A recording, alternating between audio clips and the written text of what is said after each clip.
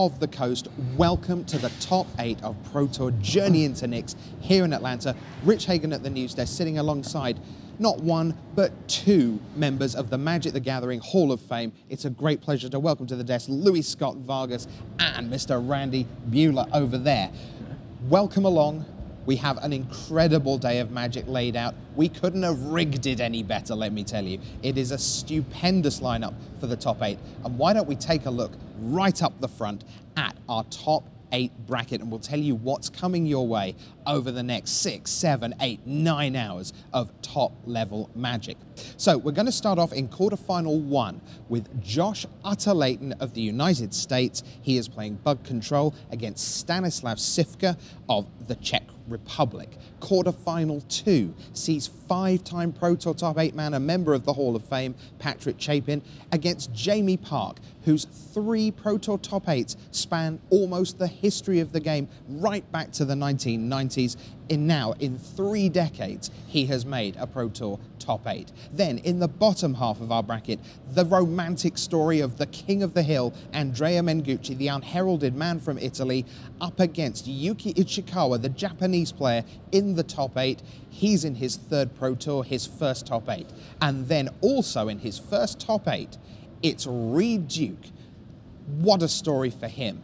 He's going to be the world #1 when the rankings come out next week, and his quarterfinal opponent standing in the way, the first South Korean ever to make a Pro Tour top 8, it's Nam Sung Wook. That is what we've got in store for you. You will not miss a turn today. So let's get to it, and Randy, we're going to begin by taking a look at Stanislav Sivka of the Czech Republic. Why don't we get a look at his profile? 26 years old, won nearly $85,000 US in earnings, and that's about to go up like a rocket. Randy, take it away. Yeah, Stanislav is a Pro Tour champion. He has the one true aggro deck in this top 8. Every other deck in the top 8, the other 7 are all sort of Courser of Krufix, Sylvan Caryatid. Stanislav just wants to beat down. Okay, why don't we take a look at how he reached the top 8. So this is his run through the field. Now, the first 3 rounds, that's draft, remember. Brian Arnoldi, Ben Friedman, who so nearly made the top 8 himself. Young 16-year-old Oscar Jones was round 3. Then we got into Block Constructed, and he began with a loss against the 2006 Player of the Year, Shota Yasuoka. But then 4 wins take him to an overnight 6-2. Back we go to draft. He 3-0s his pod, including a notable scout, the Magic Online Zwischenzug, Paul Nemeth, in round 10.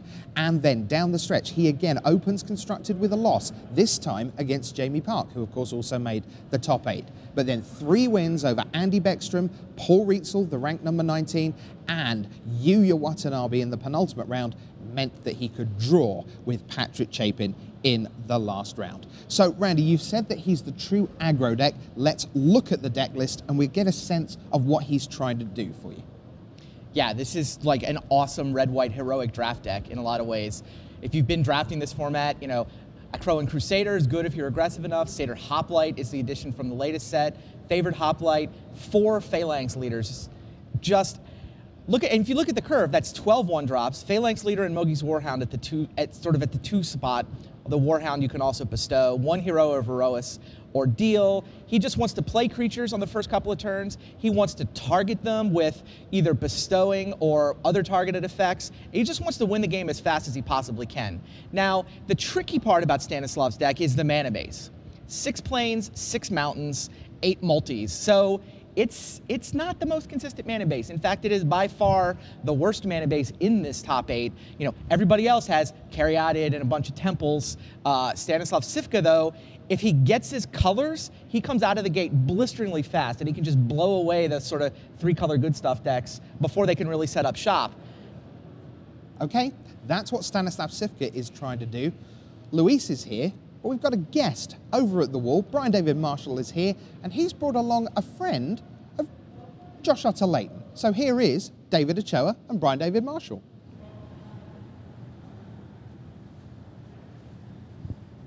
Hi everybody, I'm sitting here with David Ochoa. And David, you, I assume, helped Josh Utter-Leyton play test last night? Yeah, we played against other people from CFB. Josh went to sleep because we ended up finishing up dinner pretty late. So we had a write-up in the morning, and he checked that out and is probably going to be pretty good to go. So yeah, walk people through a timeline. You make top 8 of a Pro Tour. What happens for people? Well, the first thing that has to happen is you take everyone else out to dinner, because there they were slaving for you while, and you have this really awesome finish that you want to celebrate. But after that's all said and done, you have to get down to business and actually play test the matchup. And sometimes that can be fairly straightforward, sometimes it's not. And this is one of the more straightforward ones, I think. Okay. This is the 5th top 8 for Josh in a relatively short period of time on the Pro Tour. I somehow feel like he's actually underrated still somehow. Tell people about what Josh Utter-Leyton brings to the Channel Fireball team when you guys are, ensconced for 2 weeks playtesting. Well, he's a pretty awesome deck builder, and he comes up with a lot of really interesting ideas, and he's just very dedicated to that process. He's got the best finishes of our entire team over the last 4 Pro Tours or 2 years or something like that. It's been him top 8ing twice, I believe, and he just has got a really strong work ethic that carries through to his results, as you can see. Are the 12 hours of playtesting a day exaggerated? No, he's definitely up and grinding away at a lot of the time. Certainly more than some other people. Do you want to name names? Yes and no. Okay. Tell me about this matchup. It seems, that he's going to be under a lot of pressure from Stanislav Sivka's deck. How do you like this matchup for Josh? Well, I would certainly prefer it if we're a best of 5 as opposed to best of 3, just because after game 1, Josh is going to have access to Drown in Sorrow, which is a pretty significant card in the matchup.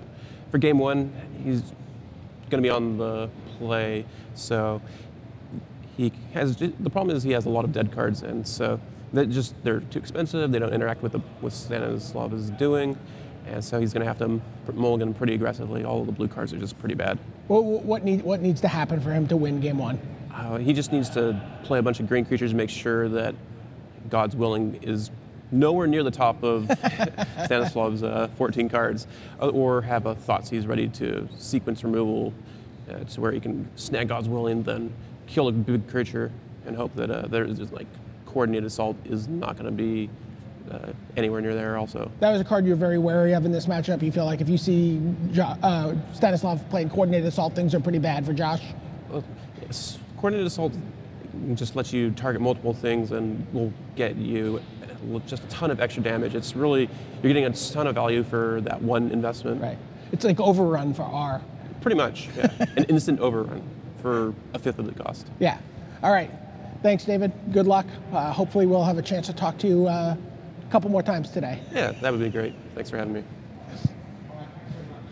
David Ochoa there with Brian David Marshall. Now, Luis, I've got you beside me. Obviously, you're going to be rooting for your guy, Josh. Let's take a look at his main deck and see what he's trying to do. Walk us through the plan for Josh.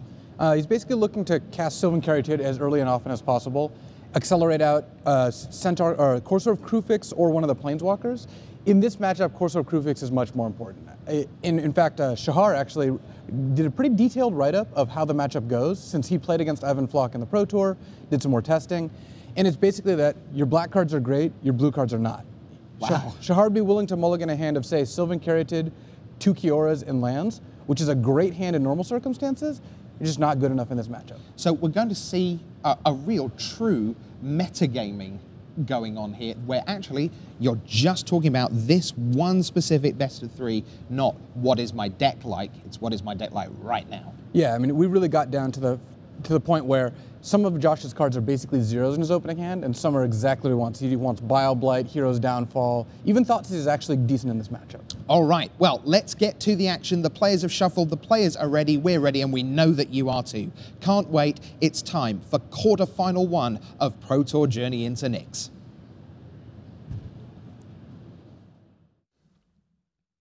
Hey guys, welcome to the booth. Marshall Sutcliffe here with Zach Hill, and well, like he said, we're excited. This is time now for the quarterfinals.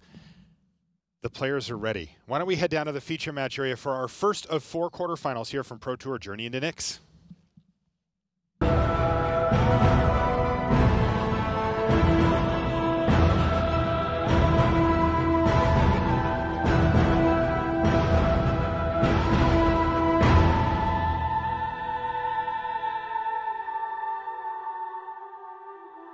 Hello and welcome to coverage of Pro Tour Journey into Nyx. I'm Marshall Sutcliffe. I'm in the booth with Zach Hill, and it is time. Top 8. It's Sunday. This is our first quarterfinal match. Josh Utter-Leyton, our reigning Player of the Year, managed to top 8 this event. This is not his first top 8, and his competitor, it's not his first top 8 either. Stanislav Cifka. Yeah, we first saw Cifka break onto the scene playing the Eggs deck from Pro Tour Return to Ravnica. Ended up getting Second Sunrise banned. This deck, completely different from the Eggs deck, full of creatures, really aggressive, and frankly quite different from a lot of the decks we've seen in the feature match area. Yeah, decks on pretty different ends of the spectrum here, as Josh Utter-Leyton is on what's essentially a control deck that's bug-colored, blue, black, green. And here's a nice start for Stanislav Cifka. He finds a favored Hoplite. But there's a nice 2-drop here for Josh Utter-Leyton as well. Sylvan Caryatid, one of the key cards in the block format here. Let's see if it's able to block this at this early stage of the game here. Yeah, and like LSV said, I mean, you just want to play Sylvan Caryatid early and often from Josh's deck. It can block almost everything in Stanislav's deck until Stanislav is able to pump things up. We see only access to 1 mana. I think the question here is how aggressive is he going to be with those Gods Willing that launch the fleet? All right, so first things first, though, he's going to attack, and Josh Utter-Leyton's not going to risk it. He's just going to take the 1 point of damage here. Cifka has a tap land for his secondary mana source at this early stage of the game. He can play in a Crone Crusader, and he's going to go ahead and do that. So a good start here for Stanislav Cifka. Remember, we're playing best 2 out of 3 here in the quarterfinals. And here's a key play, Zach Hill, Courser of Kruphix. The first one that we see on this top 8 Sunday, not the last one, though. Yeah, I mean, this is exactly the kind of start Josh wants. I mean, the only thing he could have wanted more is a land on top of his deck to play with that Courser, but having the 2/4 means that Stanislav, again, is going to need some help. That said, he's got Ordeal of Porphyros, which is going to enable his creatures to attack into that Courser, at least is going to enable the favored Hoplite to do so. But right now what he wants to do, I think, is get that Phalanx Leader on the battlefield, make some tokens with a Crone Crusader, and just have one big turn with Launch the Fleet and Coordinated Assault to just get a lot of big guys on the table before Josh can draw out of this land stall. Cifka knows about Bile Blight, so he can't make too many tokens or they're all going to bite the dust. So a lot of decisions to make for Cifka with not access to very much mana in the scope of things. You can see Bile Blight sort of ominously hanging out on the top of Josh Utter-Leyton's library. And Cifka's really tanking out here about what he wants to do for the coming turns. Remember, he's got a God's Willing in hand, so if he'd like to blank that Bile Blight, he can do so. The problem is that means he has to leave the mana up for it. That allows Josh Utter-Leyton to not only play around it, but it also means that Stanislav Cifka doesn't get to build out his board quite as aggressively. He's going to push that card to the bottom off of his Scryland. You know what, this Cifka's deck reminds me a lot of the Affinity deck in Modern. You know, it's nominally aggressive. You have a lot of different creatures, but what you're really trying to do is assemble kind of a critical combination of attackers and spells. All right, so kick things off with an attack with Favored Hoplite right into the Courser. And he can get it big enough to kill the Courser with a combination of Launch the Fleet, God's Willing, Coordinated Assault. I think God's Willing Assault does it. That's going to keep Josh likely off mana, because if he draws that Bile Blight and doesn't have access to the top of his library, if Josh blocks, that means he's going to miss yet another land drop. The question is whether Cifka wants to let go of the God's Willing, knowing that Bile Blight's on top of the deck.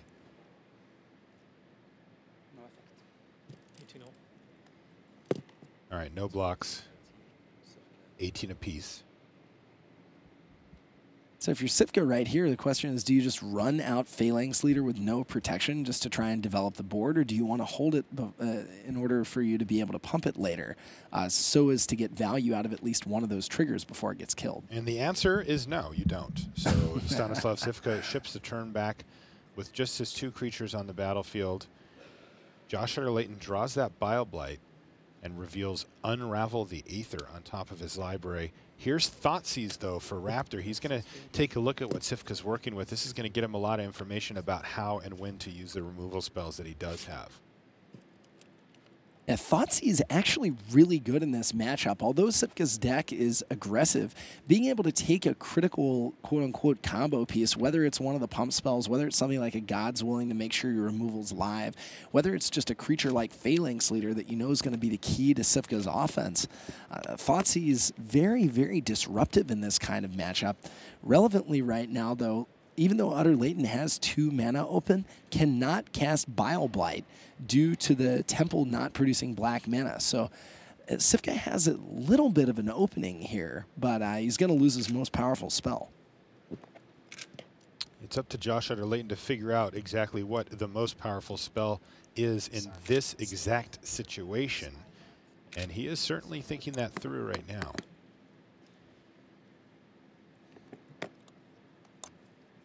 Sifka playing really the only aggressive deck that made it to the top 8 here, and it is easily the most aggressive deck in the field. Phalanx Leader is ultimately the choice, but there's a second Sylvan Caryatid as well to follow up for Josh Utter Leighton. So the shields, they are up. He's got a 2/4 and an 0/3 and almost perfect information. There's one card that is going to be drawn by Sifka, but it is an unknown. He pushed his scry to the bottom, so it's a random card off the top of his library. That's the only thing that Josh has to worry about as far as unknowns for the coming turn. One of the things we were talking about in this matchup was how comparatively weak the blue cards are. We see a pair of Ashioks and a Prognostic Sphinx on Josh's side of the board. Not the best right now, but he's got enough defense that Ashiok could start to get to work if he has several extra turns. I think Stanislav is going to have to pull the trigger fairly soon now that Josh's second Caryatid is giving him enough mana to work with. Yeah, I mean, Sifka right now is on Josh's end step trying to decide if he needs to start firing some stuff at that Crone Crusader and start making a bunch of tokens. Yeah, he can put a +1/+1 counter on the Hoplite and make another token, but he says, no, I'm going to need to be able to do that in combat.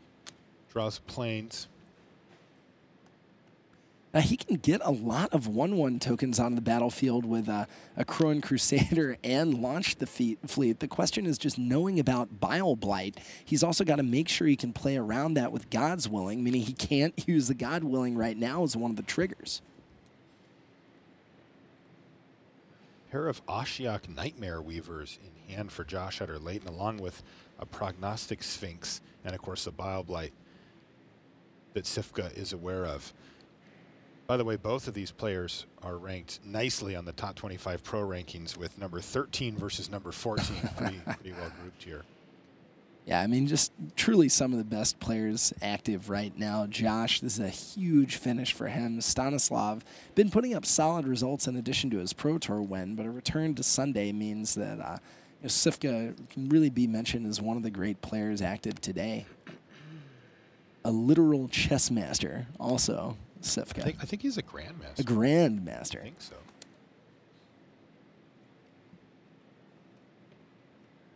All right, he's tapped 2 mana. Things aren't moving at a blistering pace here, but they're going to start creeping along, and it's Ordeal of Perforos on favored Hoplite. We're playing Block Constructed here.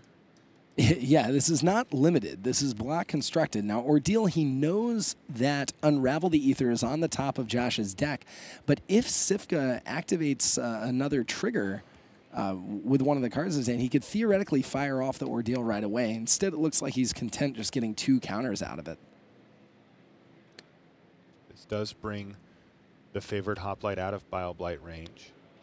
Yeah, and also threatening lethal against the Courser if Utter Leighton commits to blocking. One of the things about the Ordeals is actually really powerful against enchantment removal, because even if the Ordeal gets disenchanted, it still, the counters still stick around. All right, so here's Coordinated Assault. This is after attacks have been declared. Crone Crusader is going to make a soldier. There's, of course, going to be a trigger for the favored Hoplite, giving it yet another +1/+1 counter. It's also going to get first strike and another point of power. And I think that Josh just took it. So he took 5 damage, a pretty nice turn there for Sifka. He's able to leave up Mana Confluence so that he can cast his God's Willing as well. And Silence the Believers is revealed on the top of Josh Utter-Leyton's library.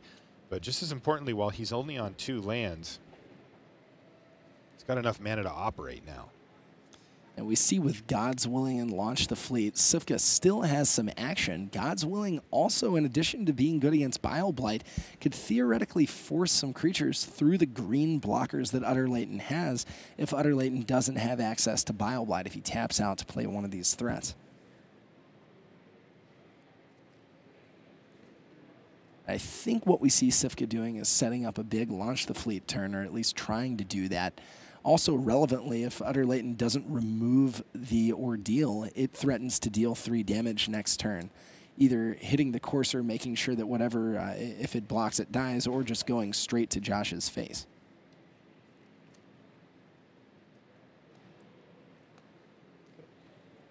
And Josh is just going to pass the turn back with his 4 mana and his blockers.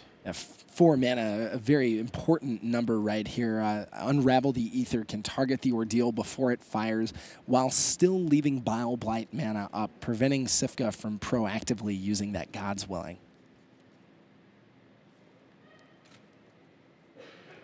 Satyr Hoplite for Sifka here. Not the best top deck. You have to think he's wanting to look at a Phalanx Leader, but still a threat, still live, still something that Utter-Leyton has to think about.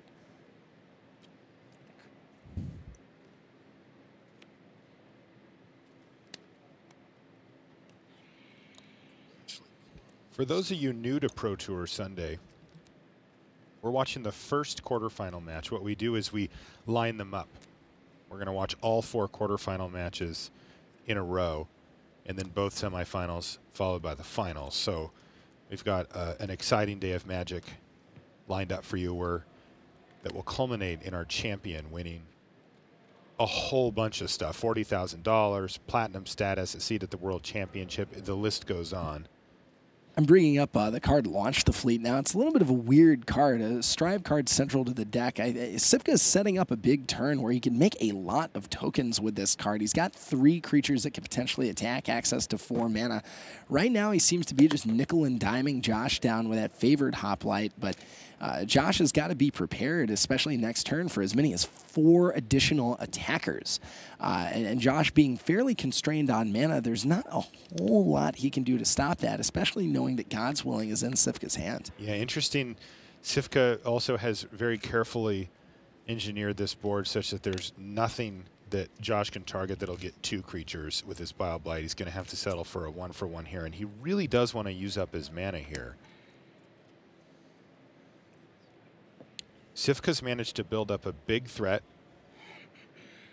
with the favorite Hoplite and get in for 13 total damage here over the course of this game, but he's looking to go wide going forward. We're going to see a lot of soldier tokens thanks to Launch the Fleet and the Crone Crusader, and he's going to try to go wider than Josh can go wide here. You know, to the point where Josh can play like a Prognostic Sphinx and Sifka can just say, sure, whatever, attack with everything. Right, exactly. When we say go wide, we mean basically just play a lot of different creatures as opposed to building one creature up to be particularly large.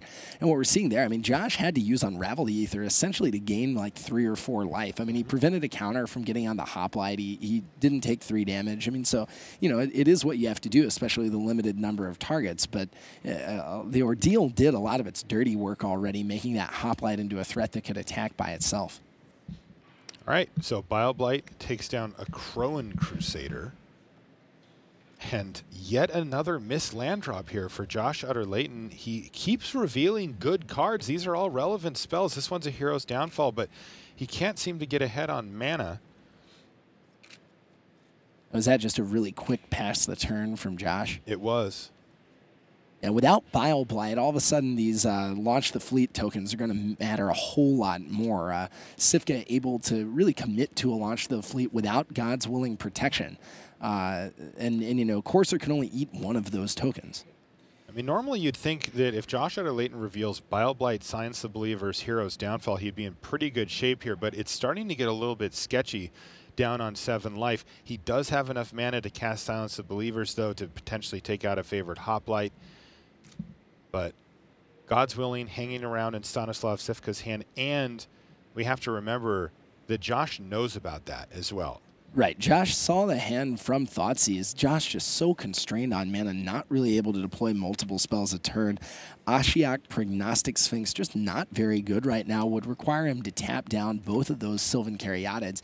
And Stifka right now just doing the math, figuring out how he can force through the maximum amount of damage. And here's Launch the Fleet on all 3 creatures, leaving up his Mana Confluence. Able to cast God's Willing. He's going to get counters on 2 of his 3.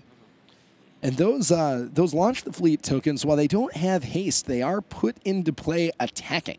So those 3 1/1s going to be getting in the zone this turn. I think Sifka trying to decide if he wanted to commit to playing a Crowan Crusader first to get an extra token out of it. But he says, you know, three with haste, reasonably good right now. And I want to leave up God's Willing, given that I know about Silence the Believers and Hero's Downfall. Yeah, this is a tough spot for Josh Utter-Leyton, just unable to hit his mana. He's going to block like so. Yeah, we're going to see that Silence of the Believers. Josh has to fire it off right now, even though he knows about God's Willing. He's basically essentially making Josh commit next turn to the Hero's Downfall and getting rid of one of those Caryatids when Josh is already constrained on mana. Huge deal here, and Josh is going to take 3 damage this turn, knocking him down to 4 with only 2 creatures, desperate for lands. It doesn't feel like it's too late. I think Sifka only has 1 more card left in his hand. Yeah, and it's an Crowan Crusader, which is just not particularly powerful right now. So is this going to be a land? It is not. Wow. Another non-land. This time it's land-like with Sylvan Caryatid, but Josh Utter-Leyton does have enough mana to cast that Hero's Downfall here, though. Yeah, he can cast Hero's Downfall on the Hoplite and block twice. So he's only going to take 2 damage and can kill one of Stanislav's creatures. I mean, Josh is in bad shape, but this game is not over by any stretch of the imagination. Not at all. This is going to be a very close finish. It won't take much for Stanislav to win, though. Any number of cards can win for him. And down goes the favorite Hoplite. It did good work for Sifka, but finally it dies. A soldier token dies. And Josh falls down to 2 with Sifka having 4 threats on the board. He really needs to hit a land, start drawing, and he can't do it. A Courser of Krufix. He does get to cast the Caryatid, meaning he's not dead unless Sifka can find a way to target. He taps the table because he wants to be able to target as a Crowan Crusader. Really anything could kill Josh here. There's so many options in Stanislav Sifka's deck that could just finish this game. And now Sifka a big choice because, I mean, he can tack Josh down to 1, but Josh has a Courser on top of his deck. So if the top of Josh's deck is finally a land, he can play the Courser and gain 2 whole life. Yes. I mean, we're seeing right now why Drown in Sorrow is so powerful out of the board. All right, so a Crowan Crusader is added to the board, and once again, Josh Utter-Leyton cannot find a land. He has been stuck on 2 lands forever. And every single one of those mana generated by a Caryatid is 1 fewer blocker that Josh has. It looks like Sifka's going to be able to win game 1 here. I mean, the question is with Sifka, like how can you attack? You know, if Josh has anything, this attack is suddenly very, very bad for you, or at least fairly bad. You're losing what little board advantage you have, and you know at any moment Josh is going to have a land on top of his deck. So the question for Sifka is just when do you bite? I mean, he's really quite land flooded for a deck that only plays 20 lands, but he knows that he does not have inevitability. The longer this game goes, in general, the worse it is for Sifka. So Sifka has to try to decide when to attack. And Sifka does not attack. He plays his land, can't find anything to target. It goes Crowan Crusader and another non-land card on the top for Josh Utter-Leyton. Josh is really stuck here, right? Josh is stuck, but he now does have the Hero's Downfall, so he can at least interact. Sifka, by passing the turn, gave Josh a turn's worth of meaningful interaction, so Sifka kind of forcing himself to draw live here. Oh, okay. Okay, so this is Dragon Mantle for Stanislav Sifka, creating yet another soldier token. And unfortunately, Josh can't tap his mana. He needs to tap one of his Caryatids in order to cast Hero's Downfall, and he can't do it. He has to force Stanislav Sifka to move in here, and Sifka obliges him. Block, block, block, kill, and Stanislav Sifka takes game one. Josh Utter-Leyton, terrible circumstances there, had all the tools needed to win the game, yet was stuck on 2 lands for the duration. Never found that third, even though he had a Courser of Krufix in play, giving him access to yet another resource for hitting that land. Yeah, 3 Caryatids, 2 Coursers, exactly what you need. But the other half of his deck, double Ashiok, Prognostic Sphinx, not doing a whole lot. And then, of course, no lands with which to leverage those Coursers. All right, why don't we take a look at the sideboards for Stanislav Sivka here to start off with. Zach, walk us through what's going to come in out of the board. So I was talking to Even Flock earlier during a deck tech, and he said basically you're a 20 land deck, so you don't have that much room for fancy sideboarding. Most of the sideboard dedicated to beating other aggressive decks. You see 4 Lagana Band Trailblazer, 4 Ordeal of Heliod. The cards that could be relevant in this matchup include Chain to the Rocks to deal with Courser of Krufix. Brimaz, King of Orexos, very important here because as your opponent has more removal and more Drowns in Sorrow, you just need a threat to stick without having to cast a bunch of cards to pump it up. So I think Brimaz is important here. I think Mokus's Warhound, very important here, as you can power through those Caryatids as blockers and through the Courser as blockers, as well as surviving Drown in Sorrow. The thing, what that does, though, is up your mana curve. You can deal with that when you're on the draw, more likely to have 3 lands. On the play, it is hard to cast Brimaz and Mogus's Warhound on time. So I think he's definitely going to bring in all of those for Game 2. Game 3, if we get that far and he's on the play, I don't know how much of that you can afford to have. My guess is probably all of it, but definitely a little bit less likely to be able to come out on time. Yeah, we'll see these aggressive decks sort of tweak what they're trying to do. Sometimes they try to stay as lean and mean as possible. Sometimes they try to beef up with a few more threats, like with Brimaz or Mogus's Warhound. Why don't we take a look at Josh Utter-Leyton's sideboard and see what he has. We heard David Ochoa mention a key card in this matchup, Zach. He mentioned Drown in Sorrow. Yeah, and I think Drown in Sorrow, I'm thinking on Stanislav's side, I don't know if you board out Launch the Fleet because of Drown, or if it's just so good you keep it in, or whether you board out the Ordeal of Porphyros. But from Josh's side, I mean, Bile Blight, huge. Stanislav makes a lot of tokens, and you need the instant speed removal anyway. Silence the Believers, 4 mana, not that great, but I think you probably need it. A, because you're siding out a bunch of semi-dead Ashioks and Prognostic Sphinxes anyway. And, you know, if the game goes long enough, you can just totally wipe the board. Feast of Dreams, ordinarily good against the heroic decks, very good against the blue-white heroic decks.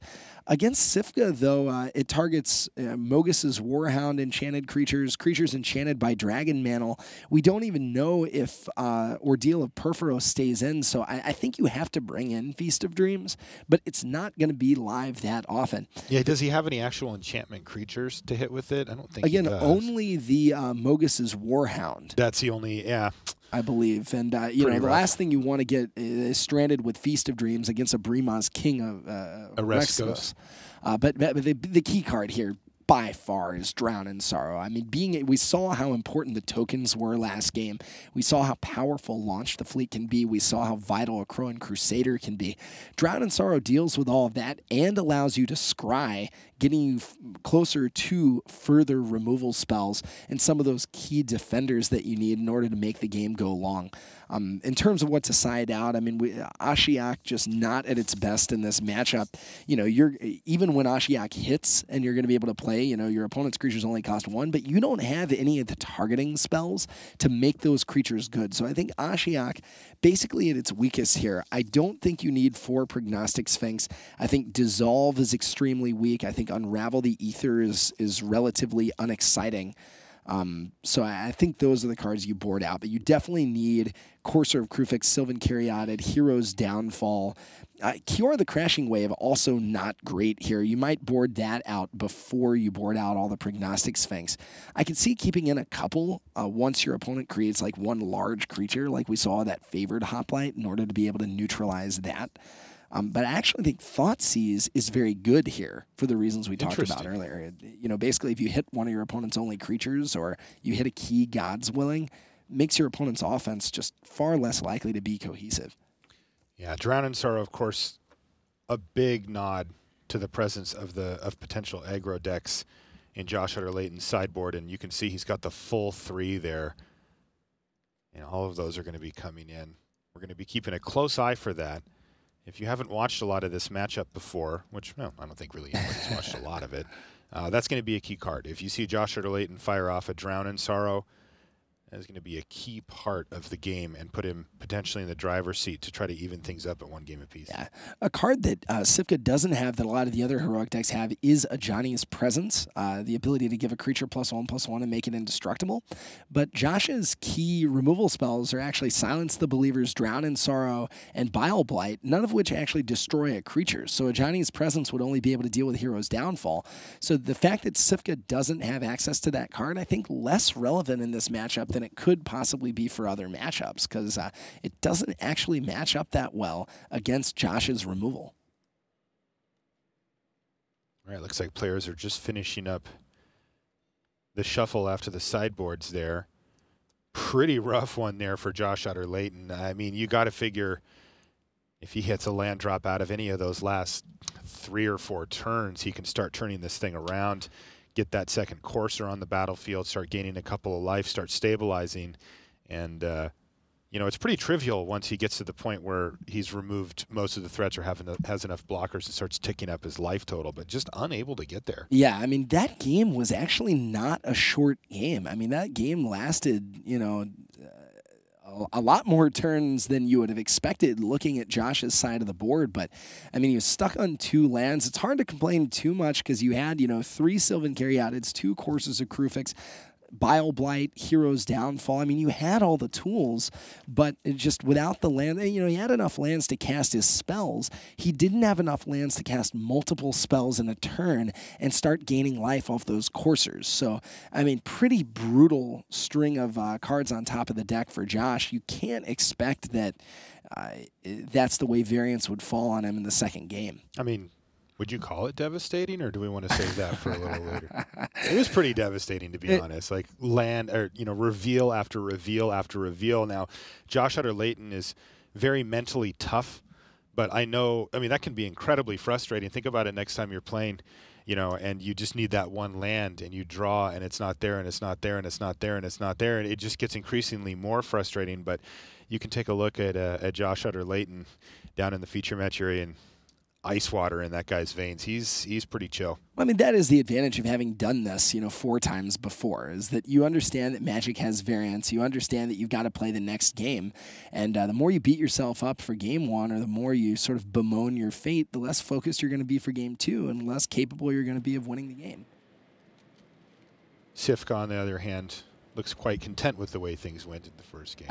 I think so. I might be a little bit less content with this mulligan that he's taking. I think mulligans are pretty huge in this matchup. There's so many ways to go 1-for-1, and you just never want a mulligan against a deck that can cast Thoughtseize. I mean, it's just very unlikely for your hand to be able to come together. I mean, you need a lot of stuff to work out, but one of the disadvantages of playing a deck whose mana base is essentially split down the middle, 6 plains, 6 mountains, 8 dual lands, is that, I mean, you've got to get the right combination of creatures and boost effects.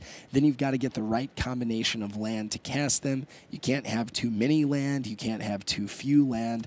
So, you know, one of the advantages of a deck, by contrast with, you know, 4 Sylvan Caryatid, 4 Courser of Krufix, something like 12 Temples, is that, you know, you just keep a lot more opening hands.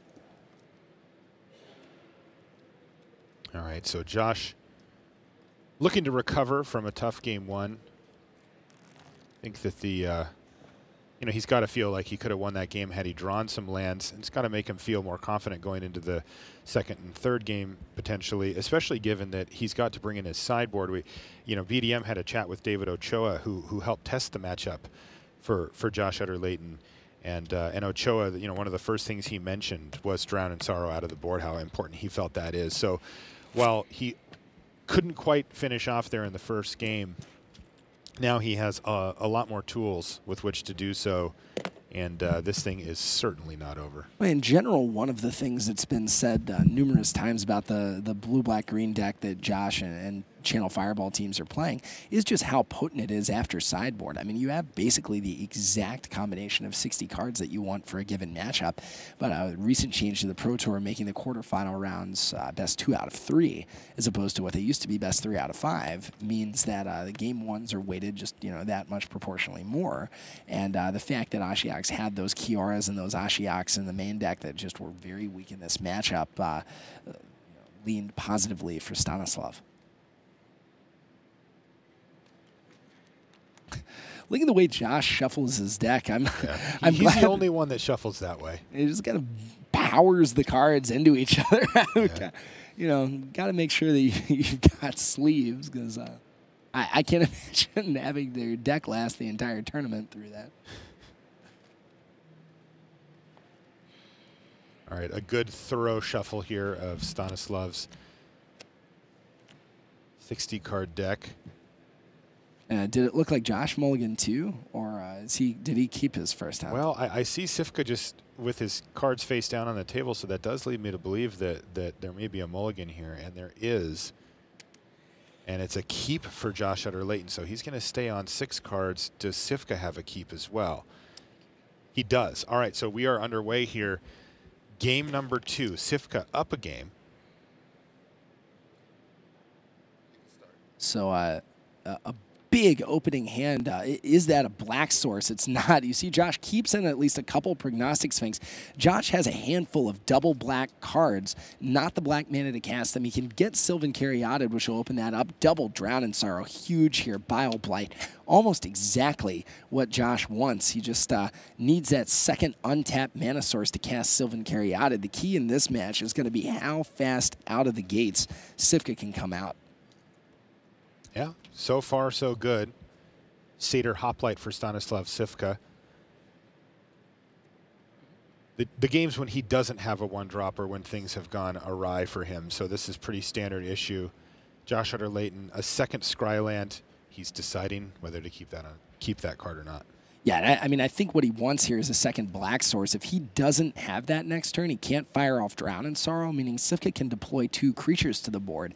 If, on the other hand, Sifka plays that Hero of Erois that we know is in his hand, he basically just gets torn up by a Drown in Sorrow right away. I mean, so Sifka, I think, just needs to do some risk analysis to see what's likely to happen to him next turn. He knows Josh kept the card on top, so he knows it's live.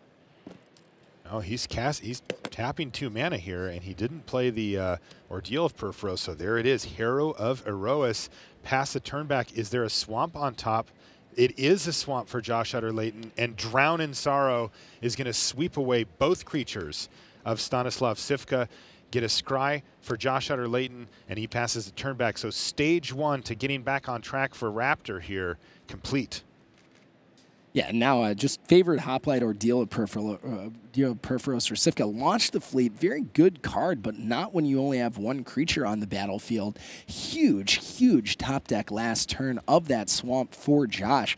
Without the Drown in Sorrow there, Sifka's creatures would be out of Drown range this turn.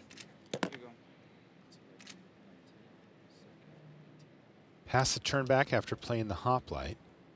He has 1 red mana up, so he could target it. But here it is, Courser of Kruphix for Utter-Leyton. That's more like it, he says. Finds immediately a swamp. There's another land on top of his library that he's going to draw next turn. Gains a life back.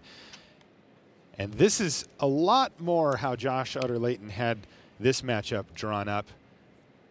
Things progressing nicely for him in the early stages. Remember, both of these players mulliganed.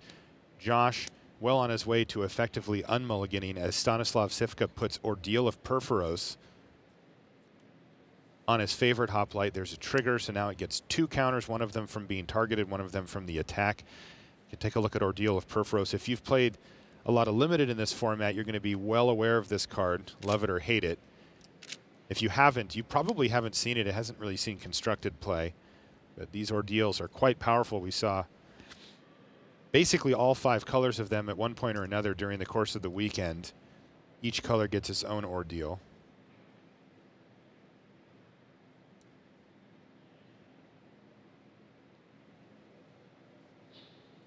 We've also got a viewer area set up here in Atlanta for the Pro Tour. And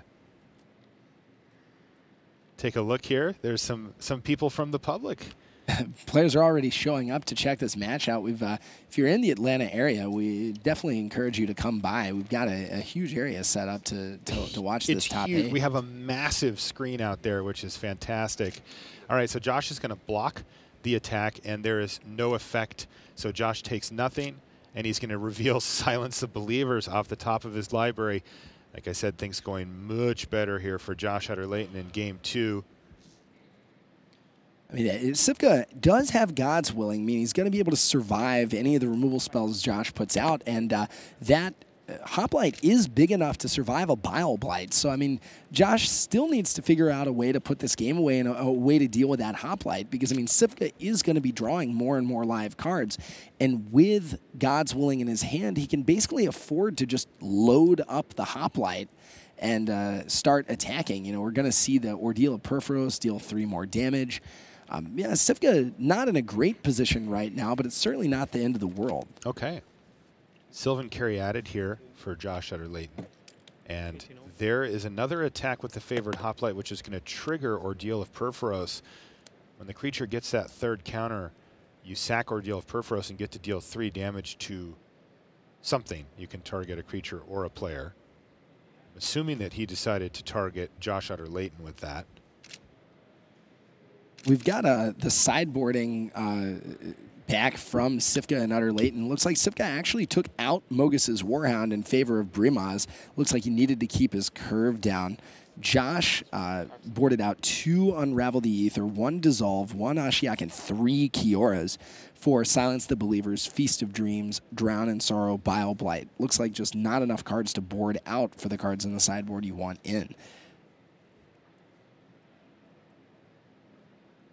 Looks like Sivka's tanked out here. Maybe he's deciding where he does want to aim that Ordeal. If he has any type of burn spell or anything like that, he can try to take down the Courser. Yeah, I think he threw the Ordeal at Josh. I think the question is just, yeah, what he's going to cast, if anything. All right, so it's Bile Blight. That is going to save it. God's Willing, though, says no, sir, and favorite Hoplite grows even larger. But again, the real problem for Sivka, take a look at the top of Josh Utter-Leyton's library. That is Silence the Believers right there. And the land drops keep flowing. The life keeps getting gained. So I'm trying to figure out exactly what happened there. It didn't look like Bile Blight would have killed the Hoplite. He wouldn't have been able to block with the Courser and kill it. I think if he blocked with Courser and God's Willing happened, the Courser would be dead. But I'm not exactly sure. I think Josh's plan was to Bile Blight, shrink it down, and block with the Courser, but Stanislav couldn't let that happen, and Josh did it before blocks. Right. All right, now here's Silence the Believers to finish off that favored Hoplite. And now a land go here for Sivka. And it's looking pretty good for Josh. He's got a long way to go to actually kill Sivka, but with the board state at this stage of the game, Josh's life totals at, call it 15, and under absolutely no pressure whatsoever, you got to figure like he's in the full driver's seat here as Sivka says draw go. There is at least 1 Ashiok still floating around in Josh Utter-Leyton's list here. Yeah, Josh only boarded out 1 Ashiok. He took out 3 Kioras, though, so...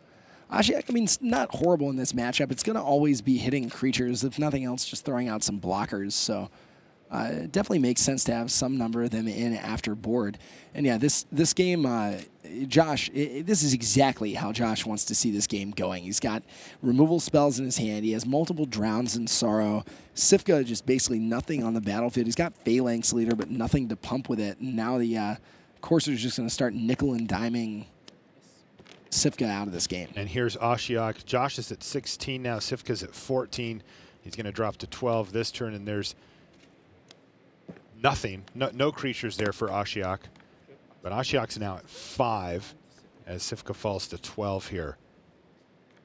And one of the downsides of having Brimaz in the deck is that Josh could hit that off of Ashiok, and that is suddenly very bad news for Sivka. That's a clock.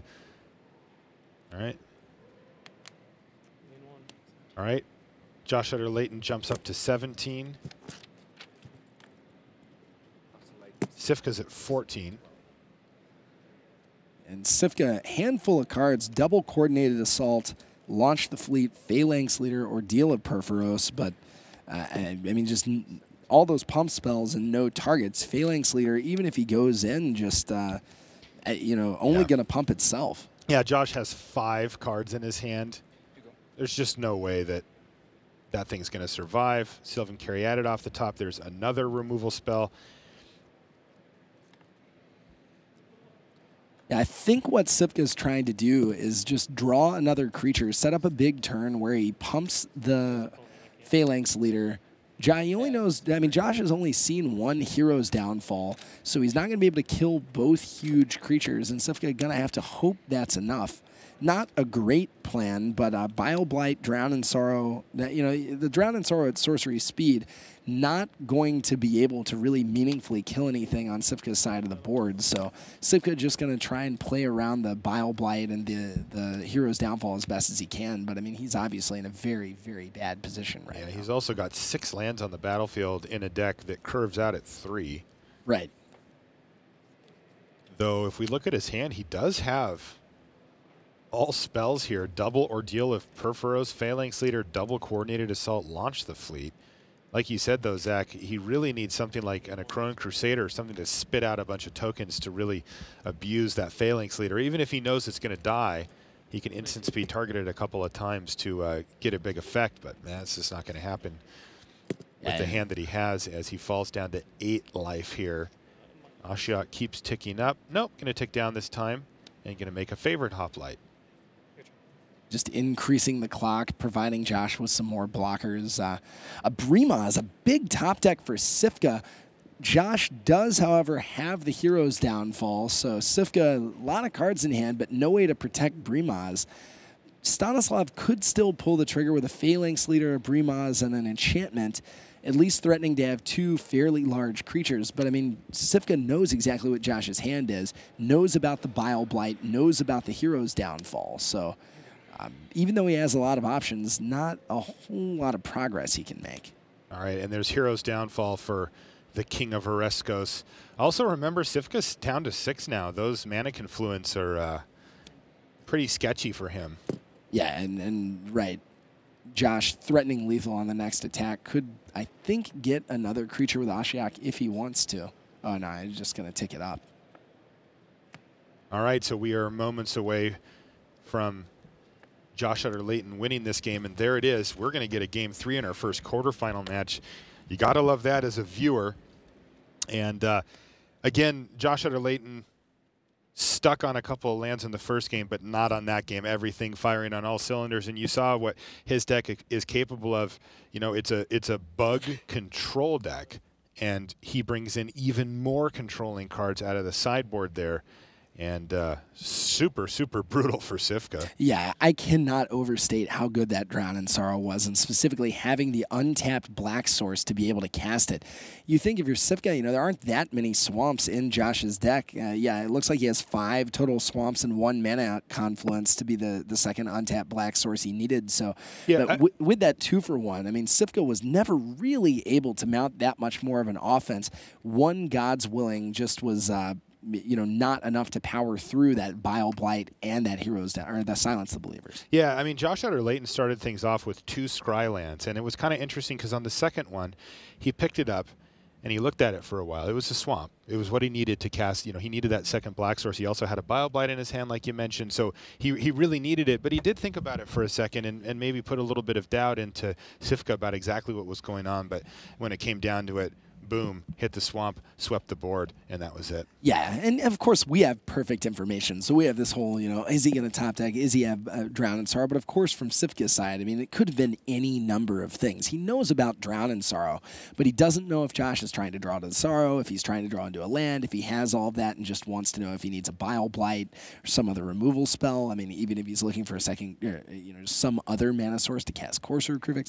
So I mean, it's very hard when you're in this position under the lights to to intuit somehow what exactly your opponent is looking for. I think Sifka basically was saying, look, if I untap with a Hero of Eros, he had Ordeal in his hand, he had God's Willing. He was basically saying, look, I know you only have 3 Drowns in Sorrow. It's not as though you can mulligan until you hit that, or mulligan until you hit a Drown in Sorrow plus the mana to cast it. Sometimes you just have to say, look, I can't play around everything. If you've got it, good for you. If you don't have it, I'm probably winning this match. Right. Why don't we take a look at Courser of Crewfix? It was a card that we saw in the first game that tried valiantly to find Josh Utter-Leyton extra land drops, but could not. But in the second game, it actually did find him quite a few.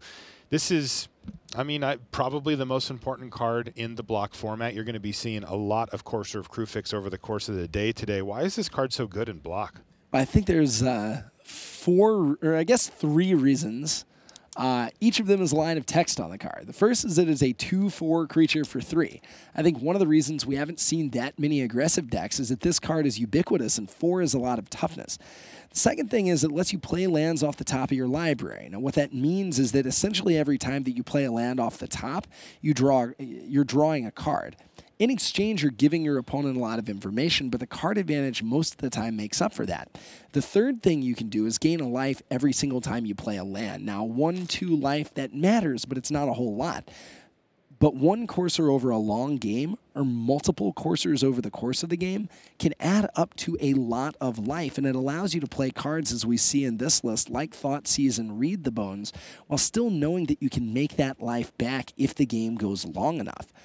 One of the Mana Confluence. Yeah, Mana Confluence, too. We see one of those in Josh's deck. We've seen a lot of copies in other decks. Patrick Chapin, I think, playing 4. One of the downsides of Courser, or upsides, depending on what you want to do with it, is that it's an enchantment. We see a Naya deck in the top 8 with 3 copies of Destructive Revelry. Courser, obviously, a great target for Revelry. On the other hand, if you're doing something like Eidolon of Blossoms, the fact that Courser is an enchantment is actually a pretty big advantage. So any way you look at it, Courser, I think you could convincingly say either it or Sylvan Caryatid is just the defining card of the tournament, and certainly one of the most, if not the most powerful card in Theros Block Constructed. Let's take a look at Drown in Sorrow. Not nearly as powerful on a broad scale, but when you narrow it down to a matchup like this, this is the card to look out for. You saw it in Game 2. Josh Utter-Leyton on turn 3 had his untapped black mana source to fire off Drown in Sorrow and kill 2 of Stanislav Sifka's creatures and really just completely take him out of his game plan. Drown in Sorrow, mainly a sideboard card. We have seen a few in the main decks, I think, of some of the decks floating around. How important is that going to be for this particular matchup? I think without a doubt it's the most important card in this matchup. I mean, you could argue Bile Blight, I think, also, but, you know, Drown in Sorrow, we've seen other bug control decks, and the Channel Fireball teams kind of split down the middle as to whether they wanted to main deck 4 Kiora, 4 Ashiok, and 4 Thoughtseize and gear up against other control decks, or whether they wanted to main deck Drown in Sorrow and gear up against aggro decks. So one of the big incentives to be playing black in the format, period. All right, looks like we're underway back in the feature match area, so we can head down there and let's get Game 3 underway. You know, we had a pretty rough Game 1 for Josh Utter-Leyton, and Sifka was just able to eke it out. Game 2 went much better for Josh, as Sifka wasn't really able to play much Magic after his initial start, but now we get Game 3 of our first quarterfinal match. And Sifka's going to keep his card on top with his Temple of Triumph.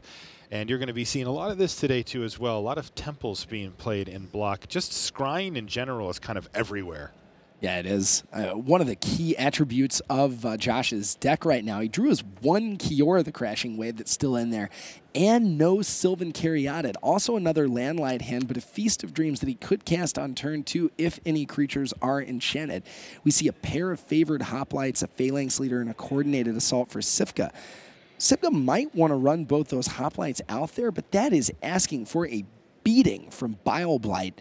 Really interesting sequence of plays for Sifka, because if he suits up a creature with Dragon Mantle, he exposes it to Feast of Dreams. So even though it's only turn 2, Sifka has a lot of big decisions to make right now.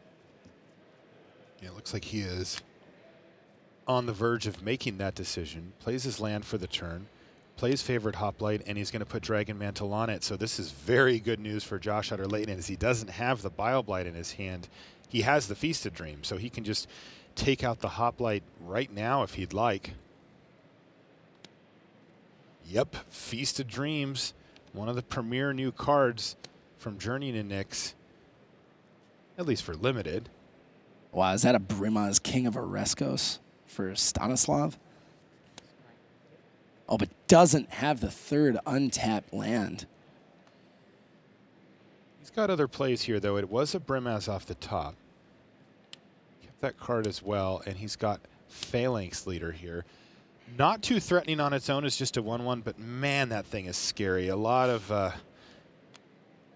players have died by letting that stick on the battlefield for a turn too long, and Josh isn't going to be one of them if he can help it. What Josh needs now is an untapped land that gives him access to Courser, to Drown in Sorrow. I mean, just really gets him going. All right, so he does find the untapped land. Courser of Krufix hits the battlefield, revealing another Courser of Krufix, but that means that Stanislav Sivka gets to untap with all of his mana and Phalanx Leader in effect here. So building forward, and he has favorite Hoplite and Dragon Mantle, so boom, right there, counters on both of those creatures, and he gets to draw a card. Now, I think he's trying to figure out, does he attack? What can the attack do right now? That Phalanx Leader at 2/2. Oh, and another land big right now, opening up Coordinated Assault with God's Willing mana open. And with that Coordinated Assault, Sivka can basically play around Drown in Sorrow right now. He's got to get the toughness of all of his creatures above 2 to do that. One of them already is there, and he can easily make his Phalanx Leader 3 toughness as well. He has 2 different instant speed ways to make that happen, in fact. So Josh right now could theoretically block on the attack with Courser. I mean, Sivka can make his creature into a 4/2, I think, without any tricks. The question Sivka's thinking is, does he want to attack? How does he want to attack? And what does he want to do depending on whether Josh does or does not block? Phalanx Leader hits the red zone, and Josh does not block. This is interesting, though. Stanislav Sivka is going to use his Coordinated Assault. That is going to ensure that both of his creatures are safe from, one of them safe from Bile Blight, the other, and both of them are safe from Drown in Sorrow here. If he just wanted to pump, he could do that as well. Now, you notice that he's left 1 mana open here, which is going to be a big red flag for Josh Utter-Leyton, as Stanislav Sivka could have used the red mana to pump up the fire-breathing effect from Dragon Mantle and gotten in for a whole extra damage, and decided not to, which, again, is going to be a big red flag, though Josh is going to find out exactly what's going on in Sivka's hand. He's basically going to force Sivka to fire off this God's Willing right now if he wants to use it. Otherwise, he's going to have to let Josh take it or Brimaz King of Oreskos. So again, we go in the tank with Stanislav Sivka, hands on head. What he's thinking about right now is, does he want to preemptively give something protection with God's Willing, or will that even matter against Island and Forest untapped from Josh? I think you just let Josh Thoughtseize right now. If Josh had a removal spell, he could just play another black mana and be able to play around your God's Willing after he Thoughtseized. I mean, which would be even better for Josh. So I think you have to know that Josh isn't trying to set up anything tricky right now with the Thoughtseize and the God's Willing. And Brimaz, one of your most powerful cards. I think you have to just let your opponent take something. But obviously a big moment right now for Sivka. Sivka's deck, very hard to play because just every decision can make or break the game. Yeah, these aggressive decks are very punishing to mistakes. You just don't get to sort of massage your way out of the mistake. Sometimes with a control deck, you know, you start scrying, you start drawing cards, and you can veer off the path a little bit and find your way back on. But with these aggro decks, you don't get a chance to do that. You make one wrong step and you miss a damage here or there, and your game's done. Sivka trying his hardest not to do that here, and it looks like he's going to go for God's Willing. No, I think he's just letting Thoughtseize resolve. You're right. He's just going to let Thoughtseize resolve here. So he's going to show Josh Utter-Leyton God's Willing and Brimaz. And I think that's exactly what you have to do. I mean, both Godswilling and Brimaz really some of the best cards in your deck, and just throwing away the thoughts, the Godswilling, if that's what Josh is going to take, is just, I think, not worth losing your Brimaz. Also, Josh falling to 14. I mean, there's a lot of power of creatures on the battlefield. Josh still meaningfully constrained by black mana. Sifka doesn't necessarily know that, but he does know that he doesn't ever have to play around, for example, Drown in Sorrow and Bile Blight, or Bile Blight and Hero's Downfall. Josh pretty limited, although the one Kiora he left in could potentially become very powerful if he's able to get one of those big threats off the battlefield, as it would neutralize the remaining threat.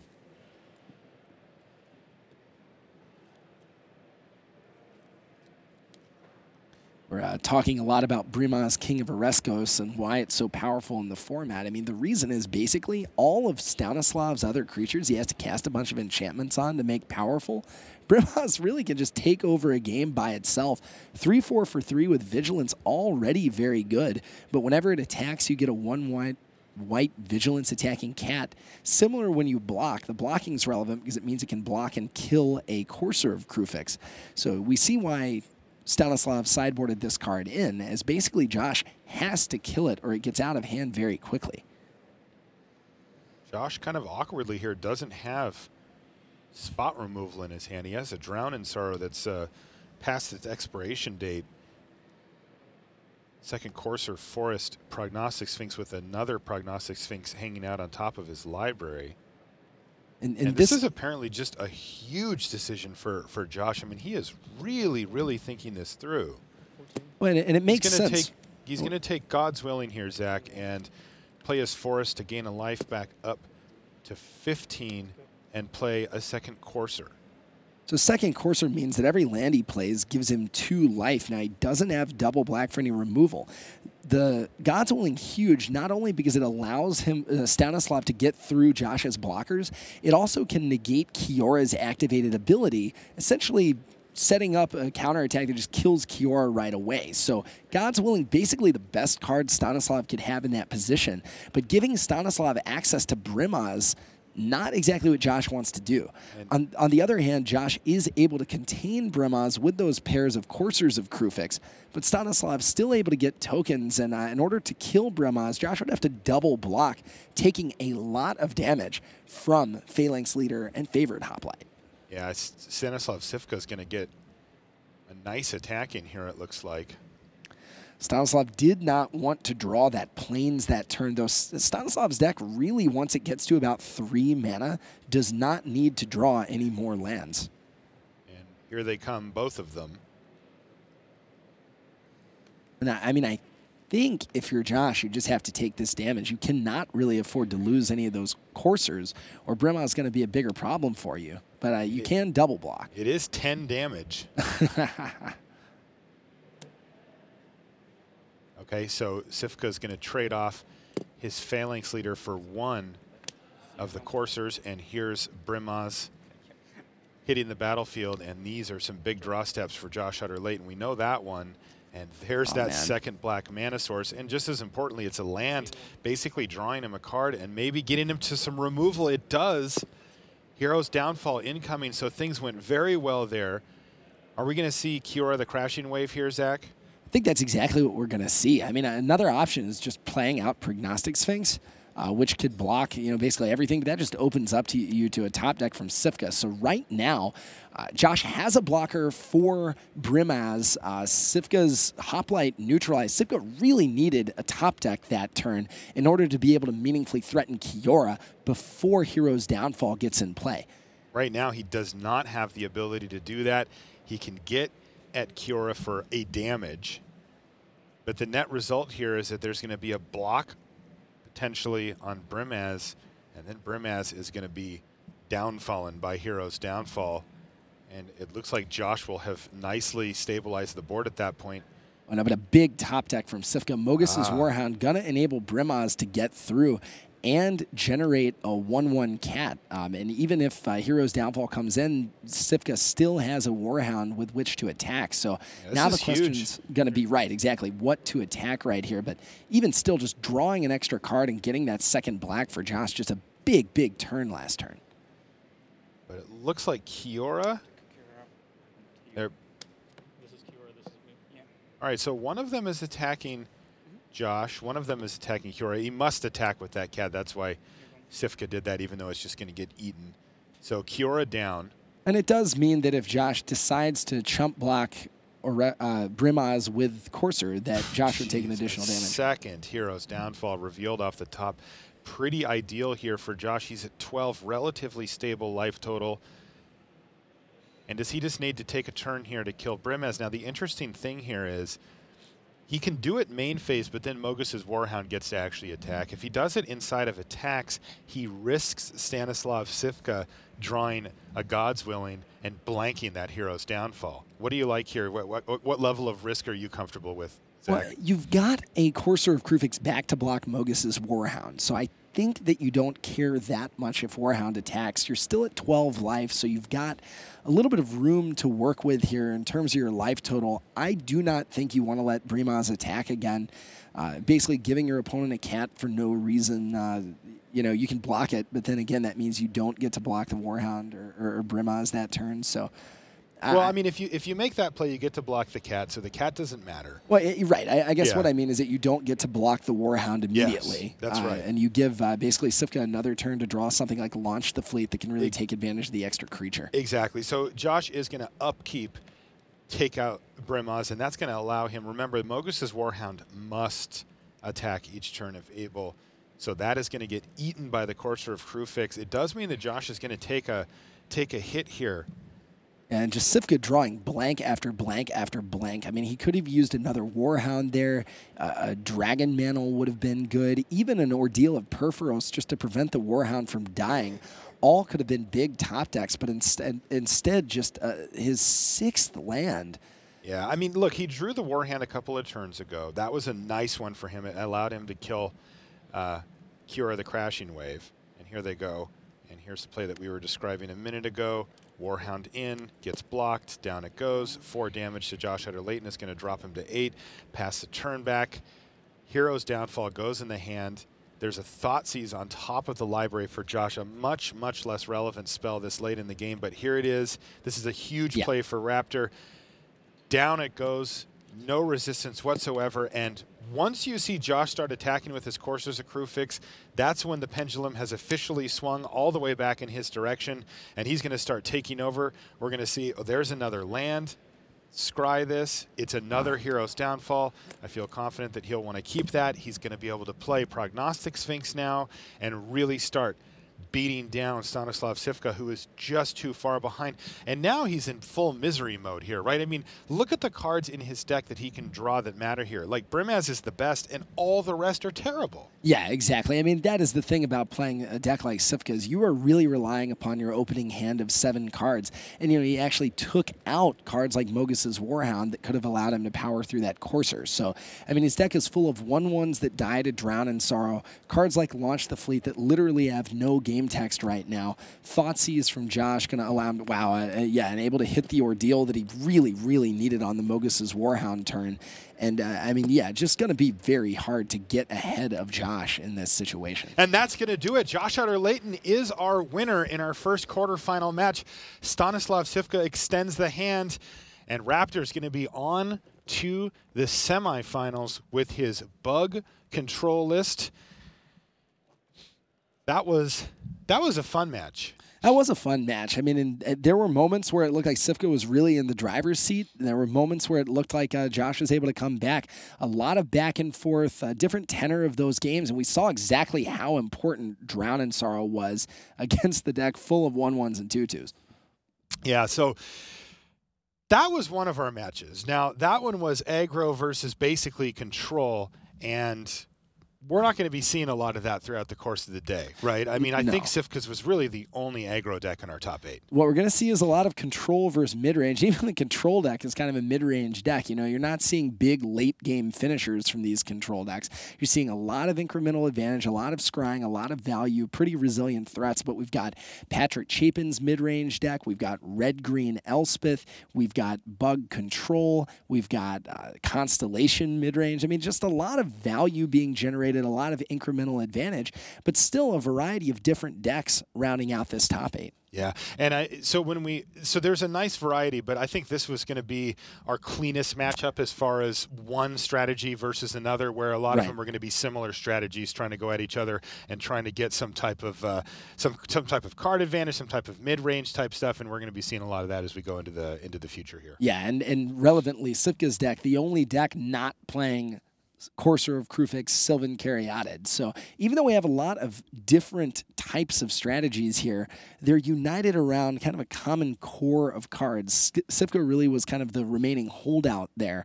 But still, I think we're going to see everything from Fleecemane Lion to Polis Crusher to Stormbreath Dragon to Prognostic Sphinx to Ashiok. I mean, a lot of really kind of awesome cards rounding out this top 8. Yeah, now for Josh Utter-Leyton, obviously this is huge for him, advancing to the semifinals. He's one step away from the finals.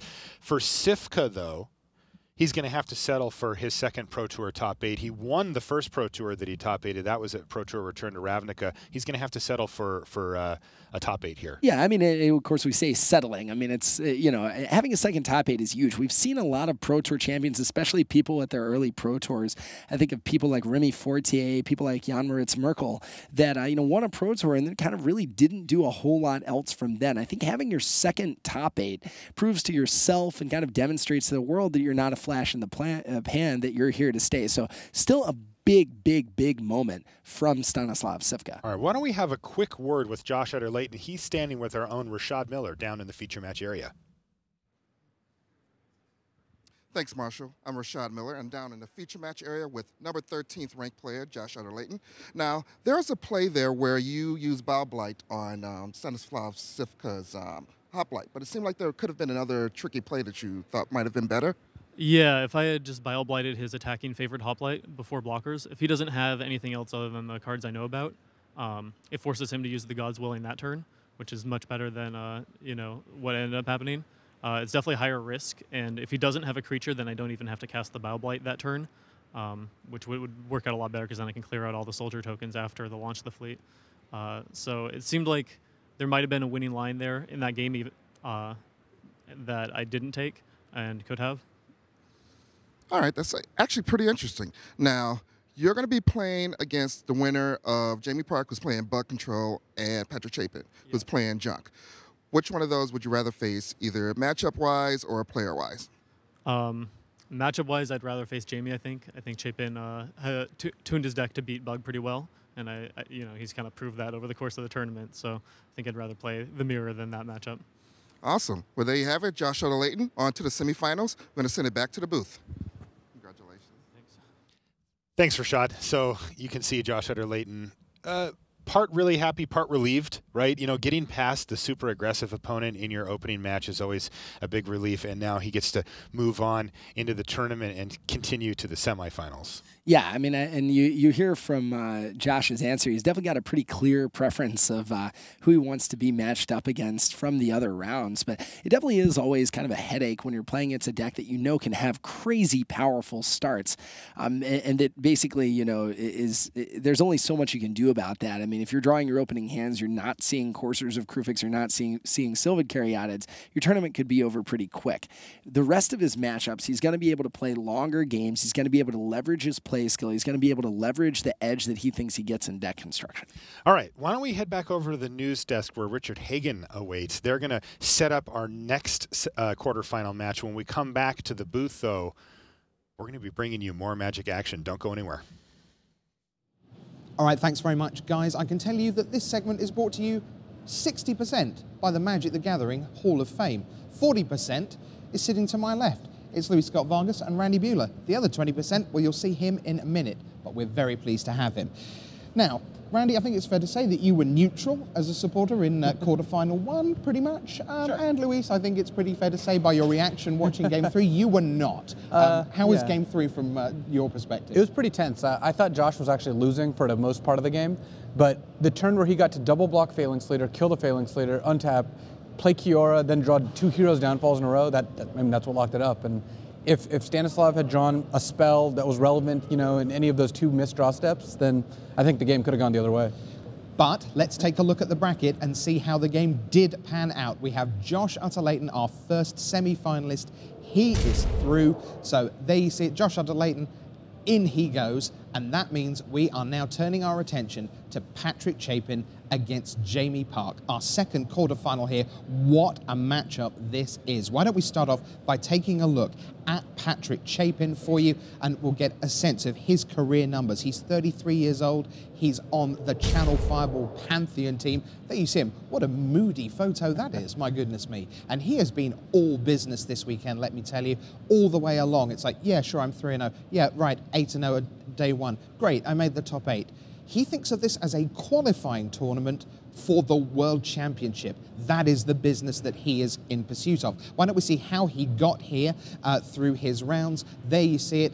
8-0 on day one. He's already beaten the likes of Reed Duke and Paul Rietzel on day one. Back we came, and look at that, Josh Utter-Leyton, Reed Duke again, but this time he lost in round 10. Yuya Watanabe was there, and a real rose gallery, an incredible array of talent that he got past, including Guillaume Wafatapa in 14 before that last round draw with Stanislav Sivka to secure the #1 berth. So Randy, here's his main deck. Why don't you walk us through what Patrick Chapin is going to be doing in about 10 minutes from now? Sure. Yeah, he's now the closest thing left to a beatdown deck. You know, he's just 3-color, he's sort of junk-colored, green, black, white, and the rest of the Pantheon went in favor of a bug control deck, blue, black, and green. They wanted to be more control-ish. He wanted to play Fleeceman Lion and Brimaz, and it's actually very similar to the deck that he did well with at Pro Tour Theros, where up and down the curve, he's just got better cards than his opponents. It's not the most synergy you've ever seen, but at every drop, he feels like he's got super powerful cards. He's actually jokingly called the deck Junk Rares, because it's junk colored and, you know, Caryatid, Fleecemane, Brimaz. He just thinks up and down the curve, he's got better cards than his opponent, and he's got a more aggressive tilt on the gameplay than what all the control decks are going to do. Luis, you've paced a Pro Tour field before now, going the whole distance, 16-0 in the past. What is it like looking down at 348 tremendous Magic players that you are currently streets ahead of? It's pretty interesting. I was telling Patrick, once he was 13-1, he's in the bonus rounds. There's 2 rounds left in the Swiss, but no matter what happens, you're in the top 8. And that feels pretty good. It's a very rare feeling. It really is. Okay, so I said that we had 2 Hall of Famers beside me at the desk. We have another one waiting with Brian David Marshall, someone who has a stake on both sides of this matchup. Let's get across there. Let's talk to Brian David Marshall, and he is with Kai Buddha. Hey everybody, welcome to the Easy Chairs. Kai, you are the Zeus of the Pantheon. You know, you've been doing this as long as any of these 2 guys who are going to be playing in this quarterfinal matchup. 2 players who have top 8s in 3 different decades. You were helping Jamie playtest. Yes, for this. I did. How did sides get chosen up? Well, it wasn't really side choosing. Patrick had played his deck a lot in playtesting against our Buck deck, because that's what most people were interested to play. And he didn't feel like he needed more games yesterday. He just wanted to have dinner and then go to sleep, because he felt he was well prepared. And Jamie wasn't so sure what he was going to do, so he asked for help. And yeah, I think I played until 2 a.m. and then slept 6 hours, and now I'm back here to watch them play. So now you actually got to play. Jamie gets a real Hall of Fame pedigree to help him play against a Hall of Famer. You played Jamie's side of the matchup against Gabriel Nassif, playing Patrick Chapin's side of the matchup, and explain how you guys handled that set of games. Well, first of all, the decks are very similar, right? It's the same core. You have the green for Caryatid and Cursor, and then you have the black removal suit. And then Patrick went with splashing the white because he wanted to be more aggressive, and Elspeth is also the best card in the format. But most of the guys in our teams are more in favor of attacking with the Sphinx and scrying instead of attacking with the Brimmers and putting tokens into play. So we wanted to play the more controlled version. And that's how it's going to end up. Patrick is going to sideboard into a more aggressive deck, while Jamie is going to sideboard into a more controlling deck.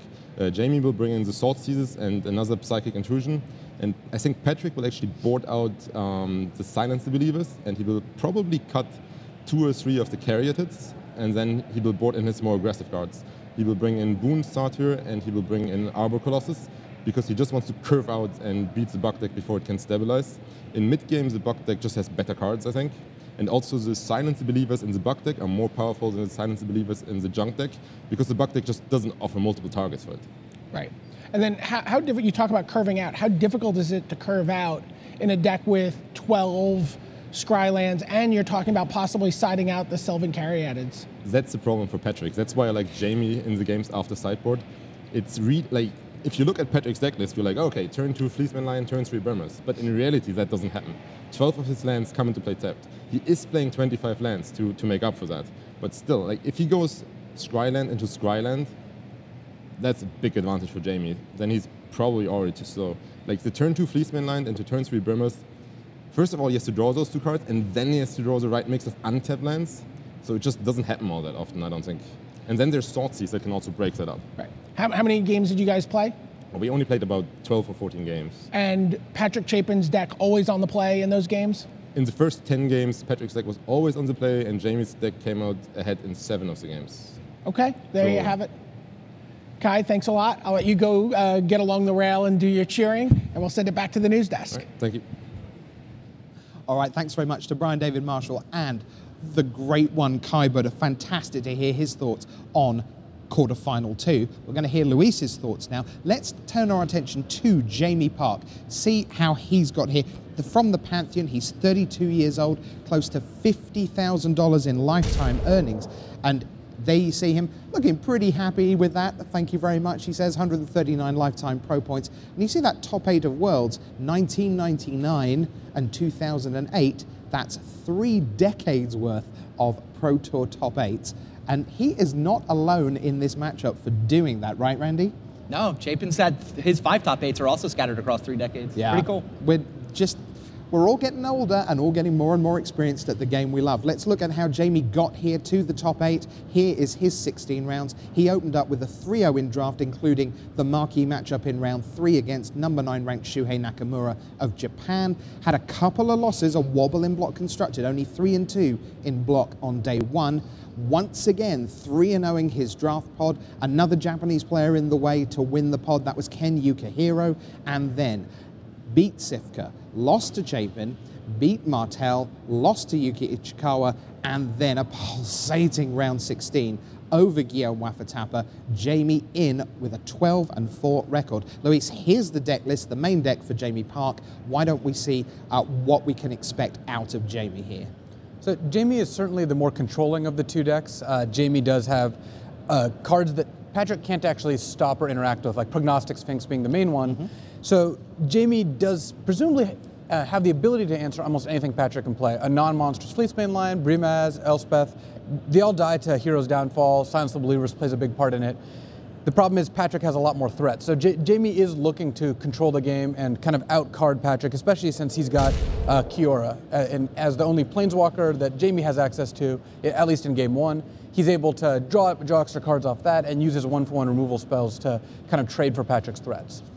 Courser of Crufix, it's a card that is in essentially all the top 8 decks. What aspects of Courser are so good? What's the best bit about it? Is it the 4 toughness? Is it the life gain? Is it just being able to... What's so good about Courser? I mean, playing the lands off the top is the best part of it. That's what gives you card advantage. It gives you free lands. But the 4 toughness and the extra life gain makes it so good against aggro, where it's still very good against control by just playing extra lands. So it basically covers all your bases. There's no matchup where you don't want Courser in your opening hand. Mana has been a theme this weekend, Randy, both in the limited and the block constructed rounds. And interesting to hear Kai talk there about the difficulties for Chapin, because in the lovely magical Christmas land of the turn 2 Fleeceman Lion and the turn 3 Brimaz, and Kai's like, no, not happening, and here's why. Just how crucial is Mana going to be potentially today? Yeah, it's part of the reason that Courser and Caryatid are in 7 of the 8 decks, right? 20 copies of those cards in this top 8, because that's how you fix your mana in this format. It's interesting, too, looking at the bug lists, there's some differences in the way people have approached that. I'd love to hear, Luis, your take on the difference between the Pantheon bug list, which is 26 lands. You guys are only running 24. Yeah, we felt with the 24 lands, 12 of which are Scry Temples, and the Caryatids and the Coursers, we had higher land counts at points, but we really didn't like playing more than 24 land. I could see 25 being right. I'm not sure if I would want to play 26. Yeah, meanwhile, Nassif and Cunha were both angling maybe even 27 on the Pantheon side of things. Wow. I guess the 24 land may have hurt Josh in that first game, but The part of the problem is that unlike Sphinx's Revelation control decks, which we've seen a lot of the last couple of years, there's no way for the bug deck to get out of having 10 lands in play and drawing 1 card. no, totally fair. You have no multi-card draw besides something like Read the Bones. Now, what are the other differences between the two bug lists that have made this top 8? The main one is that in Josh's list, the list that I played as well, Right. as well as my team, we have 4 main deck Ashioks. And I think that's just the biggest fundamental change. I mean, the numbers are different from some of the removal spells and some of the one-of that we played, but the fact that we have all our Ashioks in the main deck, I think, is the biggest change. Now, does that affect the matchup against Chapin at all? I think it does. I think Ashiok's really good in this matchup because Chapin's got a ton of creatures, so a turn 3 Ashiok, none of Chapin's creatures can kill it right away, and it can threaten to put free cards into play. I mean, Chapin does have Hero's Downfalls, and he has a Banishing Light, but those are going to be overstressed already. Now, does that mean that Josh should be happy to face Chapin in the semis? Or it sounds like he preferred the mirror. Yeah, I think part of it is that Chapin beat a lot of bug decks and said he liked the bug matchup, and we assume he's played a lot more. I mean, they did some playtesting, but when Chapin says this is a great matchup and he beat it a bunch, we kind of have to take his word for it. All right. Well, it's time again. The magic, it keeps on coming. Across 3 decades, Jamie Park and Patrick Chapin have been entertaining us and bringing us great magic. Let's hope for another classic matchup. It's time for the second quarterfinal of Pro Tour Journey into Nyx.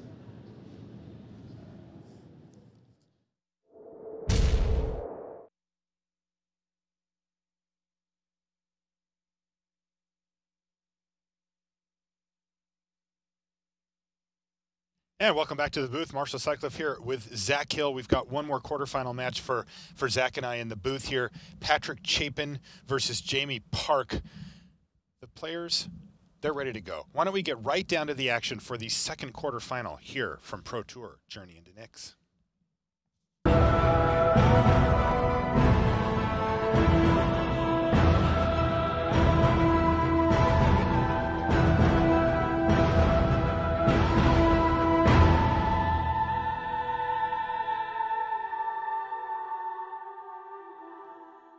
Hello and welcome to coverage of Pro Tour Journey into Nyx. Marshall Sutcliffe in the booth with Zach Hill. We're in the second quarterfinal match here. A best 2 out of 3. Patrick Chapin up against Jamie Park. Now this is 2 old school vets of Magic. These players have top 8'd Pro Tours in 3 different decades now. Yeah, it's crazy you're seeing a top 8 match between 2 players for whom that's true. Patrick Chapin is a Hall of Famer for the Pro Tour, and it looks like we can see why. There will be no die roll to decide who goes first here in the top 8. That, of course, is decided by your ranking coming in and your seed, and Patrick Chapin, the first seed. He's going to start off with Temple of Plenty. Now, talk to us real quickly here, Zach, about the matchup that we're seeing here. Junk mid-range versus bug control. In many ways, Patrick's deck designed to prey upon some of the other mid-range decks by just presenting resilient threat after resilient threat. On the other end, I'm looking at Jamie's deck right now. First of all, the bug deck was designed in Josh Utter-Layton's, where basically have no bad matchups. I don't know how well that's considered Patrick's deck. Patrick has beaten up on a lot of bug decks over the course of Friday and Saturday. But in general, I think we're going to see a very interactive, good match. I don't think it's going to be a blowout match. Looking at Jamie's hand, he has 2 lands, Sylvan Caryatid, Read the Bones, which is about what you want in this matchup. He's got a pair of Heroes Downfalls for whatever threats Chapin may play. Bile Blight, one of the few cards that can kill Fleecemane Lions. So I think it's a pretty reasonable hand for Jamie. I think we're going to see a good game of Magic. All right, Jamie Park's going to kick things off here with a card that we're going to see a lot of in the feature match area as we move forward into the weekend. Sylvan Caryatid, and it looks like Jamie's hand is all black. Yeah, Bile Blight, Drown in Sorrow, double Hero's Downfall, Read the Bones. Temple of Mystery means he's going to be able to cast that Read the Bones if he wants to, and just a lot faster start from Jamie. On the other end, not really accelerating into anything. No Kiora, for example, to be able to take advantage of that acceleration.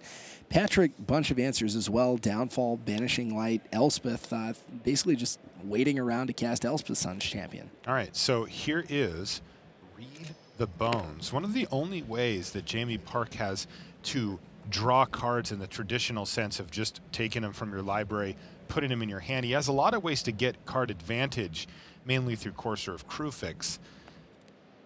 But this is one of the few ways he has just to reload. He's going to scry 2, then he's going to draw 2 cards. He's also going to lose 2 life as a result here. But in a matchup like this, Patrick Chapin does not have his turn 2 Fleece main line. So we've got pretty much the coast clear here for Read the Bones to resolve. And Jamie can just keep leveraging those temples. I mean, Jamie very, very able to control his draws right here. All right, he's going to put a forest on the bottom, pass a turn back. No plays yet for Patrick Chapin, but I have a feeling we're going to see something here. Nothing. Double mana confluence. He's got all of his mana, doesn't want to commit anything to the board. He's got Elspeth in hand along with double Hero's Downfall, Banishing Light, so he really has nothing to play here. Yeah, you might be asking why he's playing out those mana confluences when he has 2 forests in his hand. He's not going to have to take as much damage, but he wants to be able to represent double black for Hero's Downfall at the end of the turn. Not just represent it, he wants to be able to cast it. Yeah. Right.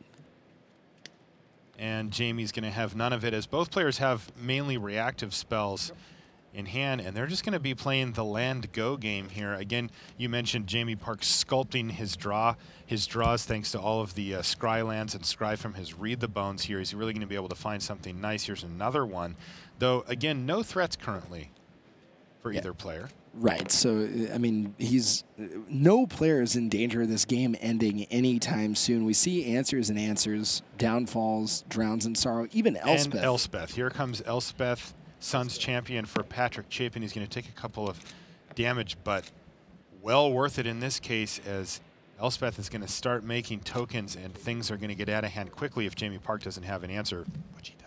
Yeah, right, exactly. We know Jamie is able to deal with this. One of the things Patrick knows, though, is Jamie Park, even though he's playing a control deck, his counter magic suite is a grand total of 1 dissolve. So just by virtue of Elspeth resolving, yeah, it's going to get Hero's Downfall, but in order to do something about those tokens, Jamie's going to either have to spend a Drown in Sorrow or a Bile Blight. Patrick knows his Elspeth is going to be worth at least 2 cards. And if Jamie lets the tokens sit on the table, they're going to be able to threaten any Planeswalker, specifically Kiora, that he's able to play. Yeah, now I think Jamie drew a Courser of Crufix for his turn, though, potentially. Yeah, that is what it was. And that's going to do a nice job of holding these tokens at bay. He's got his Sylvan Caryatid as well that can block, and basically he's going to make sure that those tokens don't get too much work done. I don't think he really feels the need to fire off that Bile Blight at this stage. Yeah, I mean, one of the plays you just saw is actually one of the defining plays of the tournament. That's Courser, Temple off the top of your deck, scry another land at the bottom. That means that your 2/4 basically drew you 2 cards and is threatening to draw you more cards every turn of the game. And yeah, he also happened to reveal Kiora the Crashing Wave as well, so not too bad for Jamie Park. As you see, that play that you just mentioned, Zach, it just whittles right through the library and gets right to the good stuff. And now Jamie trying to decide if he wants to do anything or worry about those tokens. Has access to 2 black mana if he taps his Sylvan Caryatid. Right now he can represent Dissipate mana, although or Dissolve mana, although Patrick nearly 100% sure he doesn't have it. Patrick has a lot of options next turn. He can either play another Elspeth or play a Downfall into Courser of Crufix. Heard Chapin say we can't all be so lucky. If I'm Patrick, I mean, I think I want to get the Courser off the table, because with Kiora, I mean, between the draws from that and the new card on top of the library, really likely that Jamie's going to be able to see yet another land on top of his deck. And getting your own Courser on the battlefield, pretty important right now to be able to keep up with some of that card advantage. So there's one Hero's Downfall that's going to be used to take down the Courser of Crufix, but that's interesting from Jamie Park's side is, do you assume Chapin has another one? Chapin knows that Kiora is on the way. Yeah, I think that's exactly right. I think the fact that you know that your opponent knows the same information that you do can be extremely relevant when you see a decision like that. You can't assume that Patrick's just using an answer to your Courser with just no way to threaten Kiora. All right, nice follow-up here for Patrick Chapin, his own Courser of Crufix. 17-17. And a land evens things up at 17 apiece. And Patrick relevantly missing, quote-unquote, on his Courser of Crufix. And as we saw with Josh Utter-Layton's Game 1, whether or not a land is on top of your deck when Courser's on the battlefield can sometimes dictate the flow of the entire game.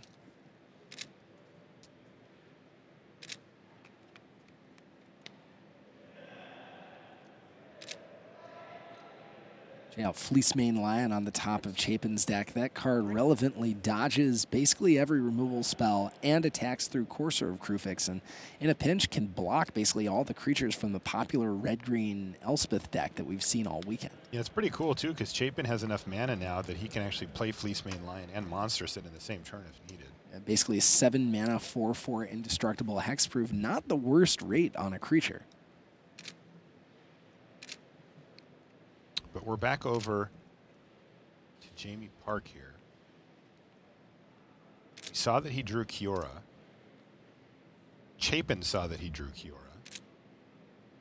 And Jamie has to make sure to tap his lands, right? He wants to make sure he can leave open Bile Blight for those tokens and protect the Kiora if he has to. Tapping Sylvan Caryatid means he doesn't have a blocker for Courser of Krufix. Might see us silence the believers on that Courser. A lot of options for Jamie right now.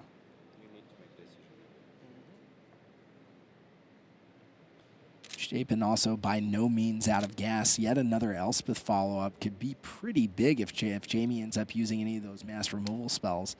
Jamie can also choose right now to say, okay, I'm going to go ahead and draw a card with Kiora, and okay, good for you if you threaten it. We've seen that pretty often, too, that Kiora will just go into draw card mode. I think the assumption being that, well, if she's going to get removed, I get a 2-for-1 out of the deal. Yeah, right, exactly. I mean, you get another land drop, too. Land's really important as a matchup like this where you're basically full of cards essentially every turn. And yeah, even, I mean, there's a combination, of course, of Kiora and Courser of Krufix. But Jamie's Courser, of course, bit the dust last turn. All right, so Kiora draws Jamie Park a card, also gives him another land drop. And he drew Courser this turn, so with another land on top, he could draw an additional card from Courser, conceivably. It looks like if he's playing a land from his hand, probably not going to play the Courser. Unless he hasn't played a land already and still has an additional land drop.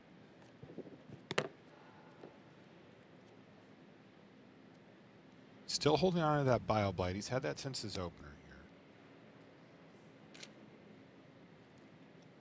And that looks like exactly what we're going to see. And he set up the Scry, but This is drowning. Sorry. Oh, okay. Getting yet another Scry. So, I mean, you see the ability of the black-blue-green deck to really control the quality of its draws. There we go. That's how you want to do it, Jamie. That way he can leave up his Sylvan Caryatid to block the Courser and potentially keep Kiora alive, or at least force Patrick Chapin to do something about it. Yeah, that's a huge difference, being able to keep that Sylvan Caryatid on tap, and Jamie really taking advantage of the extra land drop offered to him by Kiora. Fleece Mane Lion hits the hand for Chapin. He sees Temple of Malady on top. And there's Silence the Believers now on top of Chapin's library, though he gets to decide if he wants to scry that to the top or bottom. He's going to bottom it. Uninterested, as there's no great targets for it, and he finds Polukranos. Polukranos, pretty big game, especially when one of your opponent's removal spells is a Bile Blight. Not going to even come close to killing Polukranos. Basically forcing Park to use Hero's Downfall or Silence the Believers or risk the game ending in very short order.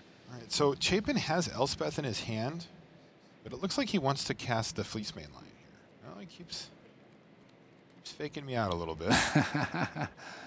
Nope, it is Fleece Mane Lion. I take 2. 16. And I think he's going to Monstrous it immediately. Yeah, he is. So he wants to take this turn to get that Fleece Mane Lion into battle mode, but while Jamie Park is tapped out. Yeah, and he wants to do it immediately so that, for example, Jamie can't activate the +1 of Kiora targeting it, and then if Patrick tried to respond, he'd be able to hit it with Bile Blight. Or independent of any of those things, Jamie could just, Bile Blight, respond with Hero's Downfall, respond with Silence the Believers.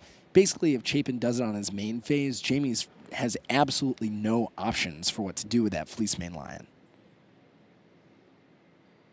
As it stands, that's a nice play because Jamie has quite a few options for killing an unmonstrous Fleece Mane Lion in his hand. Not going to get to use them, though. Here is Courser of Krufix, of course, for Jamie Park. He's going to play Man Confluence off of it, jump up to 18 life, and maybe even reveal, well, another Courser of Krufix. Pretty unbelievable, the combination of Kiora and Courser of Krufix. That is a lot of cards and a lot of mana very fast. It really is. That said, I mean, you know, card advantage is important, but there's no Sphinx's Revelation, no cruel ultimatum in these decks.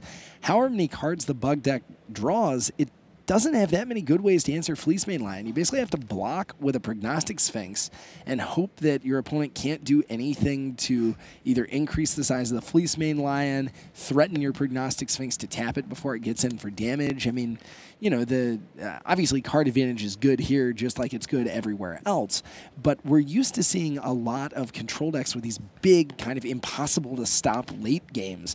That is not what the black, blue, green control deck really does. Right, it's the grindiest of grindy, and Jamie Park is going to cash in Kiora to draw that Courser. He reveals Read the Bones, doesn't play the Courser even though he has 7 mana available, and passes the turn back to Patrick Chapin here. So this is an interesting one, as Chapin really has to do a lot of thinking about what kind of cards Jamie Park can have in his hand. He knows he drew the Courser and just didn't play it. Yeah, Park leaving open mana for Bile-Blight, Hero's Downfall, and double Silence the Believers, basically threatening whatever Chapin casts next. Jamie knows about Polukranos World Eater. Chapin can't really assume that Polukranos is long for this world, but Park representing both Silence the Believers and Hero's Downfall, forcing Patrick to lean primarily on Fleecemane Lion for the bulk of his offense. Yeah, it starts off the offense by attacking and gets in there. And it's going to drop Jamie Park down to 14, and here's Elspeth for Patrick Chapin. Interestingly, Patrick not prioritizing removing Courser of Krufix from the board. Jamie has been able to leverage Courser really strongly, and with Read the Bones on top of his deck, you have to assume that Jamie's going to be able to set up a land on top of his library if he wants to. This could be a big one here for Jamie Park. He's got multiple removal spells in hand. Patrick letting Jamie know that he's got some believers on his side of the board if Jamie wants to spend those on tokens. All right, Hero's Downfall is going to take care of Elspeth, Sun's Champion, and Jamie's just going to take his turn here. Draws the Read the Bones, reveals a swamp, plays the swamp off of his Courser of Krufix, gains another life. Is this getting familiar? I think we've seen a little bit of this. Yeah, and Patrick knows that he can essentially throw away Elspeth to the Hero's Downfall because he's got yet another Elspeth on top of his deck, and Jamie's only going to have so many Hero's Downfalls. Now, he also has Bile-Blight in his hand, meaning that whenever he wants to, he can get rid of essentially an infinite number or any sane number of Elspeth tokens. The question is just how much pressure will Patrick be able to mount with that offense? I mean, he can remove Courser of Krufix if it turns out he wants to. All right, so Jamie Park casts Read the Bones. He's in the scry portion of the Read the Bones operations here. One of them was a swamp. You got to figure he's had about enough of those. Yeah, I think Jamie basically just digging the Prognostic Sphinx here. Yeah, wow. Wow. He has to show them because they're revealed on top by the Courser. And those were basically the two perfect draws for Jamie Park. Dissolve just incredible in this matchup. Answers Elspeth without Elspeth being able to make tokens. Also one of the few answers to Fleecemane Lion. Prognostic Sphinx answers Fleecemane Lion, starts to scry and forms an offense for Jamie. Jamie scrying away essentially 2 blanks to draw maybe the best 2 cards in his deck that he could possibly get off that Read the Bones. He even has the mana to cast both of them this turn as well. Prognostic Sphinx hits the battlefield.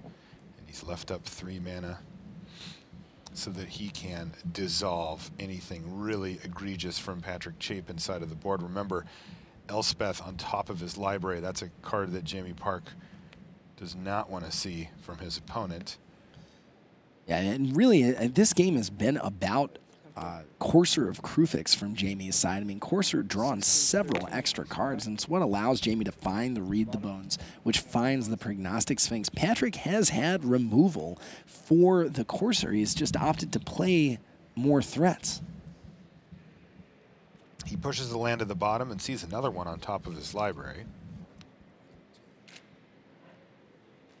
I mean, Patrick relevantly can start using Banishing Light and Hero's Downfall to essentially just tap Prognostic Sphinx for a turn, allowing his Fleecemane Lion plus his tokens to get in for damage.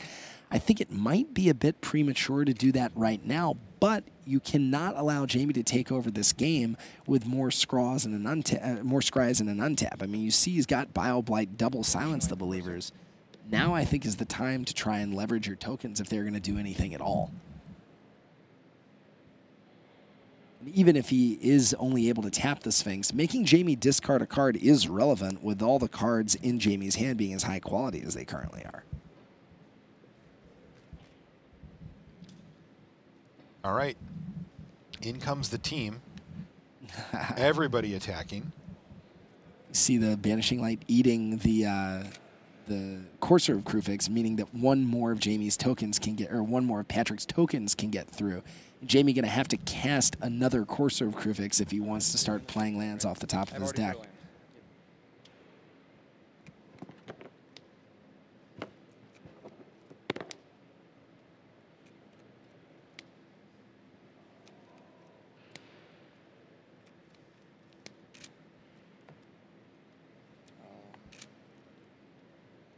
And you have to expect Jamie blocking Fleecemane Lion here. Only going to take 3 damage.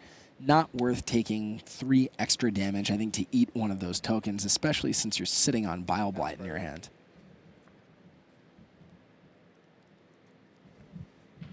So Jamie does block as such. Speaking of Bile-Blight, looks like Jamie doesn't want to take the damage. He's not worried about anything that Patrick can cast this turn, apparently, as this is going to leave Dissolve mana tapped down. Also, Chapin knows about the Dissolve anyway, right? So it's lessened. Jamie does know that Chapin has Pelucranos in his hand. And he also knows about Elspeth, although Patrick 1 mana short of being able to cast Elspeth. He is. Your turn. Interestingly, Chapin just going to pass the turn back there. Okay. And here's Downfall. And that means that he's spitting. I think Patrick basically knows Jamie's hand because of the Courser of Krufix, so he knows that this Hero's Downfall is going to bait a live spell. I mean, Jamie doesn't want to lose Courser, Dissolve, Silence, or Silence. If Patrick casts Pelucranos, that would open up his Courser and Pelucranos to a single Silence the Believers. So I think Patrick wants to run Jamie out of those cards as much as possible while tapping down the Sphinx to be able to pressure Jamie's life total. I mean, it is a 1-for-1 here, right? Right, exactly. And it also prevents Jamie from scrying for 3 with the Sphinx if he did want to opt into attacking. We see it get the Silence the Believers. One of them. Another one still in hand for Jamie Park. Draws his card for the turn. I mean, Jamie, the second Courser, hugely relevant here, is it's going to allow Jamie to continue looking at the top of his deck, continue to get rid of excess lands, and provides another blocker to deal with Patrick's own Courser. Wow, Prognostic Sphinx on the top here for Jamie Park as well. And that Dissolve from Park means that Elspeth, which is normally obviously one of the biggest threats in this matchup, just not going to accomplish a lot right now. Park also has an extra forest in his hand here that he's decided not to play so that he can have it for later for his Prognostic Sphinx. Yeah, that forest is big because both Silence the Believers right now, very, very important, both to threaten Courser of Krufix and Pelucranos. Park's Dissolve, meanwhile, dealing with Patrick's Elspeth, and the Courser of Krufix, meaning that Park will eventually have access to extra cards. So, I mean, Patrick's still able to deal some damage right now with that Fleecemane Lion, but Patrick really wanted to be able to either draw into something big or hit another land to be able to play it off the Courser.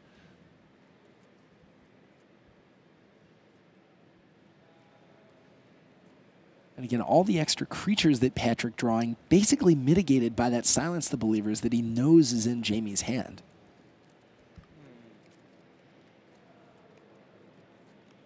Is Chapin running Thoughtseize? Chapin is running 3 copies of Thoughtseize, really one of the best cards he could possibly draw right now. Yep. I think Jamie trying to decide whether he wants to attack with Sphinx, maybe? Is it Patrick's main phase still? 3 cards. Yeah.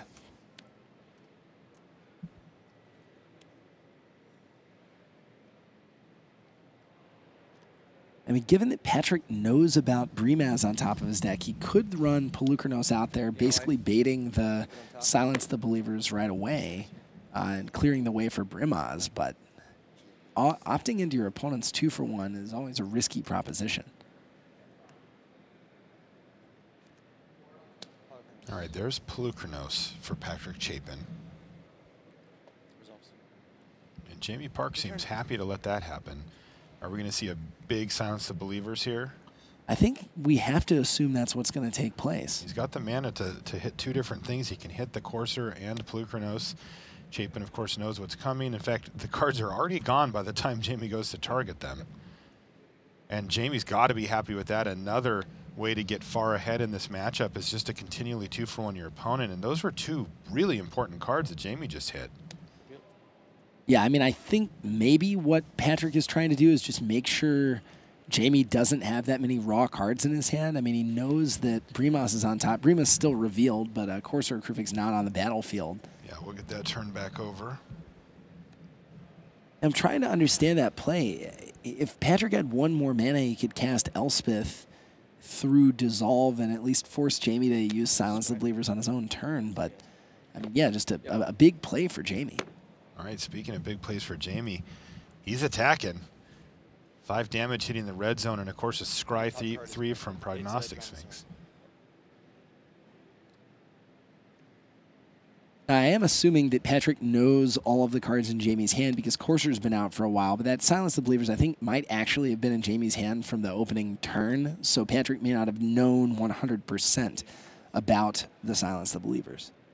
Does know about the Dissolve, and he knows about the Prognostic Sphinx. I'm at 12. And that's going to knock Patrick Chapin down to 12 life. After he plays this land. Yet another essentially drawn card there by the Courser, and it's going to reveal a Hero's Downfall incoming from Jamie Park. And a pair of Prognostic Sphinxes are now poised for battle against Patrick Chapin. Only 1 card in his hand. He's got Brimaz, King of Oresco, sitting on top of his library for his draw step. But unfortunately for him, those Prognostic Sphinxes are doing a nice job of keeping the Fleecemane line that's been monstrosity at bay. Elspeth, Sun's Champion, is going to force Dissolve here from Jamie Park.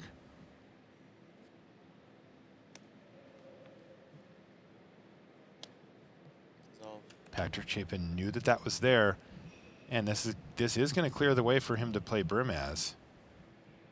Though Brimaz is starting to get outclassed pretty quickly here, as those Sphinxes are going to kill Patrick Chapin in 2 turns in the air. And while they do it, they're going to set up Jamie Park with some nice draw steps. Yeah, exactly. And Patrick knows that Jamie's got the Hero's Downfalls and knows that Brimaz is not long for this world. Doesn't even play Brimaz, I think, because he doesn't want to tap a mana confluence, potentially. Either way, things looking pretty bad for Patrick right here. Attack, scry twice. Yep. Jamie obviously not really excited about that Drown in Sorrow. Probably going to ship it to the bottom, give himself access to 3 more cards off the second scry trigger. He ended up actually shipping all 3 to the bottom there. Yep. Second scry 3 trigger is resolving here. He's going to go through 6 cards at the top of his library. 3 on the bottom. See Patrick smiling there. He's like, yeah, okay, you're going to go through these motions, but I'm way far behind. Kind of just waiting for his next turn to see if he can put something together. Could not see what Jamie did there. 6 to 10. Milady on top. Go to 6 to 10. BDM smile somewhere. Yeah, of course. The lame puns being a fixture of Magic culture across the globe. Temple of Malady hits the battlefield, and yet another scry here. It's another temple, this time of deceit. But these aren't nearly the most important thing on this battlefield. It's 2 times Prognostic Sphinx with nothing on Patrick Chapin's side. So many believers continuously. Here on out. Non-stop. Draw step for Chapin. Picks up his hand. Has not conceded. And Patrick referencing Silence the Believers. I think he drew one of them out early. I think he just didn't expect the second, didn't know about the second. And I mean, you know, that was the pivotal moment of the game. Very few believers talking when Jamie Park is on the other side of the battlefield here. Fleece Main Line is going to enter the red zone. Desperation attack here, Zach. Is this just Chapin going through the motions and having Jamie Park finish him off? Jamie Park did block here with Sylvan Carry added. Yeah, I mean, Patrick could theoretically live another turn if he's able to cast a removal spell on one of those Prognostic Sphinxes, tapping it down. That means that Jamie can only attack for 5. So, you know, the attack is meaningful. It's either forcing Jamie to block with Sylvan Caryatid or to take 4 damage, which puts him within striking range if Patrick's able to chain together numerous removal spells. You see Patrick has Silence the Believers in hand, so he can tap down both those Sphinxes and make Jamie discard 2 cards. It's actually going to be a big moment on Jamie's upkeep. Your turn. All right, so Chapin scrapping and fighting, trying to stay alive here. And we actually see Chapin's not taking a damage to cast Brimaz last turn, allowing him to survive an attack potentially from just a Sphinx and a Courser. Yeah, he needs 7 mana to be able to effectively tap down both Sphinxes. I think, did he wait till Jamie Park's draw step? No, I don't think so. This is upkeep. I mean, he knows his draw. He wants to make sure that he hits the highest chance of hitting a spell here. He can make Jamie, effectively force Jamie to discard both of his cards in hand and get him down to nothing but a drawn Temple of Deceit for the turn. And now with taking 2 for Mana Confluence, going to 4, but he's still able to safely take a hit from Courser of Krufix. This is good and close. Yes, I mean, if Patrick can keep chaining together Silence the Believers, he could get back in this game. Of course, he can keep Fleece Main Lion back to block Courser of Krufix. I mean, Patrick needs a lot of things to go right here, but he plays 4 copies of Silence the Believers for explicitly this purpose. When the game goes late, Silence, one of the only cards that can kill multiple creatures consistently in this format. Yeah, it really takes over in the late stages after the players get up to the requisite. Yeah, 7 mana is a pretty nice, nice starting point. Silent Ultimatum at 10, exiling 3 creatures. Not too bad. I like that. Silent Ultimatum. Silent Ultimatum. 3 creatures. We've got Gruul Ultimatum, that's Revel of the Fallen God. Silent Ultimatum for just a series of lame in-jokes for the players that were around during Shards of Alara. And finally, I was one of them. I get an in-joke. I'm happy. Yes. Okay.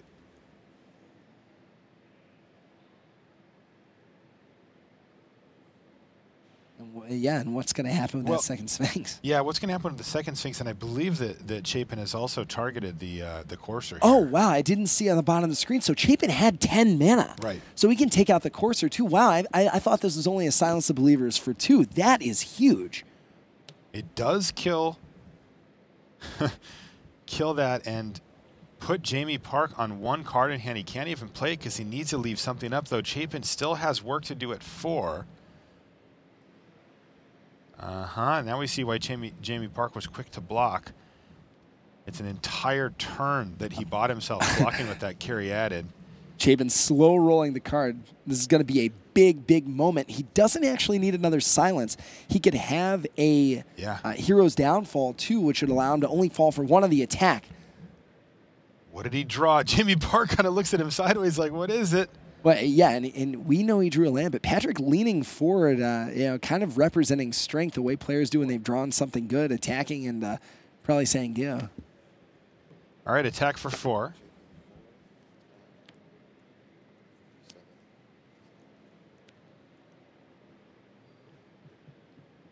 Doing some careful counting here. Again, Chapin at 4 life. Plays Brimaz.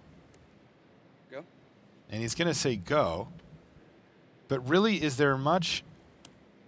Chapin is tapping his mana here. Oh, I guess maybe, yeah, okay. All right. So he was just putting a little bit of fear in old Jamie Park there, and I think it worked. Jamie's kind of shaking his head like, geez, man, give me a heart attack here.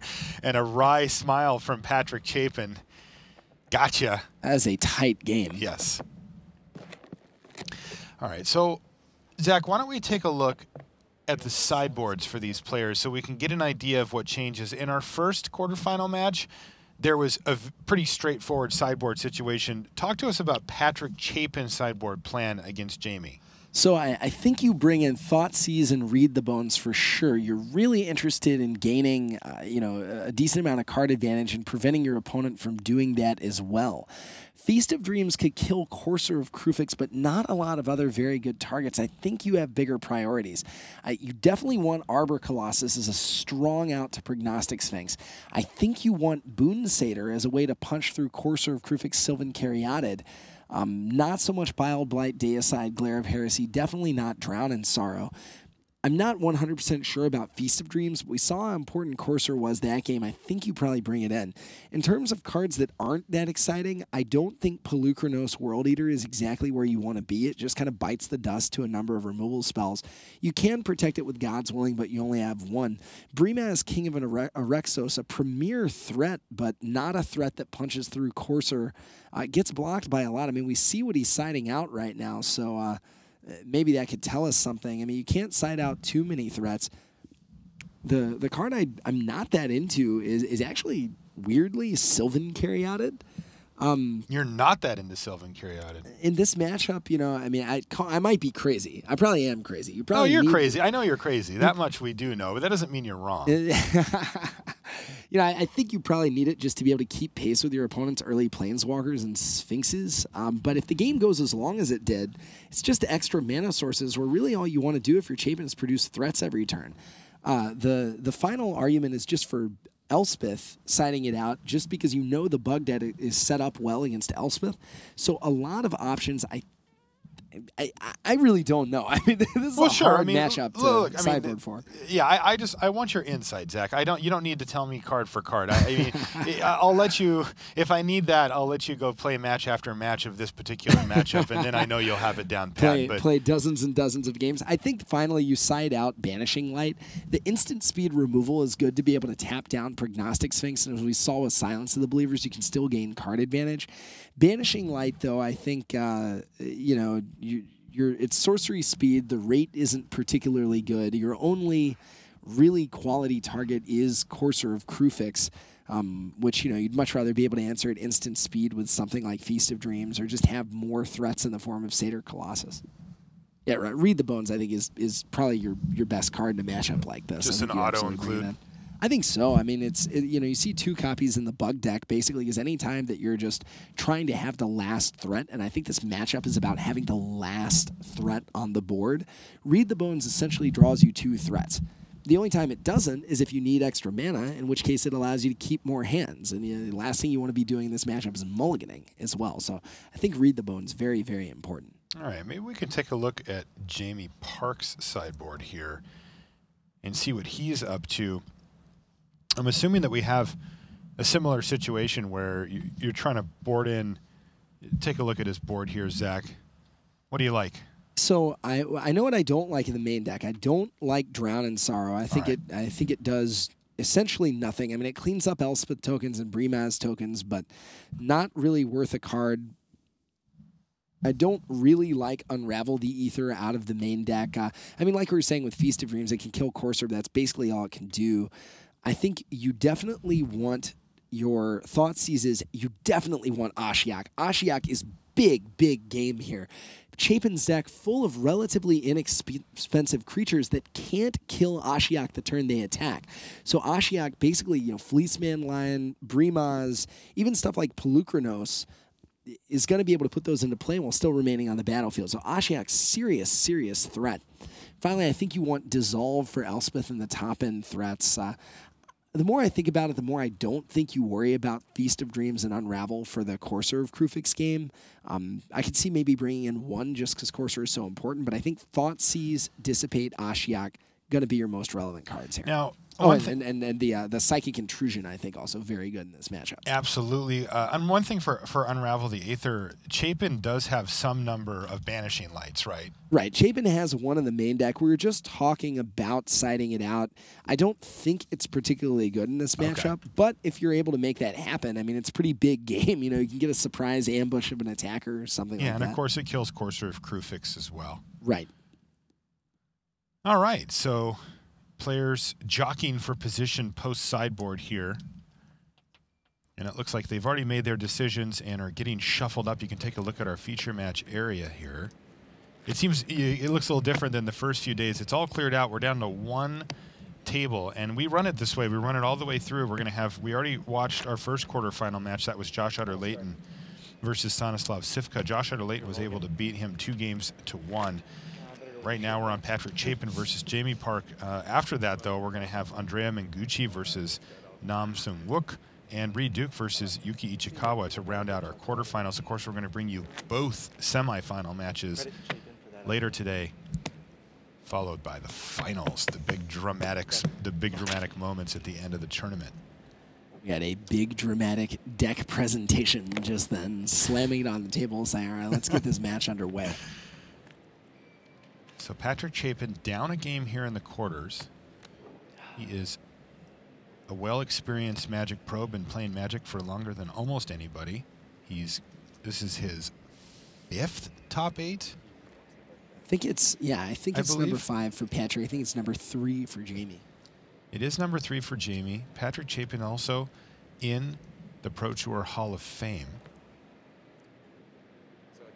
No, I'm thinking. Jamie's not there yet, but with 3 top 8s and playing the way he's playing, when you start getting up to the 4 and 5 top 8s range, you really insert yourself into that conversation in a pretty meaningful way. Yeah, and when you're testing with a team as good as CFB Pantheon, you're equipping yourself to rattle off a string of top 8s as well. The new guy shows up and hits his top 8. Yeah, the quote-unquote new guy. Yeah. Jamie calling Jamie the new guy.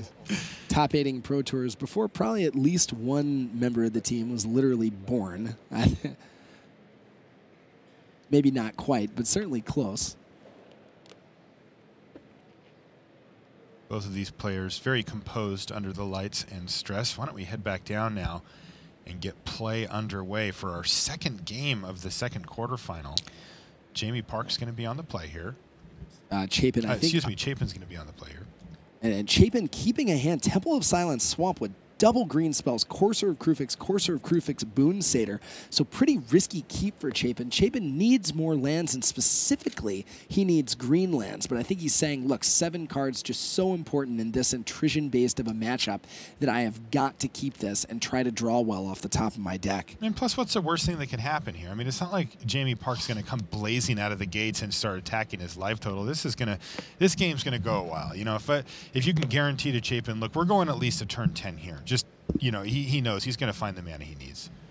Yeah, that's a really good point. I mean, Jamie can get out of Kiora early. Jamie can get out of Threat early, but it's not as though Patrick is playing against Sivka and is just going to die before he casts a spell.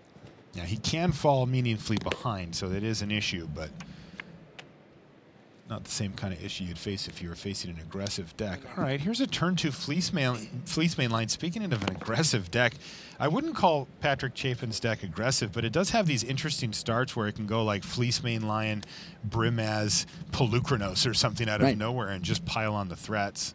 Well, that's the thing. I mean, Patrick's late game, very, very powerful, but his early game is relevant enough to force you to do something. And that mana confluence, huge there. What it allows Patrick to do, not only play the second turn Feastmane Lion, but follow it up with a third turn Brimaz. So Brimaz, King of Oreskos, hits the battlefield, and it's a cat fight here. Sylvan Caryatid not going to block either of these creatures well. Did you feel good about yourself when you said catfight? Jamie Park is going to have to find a removal spell or a blocker to help stem the bleeding here. Jamie's only white mana sources are those Sylvan Caryatids. Is this Thoughtseize? Wow. And Thoughtseize good in this matchup, important in this matchup, but not really what you want to be casting when you're staring down 6 damage from Brimaz and Fleecemane Lion. so Park's turn here is to play Swamp and kill Brimaz? I think it's probably... you're saying play the Swamp and get Brimaz with Hero's Downfall.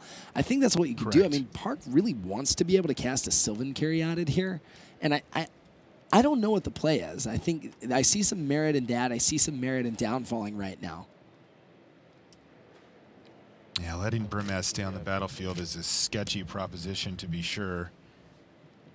I think you're right, Marshall. I think you just do have to get it out there. You don't want to give your opponent a 1/1 for no reason, but missing out on the opportunity to accelerate is not exactly what Jamie wants to be doing either. No. Jamie knows he's not going to block anyway, so he feels fine tapping the Caryatid, passes his turn back. But, you know, this is where that Fleecemane line starts to get interesting. In a couple of turns, you know, Jamie's kind of ignoring it for the moment and just taking the beats, but it starts to become a pretty big issue later on. It can start attacking through Jamie's 2 main creatures, which are the Caryatid. It can already do that, and then if you can find a Courser of Krufix, and it can attack through that too. Speaking of Courser of Krufix, Patrick Chapin casts one of his own. Yeah, Patrick's getting exactly the mana he needs, and Courser there really important. Jamie not really able to get it meaningfully off the battlefield, and without the 5th mana from the second save, Caryatid not able to cast Prognostic Sphinx or Intrusion this turn unless he rips a land. But he can cast Reaper of the Wilds, which can at least help keep the lion at bay.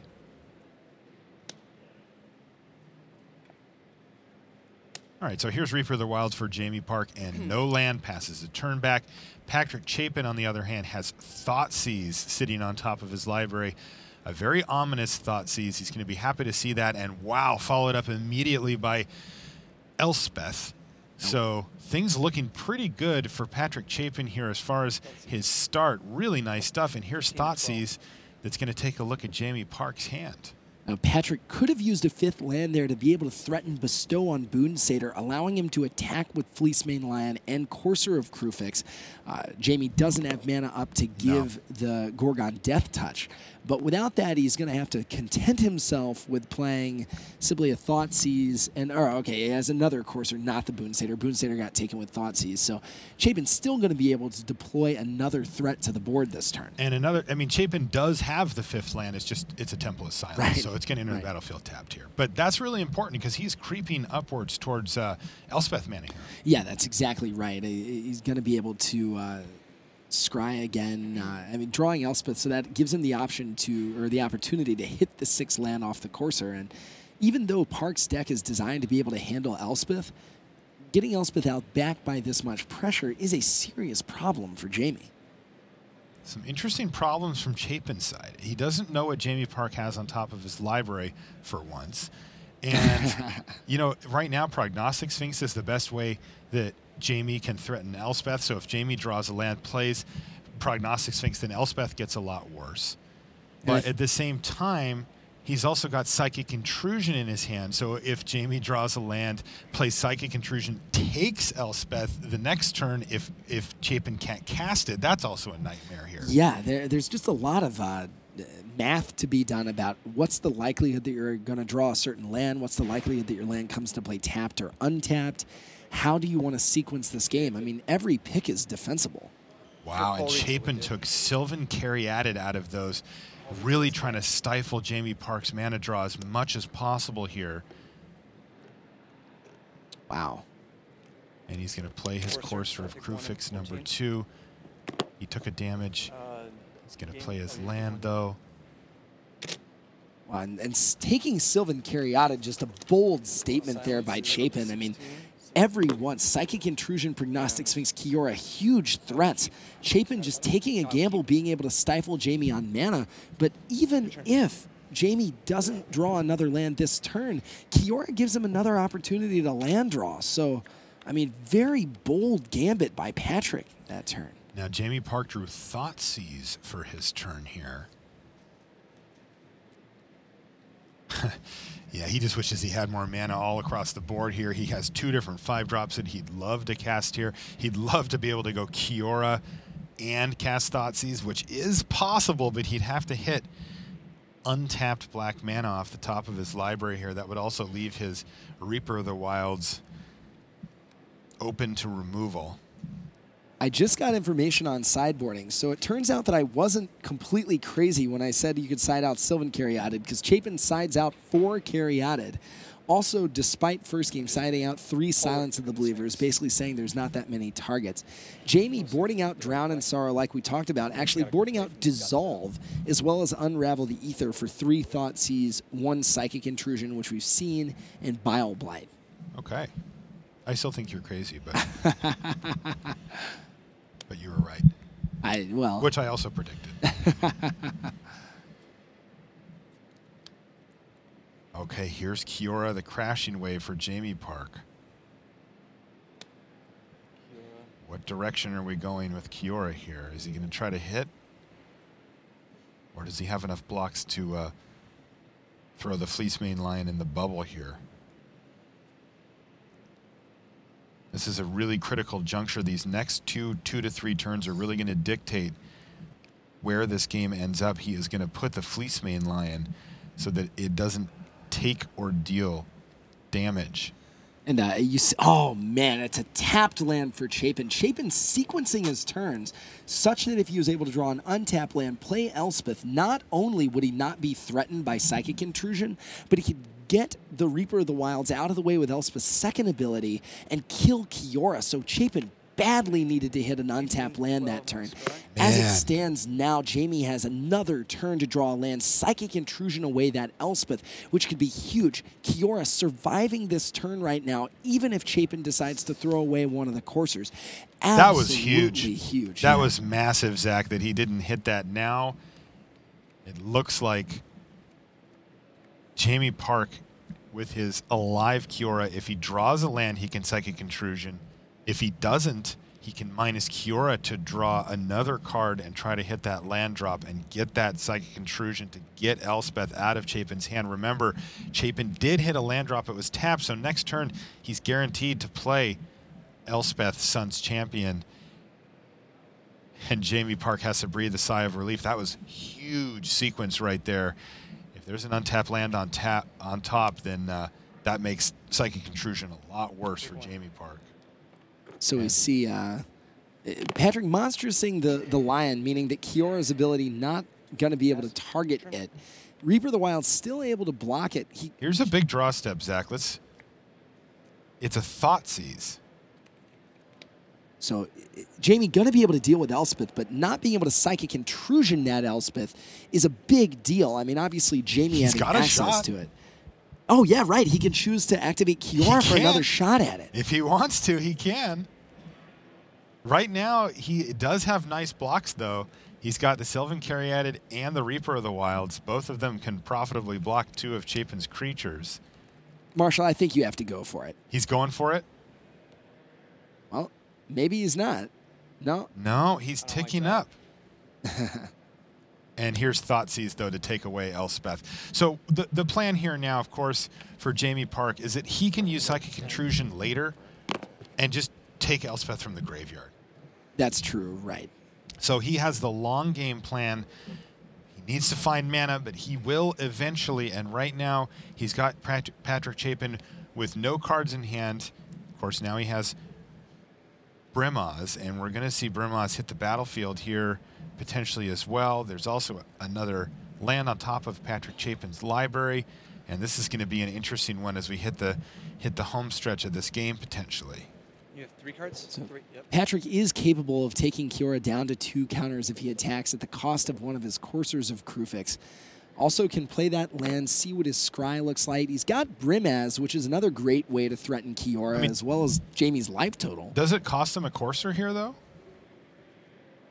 Jamie's kind of priced into blocking the 4/4 Fleecemane Lion here, and that would only leave the Sylvan Caryatid to block the courser. So I was thinking you could block Lion with Caryatid block. Yeah, but that's bad. Jamie's constrained on mana. Yeah, I think you're absolutely right, Marshall. You're still thinking about Scry? This is a somewhat awkward situation that doesn't happen very often, but the Thoughtseize is being revealed because of the Courser. It's also the subject of Scry. So Jamie's like, are you still thinking about Scry, or is that just going to stay there? It is just going to stay there. And it, this one. Which one is plussed? Which one is affected by Kiora? Oh, okay. Right. Oh, right. That's exactly. Right. So one of these is in the bubble, and I think. Did Chapin forget? Yeah, I think that I certainly forgot. That's why we were like, oh no, he can threaten it. I think Chapin maybe also forgot, probably also forgot, because now this is big. He's basically either the attack accomplishes nothing, or Jamie can opt to eat one of the coursers.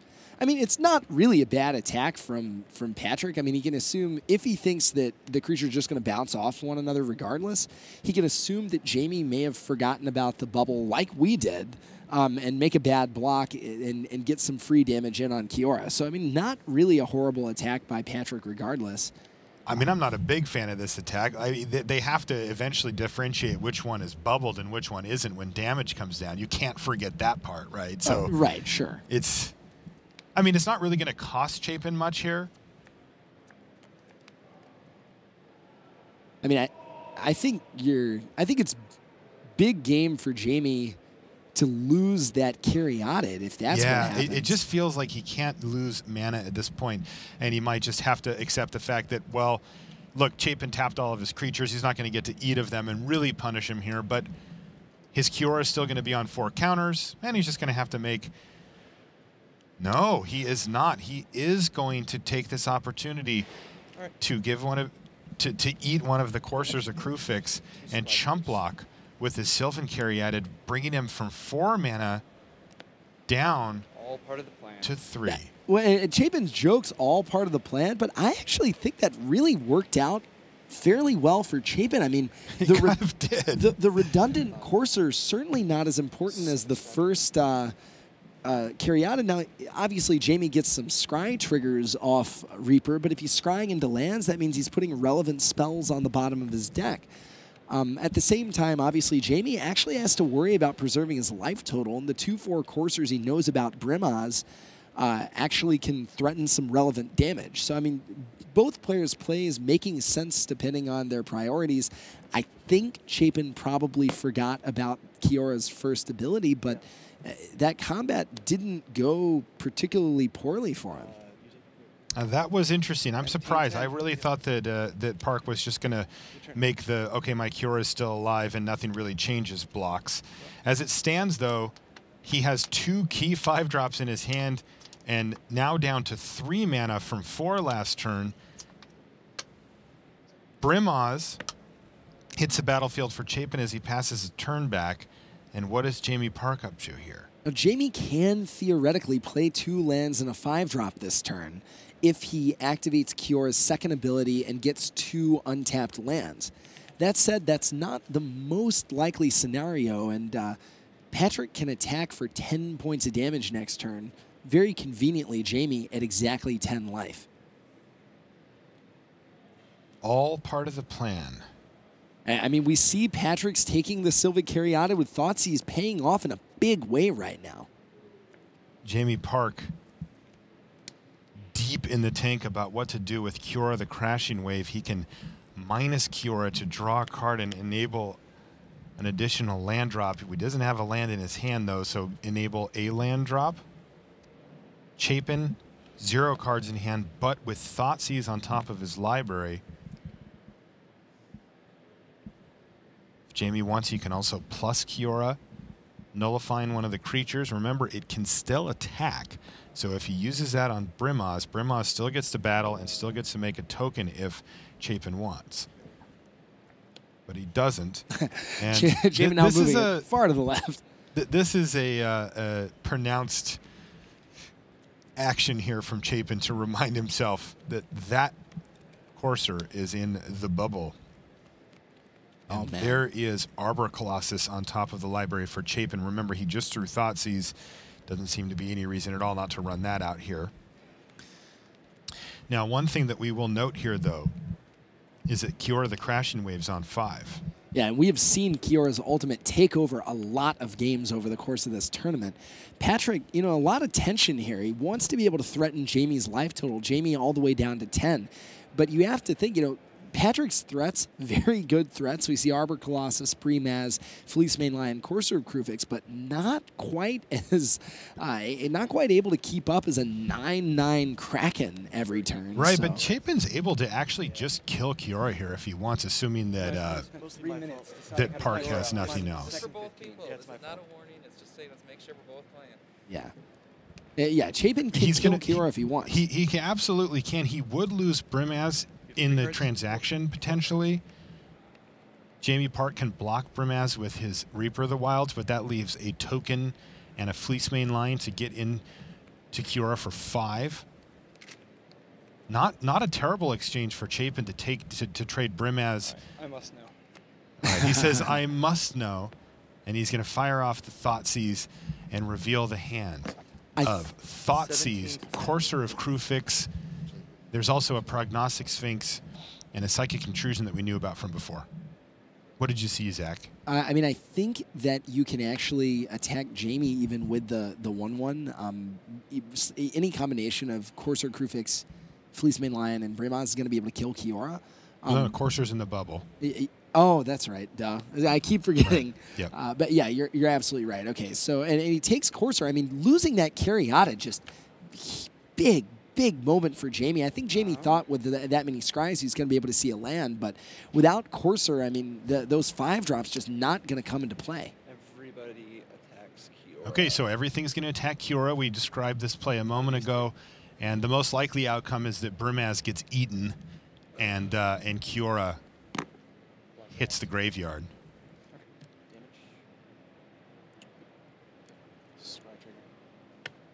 Does get 1 scry trigger here. And these are pretty important scry triggers.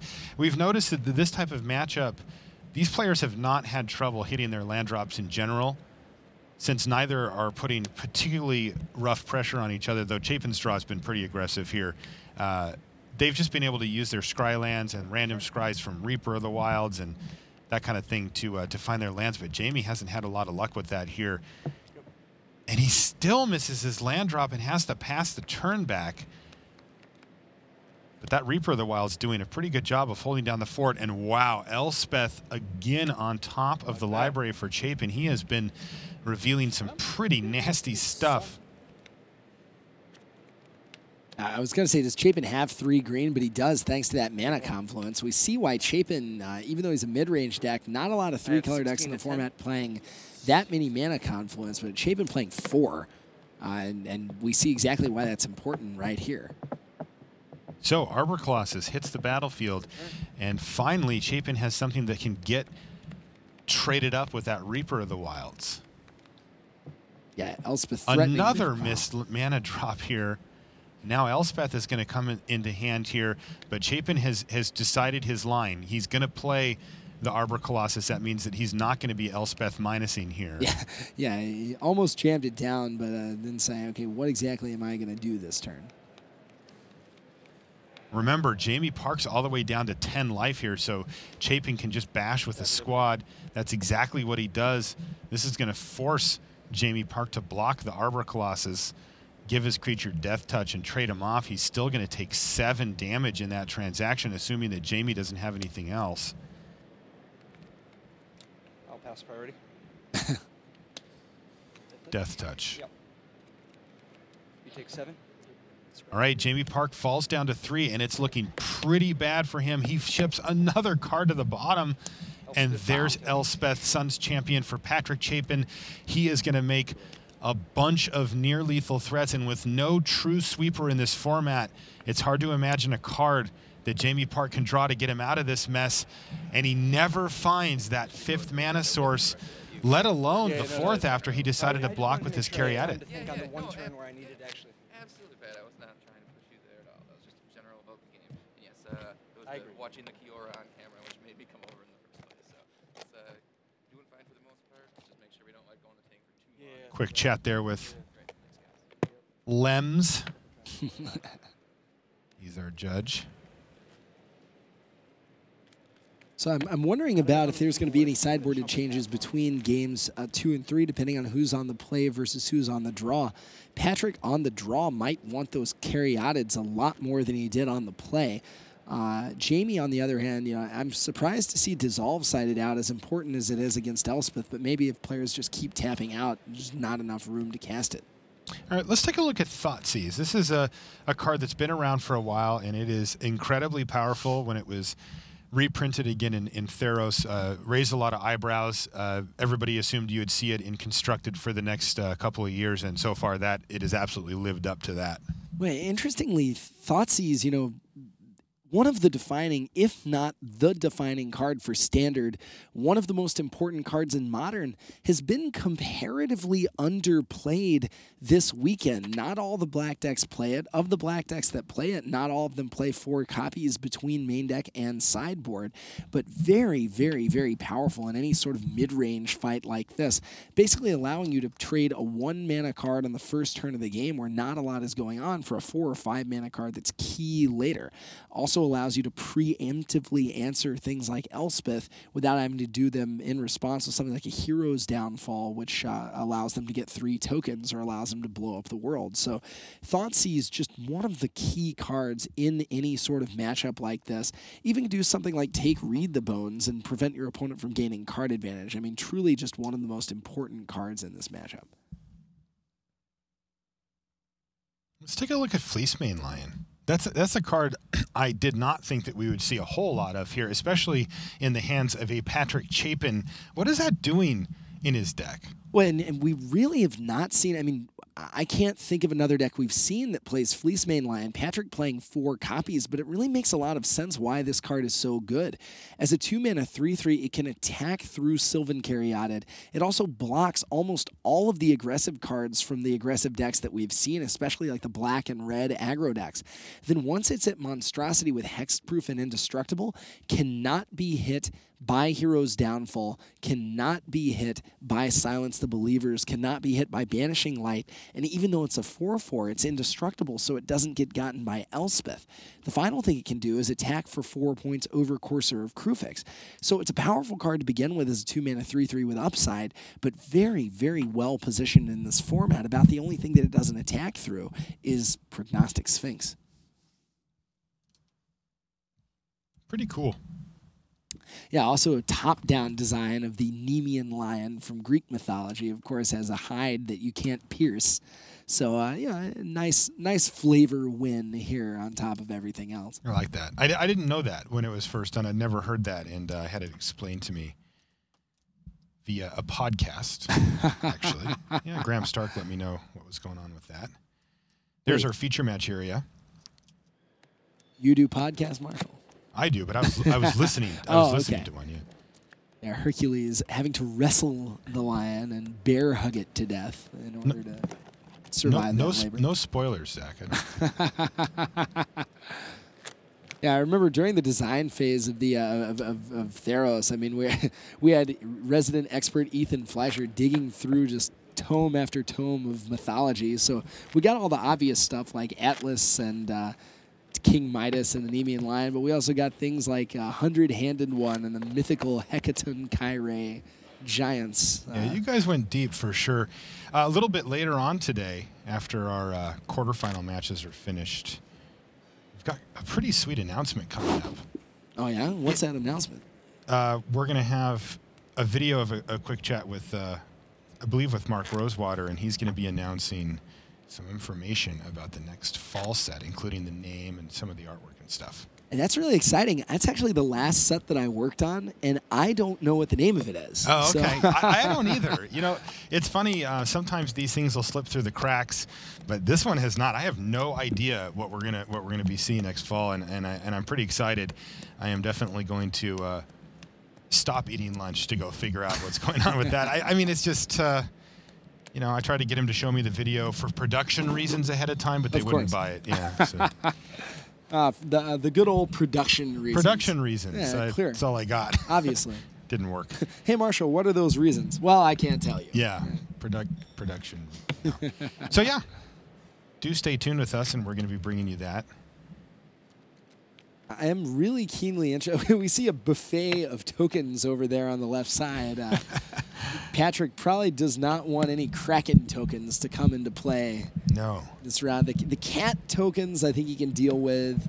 Maybe some soldier tokens, but Kraken tokens spell bad news for Patrick Chapin.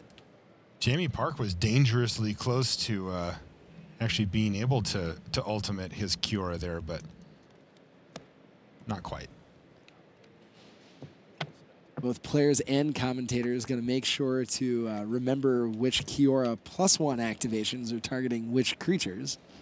That can spell pretty quick unintentional end to the game. Now, there's a lot of things to track in these mid-range matchups too. I mean, there's cards on top of libraries being constantly revealed. There's scry triggers, and then there's these Kiora bubbles and random things that sort of float around that you can't actually see. Some things like monstrous triggers from things like Arbor Colossus and Pelucranos. Just, yeah, a lot of effects. I mean, this is a skill-intensive format. There are a lot of choices to make. As we saw, even amongst the very, very quick aggressive decks, a single wrong decision can cost an entire match.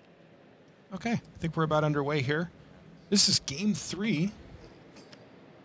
Jamie Park able to take down game 1, but Chapin equalizes. Both of these players fighting to get on to the semifinals here. This is our second semifinal match. We're going to be bringing you the other two in order after this. Then 2 semifinals, and then the final. One of these players is going to be in the semis. And it's one game to decide it.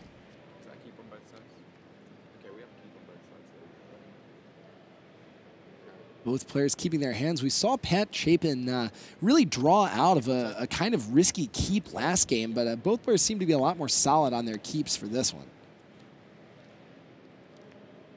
Okay, so Jamie Park starts things off with the requisite scry land here.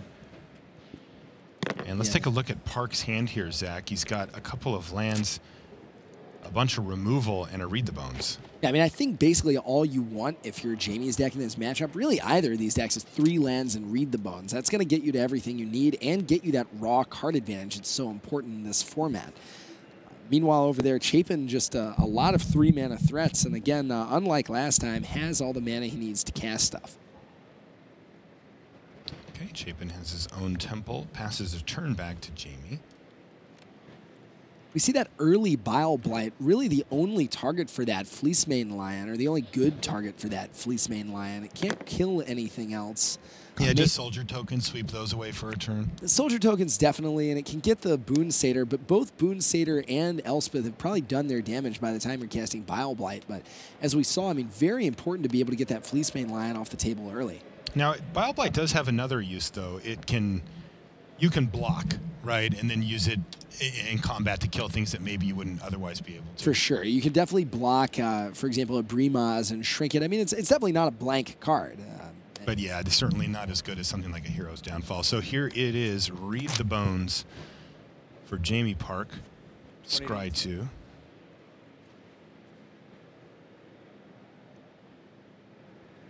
Even the draw cards have Scry attached to them in this block.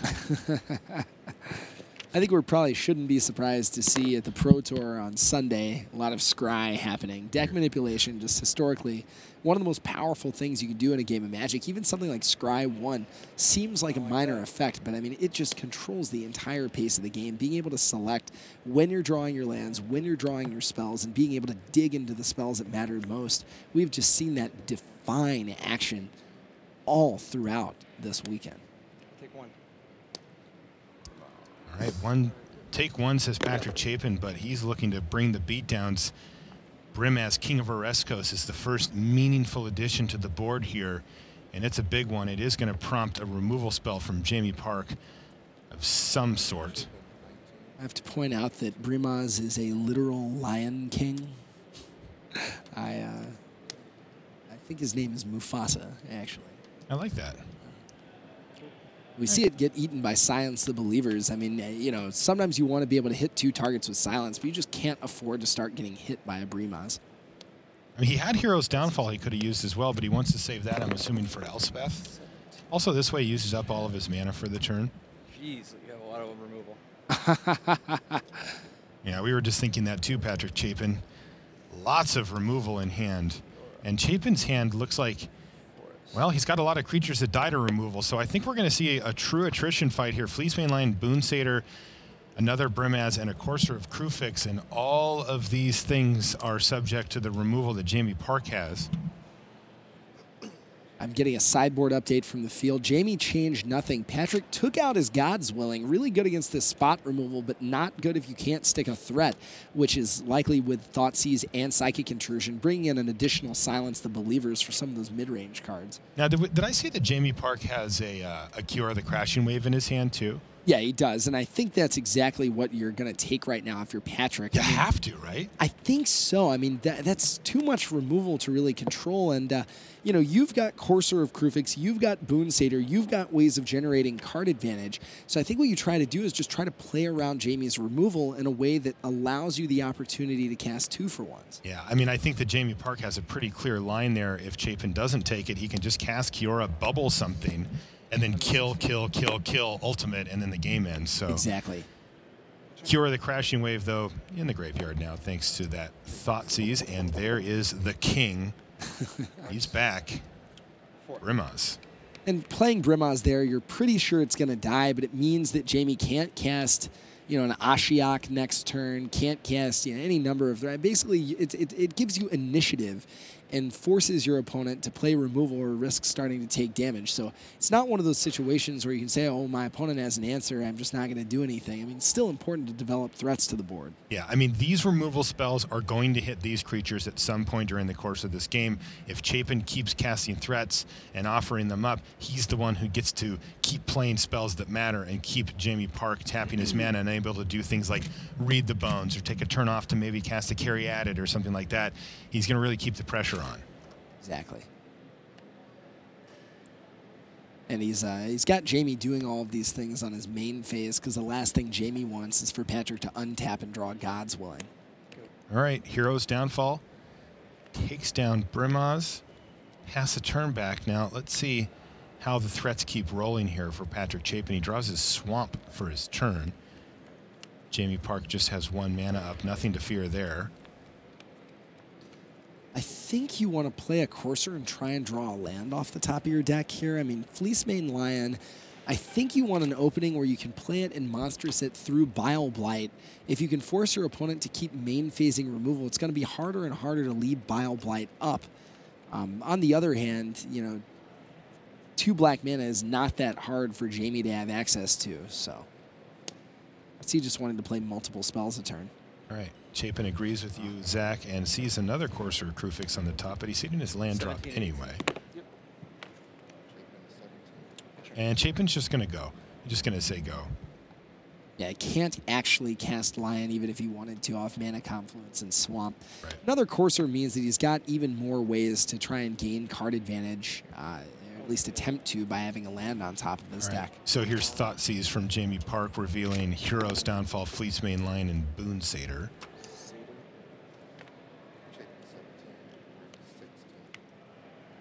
The Boon Satyr's flash ability also relevant, even if it's not going to bestow, just because if Jamie taps low on a given turn, it can come down on the end step and attack for 4 damage before Jamie can react at sorcery speed. His Thoughtseize here, just similarly, just kind of rough for Jamie. I mean, it's good to be able to take any of those threats, but you know, every one of them are potentially very, very important, and Jamie dealing himself 2 damage.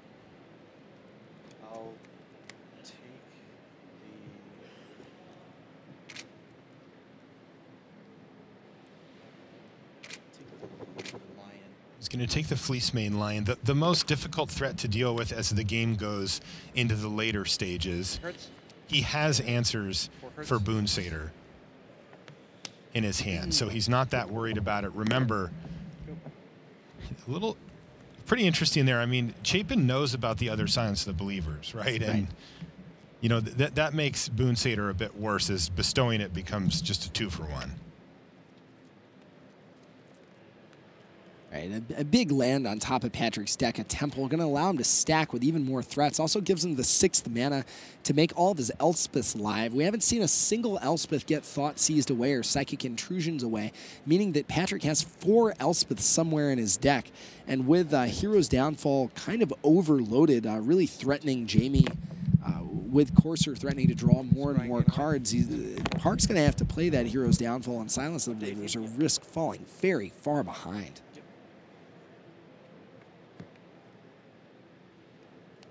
And there it is. Hey, right on time, Zach. There is Elspeth, Sun's champion. And Patrick just having the discipline, not playing any more threats, does not want to walk into a Silence the Believers for 2 cards, and he can play Boon Satyr at instant speed like we were talking about, either bestowing it upon the Courser of Krufix or just running it out there by itself.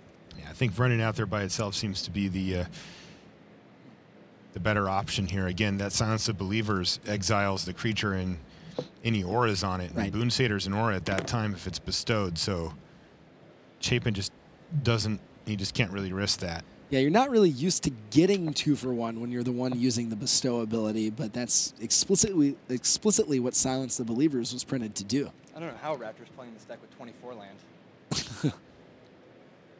Yeah, we heard Luis talking at the desk about how they optimized and said the deck really didn't want more than 24, but we've seen Jamie stalled on lands with 26. And then Jamie top decking Psychic Intrusion. Big moment, but Elspeth not in Patrick's hand. It's on the top of the deck. And 6 mana looming on the other side of the battlefield from Jamie Park. He knows that Chapin can draw and play Elspeth. Now, Jamie Park does have Hero's Downfall in his hand. He has an answer to Elspeth. Of course, the tokens are another story. Right, and I mean, Jamie taking Hero's Downfall from Patrick basically gives him a straight 2-for-1 if he has enough time to play all those cards. But if he doesn't, you know, Jamie can take up to 7 damage next, or sorry, 6 damage next turn if he commits his board to something like, or if he commits his turn to something like Psychic Intrusion that doesn't affect the board. You know, this is one of the benefits for Patrick Chapin's deck in general. This draw, maybe not so much, but being able to pressure your opponent means they don't get to take a turn to play a card like Psychic Intrusion and just take the turn off. You know, this way you actually keep the pressure going. As the old adage goes, there are no wrong threats, only wrong answers. Sometimes even the right answers don't come quick enough, and that's basically what we're seeing this game. Jamie has the tools, but doesn't necessarily have the time. Interestingly, Patrick not opting to Boon Satyr at the end of the turn probably doesn't want to run it just into Bile Blight plus Silence. Gain a life. 19. Patrick Chapin gains a life from his Courser, revealing another land here. And we're just going to see Elspeth here, right? I think we're just going to see Elspeth plus activation taking the Hero's Downfall and Bile Blight from Jamie. I mean, but without the instep Boon Satyr, Jamie, not necessarily under that much pressure, has the opportunity to cast a removal spell on Elspeth and Bile Blight the tokens, follow up with Psychic Intrusion. Jamie only following to 12 from this attack, so. I assume that resolves. Yep.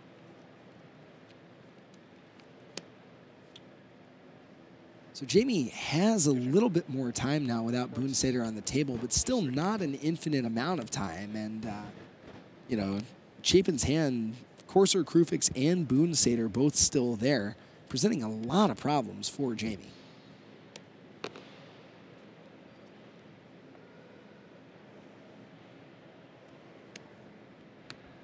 Hero's Downfall, Bile Blight. Yep. So 2-for-1 still for Patrick Chapin, but you know, one of his best threats in his deck is in his graveyard now, so Jamie Park now can go for Psychic Intrusion, get that Elspeth for himself potentially. That takes a lot of time, but I mean, Patrick's deck although it plays for Elspeth, not actually very well set up to deal with an Elspeth. Certainly not a lot of evasion. Intruder. I mean, it plays 4 copies of Hero's Downfall, obviously, but it doesn't have anything like Bile Blight to be able to mop up the tokens. I didn't even know I did that.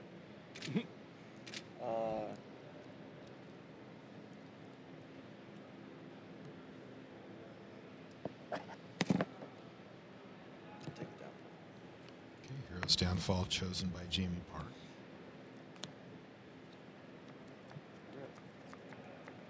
So he's got himself another removal spell sort of in the holster here. Chapin draws the temple, reveals another temple. So kind of churning through his library here, getting land after land off the top. Down to an Island Silence the Believers from Jamie. Life and Scry. 20 to 12. Goodness. Keep. Keep, Patrick says. What did he reveal? Elspeth. Okay. That wasn't on our main monitor, so. Oh, yeah. Elspeth, basically exactly what he's wanting right there. Take 2. I mean, I felt like he felt pretty confident when he said keep. Still curious what it was. So there it is, Elspeth Suns champion. Jamie Park falls down to 10. Now there is Hero's Downfall. It's not literally in Jamie's hand, but it basically is. So we can run through the motions again. But I mean, isn't Elspeth still just awesome to make the 3 tokens and keep the pressure going on Jamie? I think so. I mean, Patrick, again, didn't play Boon Satyr earlier, not playing a second Courser of Krufix. Looks like he's really trying to prevent Jamie from getting a 2-for-1 out of that Silence the Believers. And there's some merit to that. I mean, Courser Krufix gaining card advantage, dealing damage. Patrick basically forcing Jamie to 2-for-1 himself whenever he casts one of these Elspeths. So Patrick just not really in very much of a hurry. Maneuvering here.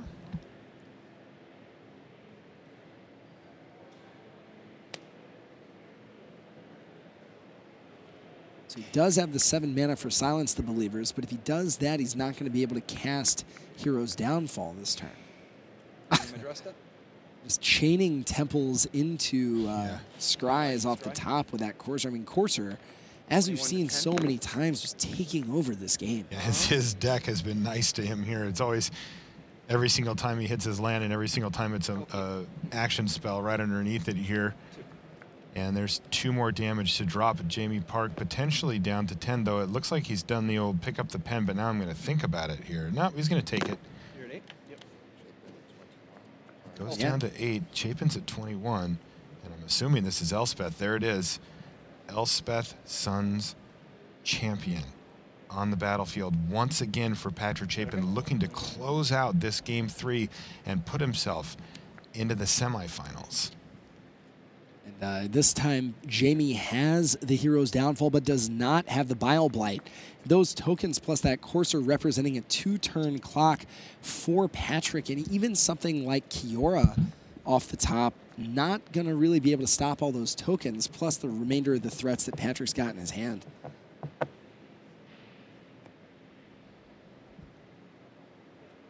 All right, so this is going to be Silence the Believers on a token, and of course on the Courser. And now he gets to use Hero's Downfall to take down Elspeth, leaving Patrick Chapin in a pretty good spot. Unfortunately for Chapin, he's 1 mana short from being able to play that Boon Satyr on end step here. Right. But he can also just bestow it and get similar effect. Right, now that he's drawn the Silence the Believers, able to use the Boon Satyr effectively with haste. You mean drawn it out of his hand? Right, yeah. Right, exactly. He's not drawn it like a card. You got to make sure that Hero's Downfall goes over to Chapin's yard. Oh, yep, big deal. That would not be a good way to start the semifinals if Chapin ends up advancing. Reveal the Channel Fireball sleeve somewhere in his deck. All right, there's Brimaz. Jamie Park as composed as ever, but really up against it here as Chapin tries to solidify his bid for his semifinal seat. here at the Pro Tour. Jamie representing another Silence of Believers, but I think you have to go for the pressure with Boonsader with these tokens. Such a relevant clock.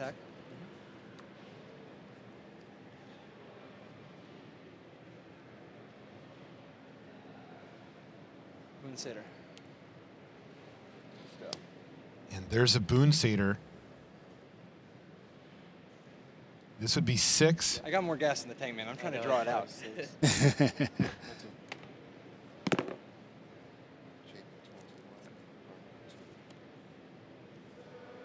Yeah, and Brimaz, another really powerful follow-up. Again, as we've said over and over throughout this tournament, no Supreme Verdict, no Day of Judgment, no Wrath of God means that you can just commit threats to the table. And if they're not small enough to be eaten by a Drown in Sorrow or Anger of the Gods, you can trust them to stick around. Yeah, and they're going to, and Chapin is gonna win this game. I mean, is there a card that Jamie Park can draw here to get him out of this? He just sort of pump faked the mana, but Chapin said, look, I'm trying to draw out your removal. I've got a lot more gas in the tank than this, and he does.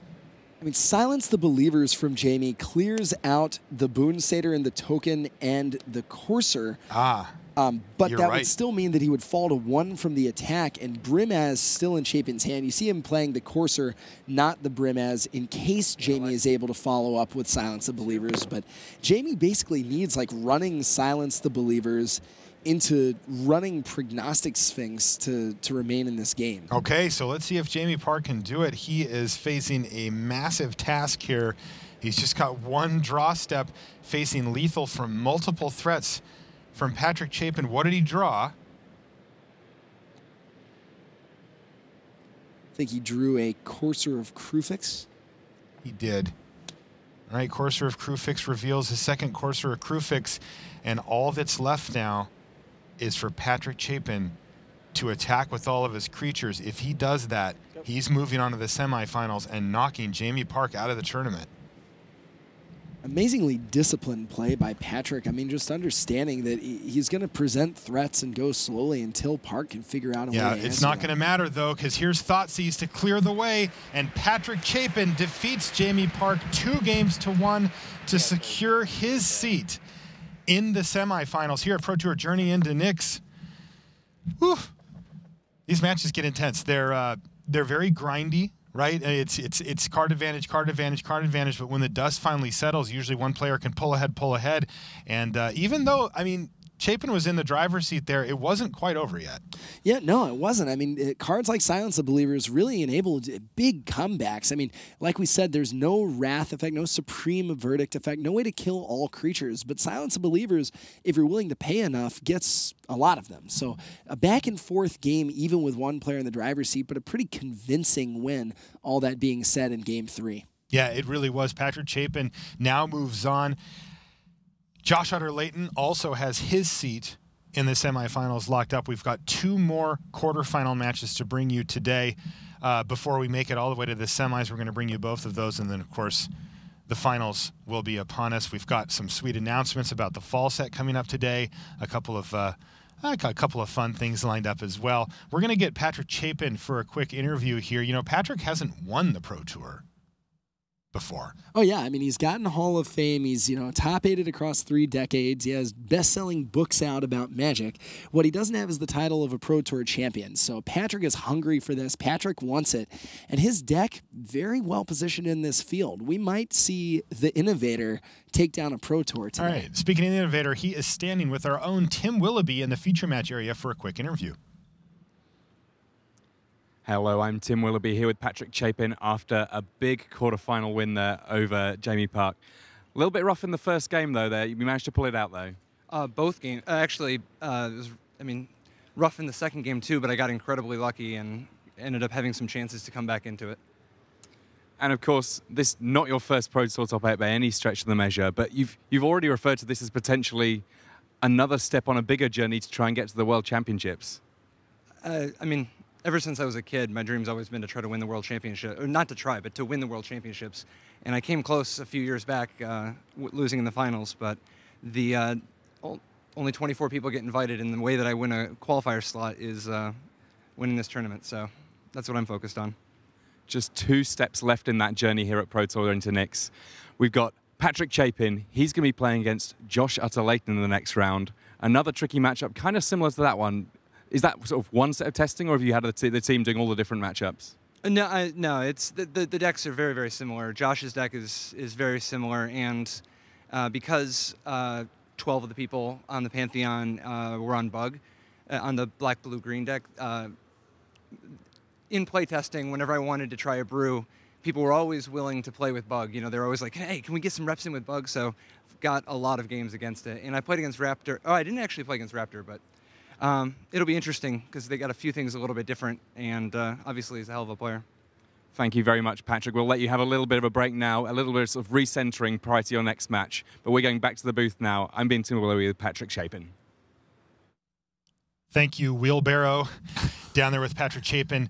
And we are going to be moving on to our semifinal matches here in the next little bit of time. We're going to be going back over to the news desk in just a moment here for some things. You and I are actually going to be transitioning over there as well, I believe. Why don't we head back over to the news desk for now? When we come back, though, to the booth, we're going to have 2 more quarterfinal matches, followed by the whole rest of matches for the weekend. We'll see you guys in a bit. All right, thanks very much to Marshall and Zach. They'll be with you at the news desk in a little while. I thought I'd rest my weary bones and sit in the comfy chairs on the far side of the studio. First things first, I know a lot of you are very excited about the announcement for the fall set. Well, we've had 2 quarterfinals and we have 2 more to come. In the lunch break after the 4th quarterfinal, we will play you a video in which Mark Rosewater and I sat down a little while ago to talk all about the fall set for 2014. Name, key art, some of the story, some really cool stuff. So that's going to be coming in the lunch break. We're so excited about it. We're going to show it to you twice so you make sure you get all the key information. So why don't we take a look at the bracket then here at Pro Tour Journey Intermix. Our first 2 quarterfinals are done, and we have Josh Utter-Leyton advancing to the semi-finals. He was our first winner. There you see it. He advanced past Stanislav Sivka, and now Patrick Chapin by 2-1 over Jamie Park. So we will have Josh Utter-Leyton with his 5 Pro Tour top 8s against Patrick Chapin with his 5 Pro Tour top 8s. What a heavyweight semi-final that is in store. Who will be on the bottom half of the bracket? Well, that's what we get to find out next. So, we're about 10 minutes away, a little bit more maybe, from our 3rd quarterfinal. I'm delighted to say that I've been joined here in the studio, not by LSV, but by this man, LST, Li Shi-chan of Hong Kong. You can see up on the big wall there, his stats, a gold pro, already 37 points this season, a terrific performer. 2 Pro Tour top 8s, returned to Ravnica in 2012, and then, of course, Born of the Gods with the Blue Moon deck, which was fantastic fun. 2 Grand Prix top 8s, a title at Grand Prix Birmingham, and twice on the national team. So, Lee, thanks so much for being with us here in the studio. And the first thing I want to ask you is about you. When did you start playing Magic the Gathering? I start from Opticy. It's Invasion and Opticy block. And what were your expectations when you started Magic? Was it just it was raining outside, so you decided you'd play a new game for an afternoon, or? Yeah, it's just a card game for me at that time. When did you start to see that there was a bigger world that you could be part of in Magic? It started from when I was an exchange student in England in 2008, and I travel around Europe and I play GP, and I hit the Birmingham GP Birmingham and win. Now that was a block constructed GP, if memory serves, and you utterly dominated a top 8 that was packed with really great players. Jake Van Loon was around at that time. Raph Levy was in the top 8 playing Elementals. What did you play? Were you a White Weenie player then? Yeah, Kifkin. That's right, the Kifkin from L'Oreal. Fantastic stuff. Now you are part of one of, I think, the most impressive teams, not precisely because of numbers, but because of just the geography of bringing you all together. Tell us a little bit about Team MTG Mint Card and how you all came together. Everything started from Guo Zhijing winning the World Champion, the Magic World Cup, and then start from there. MTG Minka approached us, said maybe they want to start doing some sponsor. Yes. Or, yeah. So, and then he picked, the company picked up me and Guo Jing, and then we go to Pro Tour, return to Africa, and then I make top 8 in deck. Then everything start flowing together. Okay, how difficult is it? Yes, there's internet. Yes, there's email. Yes, there are carrier pigeons, I suppose. How difficult is it, the fact that you are from so many different countries? Tell us where everyone's from. This time we got members from Taiwan, Singapore, Hong Kong, China, Korea, and last Pro Tour is got Japan. Can You Go Hero from Japan? Yeah. So we basically just communicate in online and we play test by ourselves. So we get together 1 week before the Pro Tour and you try to play test real hard. How much was the balance? We always have Grand Prix just before a Pro Tour. This time it was Warsaw in Europe, Minneapolis here in the United States. Different people took different approaches. You go to a GP to learn the format that you're going to play. People went to Warsaw because of the limited portion. Some people went, I've got a good modern deck. You, of course, are a great modern player. I'll go to Minneapolis. Other people, testing. What was the approach for MTG Mint? Because we are in Asia, which we don't have many GP for us, so we have to just try to go to every GP around the Pro Tour. We fly to America, so we just play the GP before and after that. Right, so we're going to see you again at GP Atlanta next week? Sure. At home, if you are in the United States and think you'd like to play this guy and Su Chi Kwon and all these great players from around the world, Atlanta is going to be heaving with amazing Magic players this coming week. I can tell you, the number of drafts that are going to go on in the hotel lobby of the Omni, it's going to be legendary. So you should really get down and join us next weekend at GP Atlanta. But let's get back to the Pro Tour. And you are here in part because you're on the same team as NSW, Nam Sung Wook. Now, that NSW is no coincidence. Tell us the story of how he came to be on the team. This time we try to find every player that he is qualified for maybe this Pro Tour and then for Pro Tour in the next year. Right. So we gather all the people and we find out Korean actually Park Jun-young and Nam Sung Wook is going to qualify most of the Pro Tour in the next year. Right. Now Park Jun-young, you're thinking that's quite a good addition to the team. Actually, he made a couple top 16 in GP in Asia. That's right. So, and then I guess to an extent, Nam Sung Wook relatively unknown. Yes. And we were talking with Chapman Sim out there earlier on, and he was saying, well, you know, if you run good, that's the difference between being top 32 at a GP and maybe winning a GP. So you win GP Melbourne, fantastic, well done you, but it's still kind of, I don't know, maybe he got a little lucky. And then you found out what NSW stood for. It turns out, boys and girls, that on Magic Online, if you look, leading the Player of the Year race in Constructed on Magic Online is NSW, and that is Nam Sung Wook. What was it like when you all found out that he was NSW? It's like, what? What? Yeah, and all of a sudden you're like, oh, we just got Asian Reed Duke. Yes. Fantastic. Oh, what a result that was. Now, tell us about, you have done 2 Pro Tour top 8s now yourself. That always has to be a help. I've seen the likes of Andrew Cuneo outside and William Jensen talking with Reed Duke, and of course the Pantheon and Fireball. There's so much experience of Pro Tour Sundays. How important is it to talk to your teammate who's in their first Pro Tour top 8 to give them the sense of what Sunday is about?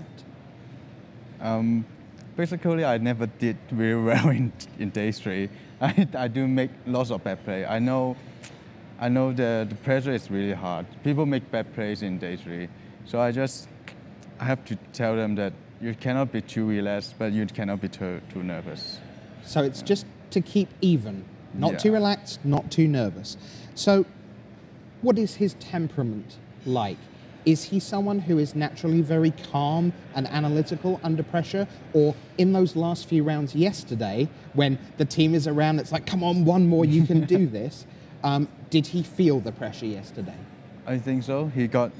He is 5-3 in day one, so actually it's, yeah, one lose is out of contention. In some ways, though, that can be good because you have the sense of, well, it doesn't matter, I'm not making top 8. 6-3, I'm not making top 8. 8-3, I'm not really making top 8. So it's only when you get to sort of 10-3, you start thinking, hang on, another 2 or 3. Why not? Like, why not? Exactly. So he's playing this junk constellation deck. Yes. How did you arrive at that deck? We playtest a lot against the Moto metagame, which is actually not the metagame we're expecting for the Moto. It's full of mid-range. Sure. We playtest against Heroic, Mono Black mid-range, and we think the Constellation engine is really good against them. So, okay. Is it a complicated deck to play? Because this is a deck that people are going to start playing on Magic Online. They're going to see, okay, what sort of things should people at home be watching out for when they're playing the deck themselves? Yeah, casting the cards in the sequence of casting your fetch is really complicated, and the timing of casting forces, you have to manage which threat to be cast, and then which removal or which threat of your opponent to be discarded. Those are very complicated.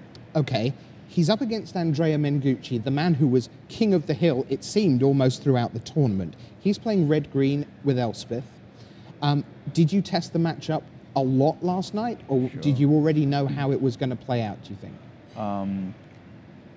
We did many pre-tests last night, and we do think that it's really about the top of the library. Really? Scry.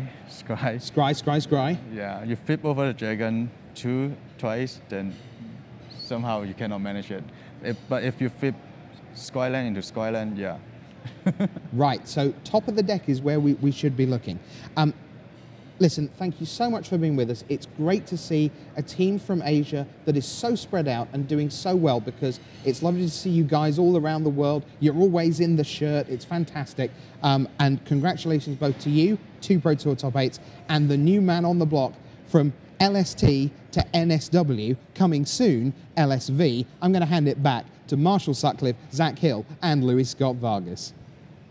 Hey guys, welcome back to the desk. Marshall Sutcliffe here, and I've got these 2 fine gentlemen, Zach Hill, Luis Scott Vargas, to break down our next quarterfinal match for us here. This is going to be an interesting one. Zach, let's take a look at what Andrea Mengucci is playing. He's going to be playing against Nam Sung Wook. I want to know a little bit about Andrea. I want to know about what he's playing too. Let's take a look at Andrea. You get a look at him. A fine-looking gentleman, I must say. Nice kid too. I had a chance to interview him a couple of times down in the feature match area. And he was just happy to be there. But look at those lifetime earnings, $1,750. That's going to go up sharply after today. Yeah, I think without question his big debut on the Sunday stage. But he's played at 4 Pro Tours, so he knows how this works. He's played, this isn't his first time to the rodeo. He's playing a deck called Red Green Elspeth, a deck that by far had the highest mainstream win percentage on Magic Online prior to this tournament. He's also playing a version that had a really good read against the field. The most popular deck on day 1 was a black-green-white deck featuring tons of enchantments. He's main decking 3 copies of Destructive Revelry, 4 copies of Polis Crusher. Now let's take a look at how he got here, Zach, before we go too deep into the deck list. I want to see how his day 1 and day 2 went to get to the top 8. I mean, it's a long road, Zach. Things have to go very well for you. Luis, you've top 8'd your fair share of tournaments. Does this look pretty standard for you? 1-1, 1-1, 1-1, 1-1, 1-1, lost on day 1? I mean, you're always really happy when you start 7-1. Anytime you can start with 1 or 0 losses. You don't really start thinking about the top 8 till you have, 9, 10 wins. And Andrea picked those up pretty quickly. I mean, he started off on a tear. He did. He 3-0'd both of his draft pods and had a little bit of a shake-up there at the end, round 13 and 14. He lost a couple of rounds, but then moved things forward, won, and then was able to draw in Luis pretty nice. Also, I thought it was kind of cool. We put him on the King of the Hill. He just randomly was on there early. He beat, actually the first match, because Sean McLaren was the reigning King of the Hill, having won the last Pro Tour. And I think that's why he won all those matches. He just couldn't stand to not be in the feature match area. Well, I mean, something had to happen. I mean, you see victories over Sean McLaren, Trey Van Clay, Li Shichen, Andres Prost, Joel Larson, lost to Patrick Chapin, but that is some opposition coming into day one. Now, he also, if you look on the right-hand column there, he played Nam Sung Wook in round 14. He lost to him, so maybe a little bit of foreshadowing here. Who knows? We'll have to see. Why don't we take a look at the deck list, though? Zach, you mentioned that he's playing, you described it as one of the most popular decks kind of pre-tournament. Yeah, well, it was a popular deck. It wasn't one of the most popular, but it did have the highest win percentage on Magic Online. Basically, you just play some mana accelerants, you play some monsters, you know, 4-drops, some combination of Xenagos the Reveler, Stormbreath Dragon, Polukranos, and Polis Crusher. And then after you get done playing these kind of mid-range, big red-green creatures, your opponents use all their removal on that, you have 4 copies of Elspeth, which is basically the single reason you're playing white, for that and a few Banishing Lights. So the idea is, you know, it's basically a classic red-green ramp deck, except that it finishes off with arguably the most powerful card in the format, Elspeth Sun's Champion. Okay, now, what are the main cards to look out for in this? And then I've also got a little story about Andrea Mengucci in the feature match area as well from yesterday. What are the key cards? If he starts resolving spell X over the course of the game and you're watching at home, those are the ones that you know that he's in position to win the game. Well, I alluded to these a bit earlier, but your opponent's playing a deck that has something like 20 enchantments in it. You've got 4 copies of Polis Crusher with protection from enchantments that whenever you activate it, blows up an enchantment. So that's a big one, Polis Crusher. I think Polis Crusher is a big one. I think Destructive Revelry is a big one. Again, kills an enchantment, deals damage for the same reason. The other things we're going to have to look out for, though, are the things that we've looked out for the entire tournament, which is the power start of Sylvan Caryatid and Courser of Kruphix. We have seen that the player who's able to control Courser of Kruphix for the most turns just pulls away from the game due to the card advantage. That's right. Now, I was down there. I was spotter, right? I use the iPad, I'm punching in the cards, I'm calling life totals yesterday, and I saw Andrea Mengucci think about it for a second and decide, you know what, I'm going to ultimate my Xenagos. And this was just nasty. The first 2 cards he flipped were Arbor Colossus, and that was not the end of the party for him. You get to flip over 7 and all the lands and creatures you get to keep, and he got like 5 out of 7. Well, let's go right into play. Yeah, and they go right into play, and he basically locked up the game off of that. So some big fireworks there. Let's move over to his opponent, Nam Sung Wook. He's from South Korea now. I had a chance to watch him play recently, somewhat recently, down in Melbourne, Australia, where he made the trip for the Grand Prix and he won it. That was the standard term. He was playing mono black, but he's now with Team MTG Mint Card. Luis, still young in his career here.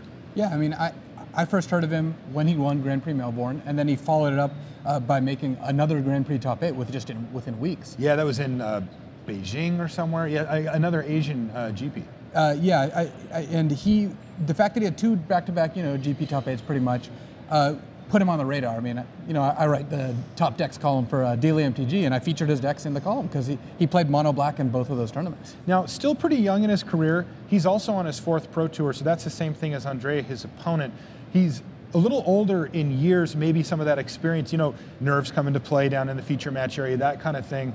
But with 2 GP top 8s recently, he does have experience at the high level, and he probably will be able to shove, kind of set a little bit of the nerves aside, though it's different on the Pro Tour. Yeah, Pro Tours feel very, very different from Grand Prix, like at pretty much every level. Right. So why don't we take a look at how he got here. A little bit of a rockier start here for Nam Sung Wook. He 2-1 his first draft pod, not too bad, but then lost the first round of Constructed. Luis, you're sitting there at 2-2 going into round 5. I mean, you don't feel great about top 8ing the event at that point. No, certainly not. Basically, anytime you have 2 losses early, you don't feel, stupendous. And then, as you can see, he actually lost the last round of day 1 as well. Yeah. So he started at 5-3, and at 5-3, you're kind of thinking, what record do I need to top 25? What record do I need to top 16? You're starting to scavenge for pro points, but he just ripped off, what, seven in a row, just peeled them off and then got a draw. Let's take a look at his deck real quick before we throw it back over to the booth. What are we looking at here, Luis? What kind of deck is he running, and what are the key cards? So the key card is definitely the Eidolon of Blossoms. It looks like they've actually got one of the bug lists up there. Nam Sung-wook is playing black, green, white with Eidolon of Blossoms, kind of powering out just a mid-range card advantage machine. He's got Banishing Light, he's got Courser of Krufix, he's got Herald of Torment. All these are enchantments. Courser, obviously all these decks are playing anyways. Banishing Light, also just a very good card. And so he's not really paying much by having these enchantments that also double his other cards. And in exchange, he gets to draw a bunch of free cards in the middle of the game. He's got 4 Brain Maggots that draw a card and steal a card. All right, well, hopefully that's something that we're going to get to see. The players, though, they are ready in the feature match area, so we're going to throw it to the booth right now for the third of 4 quarterfinals here from Pro Tour Journey into Nyx.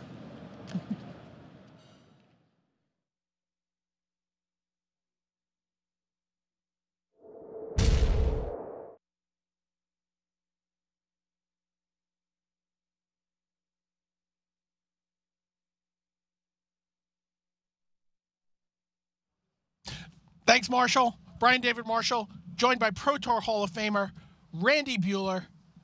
It is going to be hard to top those first 2 quarterfinals, but we're going to do our best, and we are ready to go. Looking at former King of the Hill, Andreas Mengucci. He's looking to get back there, ultimately, versus Sung-wook Nam here at the quarterfinals of Pro Tour Journey to Nyx. Let's go down to the floor and watch these guys in action.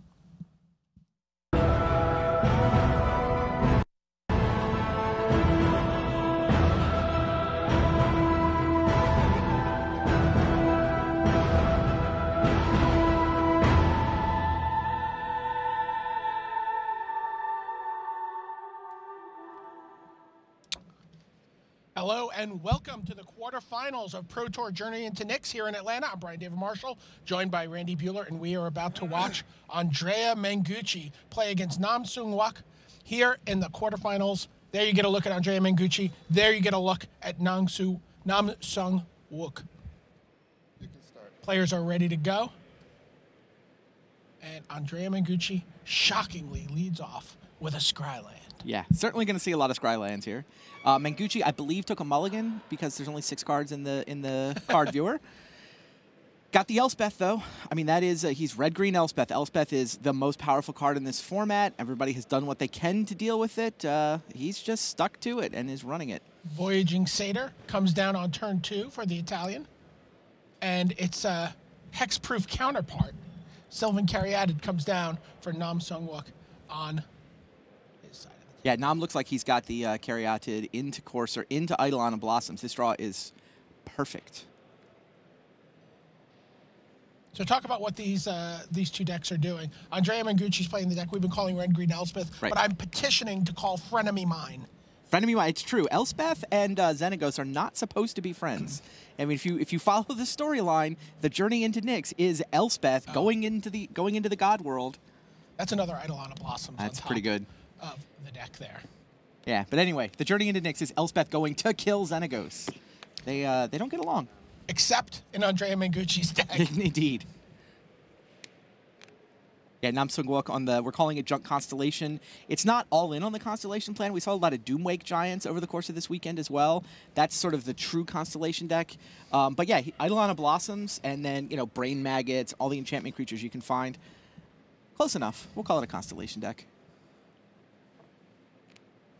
Now, if I'm not mistaken, Nam Sung-wook is the current King of the Hill. He is. So if Andrea Mengucci wins this match, he'll regain the crown that he first took in round 1. Yeah. Do we know how many feature matches Mengucci actually had? It must have been 10 or 11, right? Yes. I believe it was 11. 11. Gets the King of the Hill. His 12th. Beats Sean McLaren. Stays there all the way through day 1. And then wins his draft pot on day 2 to get back.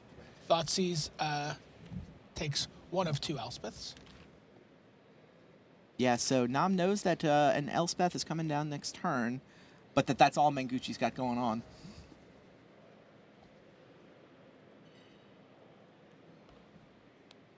No specific Elspeth answers in Nam's hand, but Eidolon can help him dig for one. Right, he's going to dig for 2 cards next turn. So he'll see 3 cards on his from his draw step to his main phase.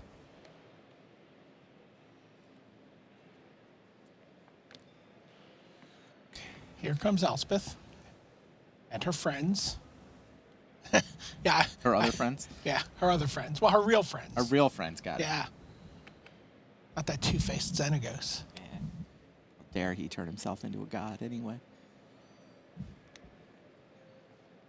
So throw Thoughtseize.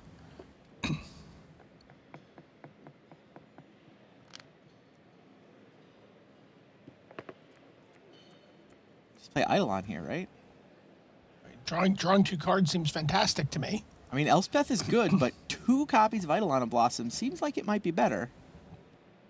I don't know. I guess he's out of enchantment gas at that point. Scry. So he's like, he's looking for a good reason to draw those extra cards. Yes. How about getting past that plains on top of your deck? Wow. Thoughtseize. What was your draw phase? Carry added. Nothing. Okay. It's like good news and bad news, right? Yep. There's that second Eidolon of Blossoms. Constellation, draw plains. Yeah, and because of the Corsair, draw forest. Menguchi does get to see all these. Scryland on top. It's kind of glutted. It's a lot of lands for Nam. Acts with just the Corsair. Doesn't want to trade his Eidolon for 2 tokens. Yeah, that sounds right.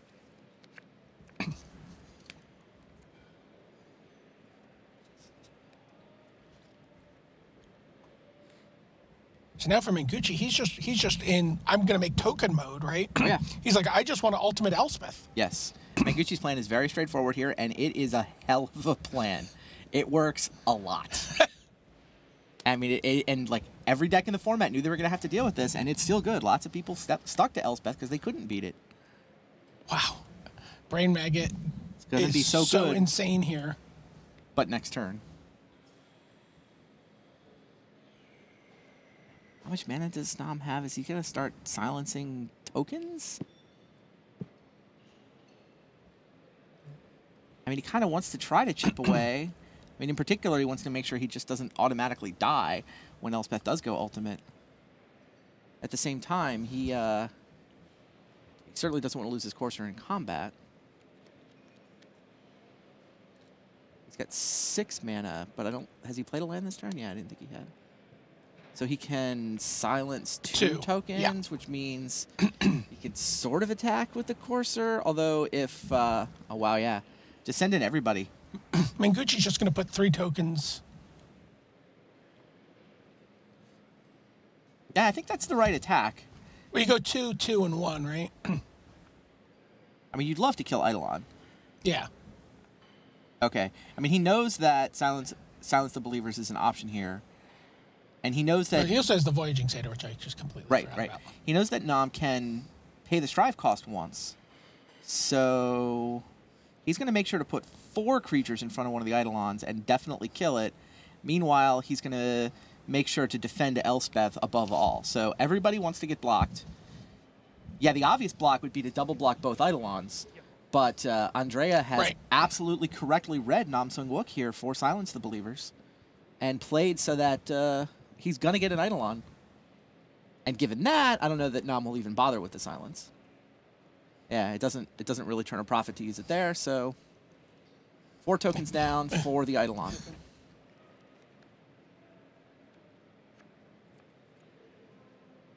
That looks like a Corsair of Krufix just came off the top for Andrea Menguchi.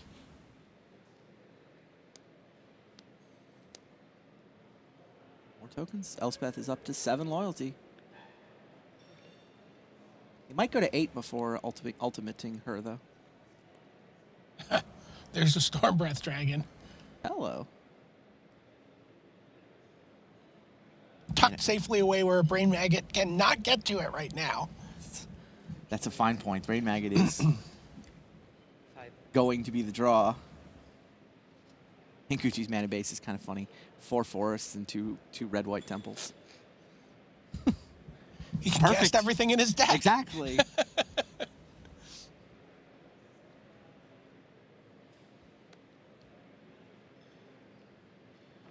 All right, so... Yeah, Nam's going to go ahead and use the Silence at the end of Menguchi's turn. Yep.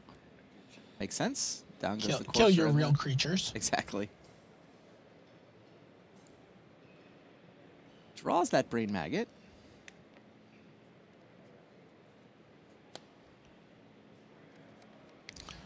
play that swamp. Oh, he's going to play a Scryland instead. Okay, there we go. Yeah, that makes sense to me too. Like you could scry the swamp away, or you could play Just it. play it, yeah. Yeah. Another Brain Maggot. Interesting. So he gets to go Brain Maggot, draw a card, into Brain Maggot, draw a card. Yeah.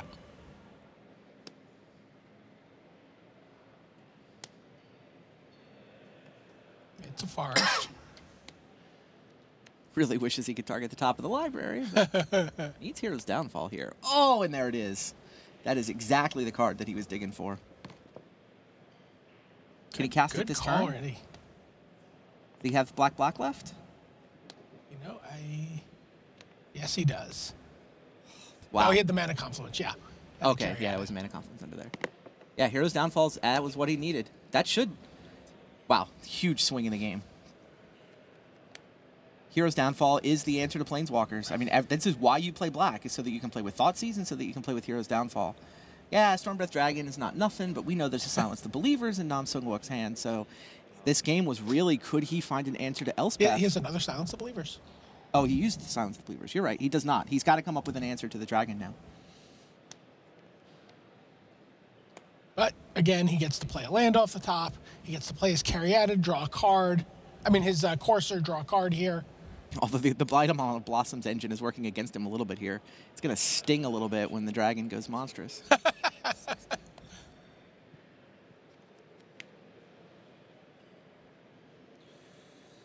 Now what? Courser, you draw a card when you play Courser of Conflicts? Yeah, it's crazy. That doesn't seem fair.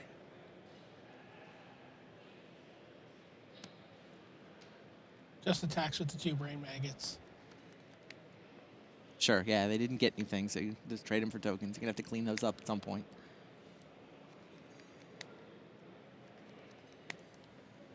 Gucci's pretty safely at 18. He decides to take 2. You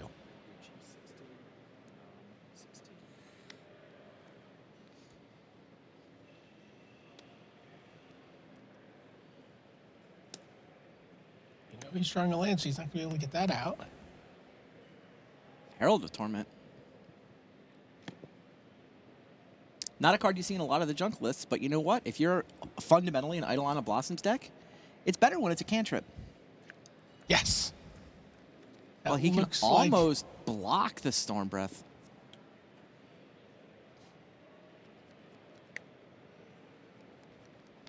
Can't quite block, right? No. I mean, Manguchi just goes monstrous and smashes, right? He's like, how many cards do you have in your hand? I don't think I've ever monstrous this for more than 2. Nam's hand, 5 lands. Ooh, Manguchi drew a spicy one. Yes, he did. What does that do? I mean, it makes mana or it makes a Satyr. The Satyr doesn't do anything, so... What we've seen him do a lot of times is just use it like a Seething Song. Yeah, no, which is... Yeah, I guess it does help Monsters the Dragon. So he can play the Xenagos, use the mana ability. The other thing is he kind of wants to tick up because, you know, that ultimate is not actually that far away. I have seen him ultimate the Xenagos in the feature match area. Oh, yes.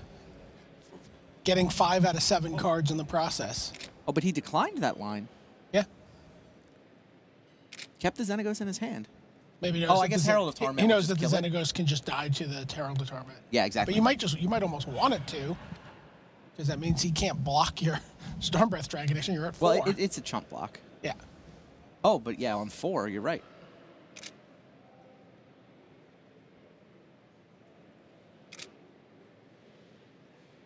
So Nam does get to draw. Well, he gets to gain 2 life when he plays that land. When he plays a land with the 2 coursers, he's clearly going to have to play the Herald of Torment. Biggest creature you can put it on is a Courser, which gets it to 7 toughness, but that's... Yeah, it's still not good enough to block the 7/7 Not enough dragon. on the power side. It does allow him to block for a turn, though, which is crucial, and he gets to draw a card. So Nam doesn't want to play the Confluence. He wants to scry. That finds another Herald. So he can Herald into Herald. Can he bestow both of them? he 1 mana short of Bestow? Yeah, he's like 1 mana. He's 1 mana short of Bestow.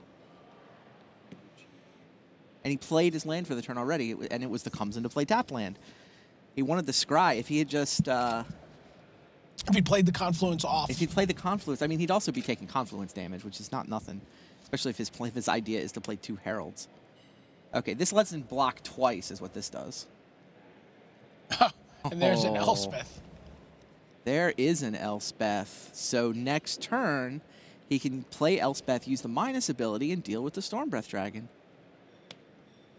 He's going to play both Heralds so that he doesn't lose to a removal spell. Now he's guaranteed to block even through a removal spell.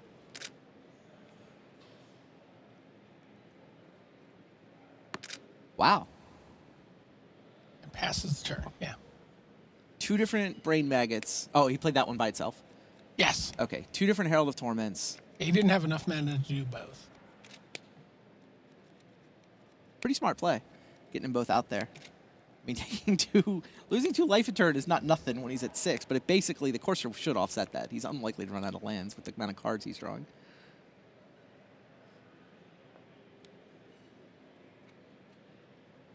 Kind of a crazy cool game. Yeah. Courser reveals a land. Put it into play. Gain a life. Scry. Courser doesn't seem like a super relevant draw here. Yeah, you need bigger threats. You need Elspeth. Oh. Manguchi's deck does have a little bit of burn. He's got 4 Lightning Strikes and a Magma Jet, so he's capable of burning out for those last few points. There's not a lot of that floating around this format, but Manguchi brought some. Trying to figure out if does he have 1 point of damage he can get through here. Lightning Strike on upkeep. Well, it's on top of his deck. It's not in his hand yet.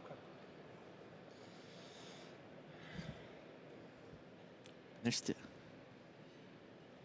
still the Xenagos, which is still just going to die to Herald, right? So Xenagos is kind of still stuck in his hand. I mean, I guess you attack with Dragon, right? Force him to block before you lose your Dragon to Elspeth? Well, the problem now is he can... Oh, sure, but you're gonna lose it anyway, right?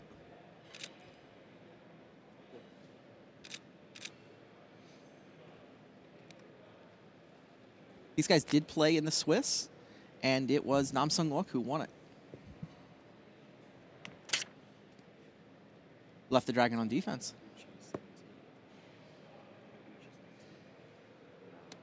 In a lot of ways, I think the reason he does that is he doesn't want to kill Herald. He wants those 2 life a turn to keep falling away. So he figures, it's funny, I don't want to let you chump block. The problem is if Nam Sung Wook isn't drawing a land, then he's drawing a spell? He's drawing a spell, and that Right. spell is maybe an enchantment, which is going to be, 2 more cards. All true. I say 2 more cards because he's got an Eidolon of Blossoms in his hand here. I don't know if that gets into play this turn. Maybe it does. Elspeth plus Eidolon is 10.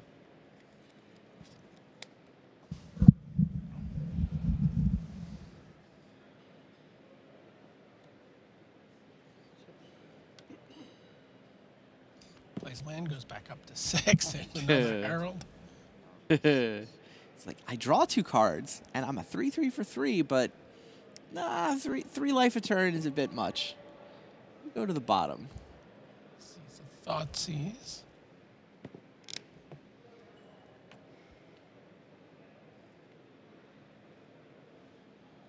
I mean, he's got 11 mana, if you count the carry added. He can tap 10 pain-free mana for Elspeth plus Eidolon. Seems like the line, right? And I guess you do the Eidolon first and see if the second card you get to draw does anything to change your mind, but...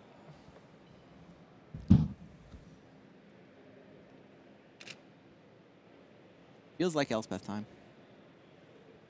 And he can start attacking too, right? Nam Sung Wook can attack with 2 Heralds this turn. After playing the minus ability on Elspeth to clear away the dragon. Kill the dragon.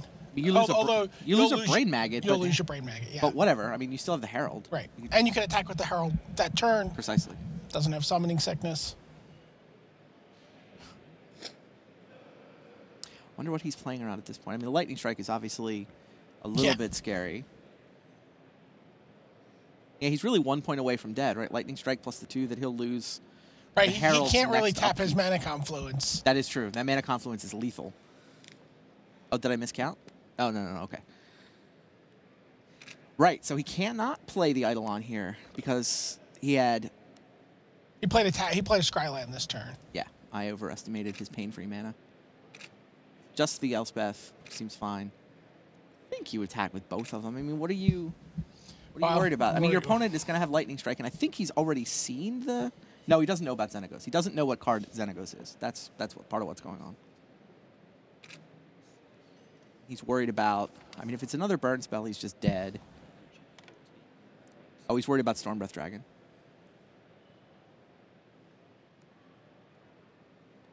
Oh.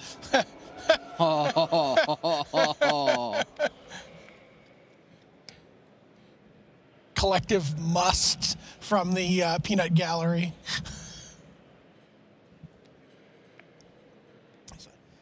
And Gucci's like, wow, I wish I had one of your Eidolon Blossoms right now. How does Nam get out of this? There's no life gain. Can't win the game before that draw He goes phase, to right? 4, plays a land, goes to 6. Right. Even if his heralds, he could somehow just destroy his own heralds. It doesn't work. He can't get the Lightning Strike out of his hand. Yeah, now you can see his face. He's like, it was so close. He was. I thought he had it. I mean, when he found that Hero's Downfall for the Elspeth, I thought that was the turning point. But you know what? Sometimes the red deck just top decks a couple of Lightning Bolts. Or Lightning Helix, even. Yeah. The little bit of the drama comes out of it when you can see the top of the deck. Yeah, I wasn't able to set it up with the Windmill Slam this time. The top of the deck, Lightning Strike. Yeah, exactly. Not quite as dramatic, but just as lethal. Man, yeah, he's just dead. Manguchi went from I am going to be down a game to I'm going to be up a game.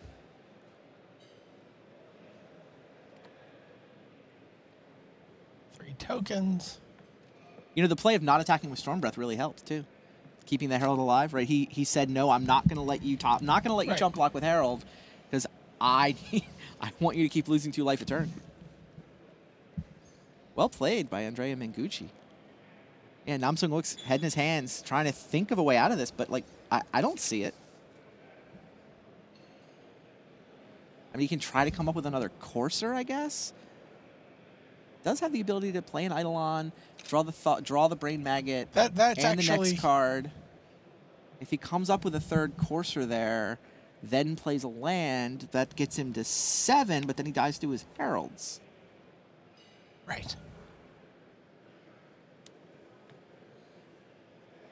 And Manguchi's at 14. Like, he can't deal 14. 2, 4, 6, 7. He's only got 13 power in play. And obviously there's 5 blockers on the other side anyway.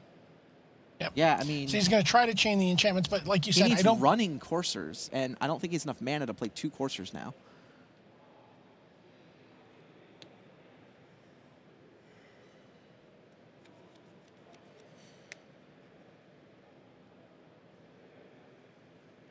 Crazy game.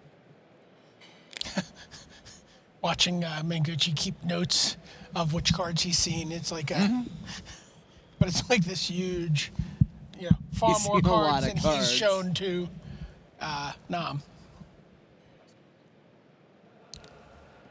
Yeah, Brain Maggot, draw 2. Yep. Maybe you'll forget to Lightning Strike me in response. Yeah, I guess that was his out. That was his best chance. Oh, here. You do get a...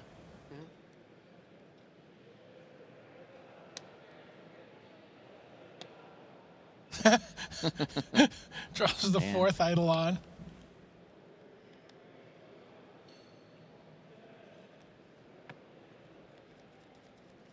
I don't even know what he could be representing, right? There's no bluff that he can make. cast Thoughtseize and go out like a man here. Yeah, scoops him up. Wow. Andrea Mengucci. King of the Hill wants his crown back. Yeah. Maybe Nam Sung-wook's worst play was to take that title by defeating Pat Chapin yesterday. You know, Mengucci said he really enjoyed being King of the Hill. You know, enjoyed the attention. He enjoyed playing under the spotlight, which I think for a player of his, you know, relatively small experience size is pretty impressive. You see a lot of players will wilt under those spotlights. But let's take a look at what Mengucci's going to be doing here in Game 2.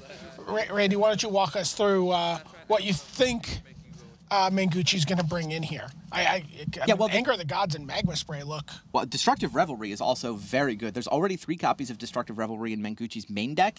And, I mean, when I talked to Andrea this morning, he thought that was going to give him the edge in this matchup because he's playing against a Constellation deck, right? It's all enchantments. It's this Eidolon of Blossoms enchantment-friendly engine. And so those 3 main deck Destructive Revelries really are the key, and Mengucci thought that was the key. And I guess that could have been some of the burn to finish him off there, right? He doesn't have to top deck Lightning Strike. He could have top decked a Destructive Revelry to get through some burn. So that 4th one, that one's the first card that comes in. Okay. Yeah, I do think that I do think you want Magma Spray against the. Well, I mean, how many ways do you need to kill Eidolon of Blossoms?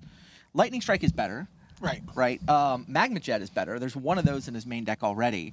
Like, I don't know how many things you want to burn. I mean, I guess killing Brain Maggots is good, so maybe some number of Magma Sprays. But, like, I don't think you go 4 Magma Spray, 3 Anger. Right. That's for the aggro deck. Are you definitely bringing in the Anger? No, I don't know. That's what I'm trying to sort out in my head. I think you probably want some amount of that. I think Anger is better than Magma Spray because Nam is going to be exploding his board sideways with the Eidolon, right? He goes off and, you know, he puts permanent draw a card, draw 2, and, you know, you can undo all of that. You can kill all of the Eidolons. You can kill the Brain Maggots with Anger.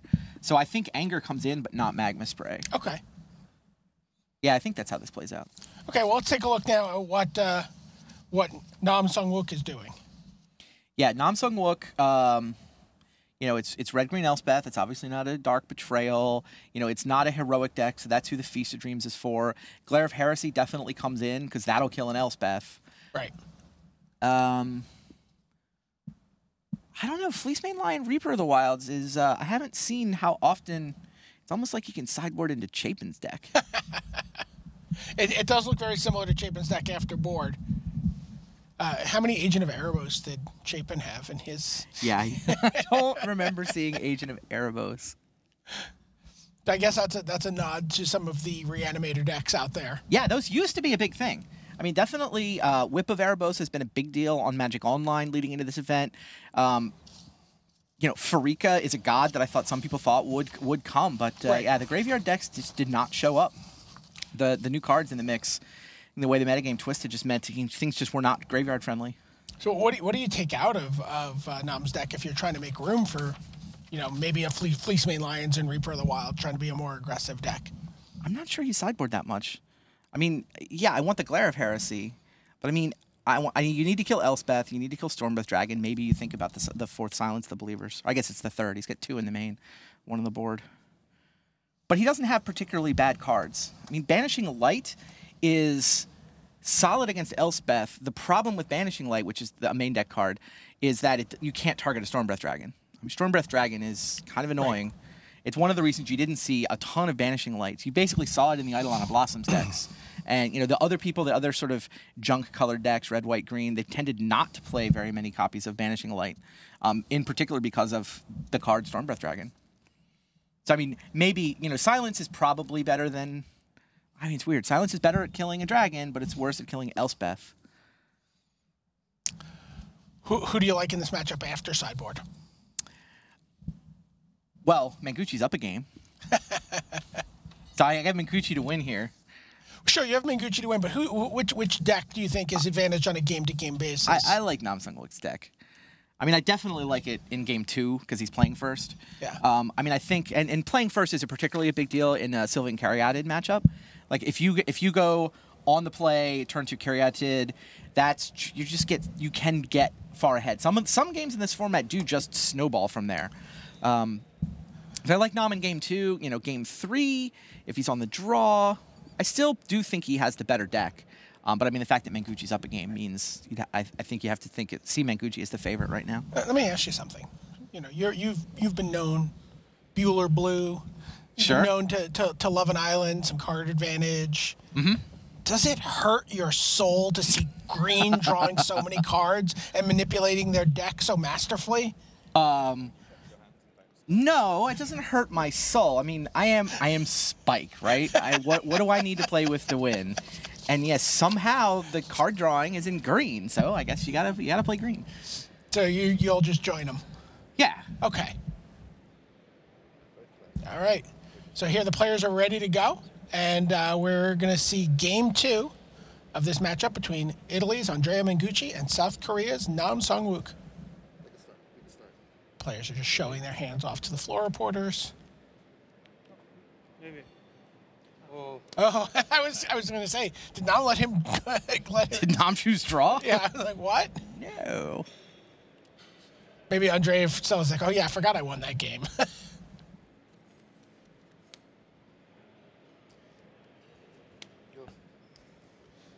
We were debating yesterday which adds more tournament time to an event, Scrylands or Fetchlands. Oh, it's Fetchlands. If scrying doesn't take as long as shuffling. If you watch some of these guys tank this weekend. No, it's not as bad as shuffling. It's also more interesting than shuffling by far. Yeah. Yes, there's decisions being made. I also think Scry 1 is the perfect number. Let's look at this Thoughtseize. Thoughtseize sees 2 Destructive Revelries, a Glare of Heresy, which he brought in for opposing Elspeths, and Fleecemane Lions, 2 Stormbreath Dragons. Interesting. So he's got 4 mana available next turn. He does have the double red. He only has single white so far.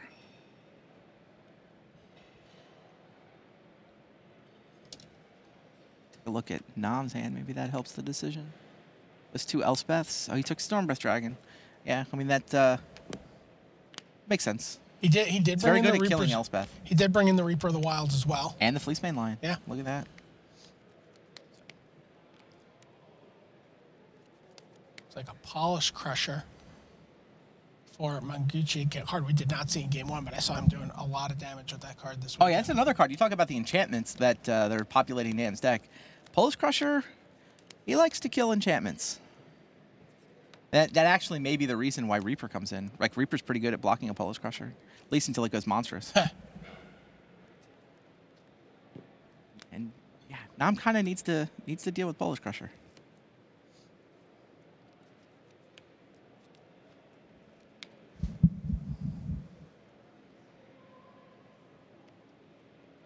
Protection from enchantments, so you can't even Banishing Light it.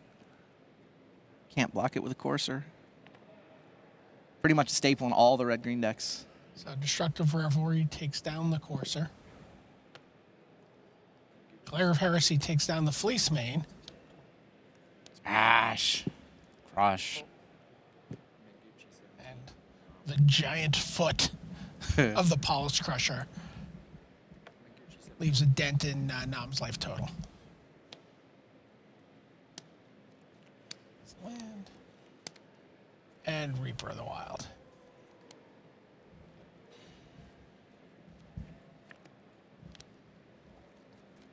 Reaper is now going to hold off that Polish Crusher for a little while. We see Courser and Elspeth on top. Scryland. Is he going to push Elspeth? Wow. He's like, am I really going to do this? He's got mana for the Stormbreath Dragon next turn. Yeah, he does not have the second white mana for Elspeth.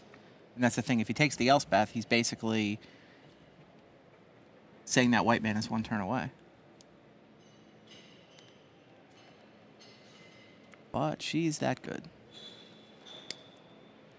Right, he's got the Courser, so even if the land's on top, he gets to play it. Yeah. You're still got to dig for it. So it's only half a turn away in this weird way. Half an extra turn.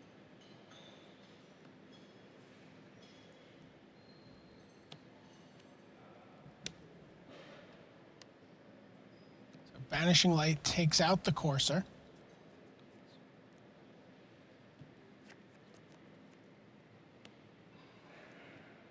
Stormbreath Dragon gets in for 4. I mean, the 6 mana is also good for Menguchi, even if it's not white, because it turns on the monstrous ability of Polish Crusher. Right. To let him. So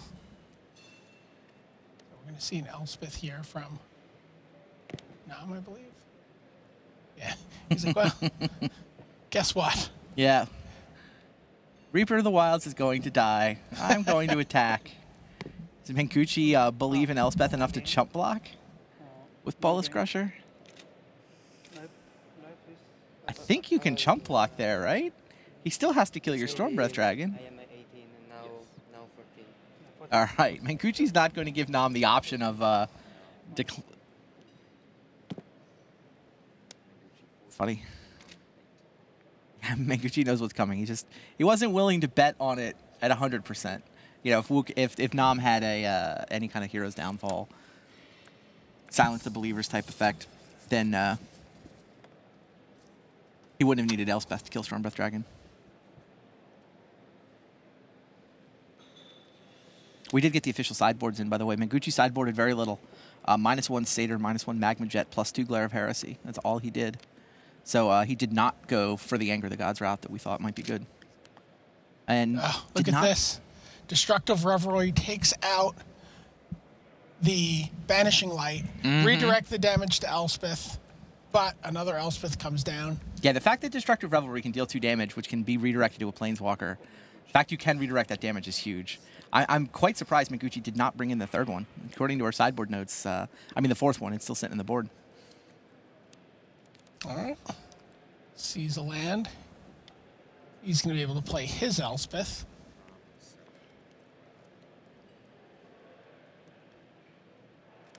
Nope, decides not to. What land did he play? There's only 1 white mana. Well, this is the Sylvan Caryatid make a white mana? That's the only white mana. Oh, those are the red-green lands. Up there. Yeah. Oh, I'm sorry.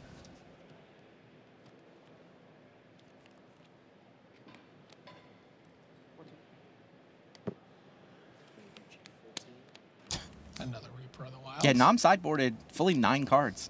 +4 Fleecemane, +3 Reaper, plus a Silence, plus a Deicide. And took out 1 Thoughtseize, 1 Eidolon, 1 Herald. Took out all 4 Brain Maggots. Then trimmed a Caryatid and a Banishing Light. I believe we're going to see a game 3 here. Looking that way. We're not too far from flying, flying Reapers. Yeah, the fact that Menguchi hasn't been able to find the 2nd white for Elspeth is certainly crimped these last few turns. But, I mean, Nam looked like he was in decent shape anyway. Yeah. Yeah. There you go. Just skip. Let's go.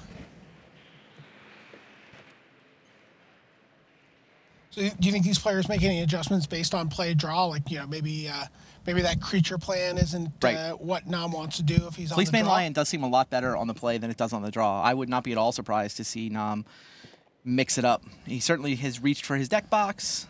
Yeah, that's what I was waiting to see. See what he does. Does he just shuffle them all in? I mean, not a lot of Pro Tour experience on either side of this table. But, I mean, Nam has looked... He's been on a heater. He's been doing well at Grand Prix, and he has put in a ton of time on Magic Online. Yeah, as well. he's actually at the top of the, I believe, Constructed Player of the Year standings. Yeah, Rick was talking to Li Shitian at the break about that. Oh, okay, he's given away the fact that he's only sideboarding 1 card. He did not shuffle the sideboard in, so we know he's changed exactly 1 card. They don't teach you that on Magic Online. Yeah, I mean, Elspeth has certainly been a big card here. We see both players have cards in their sideboard specifically to deal with it. Let's take a look at Elspeth while we're waiting for these guys to finish up. Mythic Rare from Theros. You know, people were really dismissive of this card. It's 6 mana. At first glance, it's a 6 mana Planeswalker. How can you make a 6 mana card playable? Well, but Elspeths have got progressively more expensive.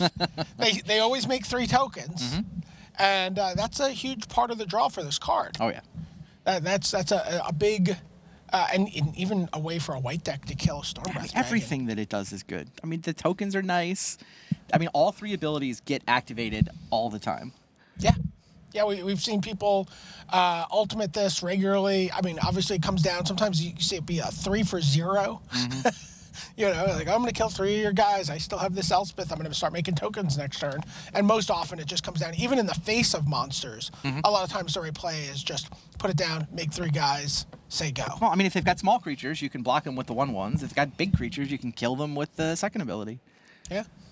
Yeah, just a phenomenal card. And again, you know, things like Glare of Heresy in these sideboards. Yeah. That is there almost exclusively for Elspeth. Yeah, it's also, it means flying is good. I mean, you see Herald of Torment, you know, the Surprise Bestow, that can kill an Elspeth. It's part of it. I mean, Stormbreath Dragon wins the fight against Elspeth, you know, not often enough to be relevant. Prognostic Sphinx obviously has been a huge card all weekend. I was just going to say, the biggest impact that Elspeth has had on this Pro Tour has been Prognostic Sphinx. Because people ended up, all the teams ended up coming to Prognostic Sphinx. They're like, okay, I need this thing that I can attack an Elspeth with that won't die to Elspeth's second ability. Yep. Oh, and it won't, and all that spot removal. It's, you know, and it was sort of like, people were like, if A, then B, then Prognostic Sphinx. Yeah, it turns out the best thing you could possibly have in this format is a 3-power flyer with Expert. Second best thing. Oh, what's the first best thing is Prognostic Sphinx with a Savage Surge. Sure. Let's take a look. We were talking about Stormbreath Dragon. Let's take a look at that bad boy. There you go. It's a dragon. Dragons have always been good. Oh, yeah. Flying, haste, protection from white. Unbelievable. Haste, the monstrous ability. I mean, you know, yes, you know, it says deal with players who've cast Sphinx's Revelation, but what about someone who's been working to Eidolon Blossoms for a couple of years? The protection from white. I mean, is that like the biggest part? You know, would this card be as popular? Would it be as all over the place as we've seen it without that protection from white? Not even close. I mean, in Standard, it's been fending off detention spheres ever since it was printed. You know, here it's banishing light. Those are very relevant cards. That protection from white was, I think, required to get this guy to the point where he could actually do the other things he's designed to do, like kill the planeswalkers and kill the enemy players as well. Yeah, I mean, just and the monstrous ability is you know, he gets very big for a very reasonable amount of mana. You know, and oftentimes he's only doing a couple points. You know, usually there's only 1 or 2 cards in players' hands. Yeah, it's more about the +3/+3, I think. Although sometimes that damage can be redirected to a planeswalker. Exactly what I was saying. A lot of times you're like, oh, let me finish that off. Let me get your cure. Let me do. Pretty insane card. It looks like Andrea Mengucci, if he's going to regain the King of the Hill, he's going to have to do it with 6 cards. He sent back his opening 7. He mulliganed game 1 as well. Yeah. Nam is showing his cards to the spotter, so that means he's stuck on his 7. Yep.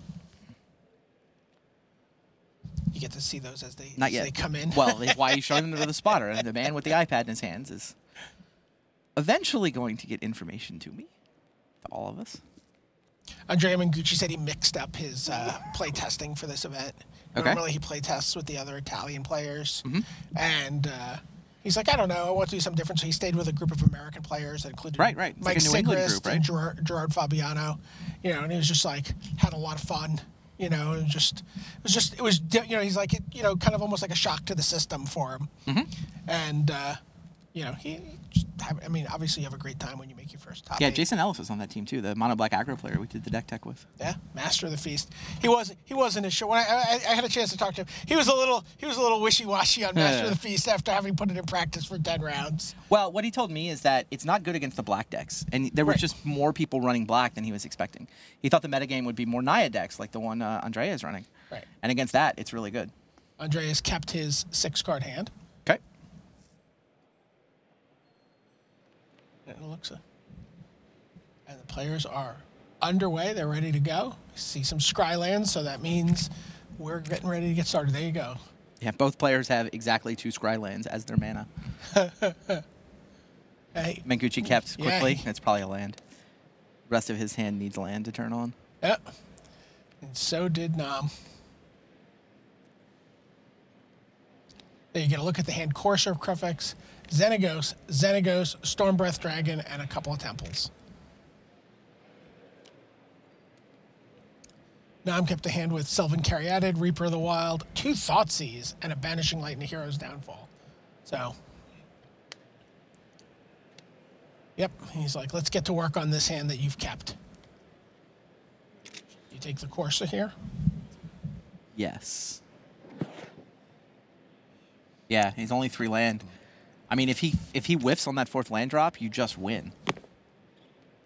And Courser obviously digs him an extra card. Like, you're just up a whole turn. And it's good long game, and he wants the 5th land for the dragon. Yeah, I take Courser.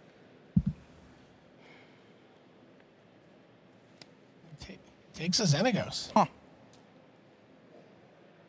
He says, hold on, let me finish writing that down. Don't put your Well, hand away he's got the just yet. second Thoughtseize, right? It's a comes into play tap land. So Courser's not happening next turn. He can take it with next turn's Thoughtseize if he wants to. There were 2 Thoughtseizes, right? Yeah. Imagine that part. Cool. I mean, maybe his hand is just soft as Xenagos, but If you take one, you're going to take the second, I would I assume. guess. I mean, he does have a Hero's Downfall. Actually, you could figure I've got Hero's Downfall for one of them. All right, here's the other Thoughtseize. What was the plan here? You see a Glare of Heresy has been added to the mix. He still whiffed on the 4th land. Okay, yeah. No, he took the Xenagos. Wow, okay. Yeah, and Manguchi was like, you pointed to the Xenagos, right? There's a Sylvan Caryatid. I mean, you do get to. I mean, he can Hero's Downfall the Courser now, but not before he Not before you gets get to go this a card land drop. deeper, yeah. Okay, it's not a land. But that's... Oh, he drew land off the top that turn. Draw one, gain a life. Scry, he's like, I'm not even going to... Oh, he's thinking about scrying? You kind of have to push that here, don't you? Yes. When you want, if you get a land, you're going to have Stormbreath Dragon. Yep.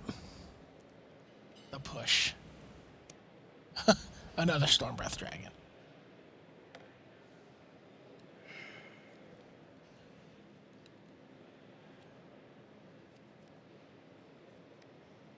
So I guess we're going to see Banishing Light here. On the Courser. Or do you just go right to Reaper of the Wilds? I don't know. Nam does not seem nearly as worried about Courser as I would be in his seat. I mean, I'm sure he's played the matchup plenty more than I have, but... Yep, goes right to Reaper of the Wilds. Yeah, and there's the land. How many untapped lands are in Manguchi's deck that he could have hit there? Oh, there's one on top, but you see him like... A lot. 5 mountains, 7 forest. Wow. You see him pound the table a little bit as he has to scry that forest away.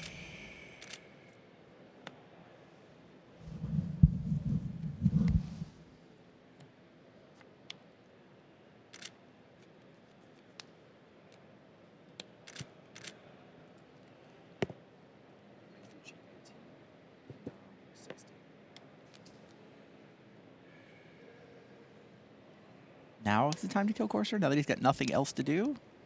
Yeah, okay. Yeah, because now nothing he has, else to do. He has mana up to Fine, Hero's fine. Downfall to Stormbreath Dragon. Yeah. One of the Stormbreath Dragons. I like Scry so much better when there's a Courser in play so I know what's going on. I like knowing what he's pushing. Yep, Stormbreath Dragon eats a Hero's Downfall. We're down to... Scry trigger from the Reaper.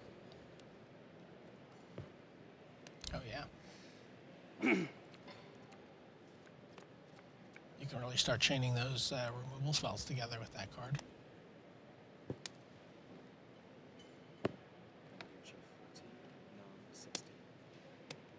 He's just got Caryatid in a land. No cards in hand. He's empty.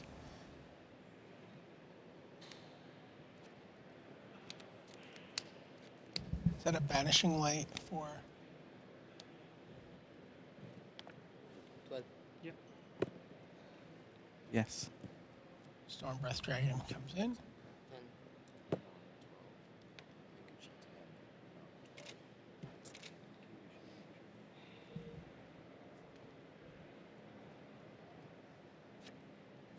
Land turns on monstrous? Yeah, the hand's not yet updated. It's showing another Storm Breath Dragon in hand. That's Hero's Downfall was the draw.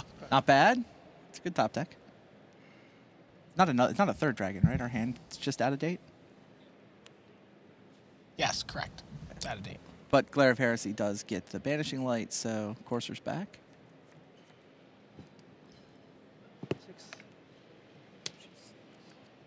Police main off the top with the mana to monstrous it. Wow.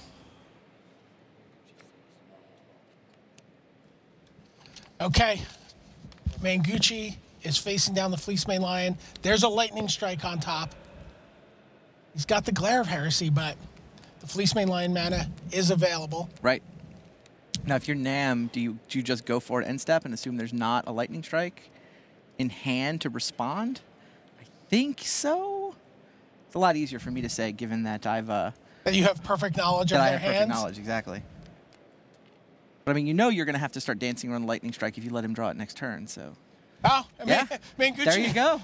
punctures the balloon. He says, Monstrous, "No, I don't have anything." Reaper, Manguchi fesses up. I got nothing. You got me. Congratulations to Nam Sung-wook. He remains the king of the hill, and he advances to the semifinals of Pro Tour Journey into Nyx. Not bad. NSW on Magic Online. Indeed. Top of the standings. He's looking to get to the top of the standings here in Paper Magic as well. Quite the semifinal shaping up. Yeah, these semifinals are going to be quite gaudy. Yeah. One left, though. 1 quarter left. Hey, welcome back. Brian David Marshall, Pro Tour Hall of Famer Randy Buehler. Yeah, there's 2 Storm Breath Dragons, and just I'm just 1 turn off. Yeah. 1 turn white. Yeah, and Nam decided, he wasn't going to go for sort of the mana screw victory by taking the Courser. He was like, I'm not going to win this by messing with your lands. I'm just going to get all your creatures and then smash you with my Reaper and my Fleece Mane Lion. Like, he sideboarded into this sort of mid-range creature deck like the one Chapin has used to get to the semis, and worked out. All right, we have one more quarterfinal to get to. We're going to send it back to the news desk. Those guys are going to set the stage for us, and then we're going to be back with one more round of quarterfinal action for Randy Buehler, Brian David Marshall. All right, thanks so much, guys. Brian David Marshall, Randy Buehler there, bringing you all the action in quarterfinal 3. Andrea Manguchi, king of the hill for many rounds, Zach Hill, but he will not be king of the hill when it matters most, when the trophy gets raised. That's exactly right. We saw his enchantment removal package, very powerful game 1, but basically transformed into a hexproof deck with Fleece Mane Lion and Reaper. Was able to take games 2 and 3 with when Manguchi didn't have any answers. We'll have a lot more chance to talk about Nam Sung-wook, but I do want to just reiterate what a fantastic weekend it's been for Andrea Manguchi. You had on your knuckles, focus on what you're doing right now. It is so tough to do that when you've had a day so unexpected. At the front end of day 1, Manguchi said, "Oh wow, I'm playing the Pro Tour champion, how unfortunate, I'm expecting to get battered." Proceeds to win all day long until he loses to Patrick Chapin in round 8. And as you see the bracket there with Nam Sung-wook advancing, Manguchi just a tremendous job, particularly of coming back on Saturday morning, Zach, and starting all over again, go from 7-1 to 10-1. How tough is it just to bring yourself back after an adrenaline-filled, feature match-filled day 1? Well, I mean, it's incredibly tough, right? I think the feature matches serve to focus you. They help keep your head in the game. They help you realize, what's on the line simultaneously, but also they help you be present in the moment, not really dilute your focus to anything else. After the next day, though, you're exhausted. And to go from being under the lights time in and time out to, just kind of sitting in the pack really for the first time of the tournament, that's not an easy thing to do. So congratulations to him. Also congratulations Nam Sung-wook, NSW. Those initials are really turning into something special here at Pro Tour Journey into Nyx. But we are going to head in now to our next quarterfinal. We're going to gear up for Reed Duke against Yuki Ichikawa. So why don't we take a look at Reed Duke? Let's see about his career. He's 24 years old. He's on Channel Fireball, The Pantheon. There you see him with the trademark almost smile. There's never a smile far away for Reed. $104,000 in lifetime earnings. That's going up round by round, guaranteed 5 figures again for making the top 8 here. This is his first Pro Tour top 8, but look at all those Grand Prix top 8s. He's got titles aplenty there. GP Nashville, for example, the runner-up at the World Championship in 2013 behind Shahar Shenhar, and of course a former Magic Online champion. How did Reed make it to the top 8? Let's take a look at his path to the top 8. He 3-0's his draft against the best name in the whole field, which was Razglad Colome of Romania in round 3. He played for there. I wonder whether he was Razglad or not. Patrick Chapin, he lost to in the first round of Block Constructed, and then a real rogues gallery. Trey Van Cleve he beats, Even Flock, Rob Doherty, and then Vidyanta Wijaya to close out day 1. Back we come, draft again, and you notice 1, 2, 3, 9, 10, 11, 6-0 in draft. And Zach, let's go back to Saturday morning. It was an incredibly stacked first table that we saw. Not just Reed, but you've got Patrick Chapin in there, you've got Joel Larson in there. It was a monstrous table to come out of at 3-0, one of the big reasons that Reed's into the top 8. That's exactly right. I mean, we've seen dominance for Reed. One of the things about this tournament, we've talked about block being a format where you're going from 0 to 60. Reed has that advantage by being on arguably the best team functioning right now. What Reed has the advantage of playing Grand Prix week in and week out is really being a master of the limited format. We've seen him have team success with his teammates William Jensen and Owen Turtenwald, and that makes him probably a favorite going into really maybe any pot in this tournament. Well, why don't we take a look at his main deck list. This is what Reed Duke is going to be working with. He's playing a bug control deck. Here you see the list. Zach, what are we looking at? It's basically the control deck we've seen under the lights. You have the green package of Sylvan Caryatid, Courser of Krufix that we've seen dominate again and again and again. What makes this deck unique is Prognostic Sphinx, a card positioned very well against Elspeth, as well as any number of the smaller creatures in the format. This deck is resilient, this deck is powerful, this deck is consistent, and this deck has been dominant this weekend. That all sounds very good news. Let's see what Reed's teammate thinks. I can tell you that over at the chairs, we've got Marshall Sutcliffe waiting to talk to one of Reed's nearest and dearest. Marshall, take it away. Hey, Marshall Sutcliffe here, and I've got Owen Turtenwald with me. We're going to chat a little bit about one of your very, very good friends, Reed Duke. Finally cracked through, made his top 8. You had a similar experience earlier. What was it like being on the other side of that? It was great. I mean, if you just saw Reed after he had clinched top 8, I mean, after he won the match, he knew he could draw into top 8 the next round. He was happy, but it didn't truly show until he came out from around the rail, saw all of the people supporting him. I mean, he was just, his face was bright red. He was hugging everybody. He was loving it. You could tell that he was just so happy and proud, and he had a good right to be. He did. Super special event for him to makes the top 8 of the PT. You're here. Huey's here. And his brother Ian was here too. I know that those are 3 people that are really important to Reed. Out of you 3, who was the biggest cheerleader for Reed on the sidelines? You not close? Hard to say who was the biggest cheerleader. I mean, I think we were all just super, super happy for him. And yeah. We noticed that we were looking at the graphics board, and you noticed that Reed managed to beat somebody named Rares in the draft portion. Yeah. We figured once he did that, there was no way he was going to not top 8 the event, right? Yes, of course. Now, talk to us a little bit about the prep work after a player top 8s for the event. I know that sort of the standard issue is to cram a bunch of games to try to get the matchup worked out as well as possible. Oftentimes with the teammates doing that while the player sleeps. What was your guys' approach? Well, one way you can do it is you can stay up all night, play a ton of games. You can have your teammates play games for you, which is good. It's a helpful guide, but ultimately, and I even told Reed this before the top 8, I said, trust your judgment. If I tell you definitely board like this, don't board like this, always make this play in this situation, it's not as good as if Reed just does what he thinks is best. That's what he's been doing all tournament, and he's just been destroying all of his opponents with it. So it would be silly for him to trust someone else's judgment over his own at this point. Sure. So did you and or Huey or anybody else from Channel Fireball, the Pantheon, sit down with Reed and play a bunch of games late into the night? What was your approach there?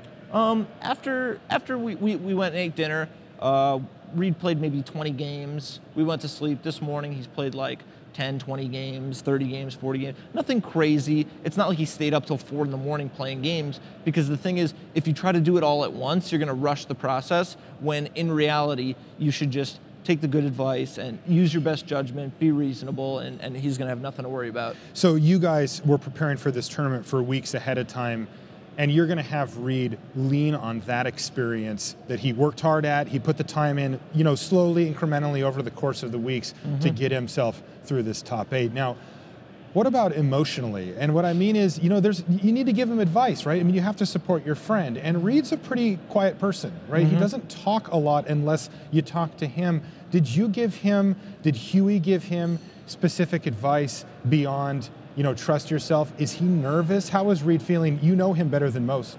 It's hard to say exactly how he was feeling, but my best guess is he's nervous, as anyone will be. But Reed is super, super smart, and the thing is, anything you tell him already, he's going to just know. You can't be like, oh, don't be nervous, because he's going to know that if he's too nervous, it'll cost him. But it's just a reality of things, and it's hard to give somebody good advice other than try your best and be thoughtful. He'll still politely nod, though, right? Yes, of course. Thanks, Owen. Yeah. I already know. So, this is his first top 8. How many top 8s career for Reed Duke before he decides to hang it up? I want a prediction from Owen. I mean, Reed is one of the best, if not the actual best player in the world, as long as he stays to continue to practice at the rate that he's been playing at and continues to play in Pro Tours. The sky's the limit. Yeah, you know, he's going to be ranked #1 after this tournament. He's currently #2 on the top 25 pro rankings. So we're going to see him even jump up a bit from there. Now, I want to flip it back. When you top 8'd your PT, Reed was there to cheer you on as well. What did he do for you that helped you get to that point? A lot.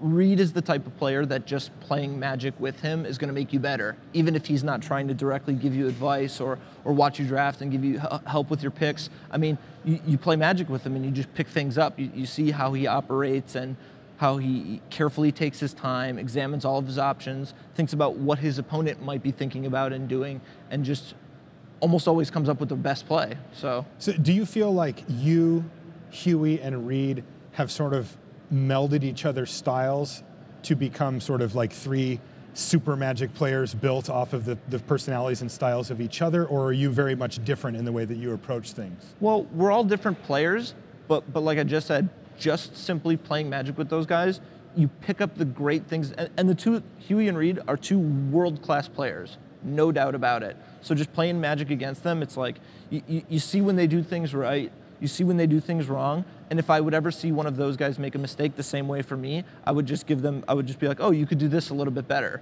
Oh, have you considered this option? And that's huge. Yeah, that is huge. All right, well, for this world-class player here on Marshall Sutcliffe, let's send it back over to Rich Hagan. All right, thanks very much to Marshall and, of course, to Owen Turnwald. Great guy and terrific Magic player. My goodness me, yes. He's going to be nervous watching Reed play for sure. But it takes 2 to tango, and who have we got elsewhere in this quarterfinal matchup? Well, we go to Japan and we go to Yuki Ichikawa. There you see him. The man is 26 years old, just over $1,000 in lifetime earnings. That's going to go up by quite a lot, it turns out. Also, his 12 lifetime pro points. He's playing in his 3rd pro tour. Hasn't done particularly well at the first 2. He sure sorted that out. His Team Japan, there were a few Japanese players who banded together, but to be honest, not the powerhouses of old, not the Yuya Watanabes, the Shuhei Nakamuras, the Hall of Fame Kenji Samuras, and so on. So a phenomenal achievement to reach the top 8. Let's see how he did that. His path to the top 8 looks something like this. Opening with a loss, which is always tough. My goodness gracious me, Zach Hill, he went lose, get to 2-1, 2-2, and then 2-3. What kind of, that's crazy stuff. Yeah, it's really hard to convey unless you've been in that position before, how difficult it is to come back from a record like 2-3 and day 2, much less make the top 8. I mean, you're beating yourself up, you're thinking about everything that went wrong, you're reconsidering your deck choices. So to have the focus and the fortitude to be able to rattle off win after win after win after win, truly incredible achievement. Yeah, and when you go from 2-3 up into the realms of 7-3, and then, oh, by the way, you'll just knock out Willie Adel and Chris Fennell in round 11 and 12. Just extraordinary. He is going to be playing red-green Elspeth. We are going to get to the match because it is time for our 4th quarterfinal. Reed Duke, Yuki Ichikawa here at Pro Tour Journey into Nyx.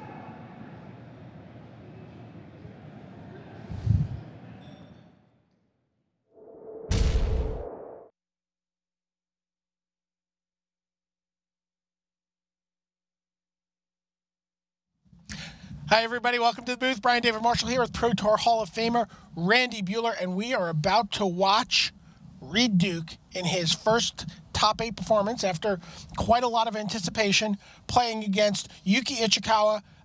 Also in his first Pro Tour Also top in his 8. first Pro Tour top 8. Ichikawa turns out very popular Magic streamer in Japan, by the way.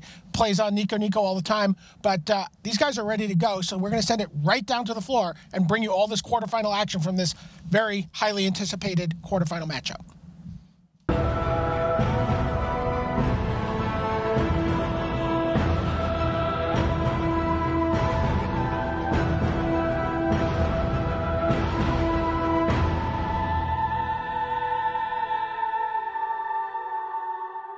Hello and welcome to the quarterfinals of Pro Tour Journey into Nyx. I'm Brian David Marshall, joined by Randy Buehler. There is only one seat left in the semifinals, and these two players are going to have to kill each other in order for one of them to get there.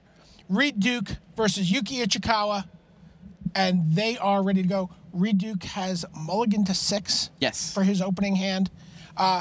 His hand's pretty solid, though. Okay, tell us what his deck is and tell us what he's facing. So he's playing Bug Control. Pantheon, most of them played this. We already saw Jamie Park make the semifinals with lose to Pat Chapin with this deck. We saw Raptor make the semifinals with a similar version, although that was the other Channel Fireball team. They didn't work together. The lists are like half a dozen cards off. So you've seen similar decks.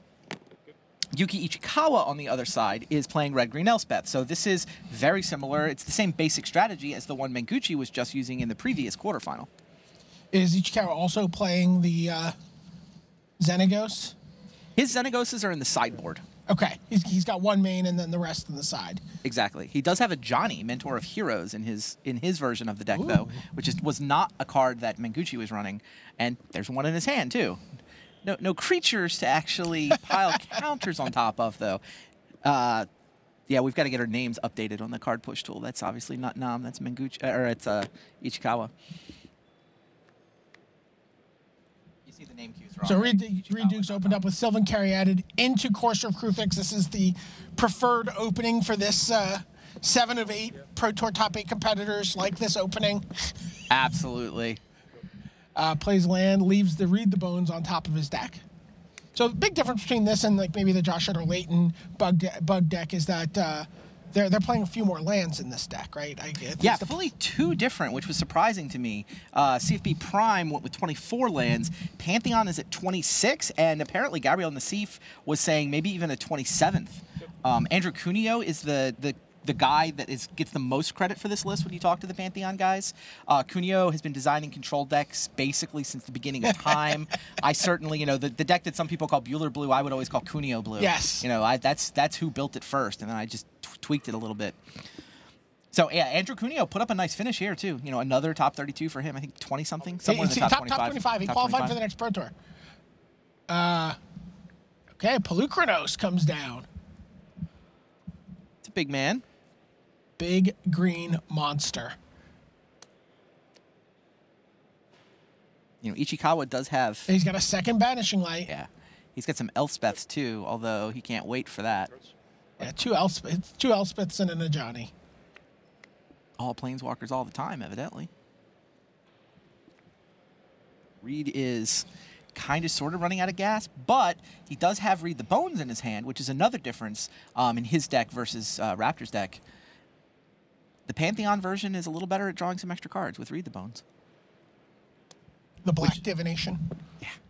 Yeah, it seems quite good. I mean, there aren't many decks, certainly at this point in the tournament. The aggro decks, there were aggro decks on day one who would pressure your life total early.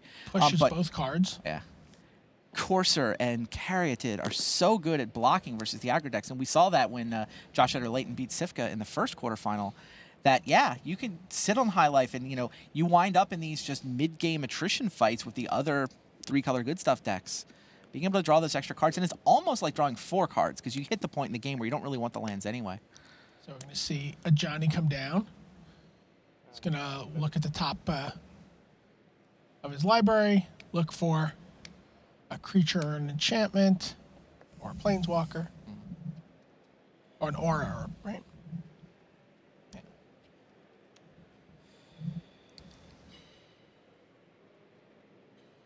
Johnny is a good card. Doesn't die to silence the believers either. Takes Courser of Crufix out of those cards.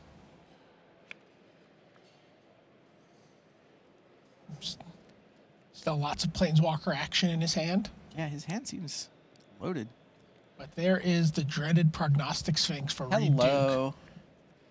That is the signature card for the bug control lists. And I think a card you're going to expect to see a lot of in the coming year in Standard as well. Well, we'll have to see what the Wrath of God situation is like. I mean, I think the reason you're not seeing it in Standard is the presence of Supreme Verdict.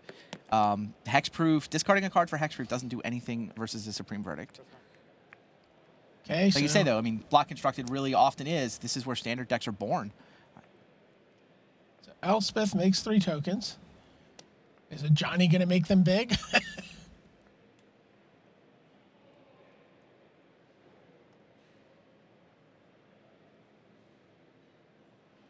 It looks like he's reaching for more dice.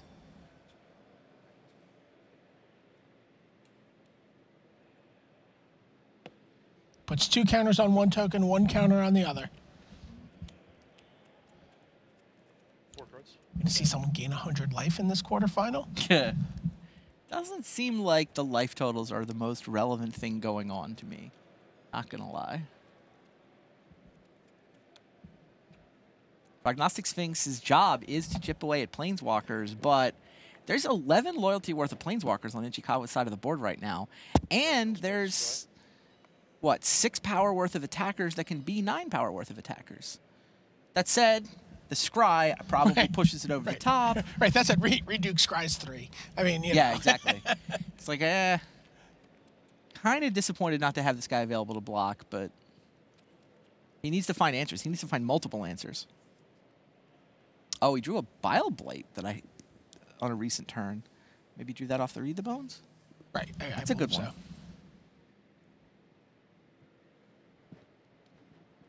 Interesting, Ichikawa did not make a 4 toughness soldier token.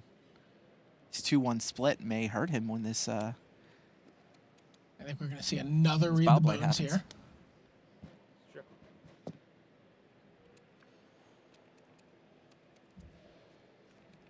You know, Reed compared it to, like, or maybe it was Owen who compared it to drawing 4. The idea that you just get to see so far down deep into your library with that card.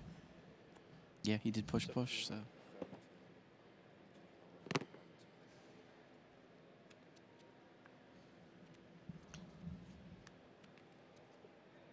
Looking to see, there's one Unravel the Ether in Reed's deck if he wants to let his Polychronos loose.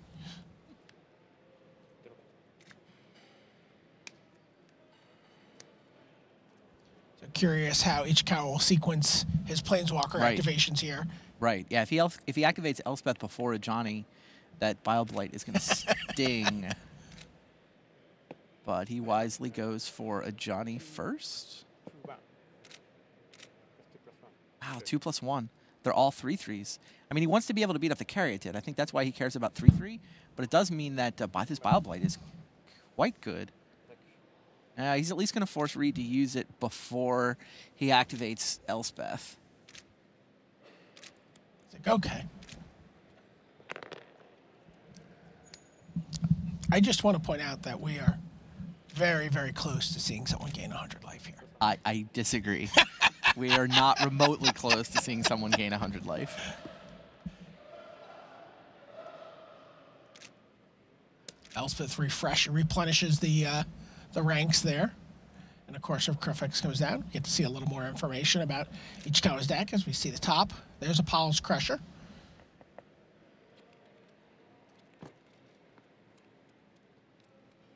Duke, who's holding 2 Silence the Believers, would gladly shuffle both of them back for a hero's downfall.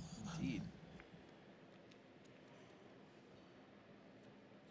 Game up. 17, 20. Yeah. Go. Feels like Reed's been getting ahead, and yet somehow he's way behind. The opponent's got more gas in his hand. I guess it's just the fact that the Silence the Believers aren't particularly relevant to this board state. Attack, strike. So, Prognostic Sphinx gets the job it was assigned to do done. It kills an Elspeth. Yep. But there is still the matter of an Ajani to deal with.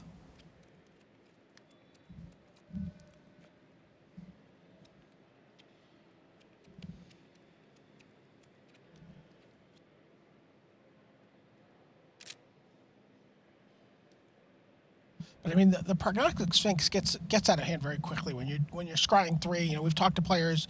We did an Esper deck tech with Shaheen Sarani, and he said, bottom, bottom, bottom. I've practically stacked my entire deck in some games just through, you know, virtue of 14 scry lands and, you know, multiple Prognostic Sphinx activations. He's like, I know what my whole deck was in order. Yeah, we saw LSV play a game in the feature match area where he set up the last 2 cards of his library to be the turn he went for it in a like 3 Sphinx versus 3 Sphinx stare down. Of course, his opponent top decked to break it up. But sure. What are you going to do? It was still, you know, he'd scried cards to the bottom and then knew they were there so that he could sort of, he started playing for that turn with like 15 turns to go or so. Crazy.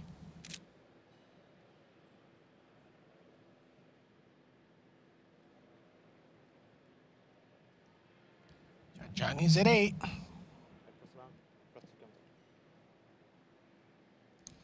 Puts 1 counter on Corsair Crufix, 2 counters on a Elspeth Soldier token, and comes in with everybody. Now Reed does have 7 for silence here. Seems like you do it, right? Silence, yeah, pay the strive cost once, kill the 2 creatures that have tokens on them. That's what's going to happen. Yep. 16. Yep. Reed Take 1. Steadily taking control. I mean, Ichikawa had the 2 planeswalkers going. But Reed is just whittling away. I mean, this is a Prognostic Sphinx game, right? I mean, Reed just keeps finding answers, keeps finding gas, gets ahead a little bit with Reed the Bones. He's just had so many scries that... But Elspeth number 2 comes down. Tokens 3 through 5 come down. Had Reed planted on top? Was it another side? Oh, no, he had pushed all 3, right? Did he push? Oh, yeah, he did. He pushed 3 last turn. I think he just pulled a land here. No, I think it was the second Silence the Believers. Oh. AKA a 3rd Silence the Believers. Sure. Pushes a card. Attacks attacks Elspeth. Scries. Is that a Psychic Intrusion on top? That is one of the choices.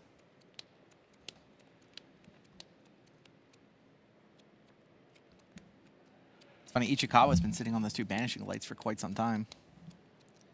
They aren't all that good against Reed's deck.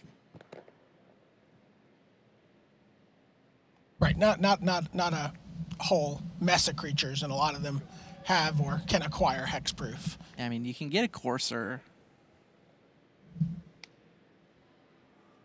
You can get Kiara, but not a ton of targets.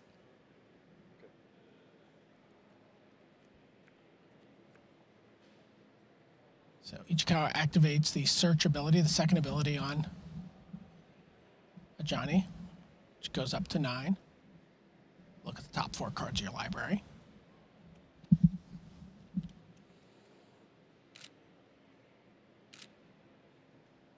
Wonder how many times you have to ultimate Ajani to deck Reed Duke. I mean, the 100 life's not going to change the board state very much in this matchup. Maybe it brings 100 decking life into is play. a lot of life. It's a lot of Courser. It's a lot. I'm sorry, a lot of Prognostic Sphinx attacks. I don't think Reed has 34 cards left in his library, right?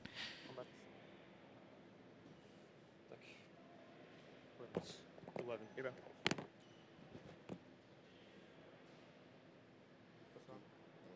Yep. Attacks with 5 tokens. 7 Caryatid blocks 1. 3 more come down. Yeah, Reed needs to. He's only got the 1 Bile Blight in his main deck, so he's not going to be able to come up with a Bile Blight to sweep all those guys away. I'm hearing news from the back room here. There's as much as they would not like to see the game go that long, they would indeed like to see someone gain 100 life. He's got another Johnny in his hand. We could see it. I mean, the real issue in this game is the soldier tokens. Reed already used his Bile Blight. Johnny basically forced him to. The second Elspeth, I mean, Reed can kill it with his Prognostic Sphinx, but yeah, he's losing control of the board. Right. Silence of Believers takes care of the Polish Crusher and a Courser of Crufix. Yeah, that play seems pretty straightforward. And I mean, I think you have to kill Elspeth here. Like, what is it? 8 soldier tokens now, and Reed is on 10.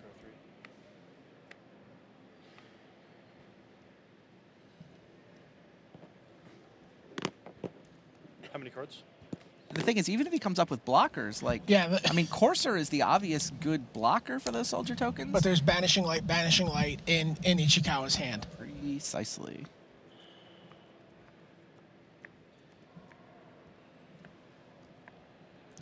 I'm going to do a lap around this booth if he gains 100 life. I'm just telling you right now.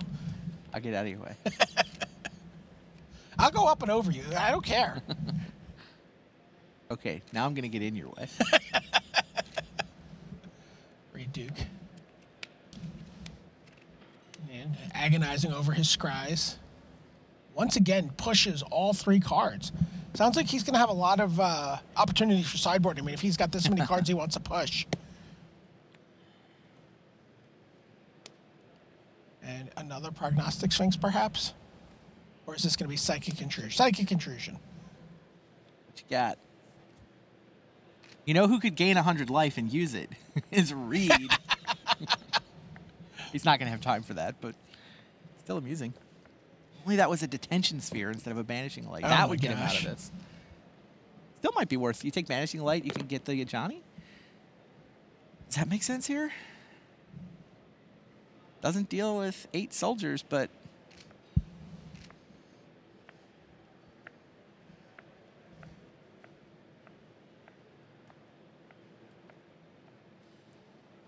he is going to take a Banishing Light.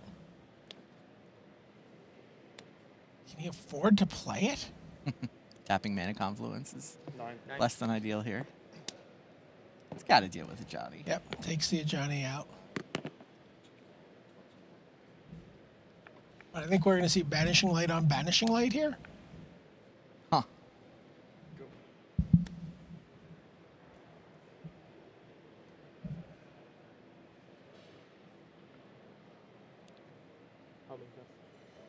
Yeah, you can. And then even if something happened to his Banishing Light, the Banishing Light that came back would be his Banishing Light. And wow, wait, does +3 win this game right here? Did he just decline a lethal attack? I think so. He had a lethal attack if he just distributes 3+1/+1 counters. And Reed's tapped out. I mean, I don't know how Reed gets out of it anyway, but I think he just declined a lethal attack. He just plays the other. Never mind. There you go. He just went a little more camera time. And with it, you know, he wants to still have all these. Is that what's going on?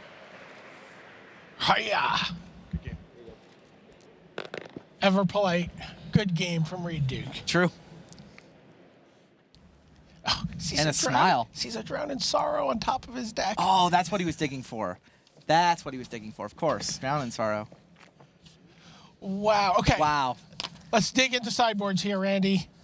Yuki Ichikawa, what is he going to do? I mean, it looked pretty good game one. Is there anything he's going to want to change here? I got to say, though. Okay, fine. Ichikawa's sideboard. I mean, the Xenagoses seem solid. You know, he can overwhelm Reed's ability to chip away at Planeswalkers. Reed's basically just attacking with Prognostic Sphinx. So I think the Xenagoses are solid. I mean, obviously not Magma Spray. Hunt the Hunter doesn't do anything. I don't think Hammer works particularly well in this match. I mean, it's okay. If it goes late, you know, being able to make 3/3s is not nothing.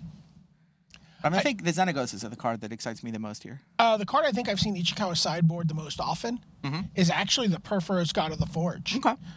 You know, pretty fast clock when combined with Elspeth. Sure, sure. You know, each Elspeth activation with that in play is 6 damage. That's exciting. And that's also damage you can redirect to another Planeswalker, perhaps. That makes sense. So I've seen him using that card a lot in control matchups this weekend. So I'm curious if he'll bring that in.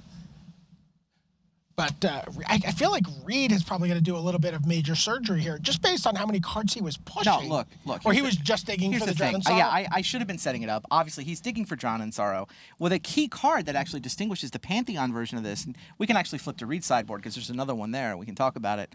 That Drown in Sorrow, there's 3 in the main. There's the 4th one in the board. If Reed just finds a single copy of Drown in Sorrow, like he went through the 1 Bile Blight, there's 3 Drown in Sorrows, and that's what he was digging for. One Drown in Sorrow kills all of those tokens, and then Reed, it felt like he had the Prognostic Sphinx. He kept drawing good cards, but I mean, he looked at 4 cards a turn for how many turns? I mean, he killed 2 Elspeths, right? That's at least 4 attack steps, yeah. Right. It feels like there was maybe another one. I think he looked at least 16 cards, and you know, not to mention the 10 cards he'd drawn before that. But basically, the top half of Reed's library when he shuffled for that game had 0 copies of Drown in Sorrow, and so you know, just the random Elspeth tokens that were left over got him. Kind of a bad beat. You know, that good game from Reed, I'm not convinced I'm the same species at Reed Duke. Like, not just fending off the tilt of failing to draw a Drown in Sorrow there, but to say good game? Like, I mean, it was kind of an interesting game, but the game is only interesting because Reed got horribly unlucky. I laugh because I've drafted with you. So what do you think? Obviously, you think the 4th Drown in Sorrow is coming in? I mean, what do you think's happening? It's not spectacular in this matchup. Sure. It only cleans up leftover Elspeth tokens. I mean, you do what you got to do. Yeah, I mean, I think Ashiok might actually be decent here. There's so many creatures in Ichikawa's deck that Ashiok's being able to steal Stormbreath Dragons and whatnot is actually not bad. Unravel Ether seems like a fine card to me when your opponent has a lot of Banishing Lights and such. Yeah, Unravel seems very good. Ichikawa does have a lot of dead cards in his deck, too. The other thing that didn't happen there, Ichikawa's got 4 Chain to the Rocks in his deck that don't do basically anything against Reed. Right, they basically basically get a Courser. Yeah, which is all the Banishing Lights do, really. Yeah. So, you know, Ichikawa probably improves after sideboarding. And I saw Reed say that this morning. He was saying, I really hope I get game 1. Because things get worse after sideboarding. Oh, really? Okay. Yeah, no, his game 1 is just better. And he was on the play in game 1. And just could not find that Drown in Sorrow. Man, I didn't even... Yeah, he was digging with a mission, and it was the right mission, and it should, by rights, have worked out. You want another good guy Reed Duke story? So, I show up this morning, and I see, and he's sitting next to Jamie Park, right? And you know, I'm asking Jamie how it's going, because Jamie's got the matchup against Pat Chapin, and the 3 of them are all teammates. They're all part of Pantheon. And Jamie is saying, well, you know, I haven't tested the match as much as Pat. You know, Chapin had so many reps with his deck, and everybody on Pantheon wanted to just keep testing the bug control deck. So Pat had sort of accidentally play tested a bunch coming into the event against exactly Jamie Park's deck. And, you know, Jamie is like, you know, I haven't gotten the opportunity to play that much. And Reed Duke turns over next to him and he's like, you know, are people coming to play with you? Because, you know, I can play that matchup for you if you need me. He's got his own top 8 match to play for, and he's volunteering to help his teammate out.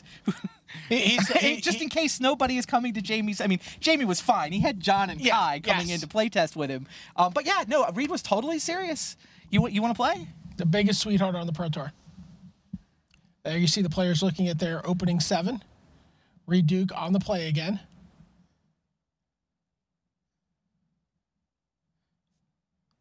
Thinking.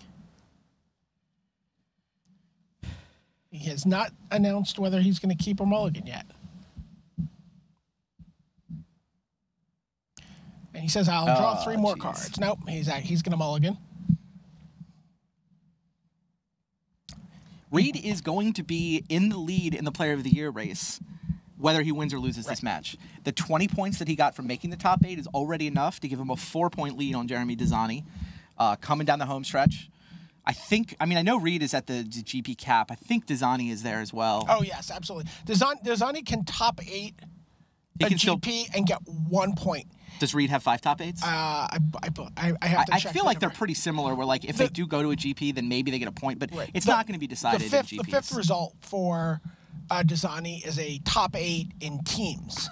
Okay. So he's got 4 top 8s, and then I think Reed's might be a top 16. They might be almost in exactly the same situation with GPs, which means it's not the place for them to chase points. No. It's going to come down to players Portland. are going to get points there. Yeah, I think both of them can get 1 point with a top 8 in a GP. Yeah. I mean, winning it could get you, 3 or 4 or 5, Sure. but you certainly can't play just to win. So the Player of the Year race is going to come down to Portland. Reed's going to come in with a lead. His lead is currently 4. Obviously, he's got more potential to pick up points here, though he's down a game in mulliganing. Nobody else is particularly close. Sifka was capable of getting within, single digits. Wow. But he lost. So I think Josh Utter-Layton is now the guy who can close the most ground, but I'm not even sure he can get within 10 points. So it's really going to be the 2 of them and then a sizable gap in the Player of the Year race going into Pro Tour Portland. I mean, if somebody like Sifka or Raptor or, Owen Turtenwald is still going to be in the top 5, if one of those guys wins Portland, okay, fair enough. But nobody else is going to be even close to those guys without a top 8. Reed Duke studying his 6-card hand. No, he's not going to take it. If he's going to force a game 3, he's going to do it with 5 cards. Jeez. Reed Duke is going to 5.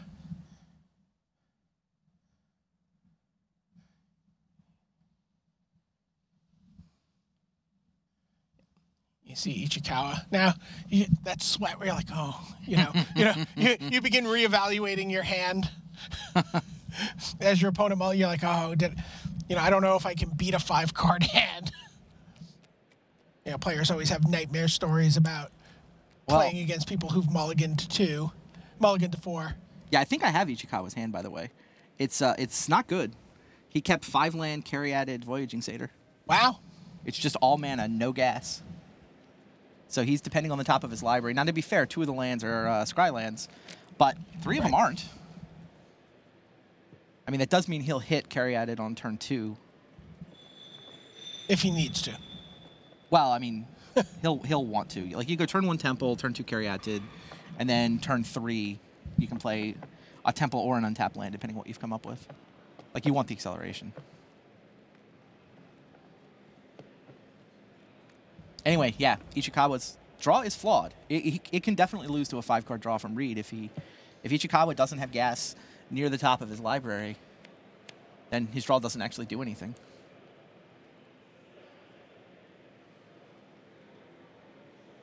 Looks at 5, I see lands.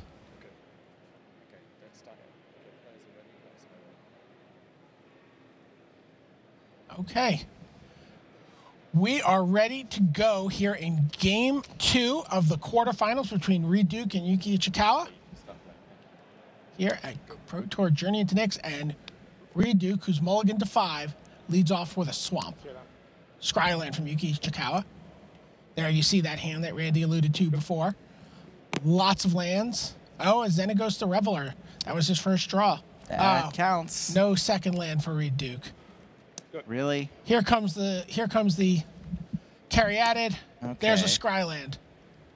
Xenagos is going to get peaks. Xenagos is going to get to throw Satyr in the way immediately, though. Yes, he is. Reed tops it. It probably means it's land. Yeah, he's keeping his card. Untapped land. Xenagos the Reveler. Here comes the Satyr. Get in for 2. Good. What is it for Reed? Reed, we know it was a land because he kept it on top of his deck. He scries again. What does he have in his hand? We can see that he's holding Ashiok Nightmare Weaver, a Prognostic Sphinx, an Unraveled Ether, and a pair of Heroes Downfalls. Oh, a Johnny Mentor. Lean forward. A Johnny Mentor of Heroes just joined the cards in his hand. He's got an untapped land for it.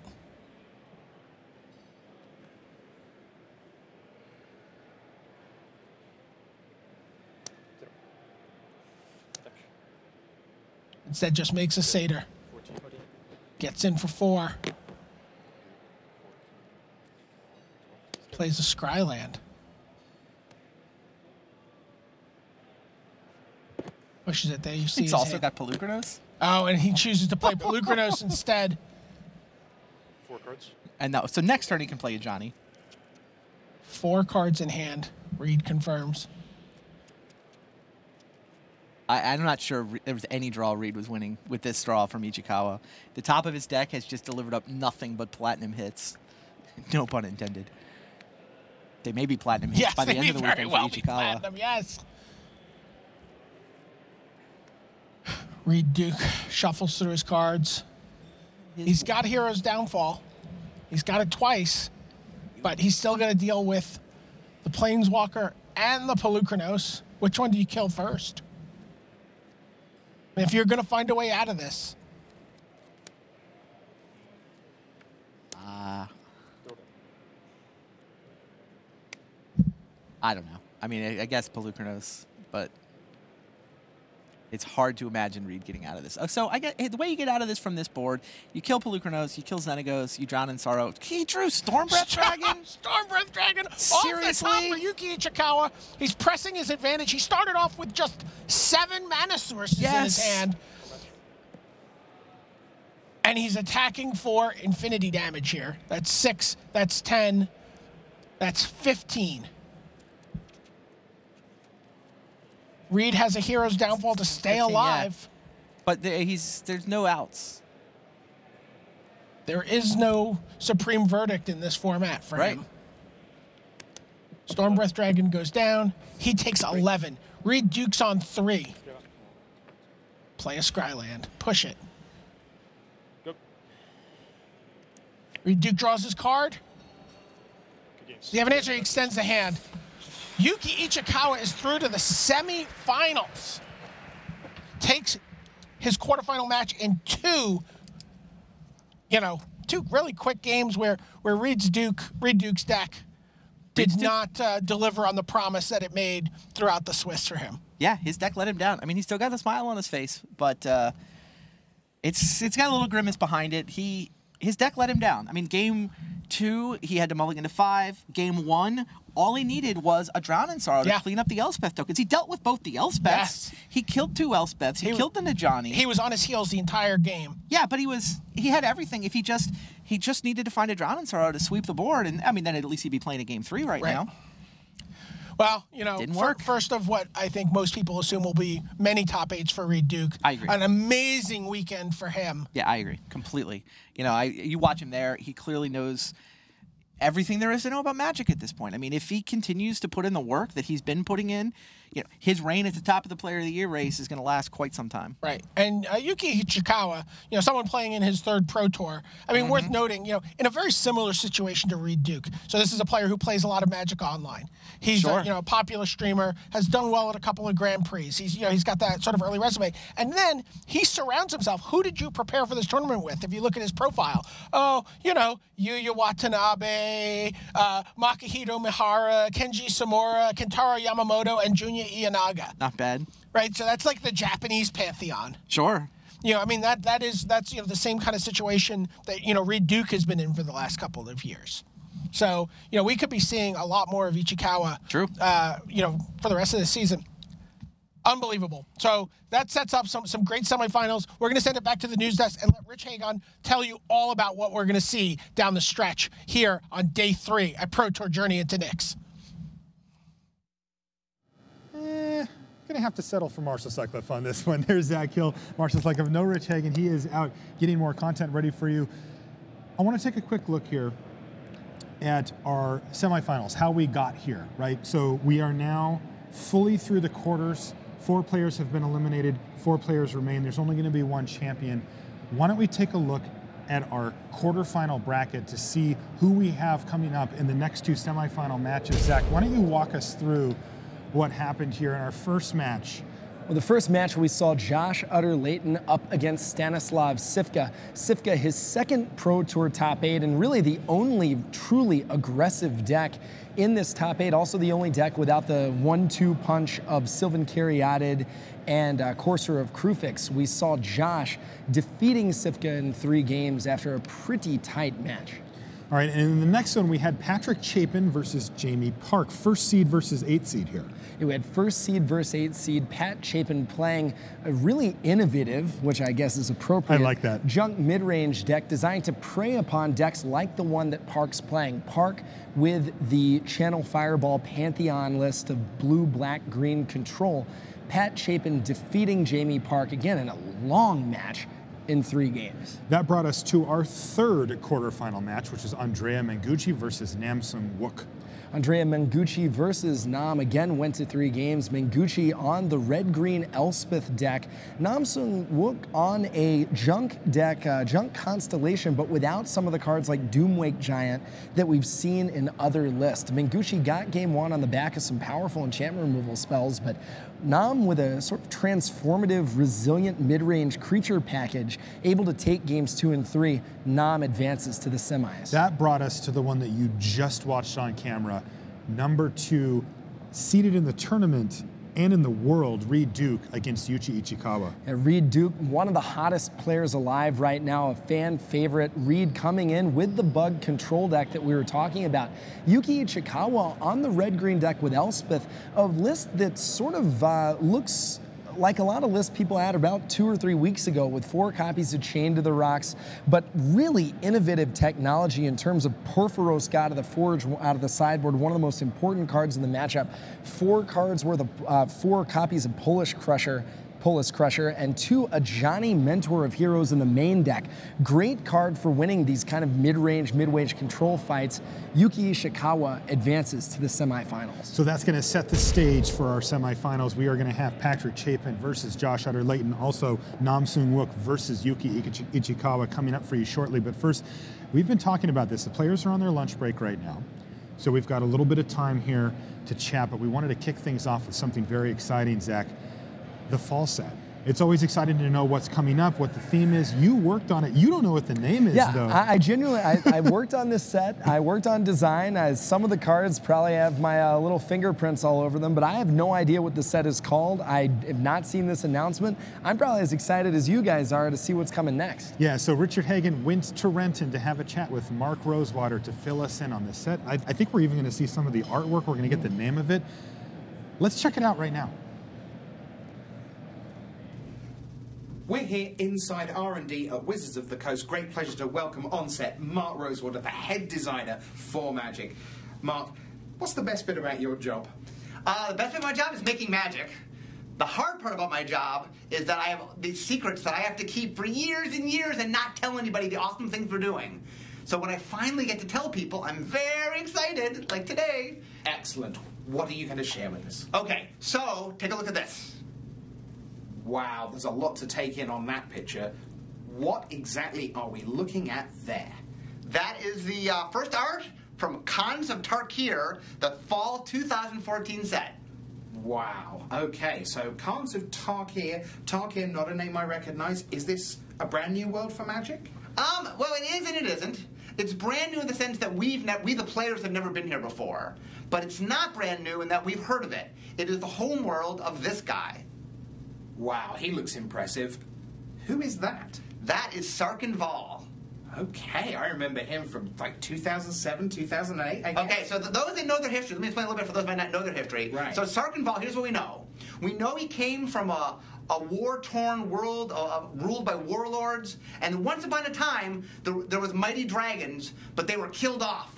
And that he came to worship the dragons, but on his world, they were all dead. Right. Which is why when he became a planeswalker and got to go to other worlds and for the first time see dragons, that he got so excited. Well, I can see how you would get excited seeing dragons for the first time. You've seen plenty of dragons in your time as head designer, but every set has a lead design and also a lead developer. So who's on the team this time around? Well, the lead designer for the set is myself. The lead developer is Eric Lauer. So if you enjoyed Innistrad or Theros, it's the same team that brought you those two sets. That's very much the heavy hitters of R&D. Every set has its sort of structure, its story arc. How is the block structure going to work for this? Well, there's a lot that goes into it. I'm just going to explain the basics. So it's going to be a large, small, large set. But we have a very interesting thing we're doing with the whole. I'm not going to explain this today, but we're doing something very different, something we've never done before. But it's large, small, large. All right, so that's the basic idea. Large set. So we know that Khans of Tarkir is large. That's the first thing. A large fall set, yes. Okay. When then? What does fall mean? Well, it's going to come out September 26, 2014. And like I said, it is chock full of good stuff. Okay, so Khans of Tarkir, it's a new world, the home of Sark and Vol. Mark, lead designer. Eric Lau, lead developer. Large set, followed by small and large, but maybe with a twist, he says. 26th of September 2014 is the big date you need to remember. Mark, while we've got you here, because we don't get near you enough, any other secrets you want to share? Okay, yes. One thing, well, two things. Okay, first off, there's something that people have been asking us to do for quite a while that we're finally bringing back after a long absence in Magic. And there's something that people have been asking us to do that we've never done that for the first time we're doing in Khans of Tarkir. So you get something old, something new, put together in an awesome, awesome fall set. Great, what are those things?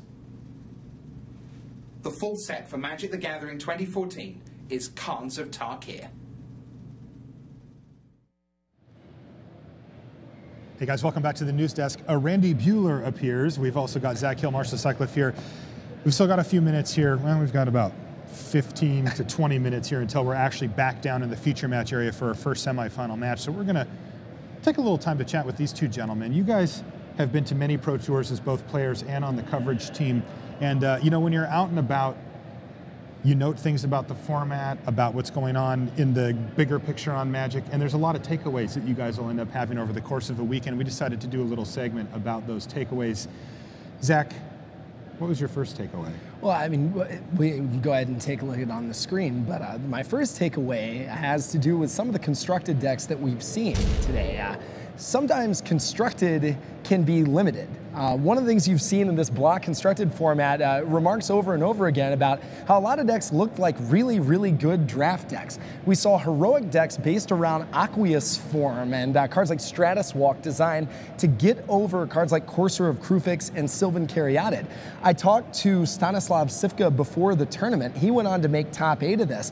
He made a bold prediction to me that we would see all 5 ordeals in constructed decks of this tournament, and it looked like that basically wound up being the case. And then finally, one of the breakout decks of the tournament didn't top 8, but had a great performance, featured Limited Bomb King Makar the Gold Cursed. You know, there's a lot of decks that we're not seeing, a lot of block decks in standard because of the card pool there, but in block, you know, you can look at some of the powerful things you could do in a really good booster draft, form the basis of some of the more successful constructed decks at this tournament. All right, Randy, what was your first observation from the weekend?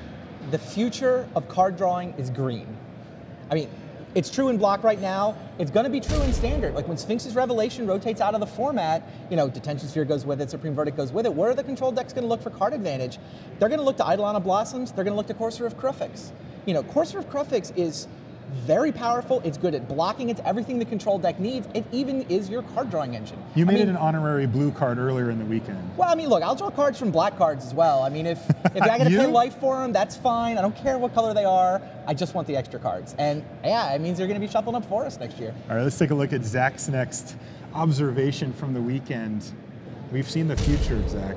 Yeah, we've seen the future and it looks big. One of the things that we're checking out over and over again were, you know, this was a format of incremental advantage, but the way that people got the edge in their mid-range fights, the way they leveraged those extra lands from Coursers of Krufix, things like you know, we called Gruul Ultimatum.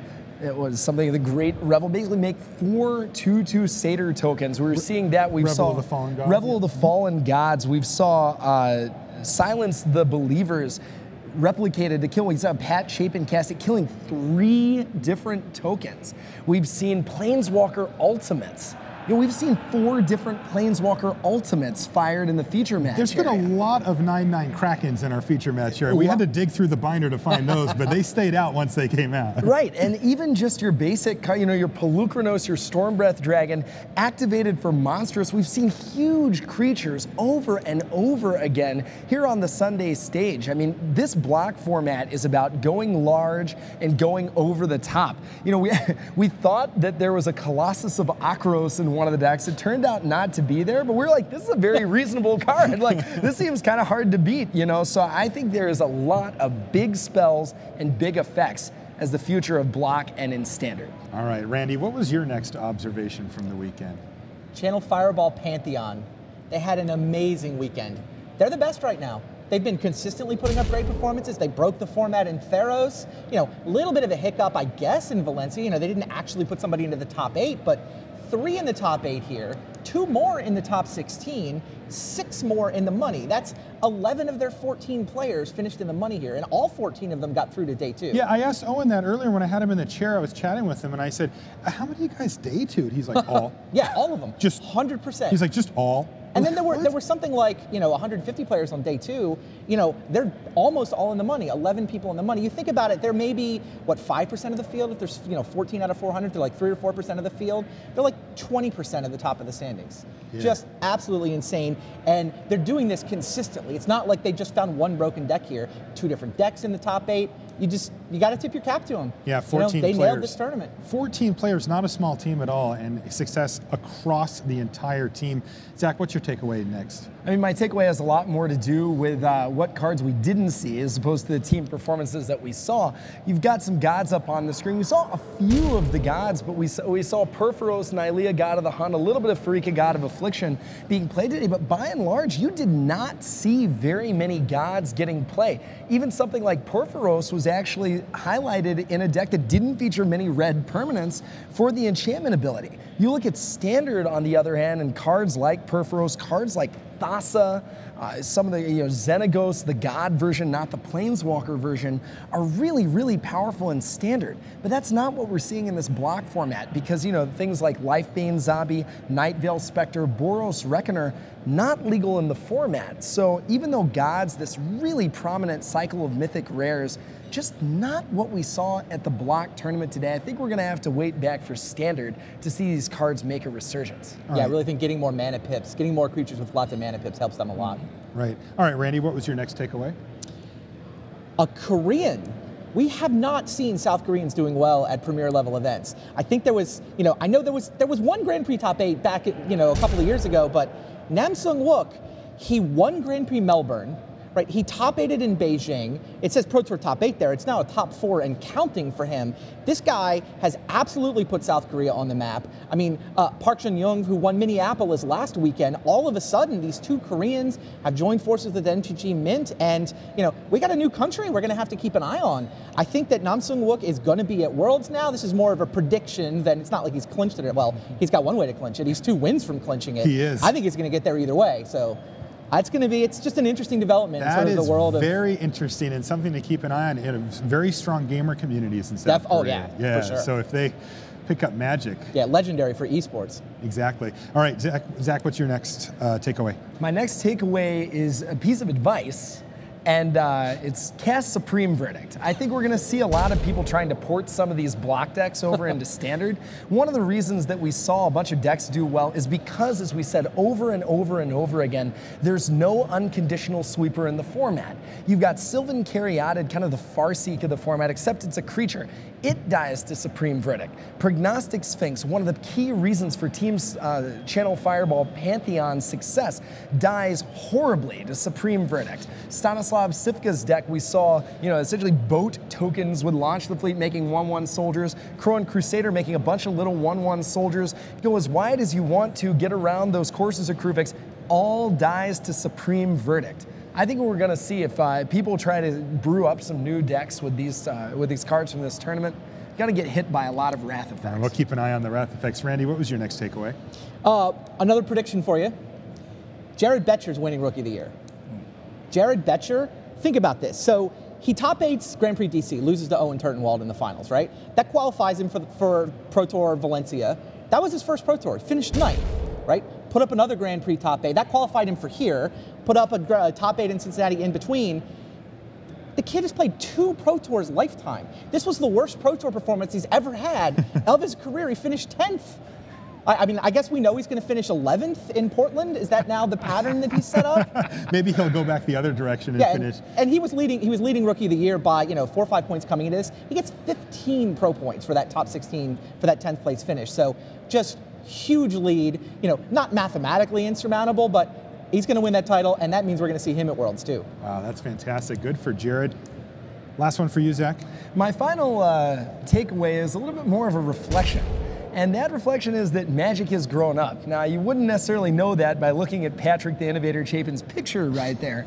But what we saw in the quarterfinals, Jamie Park, Patrick Chapin, 2 players who have top-8 events in the 90s, in the 2000s, and in the 2010s, playing Magic against one another. I bring up Nam Sung Wook too because I remember when it was a big deal when Canada got the World Championship team title for the first time. We saw the rise of Canada, then we saw the rise of Europe. In the early 2000s, we saw the rise of Japan. Then finally, in the later 2000s, we saw kind of the resurgence of America. What we haven't seen, and what you alluded to, Randy, was the rest of Asia coming alive. But with Chinese Taipei winning the World Magic Cup a couple of years ago, powerful performances from Li Shichen, and now Nam Sung Wook making it back-to-back for Team MTG Mint. I think we've seen the rest of Asia finally catch up with that initial Japanese resurgence to see powerful, powerful teams from all over the world at the Pro Tour stage, really representing kind of a maturity for upper-level competitive Magic. It's just reminding me how far this game has come over the last 2 decades. What about for you, Randy? What was your last observation? A little lighter. I had to share some of the crazy things I saw going on. Prognostic Sphinx in the bug control decks. We know it's a hugely impactful creature. It's had a lot of impact in a lot of matches. And it's hard to deal with it. You can't Elspeth it. There's no Supreme Verdict to kill it. So what are you going to do? Well, one tech, the players from Denmark who played the bug control deck, they knew they were going to be in Prognostic Sphinx battles. This includes Lars Dam, by the way, the Magic Online winner. And they played Savage Surge in the sideboard. So you block my Sphinx with your Sphinx. You thought I just wanted the scry triggers, but no, Savage Surge. I'm going to win in combat. Or you attack through my tapped Sphinx, untap, block, kill your Sphinx. Pretty crazy the lengths people will go to. And then even Yuya Watanabe, he took his Naya-colored deck, he splashed black mana for Worst Fears. Worst Fears, take control of your opponent's turn. If they have Prognostic Sphinx in play, I think it needs hexproof. I think it needs hexproof again. You know what? I think you're going to discard your entire hand to your Prognostic Sphinx. Yeah, he called his deck Naya Slaver for the Mind Slaver effect. And that was crucial in him and getting him an edge against those Prognostic Sphinx decks. Maybe we'll see next leveling in the form of colossal heroics over the Savage Surge. All right, we're almost time to go. It's almost ready to go down to the semifinal future match. Let's take a look at our matchup here. We have Josh Utter-Layton versus Patrick Chapin. Let's take a look at Josh. He's currently ranked 13th on our top 25 pro rankings. Team Channel Fireball, 146,000, Platinum Pro from last year. He, I believe, is going to be Platinum now going into the next year, Randy. Does that sound right to you? Yeah, no, I think he's clinched it now. I think he has too, with this top 8 and now, of course, top 4 moving forward. He's playing the bug control deck that Team Channel Fireball brought to this list. He described it as a collection of the best cards in the format. Yeah, certainly with a Courser and Caryatid mana base with 12 temples, you kind of get to pick 3 colors and then pick the good cards you want from those colors. So Bug was definitely the choice. Blue, the reason to choose blue is the Sphinx we've been talking about. So that's the way Channel Fireball went with that deck list. And yeah, it's kind of your classic control deck, just without the more familiar card drawing cards. Yeah, I had a chance to chat with Josh recently backstage there a little bit, and he told me some pretty interesting things. He said, I asked him, I said, well, what did you do? Did you do a bunch of testing beforehand, last night and today, and what's been going? He's like, I played some games against Webb, which is just kind of his comfort zone. Maybe they noted a few things here and there, but he said when he starts off the tournament, sometimes it'll take him a match to kind of get into the groove, but he says the further it goes, the more dialed in he gets. You know how some people get frazzled or get tired? He said, I think I could play Magic for 24 hours straight once I get focused like that. And it's true, he says he doesn't see or think about other things. He's completely able to block everything out and dial in, and that's what he's going to be looking to do here. He did not seem nervous or anything about getting tired or facing any fatigue or nervousness issues at all. I think he's going to be super dialed in. Let's take a look at his opponent. Somebody else who, if you look at his hands when he plays, you might think he's nervous because they shake around a little, but I don't think he's actually nervous at all. Patrick Chapin, number 13 currently on the top 25 pro rankings. Hall of Famer, million lifetime pro points. He's got 253, and this is his 5th top 8, right, yes. Randy? So here he is, three Grand Prix top 8s, 5 Pro Tour top 8s, a bit of a Pro Tour specialist there out of 45 Pro Tours played. Of course, he's in the Hall of Fame, and he's part of that class that you mentioned a minute ago, Zach, of sort of the grown-up class that have grown up with Magic. Yeah, exactly, and he's one of the best deck builders of all time. I think it's hard to argue. He's playing an amazing deck here. We haven't really we've seen a lot of junk Constellation decks, that's green, black, white decks. We haven't seen a lot of junk, just creature decks. And that's exactly what Patrick's playing, a deck designed largely to prey upon the style of decks that Josh is going to be playing this weekend. And truly innovative, like we've said, a big moment for Patrick with that 5th top 8, placing him into the list of really Magic's all-time greats. All right, well, he wants to further his position on that list. He's in the semifinals versus Josh Utter-Leyton, and the players are ready to go. Let's send it down to Rich Hagan, BDM, and Luis Scott Vargas, who await in the booth.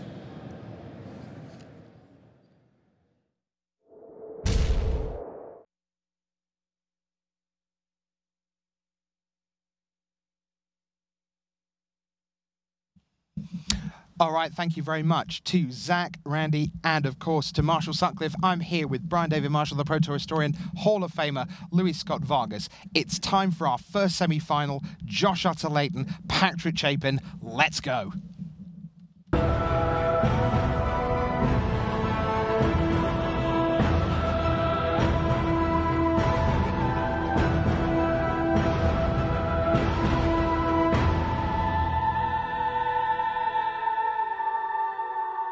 Hello everyone and welcome to the first semi-final here at Pro Tour Journey into Nyx. Our journey is almost over. 3 matches remain. Who will be the champion? Will it be one of these two? Patrick Chapin, the innovator. There you see him, patiently waiting to begin his semi-final campaign against this man, Josh Utter-Leyton from the Channel Fireball Uber team of doom. Who is going to get it done? Brian David Marshall. Well, you know what? I mean, this is the 5th Pro Tour top 8 for both of these players. But for Patrick, it's actually technically his 7th Pro Tour top 8 because he has a juniors top 8 and he has a vintage Pro Tour top 8. So I'm going to give him the edge on experience here, and I'm going to say Patrick Chapin's going to take this. Luis, what do you think? I'm going to go with Josh. I think it's a very close matchup. Hey, you know, I work with Patrick. I see him all the time. We are good friends as well. So that's not just because I'm biased towards Josh, which I am a tiny bit. But I think the fact that Josh has 4 main deck Ashioks is a pretty big deal in this matchup. So we are away with quite a lot of scry action, and that is going to happen a lot as we see Patrick Chapin send his away. He passes the turn. Here's turn number 2 of the semi-finals for Josh. On the right of your screen, you're going to be able to see cards in hand for both our players. There we go, one of the real standout cards of the weekend. Sylvan Caryatid, Defender, Hexproof. Get that bonus mana into play. Here we go again for scry action for Chapin on turn 3. And here we kind of see the sphere of resistance phenomenon that a lot of people have alluded to. All 3 of Patrick's lands came into play tapped this game. He's not able to play a 3-drop on turn 3. Right. In fact, he's got a Fleecemane Lion in his hand that he's going to play, but it's going to come down on turn 2. And you know, his deck kind of wants to go Fleecemane Lion into Brimaz, and that's, you know, a little worse when you put yourself on the draw on the play. Exactly. He's holding a Brimaz in hand. Yeah, and Josh now has his selection of Planeswalkers. He can play Kiora, he can play Ashiok, he can play Courser of Krufix. And I think he leads with the Courser, so he doesn't have to worry about the Fleecemane Lion attacking his Planeswalkers. The Courser does stop the line. So Thoughtseize revealed on top for Josh Utter-Leyton, so not only does he know that, we do, and of course, his opponent Patrick Chapin knows that. See whether that has impact as the game goes on. You see Patrick Chapin's hand there. Courser of Krufix at the front. Brimaz, King of Oreskos. We've seen a lot of really like the top names float to the top in this Pro Tour. And how much of that do you think, Luis, comes from all the extra information we've seen from all of these coursers of Krufix? I mean, it's a pretty big deal. I remember hearing about how John Finkel loved Wandering Eye back in Mercadian Masks draft. And, you know, given the fact that now you have access to pretty much perfect information once their opponent's hand gets low, just because you see what they've drawn for the past 5 turns, it makes it a lot easier to play around what they have. So a win in this Pro Tour is extra sweet.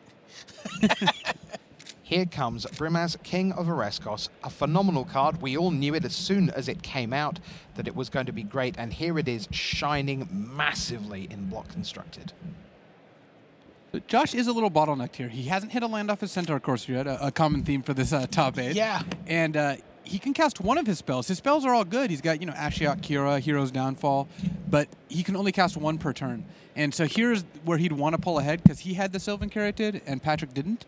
But because he hasn't hit another land yet, even though he had the Caryatid, he's still not really taking advantage of it. Right. Now, one of the key differences between this bug deck and, say, the Pantheon bug deck seems to be two lands. So do you think that the extra lands, you know, do you feel like maybe, you know, going back to do it differently, that there might have been extra lands in this deck? Yeah, I mean, it's one of the things we're going to talk about, you know, as we kind of do our recap of the event. I think, and I said this on the news desk earlier, the fact that this bug deck doesn't have a card like Sphinx's Revelation that really, you know, lets you go off, lets you use, you know, 7 or 10 lands to your advantage. I mean, Silence the Believers helps. That card is very good. Kind of led us towards playing less land. I think, you know, I wouldn't have been unhappy to play 25 maybe, but I am not sure yet that 26 is right. It very well could be. I mean, I'm not ruling it out. I know Nassif said he would have played a 27th. That I do not believe is correct. So the Thoughtseize that Josh fired off, that got rid of Elspeth Sun's champion. You see that at the top left of your screen in Patrick Chapin's graveyard, but there's still plenty of stuff coming in. Here's Fleecemane Lion, Brimaz, and the token that comes along. It will be a double Courser of Krufix block in the face of Brimaz. And now Patrick Chapin, what does he have to do something about this? Believers have been silenced. And that was a good draw for Patrick. I mean, he does. It lets him attack with Brimaz. It wasn't a blowout, though. The Courser still survives the Brimaz, so you just traded a Silence for a Courser, which Josh has 2 of, and you get a free 1-on token. Sylvan Caryatid on top for Josh. And not flipping lands is still really impacting Josh here. We're going to see maybe, no, Hero's Downfall on the Fleeceman while you can. Yeah, this is one of the last opportunities you'll have to kill it before it becomes monstrous. And when it does become monstrous, unfortunately, you are not getting to kill it ever. He cast 2 Drowning Sorrows. Well, our bug list doesn't have Drowning Sorrows main deck, so... You're not going to kill it ever. That would be tough. Well, you could cast 2 Burning Wishes. I suppose that's true. I refer the Honorable Gentleman. So, right. So, Silence the Believers takes out the Courser, and Brimaz gets in for 5. So the Silence was still good there. I mean, you know Josh isn't drawing a land next turn. You're putting Josh on the back foot, but a pair of Caryatids coming out here could actually do a decent job of making sure that Josh doesn't take a ton of damage. And it is, for those of you who are joining us late in the weekend, it is when you see all this toughness on the board, you can see why we don't have lots of aggro decks in the top 8.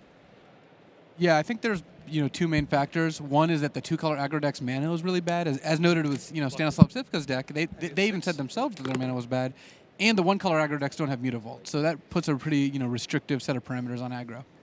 Josh has fallen to 6 here. He's going to need to deal with that Brimaz pretty soon, although I guess he... Courser. Another Brimaz. It's nice knowing that Patrick isn't drawing anything next turn, and Patrick can't, in fact, play a second Courser this turn. So even though Josh is well behind, he's certainly not out of it. Josh untaps. 4 cards to work with. There you see the reigning player of the year, let's not forget. A man who, if he wins these next 2 matches, will be right in the thick of the player of the year race.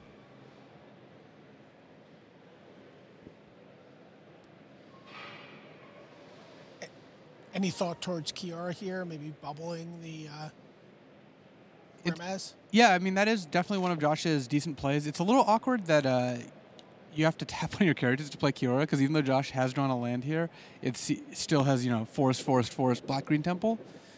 But if you do that, you can Kiora the Brimaz, you can block Courser 2 of the tokens, and 2 tokens get through, either to you or Kiora. And that's not terrible. I don't think Josh can afford to Ashiok Patrick's Brimaz as much as he would like to. I don't think that he's got the time for that. So we see Kiora the Crashing Wave. So he decides to draw an extra card. So Josh is just hoping to, I mean, he's behind enough that he's hoping to just draw something good right off the top. Like it is a little desperate. He was hoping to draw Hero's Downfall perhaps, because he would have had exactly enough mana to block Downfall Brimaz. The fact that he didn't means it's going to be a little tough. What's on top for Chapin? There you see it. So still no gas coming up for Chapin. No, but now you're going to have to, you can like block a Courser and chump Brimaz and take 4. And you could, Patrick also has the option of killing Kiora pretty easily. So I think Josh is in trouble. I mean, he was already in trouble, and that last turn didn't really help matters.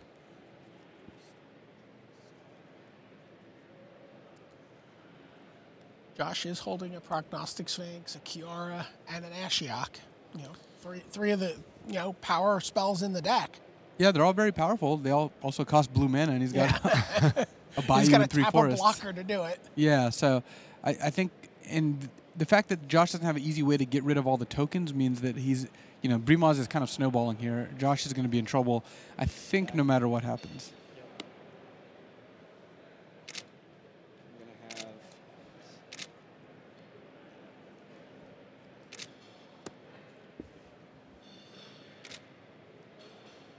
Trying to figure out who's attacking who. Yeah, and this is a really tricky part, because when you have multiple blockers, if you send too few at the Planeswalker, you can just block it. If you send too much, you end up overkilling it. So Patrick wants to make sure he pressures Kiora adequately while still not throwing away damage. So three tokens, is that what you would send? Kiora. Everything else is attacking you. Oh. 1 token at Kiora, everything else at you. So Josh could keep Kiora alive. He could block Caryatid on that cat, and then chump Brimaz and go to 1. Alternately, he can block the 2 3-power, Brimaz and Courser, the 3-power and 2-power creature, and then he could end up going to 4, or he can do, or 3, or he can do what he did here, let Kiora die, but keep both of his Caryatids alive. So Josh in deep trouble here in game 1 against Patrick Chapin, as Chapin will add Courser of Krufix to the board. Josh at precisely 1 life. Draws for the turn. Draws a Hero's Downfall. That's the Hero's Downfall he was looking for last turn. Yep. The ironic Hero's Downfall. Yeah, I think that's going to be a bit much for Josh here. And Patrick has 7 creatures in play, and they're all lethal, and if Brimaz attacks, that adds an 8th. Well, that was cheery. Well, Mrs. Lincoln, but how was the play? Yeah, Josh is a double John and Sorrow away from stabilizing here. Of course, that would also kill all 3 of his Caryatids. So we see Kiora the Crashing Wave coming back again. Part 2. Bubbles Brimaz. Has more mana available than it looks simply by looking at his land row. He doesn't just have 1 mana off his forest because of the Caryatids. Yeah. But in we go. And Patrick Chapin takes a 1-0 lead in the best of 3 over Josh Otter-Layton here in the semi-finals of Pro Tour Journey into Nyx. That all seemed pretty straightforward, Luis, that game. Yeah, I mean, the kind of the turning point there was when Josh missed, land drops in the middle of the game, right, which, hopefully isn't a recurring theme here, but it's already happened twice. And had he not, and Josh was able to play, say, Thoughtseize plus Ashiok, or Thoughtseize plus Kiora, or Hero's Downfall plus Ashiok right in the same turn, then I think Josh would have actually pulled ahead, because Patrick's draw wasn't super fast. Right. But since Josh wasn't able to do that, and Patrick had a Brimaz unopposed, Patrick just pulled ahead too far. There was a window where he could have put down a Planeswalker, and had some opportunity to build it up before Patrick got his offense mounted. Yeah, I mean, Josh's easiest win condition, especially since Patrick didn't draw Hero's Downfall that game, is to play an early Planeswalker and protect it. And Josh was just one step behind. Fleece Mainline actually played a really big part in that. If Patrick didn't have a Fleece Mainline on turn 3, Josh may have been able to just drop a Kiora out that turn. Right. And because Patrick was able to have a Fleece Mainline in play and threaten attacking Planeswalkers, Josh wasn't able to just play one. Right. And to be fair, that's a big part of why Patrick likes this deck, is that he's able to exert some early pressure. And he really does like the ability for him to straddle aggro and control here, and to be sort of come up against the control deck and put them under the gun. Yeah, and I think one of the really powerful things about his deck as well is that because he's aggressive, he gets to play Mana Confluence ×4. All right, well, as you can see on screen, the players are busy sideboarding. Why don't we take a look at the sideboards? We'll begin with the leader, Patrick Chapin. He is 1-0 up. He needs to win 1 out of the next 2. Luis, tell us what of this lot can help him achieve his goal of making it to the final? As we saw against Jamie Park in the quarterfinals, Patrick's going to bring in the more aggressive cards. He wants God's Willing and Boon Satyrs, Arbor Colossus, and presumably Thoughtseize. Part of it is that just by having one God's Willing in his deck, and Josh knows about it, Jamie knew about it, that forces the bug deck to play all their spells on sorcery speed when Patrick's tapped out, even if you haven't drawn the God's Willing. So that messes up their game plan a little. And when your opponent's trying to protect Planeswalkers, attacking their Planeswalker, them trying to kill it, and you casting God's Willing is huge. Do you really have to play around 1? Do you not just go, you had 1, you should have had 4. I'm going to ignore it completely. And sometimes you do. Sometimes if it's going to cost you too much, like if you want to block with some Caryatids, you won't tap them main phase to Hero's Downfall. You'll block then Hero's Downfall and hope they don't have it. But just the threat of having 1 will alter what lines of play Josh makes. The other big thing is Boon Satyr. Since now, Josh can't just block with his Prognostic Sphinxes and not fear a Boon Satyr. Right. Boon Satyr actually introduces a whole new element there. All right. Also, just for a moment here, we talked about the stack being designed, Chapin's version of the deck being designed. You could see Nassif's fingerprints all over this sideboard. 10 cards, lots of 1s. It feels very Nassif-y to me. All right. On the other side, I think imagine it will feel very Josh Utter-Leyton-like. Let's take a look at his sideboard. Oh, there also you 10. see it. Lots of 1s. Again, Luis, what does Josh have to do here? This is a kind of interesting matchup to sideboard against because you do kind of want some of the anti-controllers cards like, Read the Bones or we saw Jamie P bring in Psychic Intrusion. But, I think Josh's conclusion was after watching him play test and talking to him that he's going to be behind enough in the games that he's going to lose that a card like Psychic Intrusion is not really what he's actually looking for. Silence the Believers, on the other hand, is great. And Bile Blight can kill Fleece Mainline, which is pretty important, as well as clearing out Elspeth tokens or even Brimaz tokens if you need to. But I don't think you want to bias too hard against, like you're playing a control deck. Even though Patrick's playing a deck with Read the Bones and Elspeths and Coursers and Caryatids, if you side in too many cards for the slow game, Fleece Mainline and Brimaz will come after you. So do you see Drowning Sorrow coming in at all? I mean, even though we saw him get overrun by tokens. I don't think so. I think Bile Blight's going to serve that purpose while also just killing Fleece Mainline on turn 2. Setting aside the fact that Josh is 1-0 down, so just imagining that this is a clean slate, once they've boarded, who's favoured and why? I actually don't think that the matchup changes that much after board. Though if I had to give an edge to anyone, it would be Patrick. He's bringing in cards that really change a lot of plays Josh wants to make, like blocking Fleece Mainline with Prognostic Sphinx is a really big one. Now that Boon Satyr's in the picture, that just becomes much worse. So I think Patrick does get better after board. Yet more happy news for Josh Utter-Leyton then, yes. by the sound of things, BDM. But you're going to stand by your Josh Utter-Leyton pick for this match? He's going to find a way out? Well, I mean, this match is close enough that any player who's up a game is just going to be hugely favored to win. So if you're letting me switch picks, I'll go ahead and pick Patrick. But I'm not letting you switch picks. I'm just asking if you wanted to. But I'll still go with Josh. He's on the play. He can have a turn 3 Ashiok, and sometimes that's just going to be unanswerable. So that's what we're gearing up for. Game 2 of the semi-final. Remember that Josh Utter-Leyton is the reigning player of the year. 30 pro points goes to the winner of this Pro Tour. We have seen that Reed Duke, by making the top 8, he lost in the quarterfinals, but just by making it to the top 8, he will become the new world #1 when the rankings come out later this week, overtaking Jeremy Desani, who couldn't repeat his stellar first 2 Pro Tour performances this season. So now we see whether Josh can get himself one stage closer to back-to-back Pro Tour Player of the Year titles. So Chapin there, looking at his grip. 1-0 up. I'll keep. Keep in mind, Rich, the winner of this tournament not only is going to be in the mix of the Player of the Year race, but is also going to earn a seat at the World Championship. And when we were talking to Chapin yesterday, Patrick said, this is my PTQ. He's like, I need to win 3 rounds to qualify for the World Championship.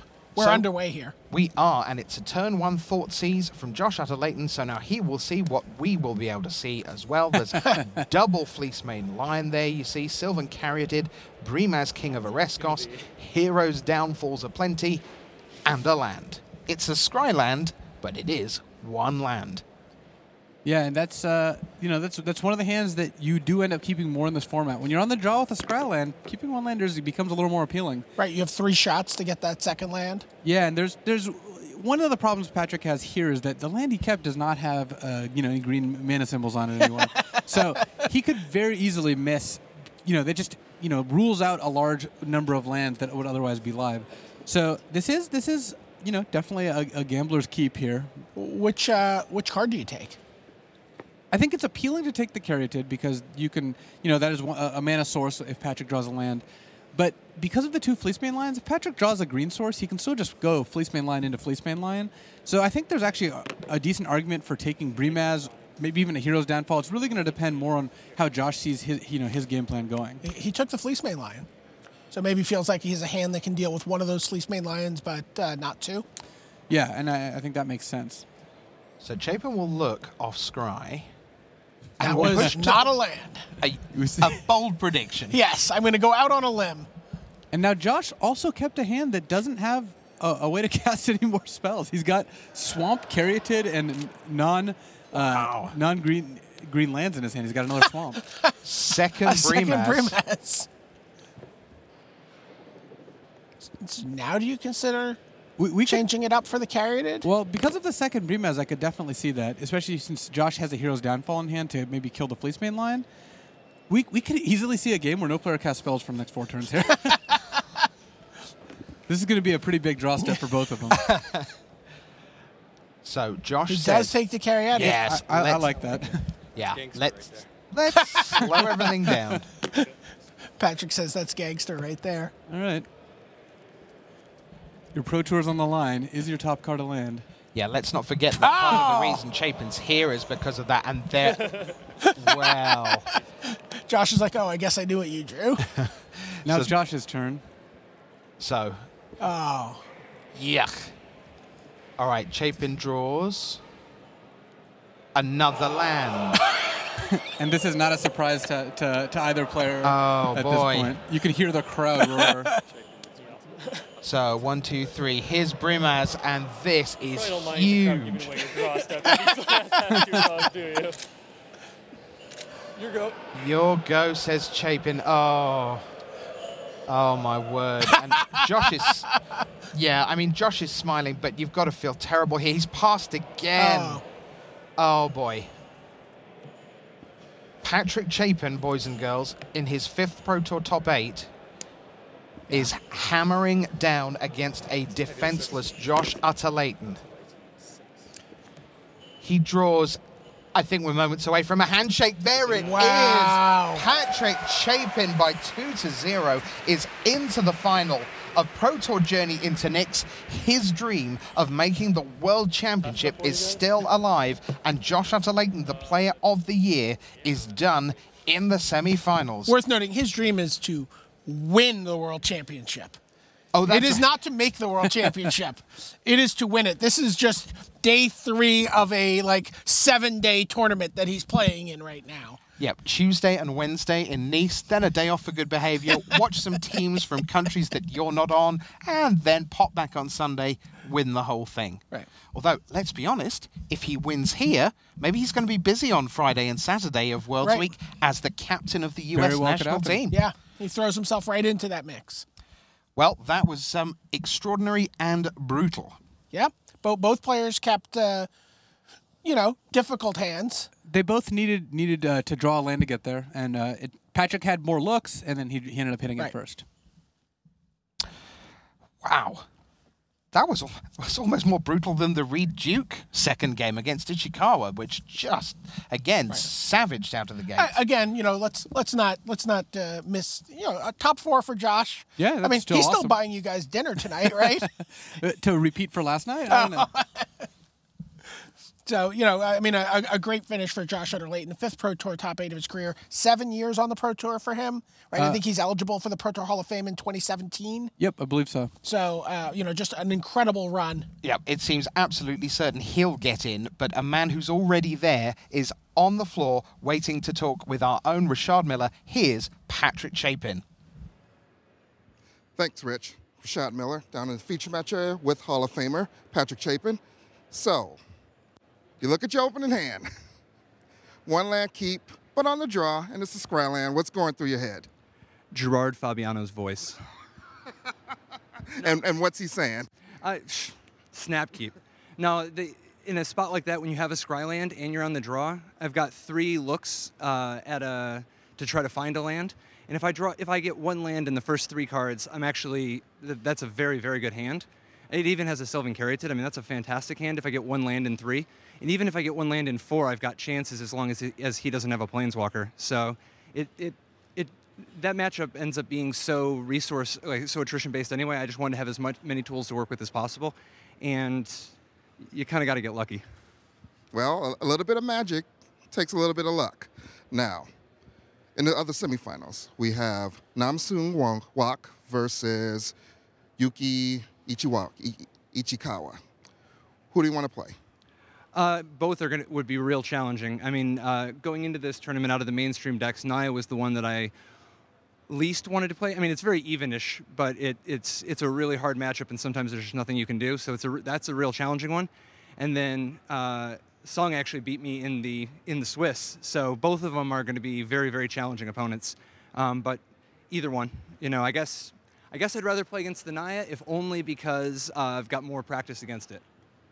All right, well, that's Patrick Chapin, our first finalist. We're going to send it back to the booth. All right, thank you very much, Rashad Miller. Thanks very much to Patrick Chapin. Yeah, he's just happy to be there.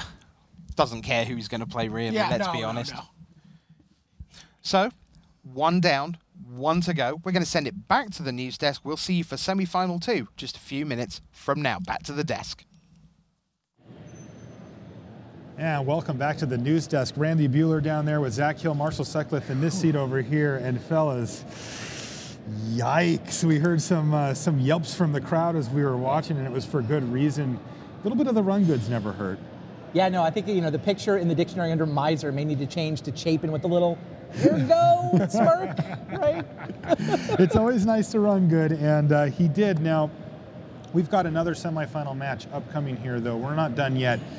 We're going to be bringing you that. Of course, we're going to hit up the finals after that. But let's take a look at our semifinal match that we have left. We have Namsoon Wook versus Yuki Ichikawa. So let's take a look at our first player here, and we will give you guys an idea of who we're going to be seeing in the semifinals and also what kind of a deck they're playing.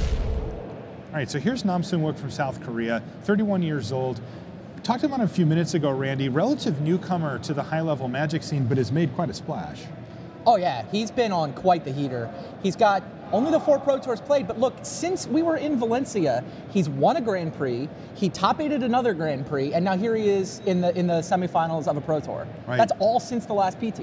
Yeah, absolutely fantastic showing here for Namsoon Wook. Yeah, he's been on a crazy tear, and he has come to the table with an extremely powerful deck. We saw him take a riff on the Constellation deck that we've seen a lot of players play, opting instead of, to go the full route with Doomrake Giant. He's got 4 copies of Thoughtseize in the main deck, more of a mid-range deck, taking advantage of the synergies inherent in Eidolon of Blossoms, able to rip the control deck's hands apart with Thoughtseize Brain Maggot. May have quietly the best deck at the tournament today. All right, why don't we take a look at how Nam got here. We'll go deep into the deck in just a few minutes here. Pretty interesting win-losses there. We looked at it a little earlier today, but you'll notice win-loss, win-loss. He's 2-2 after 4 rounds at the Pro Tour, Randy. You can't feel fantastic about your chances of top-8ing at 2-2, but look at his day 2. Oh yeah. Win, draw. Well, it came in at 5-3. That's what you got to do. Yep. You want to get to 5-3 and then run the table. That is precisely what he did. All right, so fantastic run there for Nam. So why don't we take a look at our other player? This is Yuki Ichikawa. He's from Japan and 26 years old. Also, not a ton of Pro Tour experience here. He's only played in 2. Yeah, both of these guys are actually Magic Online players.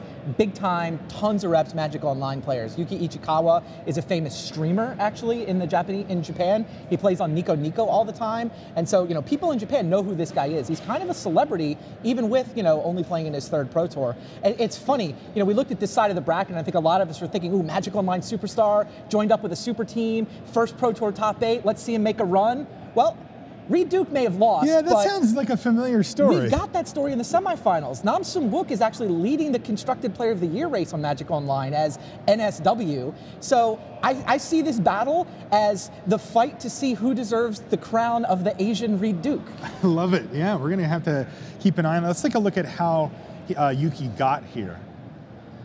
See if he had as rough as a road as Nam did. Oh, rougher. 2-1 his first draft, not too bad, but then picked up immediately 2 losses. And again, 5-3 to end the day. Win, win, win, win, win, win, win, and then a draw at the end. So incredible runs by both of these players. They haven't lost a match in, let's see here, 1, 2, 3, 11, 12, 13 now. 12 in a row. So not a bad run. I mean, for those of us that play a lot on Magic Online where you can play match after match after match, winning 13 in a row doesn't happen very often.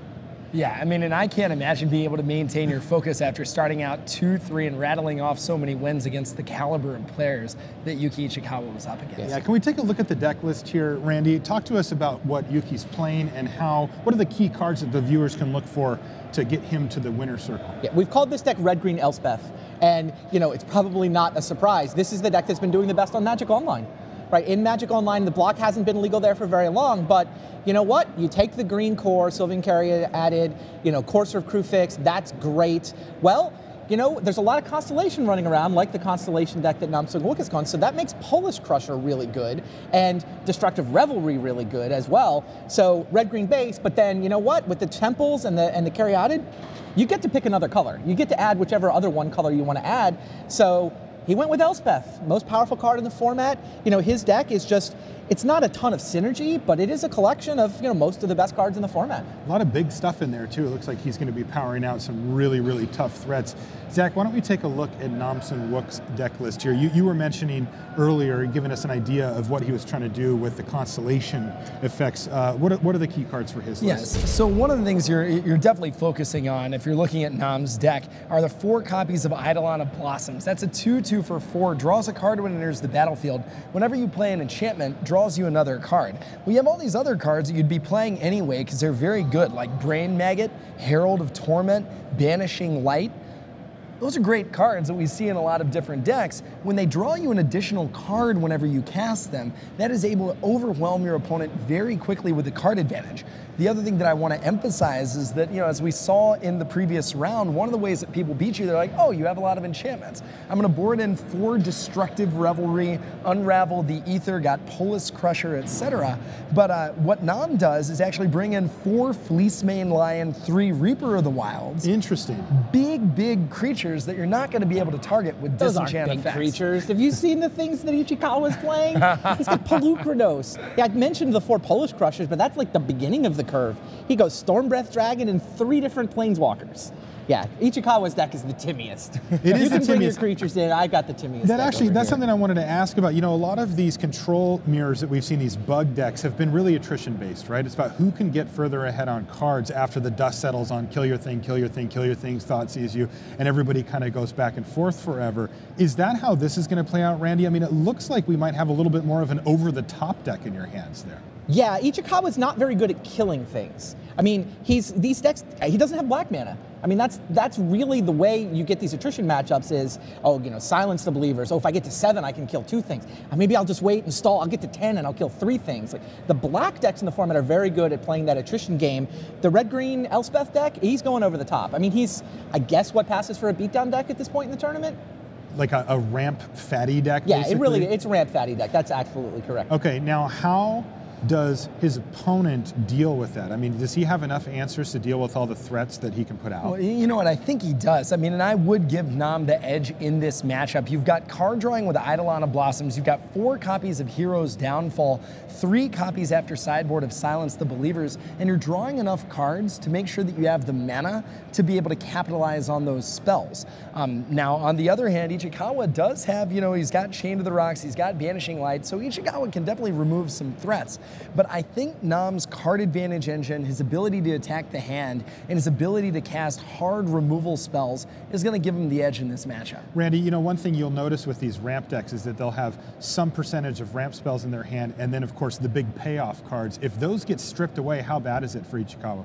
I mean, it certainly can be bad, but Ichikawa, his deck is really designed to feast on the aggro decks, right? Decks like this red-green Elspeth deck are the reason you don't see mono-black aggro. You know, you don't see the monocolor heroic decks. You know, Sifka managed to sneak in but get quickly dispatched on Sunday. You know, that's who the red-green ramp, you know, ramp fatties has always kind of preyed on the quick creature decks. So you're right. You know, if the control deck shows up and says, okay, you can keep your land and your ramp, but I'll take the sort of the one business spell out of your hand, that can be a problem. Not if Ichikawa draws like he drew against Reed Duke, though. Okay, do you agree with Zach that Nam has the edge here? I do. Okay. I do.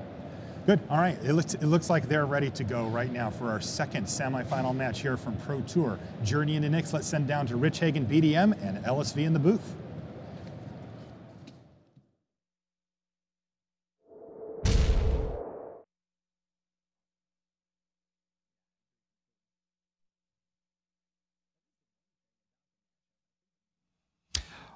All right, boys and girls, here we go again. Semi-final 2, Nam Sung-wook, Yuki Ichikawa, South Korea, Japan. Let's rock and roll.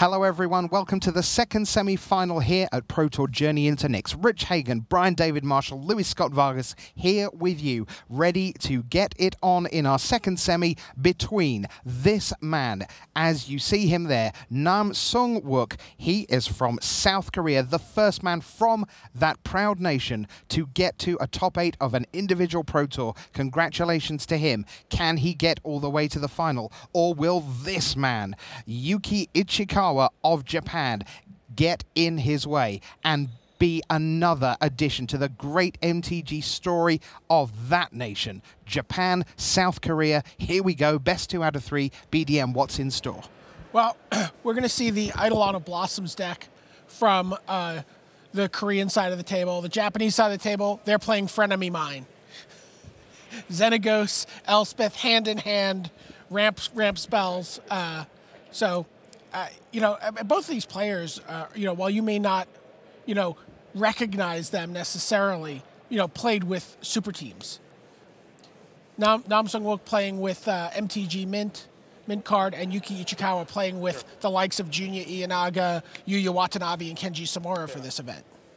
Junya Ianaga being the world champion from 3 years ago, who beat every member of our team in the Swiss and the top 8. And world champion shuffler, of course. Yes, and defeated me psychically in the booth. So much as we saw in our first semi-final, there's plenty of scry action going on. It's the scry phase. As we see Mana Confluence and Sylvan Caryatid. And I like Ichikawa's hand here, since he's got the turn 2 accelerator, which lets him play Courser of Krufix on 3 without having used his land drop. And there you see that hand on the table. The incredibly iconic Soul of the Foot on Polis Crusher. Which is, you know, pretty good in this matchup, considering his opponent has 19 enchantments. Yes. Yeah, Mana Confluence actually seems to be, you know, a card people have had different numbers for in their non-aggro decks. Obviously, the aggro decks a lot of them were running 4 of it, but you know, that ability to have a land that's going to give you whatever color you need on turn 2 for these control decks that want this Sylvan Caryatid into the Courser of Krufix, into a land off the top of my deck, it seems pretty crucial to me. Yeah, Mana Confluence is important. You know, we played one in the list that Josh was playing Most of the CFB Pantheon guys played two mana confluences in their bug list. Patrick, of course, played 4 because he's playing Fleeceman Lion of Rimaz. And you look at these deck lists, and Nam has less mana confluences than Yuki does because he's a little less aggressive. So Nam has decided to take away Courser of Krufix, leaving Police Crusher on the side of Yuki Ichikawa. You hand no turn. I say no turn. Just confirming, yeah, it's not your turn yet. I've got stuff to do still. Of course I have. I haven't scryed yet. Right. And you see the classic 3-drop on turn 2 here. Though actually, I do think that Nam might have cost himself a potential land drop here. Because he played the second Temple of Silence, he can't cast Courser of Krufix unless he plays the Forest out of his hand, which you generally want to play Courser without playing a land yet. So even though he does get to scry, I think he might have wanted to hold it, especially since he doesn't have an Elspeth. He doesn't have a 6 that he needs to hit on 6 yet. Ichikawa, you see his hand. Chain to the Rocks, Voyaging Satyr, the Crusher. Of course, doesn't have a mountain to chain anything to. Yeah, Chain to the Rocks is kind of a combo card in his deck. He needs to draw one of his 8 mountains and a Chain to the Rocks, which is a 2-card combo. So we will just see the Voyaging Satyr run out, more mana acceleration. And one of the reasons that Nam took the Courser was that Yuki didn't have a 3rd untapped land to play a Police Crusher. I think had he been able to do that, that might have been a different choice. Sylvan Caryatid from Nam Sung Wook. Is that a Storm Breath Dragon that we just drew there? It is, and that's one of the big incentives to play the Naya deck. Storm Breath Dragons is a very strong card. It's vulnerable to all the removal in the format, basically, up to and including Elspeth, but the fact that it just hits for 4 and sometimes can just win you the game immediately is huge. Just a 5-mana burn spell sometimes. Yeah, and it hunts down Planeswalkers. We see the Voyaging Satyr Mana Confluence combo. You can take so much damage if you want. Police Crusher. Down it comes. And I like leading with Police Crusher here, since one of the cards that Yuki has to be worried about is Elspeth, and if he goes Storm Breath attack, and then Nam goes Elspeth, kill your Storm Breath, the follow-up Police Crusher is a lot less good than playing Police Crusher, having it die to Elspeth, and killing Elspeth with Storm Breath Dragon. There you see Brain Maggot, which is going to take Chain, probably not take Chain to the Rocks here. Take either the Storm Breath Dragon or the Banishing Light. No, my guess is the Storm Breath, though. That Police Crusher, it's coming over, and even though Nam does have a Silence of Believers in his hand, he does have to keep the mana up for it. Though he does get to bait Yuki into potentially going monstrous and trying to get crush a Brain Maggot under his foot. Mm-hmm. So 2 cards for Ichikawa. His hand has been pretty systematically taken apart, thanks to those 2 Brain Maggots you see top and bottom on the left. You would not consider monstrosing the Polish Crusher here? The problem is Nam has 3 cards in hand and left 4 mana up. It could be very easy for him to end up blowing you out, making you waste a turn. Oh, look, a mountain. Yeah, and especially given that Yuki drew a mountain, I think he has consideration to cast Chain to the Rocks here.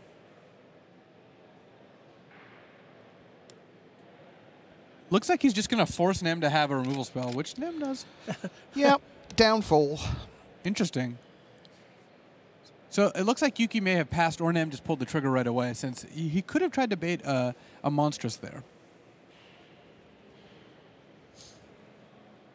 So Yuki has an interesting play here, since he can Banishing Light or Chain to the Rocks one of the Brain Maggots, and if he Chains the Rocks, he can actually just cast Stormbreath Dragon right away, or he can Banishing Light and cast Courser right away.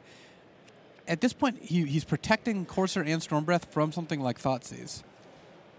So he goes into Patience mode instead, as Courser of Krufix comes down, and on top, it's Mana Confluence. Down that comes. I'll have some life, please.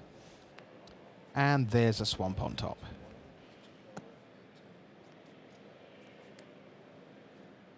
So Nam isn't actually pressuring Yuki at all here, and even though Brain Maggot is dealing with these threats, you've got to worry a little bit about the fact that these cards are still sitting in play. At some point, the Brain Maggot is going to die to like a Destructive Revelry, and then all of a sudden you'll end up with a Stormbreath Dragon hunting you down, or a Chain to the Rocks, or any of the removal spells that Naya typically plays. And Chain to the Rocks comes down, unleashes the Stormbreath Dragon, And at this point, I think you're kind of in for playing it.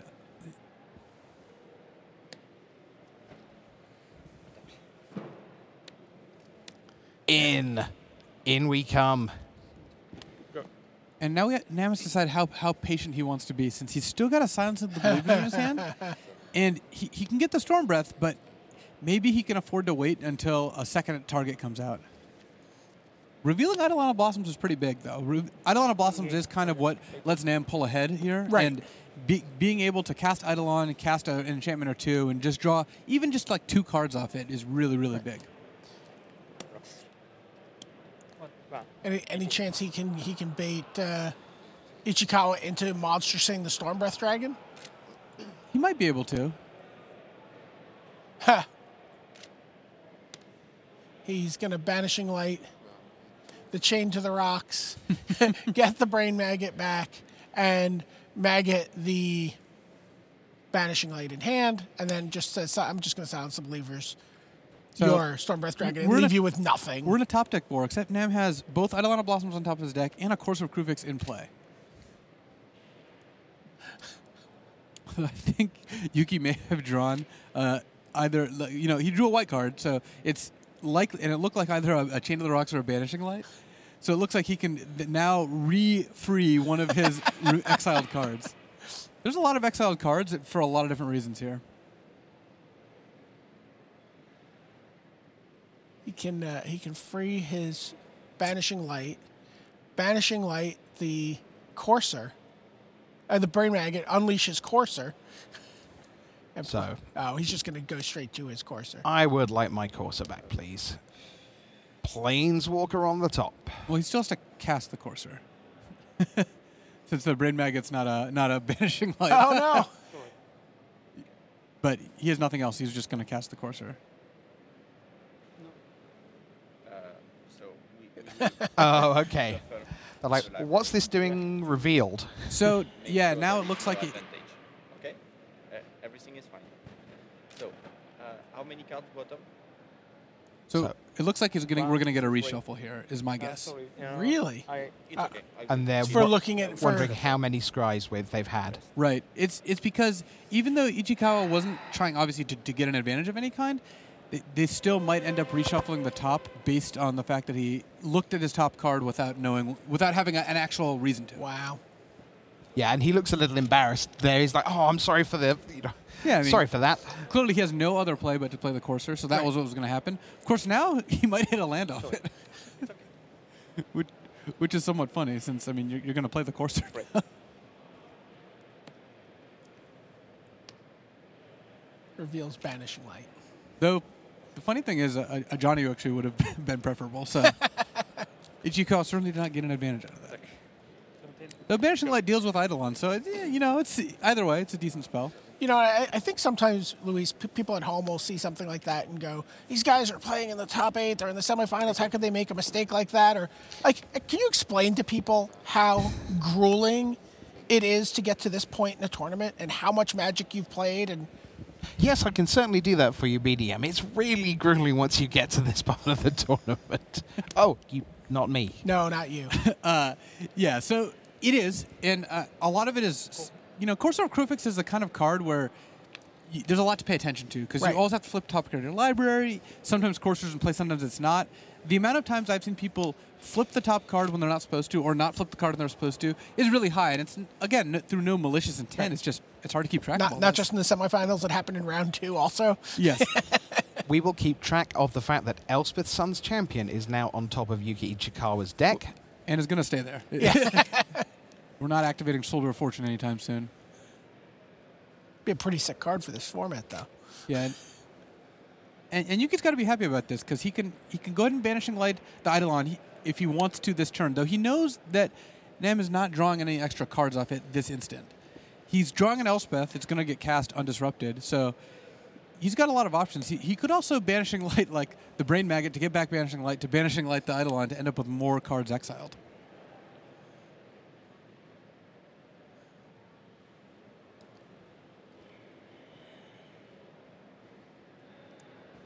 Banishing Light, a pretty big deal. It was one of the more impactful constructed cards released in Journey to Nyx. And that's what he does?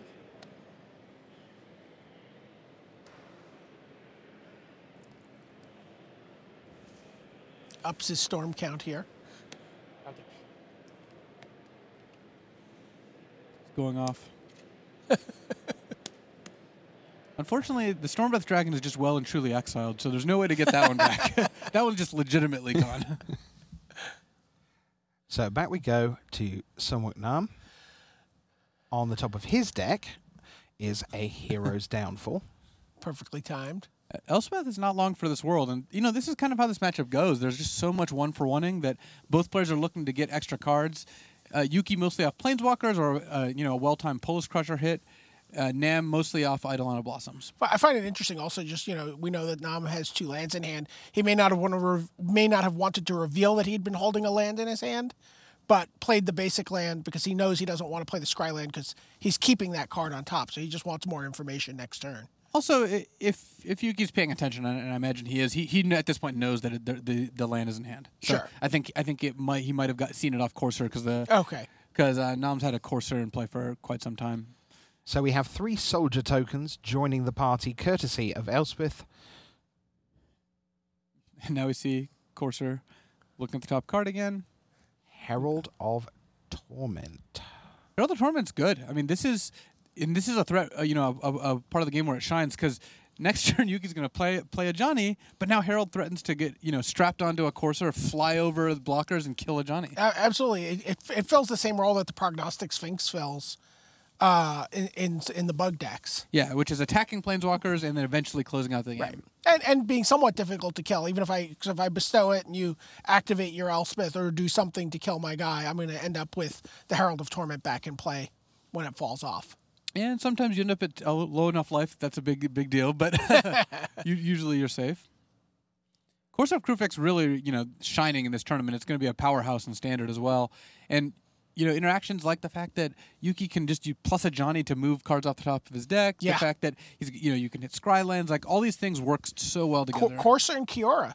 Yeah. I expect that to be a staple combination for some time to come. There's Johnny. And now, even though Yuki may have wanted to plus a Johnny potentially, because there's an Elspeth on top, I can easily imagine instead, or rather, plus a Johnny to look at his top cards. Yeah.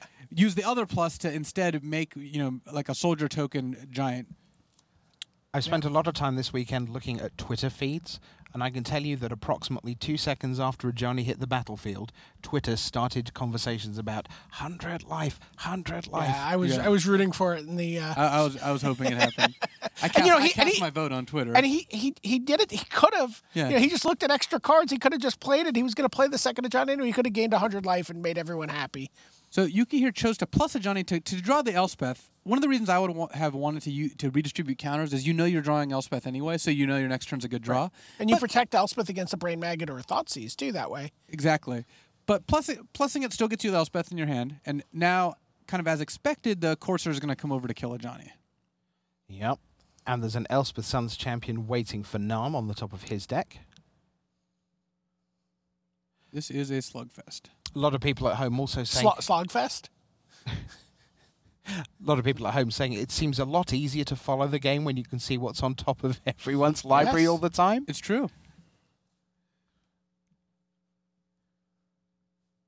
So now Elspeth can come down and knock the Corsair into the graveyard, but the Herald of Torment remains by if Elspeth minuses. Right. And then the Herald of Torment can finish off Elspeth. So, but if you plus Elspeth, then the Herald of Torment still gets to finish off Elspeth. We might see a life total change though from an effect other than Corsair of Krufix. Right. Both players are still at 20 and 21. Yep. We've I think we've gained about 0.37 of a life every 15 minutes or so. Where grindy is certainly the word for this game one. Does it suddenly become a blowout, Luis, one way or the other? Or is it really hard to see the edges being accrued? Well, if either player has a Planeswalker in play for multiple turns, I mean, that's obviously just going to be only Elspeth for Nam, but Eidolon of Blossoms also counts in this calculation. Yeah. Then that player is going to get a huge advantage because that's drawing 2 cards a turn. It's drawing potentially more. If you're just trading 1-for-1 with incidental damage with Corsairs gaining both players' life, then yeah, it's going to be hard to see what a big advantage is being accrued. I think this Herald of Torment is being, the most dominant card in the game right now, since it's going to have killed multiple Planeswalkers one way or another. Right. And that's one of the weaknesses control decks often have, so Herald of Torment is a really, really big addition. So Elspeth goes down to 1 in order to kill off the Corsair, which of course goes up to its 4 power in order to make it, or 5 power indeed, to have it killed. But the Herald of Torment comes back, the beauty of Bestow. So Herald and Caryatid left for Namsung Wook. There goes Elspeth. Go away, please. And now here we're going to see Nam pull ahead very, very quickly. Oh, wow. Since he has the Elspeth we saw last turn, right. He knows that Yuki is not drawing an answer, he's drawing a mountain. And so that's at least 2 turns of uninterrupted Elspething plus a Herald of Torment smashing. Elspeth could just go ultimate soon. Elspeth, Sun's champion. What a girl, what a card. So in answer to your question, yes, it does suddenly get out of hand very quickly. Thought so.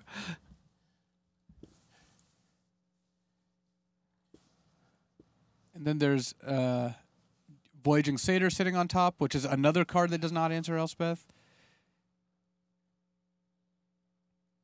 And at this point, all Yuki can do is try and limit how quickly Elspeth will go ultimate. Right. Yes, he's just purely defensive, isn't he? And seeing how many turns can I stay in the vague race and then hope to find something. While Herald of Torment goes to work on his life total. And while Elspeth continues to generate an army. I think given that Yuki's at 22, I actually would have liked Nam to sit back with the Herald and just make sure Elspeth doesn't take damage. Oh, interesting. Just to go ultimate that much sooner. One extra turn, I mean, because Elspeth going ultimate is just going to win you the game on the spot. Right. That being said, so will 9 Soldiers probably, so he's not in too much trouble either way, Nam. But I think the 3 damage from Herald is all you have to do is wait 1 turn. You're only giving up 3 because every other turn after that you get to attack.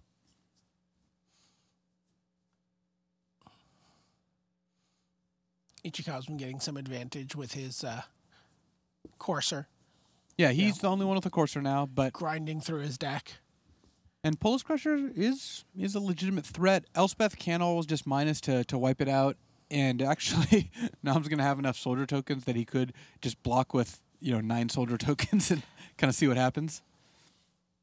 Is it hard, Luis, when you've had a really deep game like this one and you've pulled ahead, to not get ahead of yourself and not start getting very excitable and piling in with everything? It's like, I got ahead. Okay, now I'm ahead. Let's go and win. Rather than, yeah, I'm ahead now. Let's just ease my way to victory. Thank you. Yeah, one of the traits you really need in order to do well in Magic is that when you should play the same when you're ahead as when you're behind, which is to say you should play it the best you're capable of, and not getting sloppy when you're ahead or disconsolate when you're behind is a really big deal. Meanwhile, Banishing Light has taken care of a Banishing Light to unlock an Eidolon of Blossoms, which drew a Brain Maggot, which drew a card, and took Voyaging Satyr out of Ichikawa's hand. Previously on Magic the Gathering. Yeah. And Elspeth made some more tokens. Because that's what Elspeth does. Yes. Tick, tick, tick, tick, tick. Boom. 6 counters on Elspeth right now. Remember, her ultimate is -7. So 2 more rolls of the dice, as it were, for Elspeth to go emblematic. Polis Crusher there. Corsair, Voyaging Satyr, Sylvan Caryatid.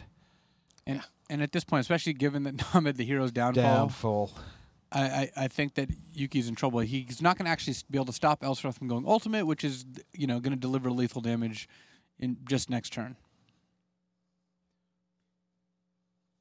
Always assuming Nam remembers to tick Elspeth up. We have seen missed Planeswalker activations this weekend. Corsair, draw a card. You do get to see what gets drawn, though. Since Corsair enters play, Eidolon of Blossoms triggers, reveals. Though it's, again, somewhat immaterial here since... Yeah.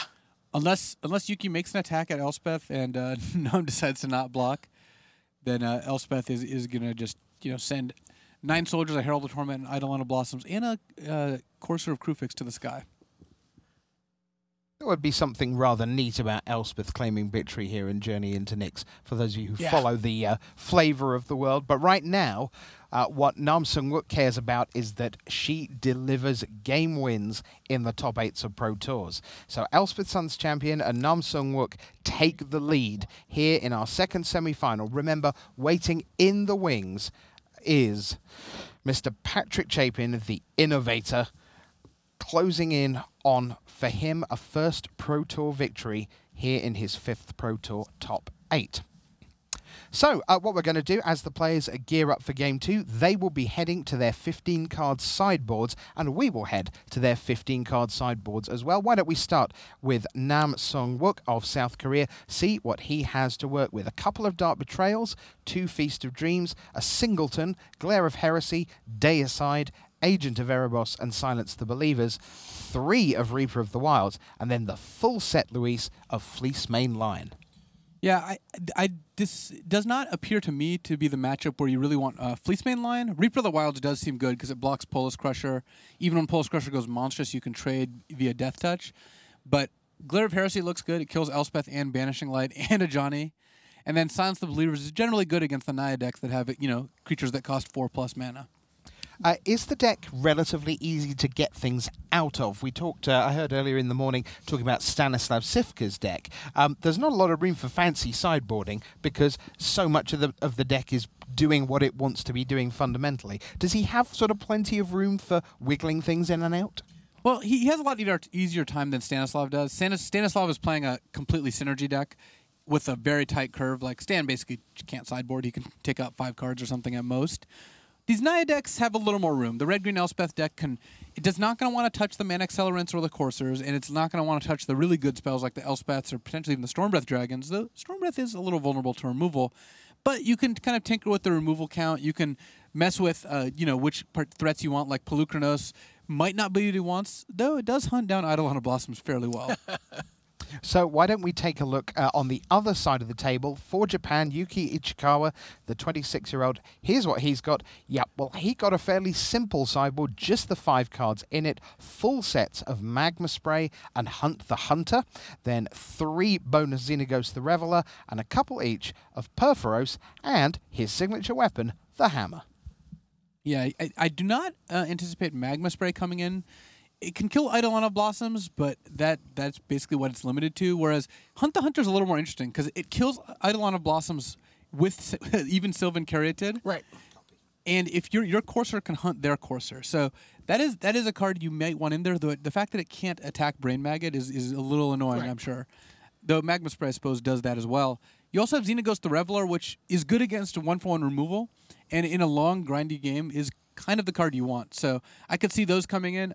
I also think Perforos is interesting. I think all the Banishing Lights make me not want to have Perforos as much in this matchup, whereas against the black decks that are all Heroes Downfalls, Perforos gets a lot better.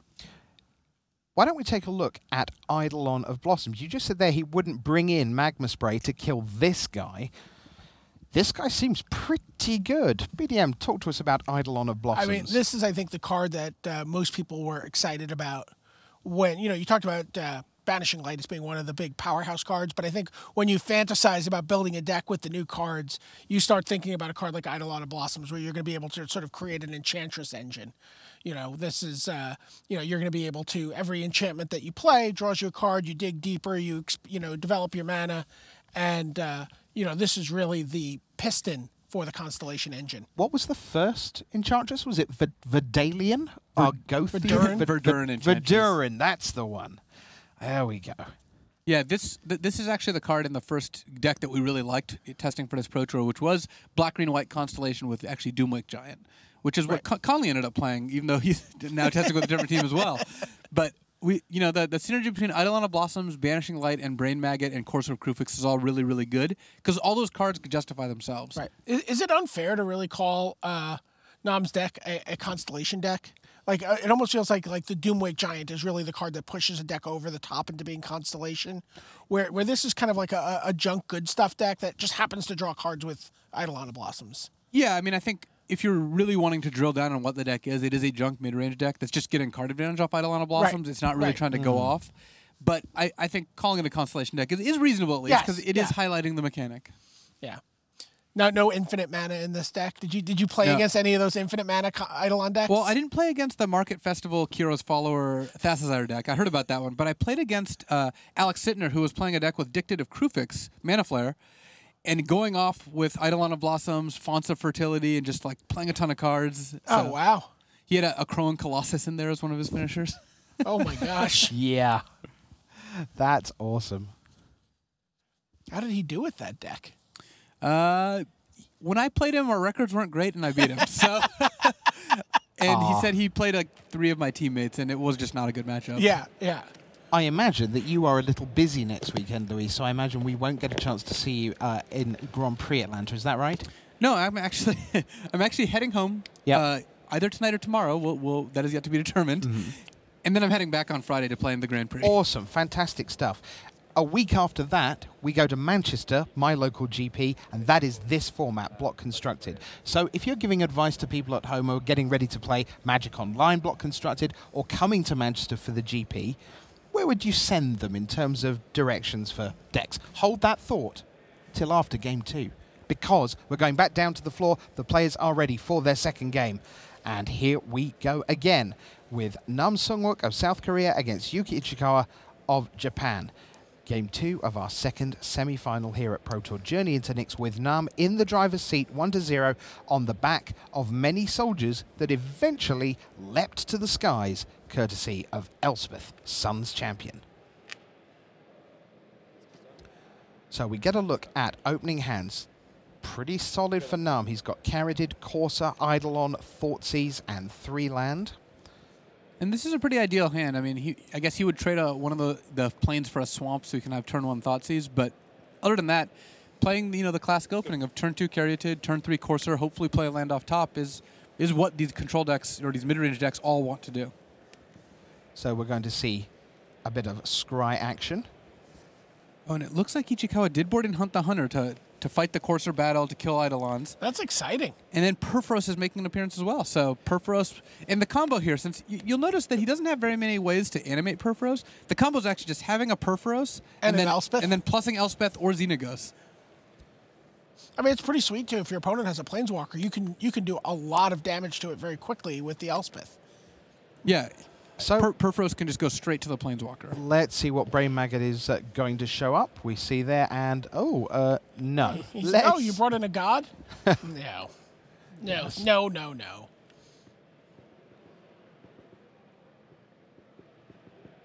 Yes, you thought it was oh your god, it's actually oh my god. Thank you very much. Not having that at all.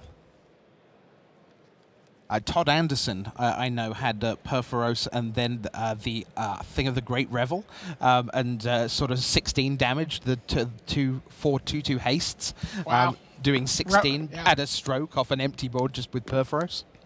That was pretty exciting. Reveals another Hunt the Hunted.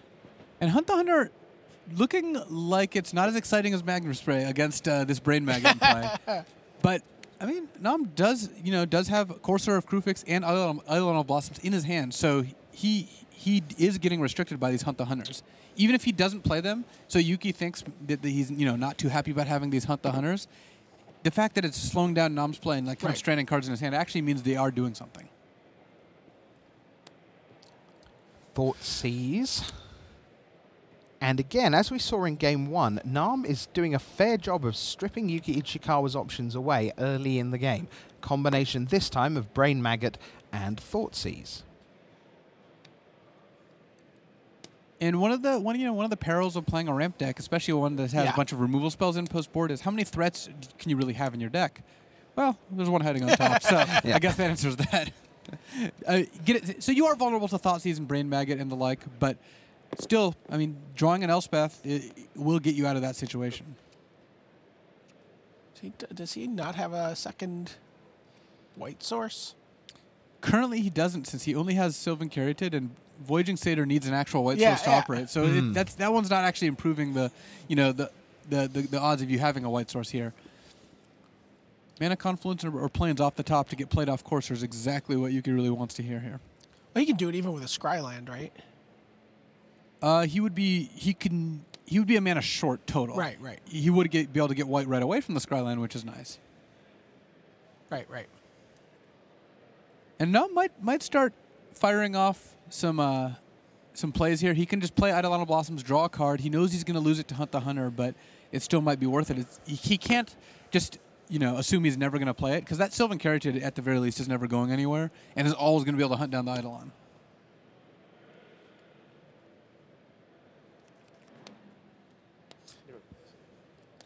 Slides that card into his hand, tries to evade the gaze of the spotter. It's going to be a mountain on top. He puts that into play with his Corsair, gains his life. It's another mountain on top. And Elspeth, unfortunately, as you mentioned, not castable here. The Hunt the Hunter lets you attack for 5 now. Right, because it gets +2/+2. And then fights another green creature. Yeah. So the Hunter was hunted. Though, let's be honest, Eidolon Blossoms was not hunting anything. Yeah. The only thing it was hunting for was extra cards. It was a sweet, innocent card drawing engine. And the first Elspeth of the game is going to come down for... Wow. On the other side, wow, goodness me. Nam Sung-wook instantly puts Elspeth up to 5 and says, here's 3 soldiers. Planeswalkers protecting themselves, apparently quite a thing. Polis Crusher is on top for Yuki Ichikawa, who despite being 22-12 ahead in life, is very definitely not ahead in terms of the white mana he needs. Yeah, and Elspeth, again, threatening to just end this game very quickly.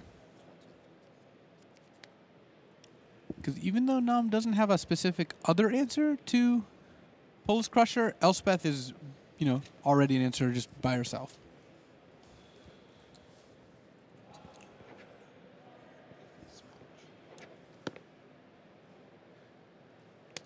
Yep.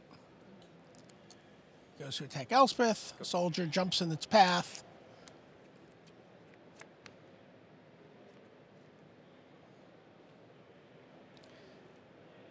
He just sits here, just builds up his army, doesn't have to do anything. Yeah, I mean, Elspeth's going to take this game away, and looks like the Fleecemane Lions did come in to fight off something like a Polis Crusher. I feel like he's been bringing the Fleecemane Lions in every matchup. I've had decks like that where you have a card in your sideboard, you just bring it in every time. He's like, this card's sweet. Yeah. It may have taken him by surprise. Obviously, the card has been terrific for Patrick Chapin as a main deck card, and maybe Nam saw this card and he's like, wow, you know what? Maybe I underestimated how good this was going to be against the field. Polis Crusher comes down. There's Corsair of Krufix on top for Yuki Ichikawa. Still no sign of white mana. That Elspeth is dead for all money in his hand. Oh. So there we go. Counter on the Fleecemane. A huge army developing for Nam. He's got 23 life points to deal before it's over. That could be one turn. But given that Nam has perfect information, both with cards in hand and cards on top of library, Elspeth is going to ultimate, and that, I think, will just end the game. Yeah. Yep. There's 8 soldier tokens sitting there right now. He's got a Hero's Downfall in his hand. Here we go, boys and girls. Wrong. Chained to the rocks on top. You've got the mountains, but not anything else that's going to help you right now. Yuki Ichikawa, once again, furrows his brow, looks around the battlefield. He surveyed them through 16 rounds of Swiss, 6 rounds of draft, 10 rounds of block constructed, won his quarterfinal, but he is right on the verge of elimination at the penultimate hurdle. Are we going to see a South Korean finalist? Are we going to see 8 Fleecemane Lions in the finals?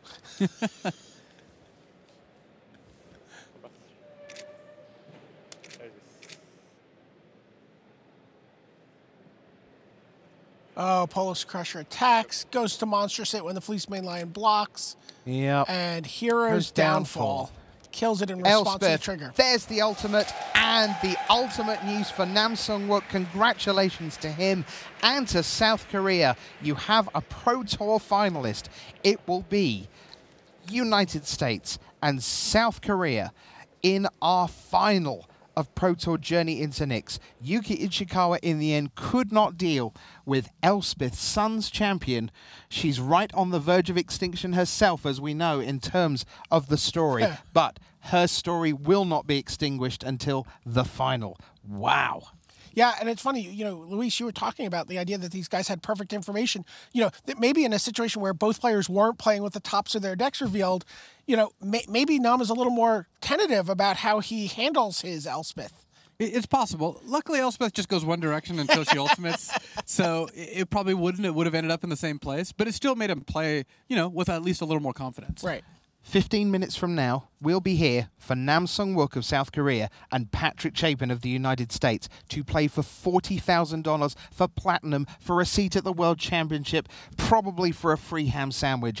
It's pretty much all on the line. 15 minutes from now. Let's head you back to the news desk, Marshall Sutcliffe and the gang.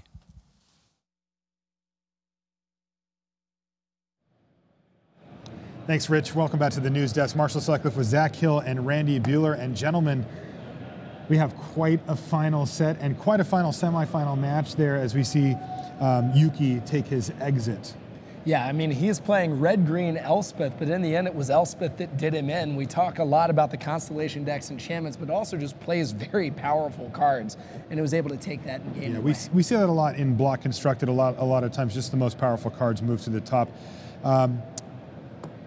If you missed it before, we had a little bit of an announcement earlier in the day. We have announced the name and some of the information about the new fall set that's going to come out this September from Wizards of the Coast. It's always an exciting time of year when we get to get a glimpse into the future about what we're going to be playing come fall, and then of course for the next year after that. So in case you missed it before though, we're going to actually show it to you again. So sit down in your seat and join Richard Hagan with Mark Rosewater in Renton at Wizards of the Coast. We're here inside R&D at Wizards of the Coast. Great pleasure to welcome on set Mark Rosewater, the head designer for Magic. Mark, what's the best bit about your job? The best bit of my job is making magic. The hard part about my job is that I have these secrets that I have to keep for years and years and not tell anybody the awesome things we're doing. So when I finally get to tell people, I'm very excited, like today. Excellent. What are you going to share with us? Okay, so take a look at this. Wow, there's a lot to take in on that picture. What exactly are we looking at there? That is the first art from Khans of Tarkir, the fall 2014 set. Wow. Okay, so Khans of Tarkir. Tarkir, not a name I recognize. Is this a brand new world for Magic? Well, it is and it isn't. It's brand new in the sense that we the players have never been here before. But it's not brand new in that we've heard of it. It is the home world of this guy. Wow, he looks impressive. Who is that? That is Sarkin Val. Okay, I remember him from like 2007, 2008. I guess. Okay, so those that know their history, let me explain a little bit for those who might not know their history. Right. So Sarkin Val, here's what we know. We know he came from a war-torn world ruled by warlords, and once upon a time there was mighty dragons, but they were killed off. And that he came to worship the dragons, but on his world, they were all dead. Right. Which is why when he became a planeswalker and got to go to other worlds and for the first time see dragons, that he got so excited. Well, I can see how you would get excited seeing dragons for the first time. You've seen plenty of dragons in your time as head designer, but every set has a lead design and also a lead developer. So yes. Who's on the team this time around? Well, the lead designer for the set is myself. The lead developer is Eric Lauer. So if you enjoyed Innistrad or Theros, it's the same team that brought you those two sets. Wow. That's very much the heavy hitters of R&D. Every set has its sort of structure, its story arc. How is the block structure going to work for this? Well, there's a lot that goes into it. I'm just going to explain the basics. So it's going to be a large, small, large set. But we have a very interesting thing we're doing with the whole. I mean, I'm not going to explain this today, but we're doing something very different, something we've never done before. But it's large, small, large. All right, so that's the basic idea. Large set. So we know that Khans of Tarkir is large. That's the first thing. A large fall set, yes. Okay. When then? What does fall mean? Well, it's going to come out September 26, 2014, and like I said, it is chock full of good stuff. Okay, so Khans of Tarkir, it's a new world, the home of Sarkin Val. Mark, lead designer. Eric Lau, lead developer. Large set, followed by small and large, but maybe with a twist, he says. 26th of September 2014 is the big date you need to remember. Mark, while we've got you here, because we don't get near you enough, any other secrets you want to share? Okay, yes. One thing, well, two things. Okay, first off, there's something that people have been asking us to do for quite a while that we're finally finally bringing back after a long absence in Magic. And there's something that people have been asking us to do that we've never done, that for the first time we're doing in Khans of Tarkir. So you get something old, something new, put together in an awesome, awesome fall set. Great, what are those things? The full set for Magic the Gathering 2014 is Khans of Tarkir. Hey guys, welcome back to the News Desk. Marshall Sutcliffe here, Randy Buehler, Zach Hill. Randy, you did a piece earlier in the weekend. What ifs? Looking forward to the World Championship seats, and we've got some updates. I mean, things obviously get shaken up after a Pro Tour. Can you fill us in? Pat Chapin has said multiple times this weekend that his dream, ever since he was a little kid, his dream has been to win the Magic World Championships. I mean, Worlds at this point, it's a 24-person tournament. It is super elite. You know, we talk a lot about pro points and platinum levels, and, you know, the easiest way to look at it is like, who gets to play Worlds? There's only 24 spots, so even some of the platinum level pros will not get an invite. Anyway, let's take a look at who is actually going to be playing at Worlds if the season ended right now. And by right now, I mean before we play the finals. Right. Like, this is updated through the last semifinal. 5 seats are locked. We know that Shahar is going to be there to defend his title. We know Levy gets the seat because France won the World Magic Cup. Dizani won the last PT. Sean McLaren won Theros. McLaren won the last PT. And Lars Dom won the Magic Online Championship. That's easy. Now, on the next graphic, you'll see there are some other titles that are still to be determined. As of right now, Reed Duke is leading the Player of the Year race. He would get an invite that way. And Jared Betcher is leading Rookie of the Year. That one, those two are going to get to Worlds right now. But somebody is going to get that Journey slot, whether it's Chapin or Nam Sung Wook, and then somebody will win Pro Tour Magic 2015 in Portland. So that's going to be 2 spots. If that happens to be a double up, we will get a pass down. Now here's where things start to get interesting. 2 players from each geo region. So you see APAC, Li Shitian has a spot, Nam Sung Wook has a spot. Those 2 have a kind of sizable lead, but interestingly, if Nam Sung Wook manages to take out Pat Chapin, well, that actually creates a pass down spot. Somebody else gets in off the at-large list, which is precisely what's happening with Jeremy Dizani right now. He's using up one of those, he's in one of those Europe top 2 slots. He's been joined, by the way, by Stanislav Sivka, who didn't have that seat until he made this top 8. So that is a change from before. Nam Sung Wook is also a change from before.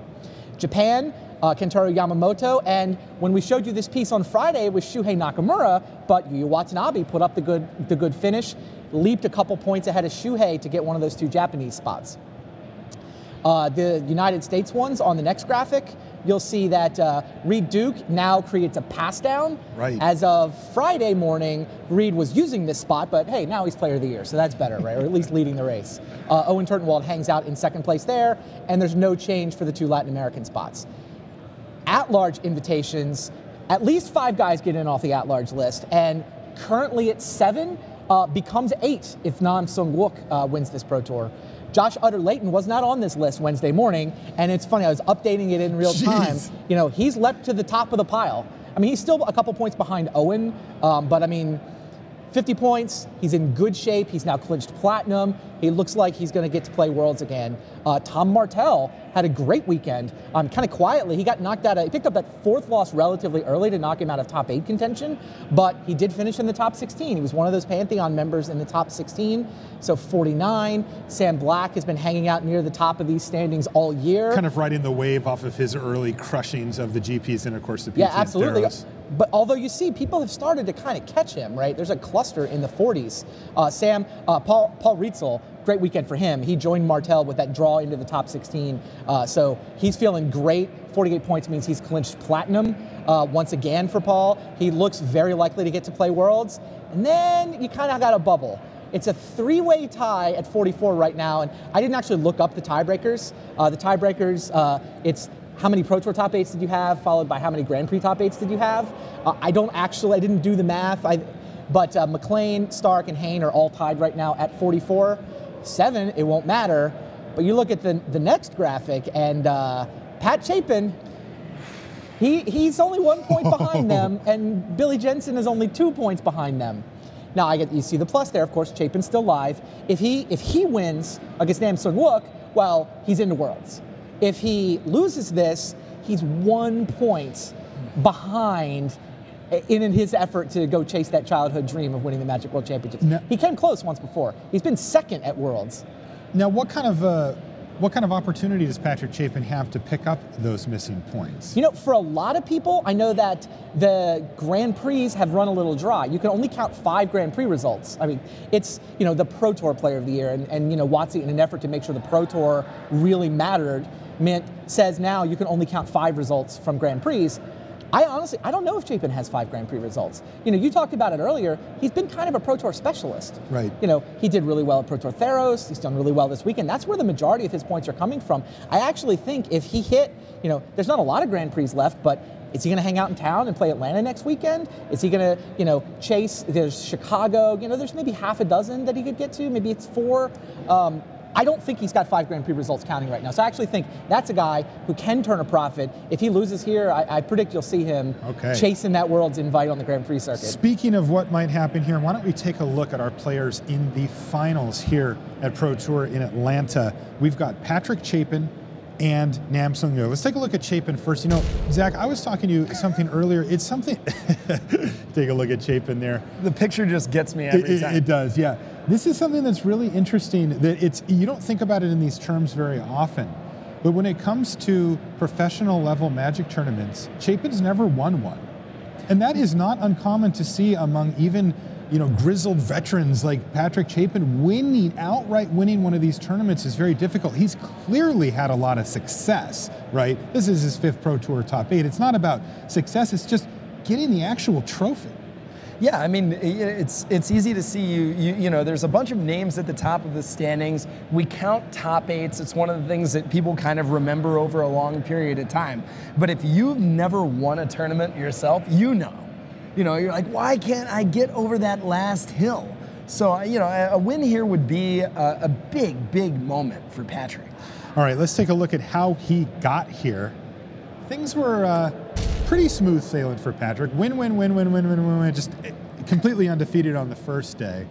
He picked up 1 loss in his second draft, but then he just won the rest of them, picked up a loss in the last round, but he didn't even need to play at that point, Randy. No, he got into what LSV was calling the bonus rounds. He clinched top 8 in realistically round 12 or 13. Yeah. You know, he had 3 rounds where he really didn't need a result. So that's crazy. I mean, you think about it, he's sitting in this final, he's dominated this tournament. He was fully 2 match wins ahead of the entire field in those last couple of rounds. It was just like, you know, I'll play, I draw, whatever. That just a crushing of a performance. It really was. Now, I will note here, that round 15 loss was to Nam Sung Wook. You're right. So that is something that we will keep in mind, because they're going to be playing these same decks in this matchup. Let's take a look at his opponent now, Nam Sung Wook from South Korea. You mentioned that he's a Magic Online player primarily, plays under NSW? NSW. I think he was a Magic Online player primarily. You've really seen him hit the Premier Event circuit in the last couple of months. You know, 2 Grand Prix top 8s, including a win. Now here at the Pro Tour. Yeah, he has had just an amazing run. Definitely, you know, got in his reps, learned his craft on Magic Online. NSW, you can still see at the top of the Constructed Player of the Year rankings. There was a great interview earlier where Lee Shi-tian had actually been trying to add the other Korean player we've been talking about, Park Jun-young, to MTG Mint. And then, you know, he got his buddy sort of for free, you know, and Nam Sung Wook, he doesn't know who this guy is. It's before Melbourne. You know, you win a Grand Prix, and so, yeah, maybe he got lucky. I don't know. And then he was like, he's NSW? Yeah! 2 for 1. Nice. So, great pickup for MTG Mint. Let's take a look at how he got here really quickly, and then we're going to get to the decks, because I do want to take a look at this matchup. You guys can see that he was 2-2 after 4 rounds, and then just started winning. Lost the last round of the day to come in at 5-3, and then just won out until he could draw in. Now, all right, Zach, you have Nam Sung Wook's deck here, right?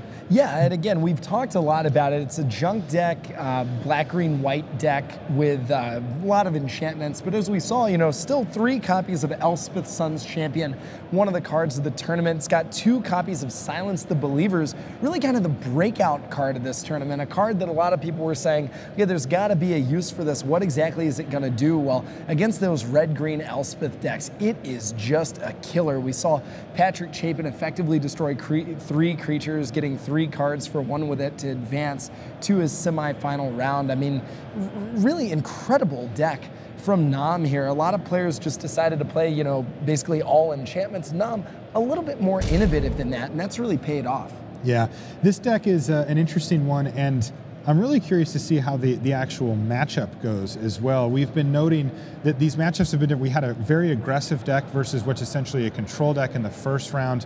That was pretty clean cut as how it went, but these mid-range / control decks tend to have different agendas at different times. We've seen some of these decks that just go over the top, some of them that try to win an attrition fight. This one seems quite good at winning both of those battles. It seems good at basically winning every battle, and it's interesting, you know, we've talked about the bug deck coming out of Channel Fireball Pantheon and Channel Fireball Prime as being the deck that just kind of plays a bunch of good cards.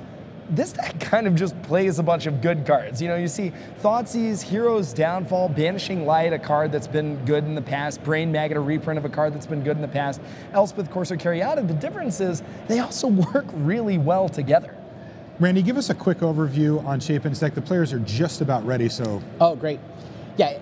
He's kind of an aggro deck. He's the same colors as Nam, but he takes his fundamental strategy in a different way. So the green shell with Corsair and Caryatid, you know, black for Thoughtseize, Hero's Downfall, Silence, white for Elspeth. They overlap there, but then those last 15 or 20 spells give them completely different takes. Chapin wants to beat down. Nam's the one who's got a little more synergy with that Eidolon Blossoms engine. Who's going to win? My heart says Chapin, my head says Nam. You know, I would tend to agree with that, actually. I'm rooting for Patrick, great friend, but I think Nam quietly just showed up with the best deck to the tournament, so we'll All have right, to see. so you have your predictions. It is time now for the finals. Let's send it down into the booth where Richard Hagan, Luis Scott Vargas, and Brian David Marshall awaits to bring you the finals here from Pro Tour Journey into Nyx.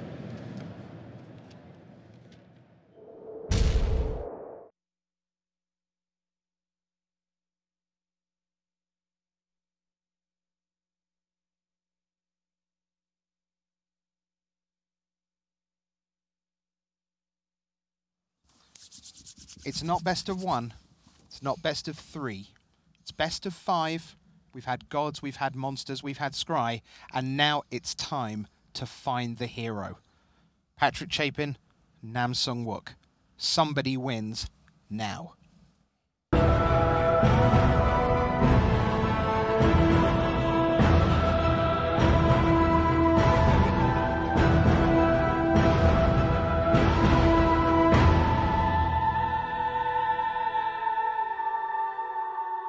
Good morning, good afternoon, good evening, and good night, wherever you are around the world. Welcome to the final match, the final act of our journey into Nyx here at the Pro Tour in Atlanta. Rich Hagan sitting alongside Pro Tour historian Brian David Marshall and Hall of Famer Luis Scott Vargas. One of these two men will claim the title. Will it be Nam Sung Wook of South Korea? There you see him, the first man from that nation to make it to a Pro Tour top 8. He is 3 game wins away from a title. Or will it be the Magic the Gathering Hall of Famer from the United States, Patrick Chapin? Let's find out. Brian David Marshall, what are we going to see? Well, you know what? I watched these guys play down the back end of day 2, and Nam just destroyed Patrick Chapin with all of a card advantage from his Constellation engine. Yeah, I think that these decks are very similar, except instead of attacking with Fleecemane Lions and Brimazes, Nam is trying to play Brain Maggots and Eidolon Blossoms to draw extra cards. Though they have so many of the same cards, they're the same colors in a block format. There can't be that much differentiation. So while Nam is trying to draw extra cards and uses removal and Brain Maggot and Thoughtseize to keep his opponent from stopping that, Patrick's trying to attack for 3 and 4 and use his removal and Thoughtseizes to stop his opponent from doing anything else. And if it turns out that attacking with Fleecemanes is the thing you want to do in this matchup, you know what? Nam can do that too in games 2 through 5.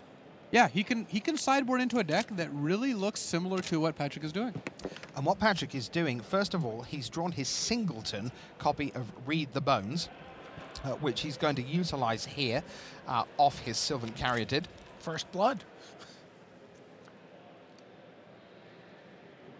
And Nam decided to play Sylvan Caryatid instead of playing Brain Maggot on turn 2. And I think a big part of that is he drew an Eidolon of Blossoms. If we take a look at his hand, he's got Eidolon of Blossoms. So now a turn 3 Eidolon, and then next turn Brain Maggot, draw an extra card. He also has the option of playing turn 3 Brain Maggot plus Sylvan Caryatid to set up an Eidolon next turn. Wow. Nope, he's gonna maggot here.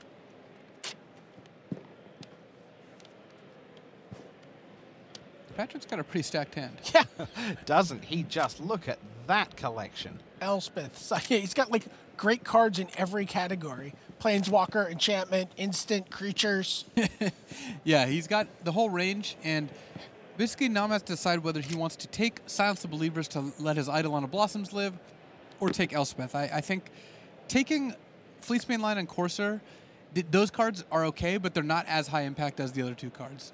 And my guess is that Elspeth is just too dangerous if you don't have an answer to it. And Patrick's got a Caryatid out. He's going to cast Elspeth in 2 turns. And it's not as if Nam doesn't know what Elspeth can do, seeing as he's just sitting here on the back of 2 game wins, back-breakingly with Elspeth, Sun's champion. And that's what he does, yes. Yeah. You'd kick yourself forever if you left a guy Elspeth and then she did that to you. But if you leave the Silence of the Believers in hand, you know, Patrick can just get the Elspeth back when it's convenient for him. He can, and Patrick can actually still cast Elspeth next turn. If he just plays a land and passes, presumably the Scry land, then next turn plays a land and plays Elspeth after casting Silence of the Believers on the Brain Maggot in a turn. And that might just be what he wants to do. It looks like he is going to run out the Courser instead, though. Yeah, it looks to just dig a little bit. Oh, we see a Brimaz.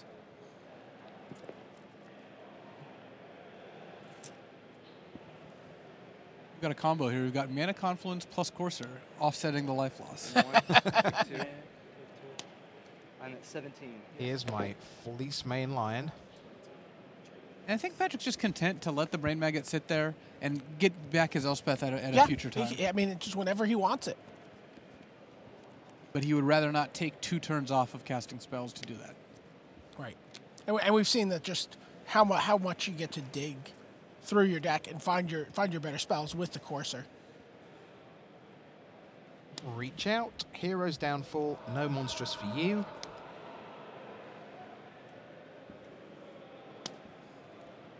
Forest from Nam, back we go to Patrick Chapin.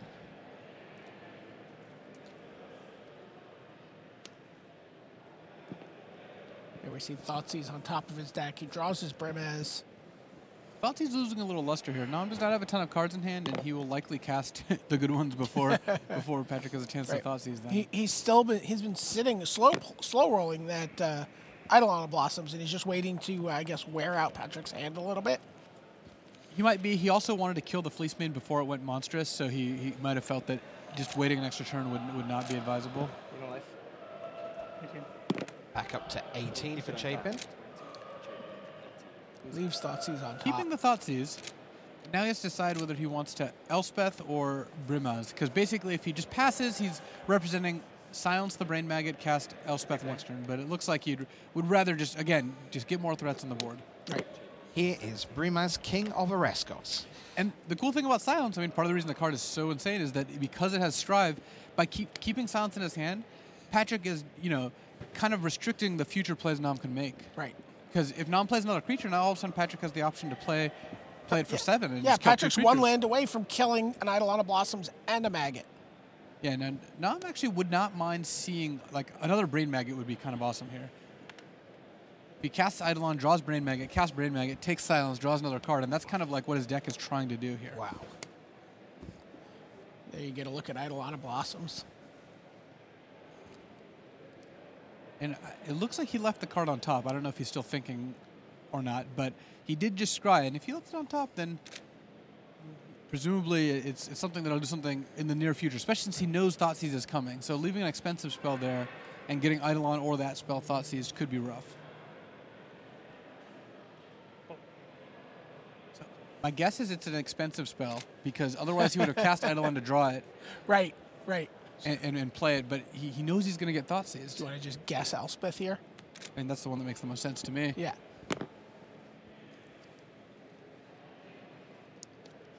Here's the Thoughtseize. Sees the Eidolon, 2 lands. And Patrick, I think, is reasonably ahead here. even if we're assuming an Elspeth comes off the top, This is Mana Confluence? Yeah. Nam is at the very least going to be able to have his own Elspeth against Patrick's. Patrick has mini Elspeth going in Brimaz. But Patrick also has Banishing Light on top of his deck, so his 5th Hero's Downfall sitting there waiting to snatch up whatever it is Nam plays. Gain a life. The non-combo of 1 Courser Crucifix and 3 Mana Confluences. Well, this is part of the power of Patrick's deck, is and kind of more so on like a read of the format. The fact that he's able to play 3 Mana Confluences this game and have it not cost him basically in the slightest is why his deck works. Yeah. It's what lets him play turn 2 Fleece Mainline and turn 3 Brimaz. Right. Brimaz has attacked. That's why you see 1 bonus token up at the top of your screen on the right. It's Vigilant, of course. Looks like the card was Banishing Light that he kept on top. So it was a card he could not cast. It cost 3 mana and he only had 2 left if Nam played the Eidolon of Blossoms. And Banishing Light does not get hit by Silence the Believers, so I imagine we're going to see Brimaz banished here. We are indeed. But Patrick now has a window to play Elspeth, since he's going to cast Silence the Believers at the end of the turn. Pick 1. Yep. And there it goes.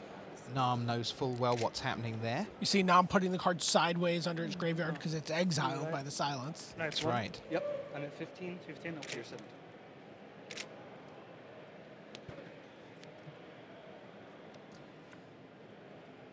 On top now is Thoughtseize. This one considerably less good.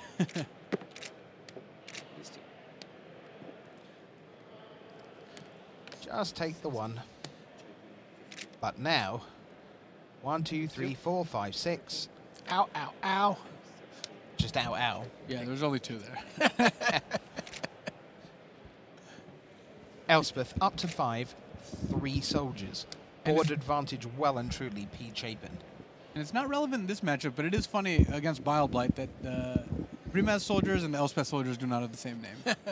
It's cat soldiers and just regular soldiers. Elspeth's on the other shoe now. Numb.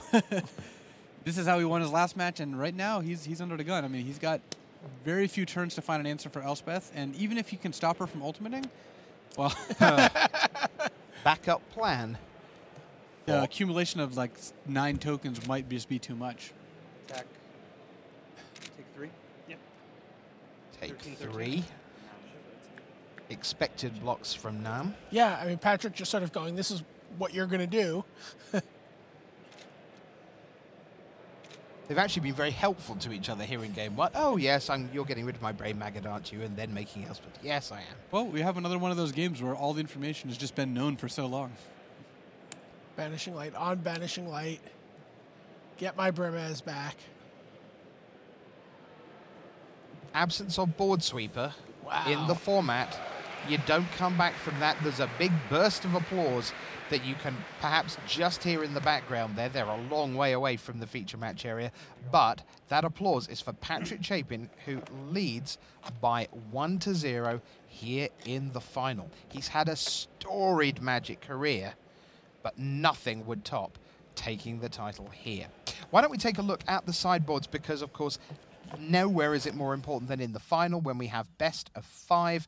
And BDM, you described this as a sort of Nassif-ish sideboard. You know, lots of 1s, 10 different cards, you know, something that really challenges the graphics department when you're putting it on display. Which I'm sure was his primary factor in choosing I'm it. not convinced that it's not. You were ideally suited to conspiracy, weren't you? Oh my God, I loved it. You know, I'm not sure. Just how much is Chapin gonna do here? I assume the Deicides come in. Maybe the, you know, not the Glare. Well, I guess the Glare of Heresies are gonna come in for the Elspeths as well. Yeah, you also have Feast of Dreams, which can kill Courser, Brain Maggot, or Eidolon, or wow, Herald of Torment. That's actually at best in this matchup. Yeah, it's very good against all the Enchantress type decks.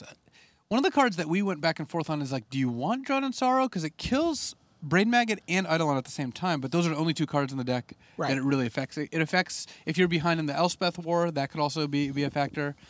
So, but Patrick doesn't have a ton of cards that are terrible, since Nam does have Planeswalkers. Hero's Downfall can't come out. Some of the green, black, white decks, you know, don't have any Elspeths, in which case Hero's Downfall is just like a worse removal spell. Right. But given that Nam does, you're going to want to keep all your Hero's Downfalls in. Right. And the Glare of Heresies also take care of the Banishing Lights. And yeah, Glare of Heresy has some decent utility. I'd like to ask both of you, who, in all honesty, have seen more actual matches of Magic this weekend than I have for sure.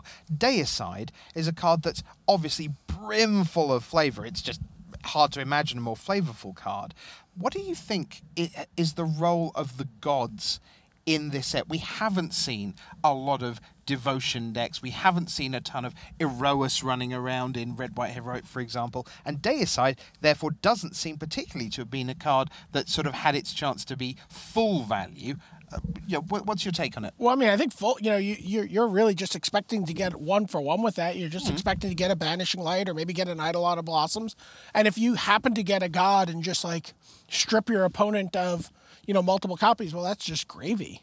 Yeah, I think one of the biggest differences is that Standard has hybrid cards from Ravnica block. So you have Nightveil Spectre, Frostburn Weird, Boros Reckoner, exactly. All Burning Tree Emissary, all the cards that really make gods from Theros into huge threats and just animate them much more quickly. They're things you can believe in.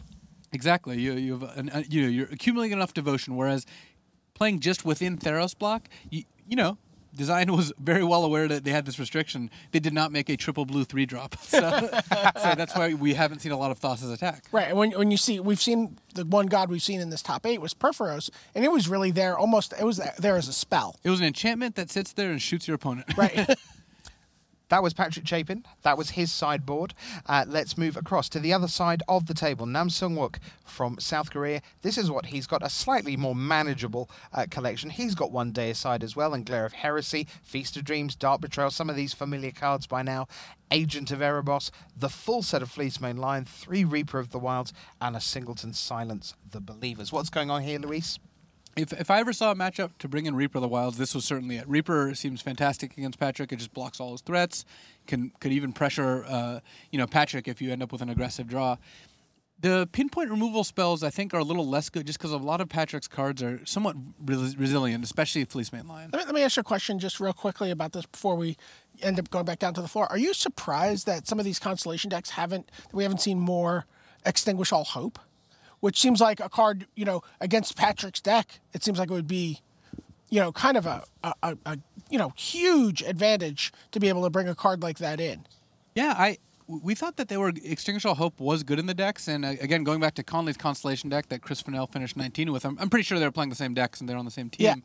Yeah. Extinguish All Hopes was part of their plan. It kills Prognostic Sphinx. Exactly, It kills a lot of the commonly played Sweeps creatures. away all of the detritus from an Elspeth. Exactly, and it looks like Nam decided that it was not the card he needed. Right. Well, he seems to have really focused on that transformative element of becoming more of a junk beatdown deck with the Fleecemane Lions and the Reaper of the Wilds when we've watched him sideboard. The funny thing is he must have built his mana base. I mean, you can't just add 4 Fleecemane Lions to your black green deck and say it'll probably work. So this is a well-tested sideboard at the very least. All right, well, the players are ready to go for Game 2, so let's get back down to the action. They have both kept their opening hands, so we are away with the man on the right of your screen in the white shirt and the super sharp red tie, Patrick Chapin, 1 to the good in this best 3 out of 5, remember. So he's still a way away from the finish line as we get ready for Game 2.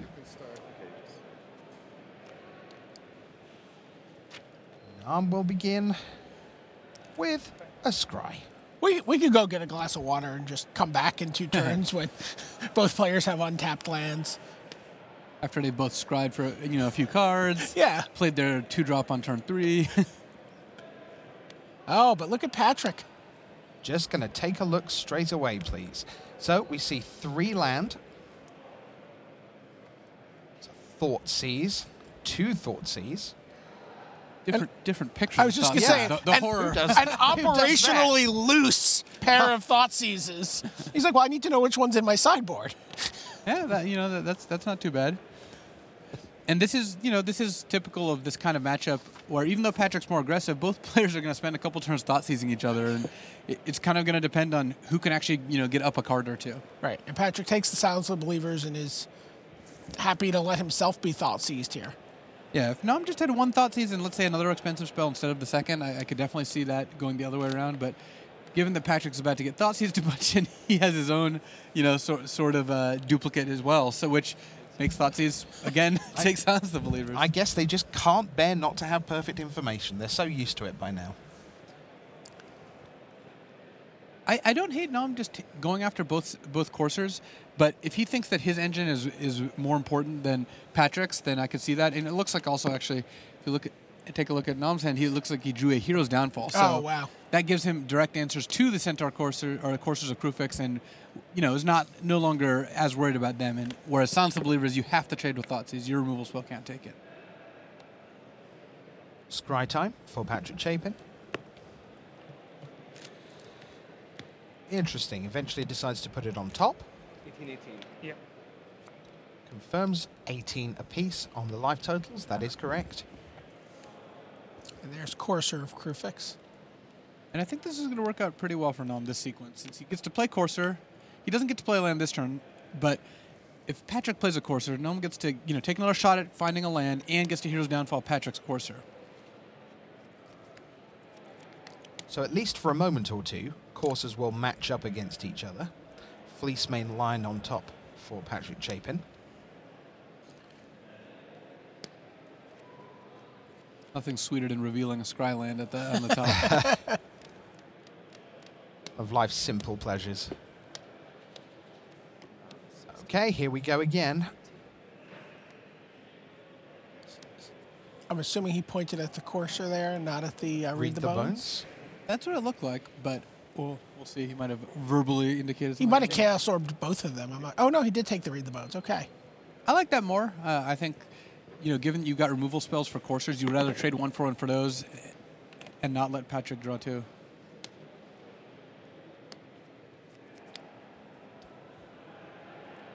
Sends away. Once you're going off with Courser, you don't really want to see lands. Carroted.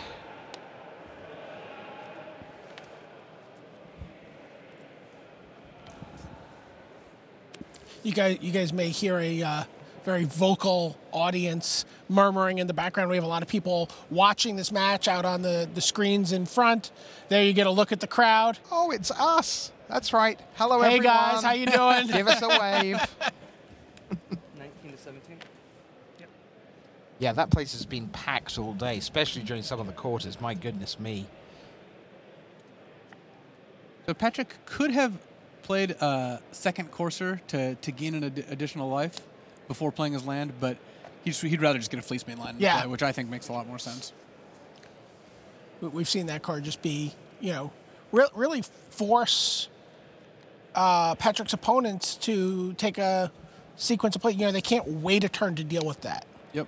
It's basically a card that has the bullseye on it, right? Because any minute now, it could have no bullseye on it. 1918.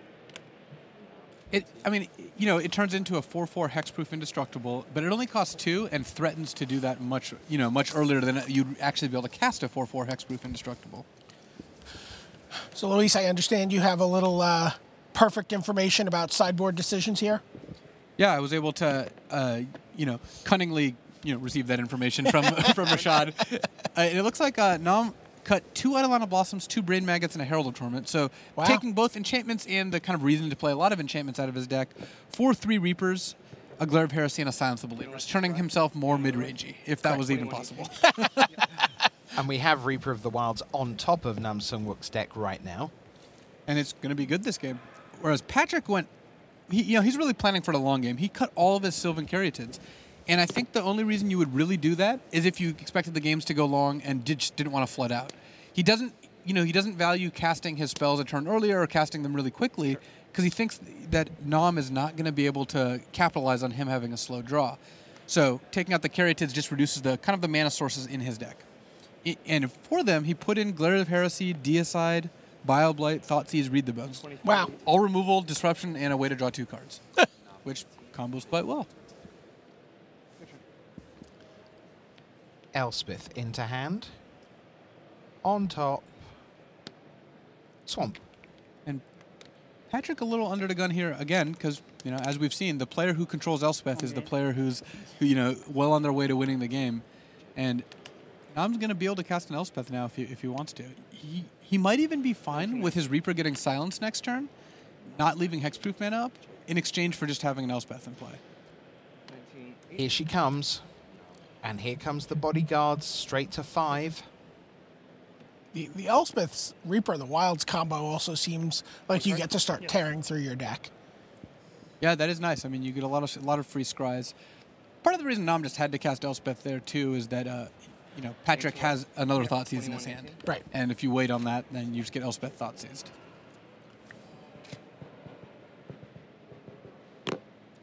Also, in a situation where both of you end up having an Elspeth, you just want yours in play first, right? Yeah, you were racing to the ultimate is exactly what you're doing.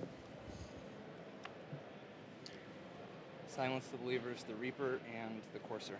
The Reaper and the Courser, 7 mana, 2 for 1, as they say in the trade. I have been so shocked. I was, shocked to see that card at first. I mean, obviously just a good removal spell, but like just to really see that people were just playing it for 7 and 10 mana and getting that strive action off of it. Well, part of the big reason is that Bestow is a very relevant part of this block format, especially in the mono black aggro deck with Herald of Torment and Night Howler and Spiteful Return. So having an easy way to just nuke a completely bestowed creature is huge. Having an easy way to kill exile any creature, regardless of which color, and as you said, paying 7 and 10 mana to get the 2 for 1 is pretty awesome. 18-19 by my count. 18-19? 18-19. Patrick, of course, having to do this on his main phase before Nam untapped and could protect his Reaper with hexproof. Yeah. A little bit of housekeeping on the life totals, but 18-19 is now the agreed, and they're coming at Elspeth. Nam will put things in the way. Okay. Got to get you get a free token while you're at it. As you can see, looking at these guys' hands, they're both the ironic Temple of Plenty. Yes. Yep. Yeah, I think, in this matchup with all these Thoughtseizes floating around, you're going to end up with the cards in hand, being a pretty bare list most of the time. The petty Thoughtseize. No, I'm choosing not to play his Temple because, why waste a scry? He likes having Banishing Light on top. Right. Yeah, knows he's not going to push that.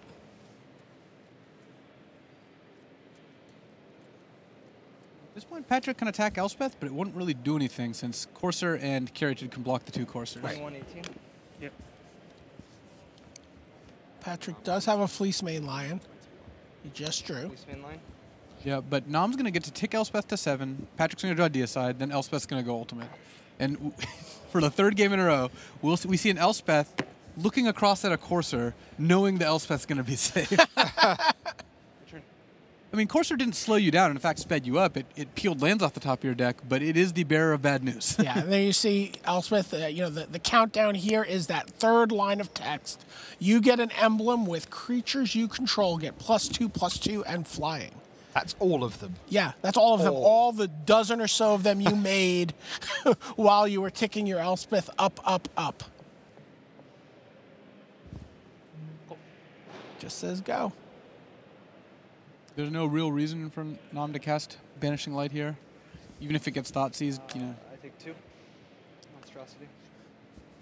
Patrick takes 2 to Monstrous, his Fleece Mane Lion.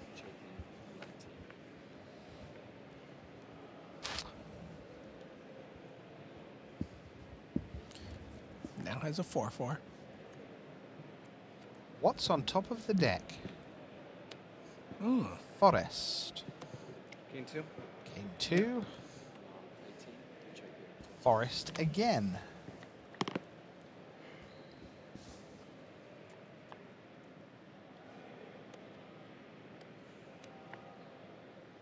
Deicide the Courser.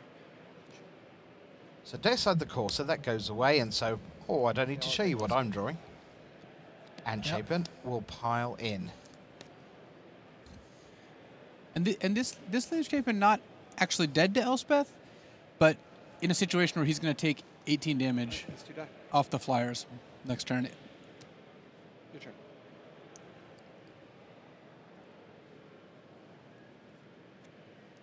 Is there any way that Nam doesn't pull the trigger on Elspeth here?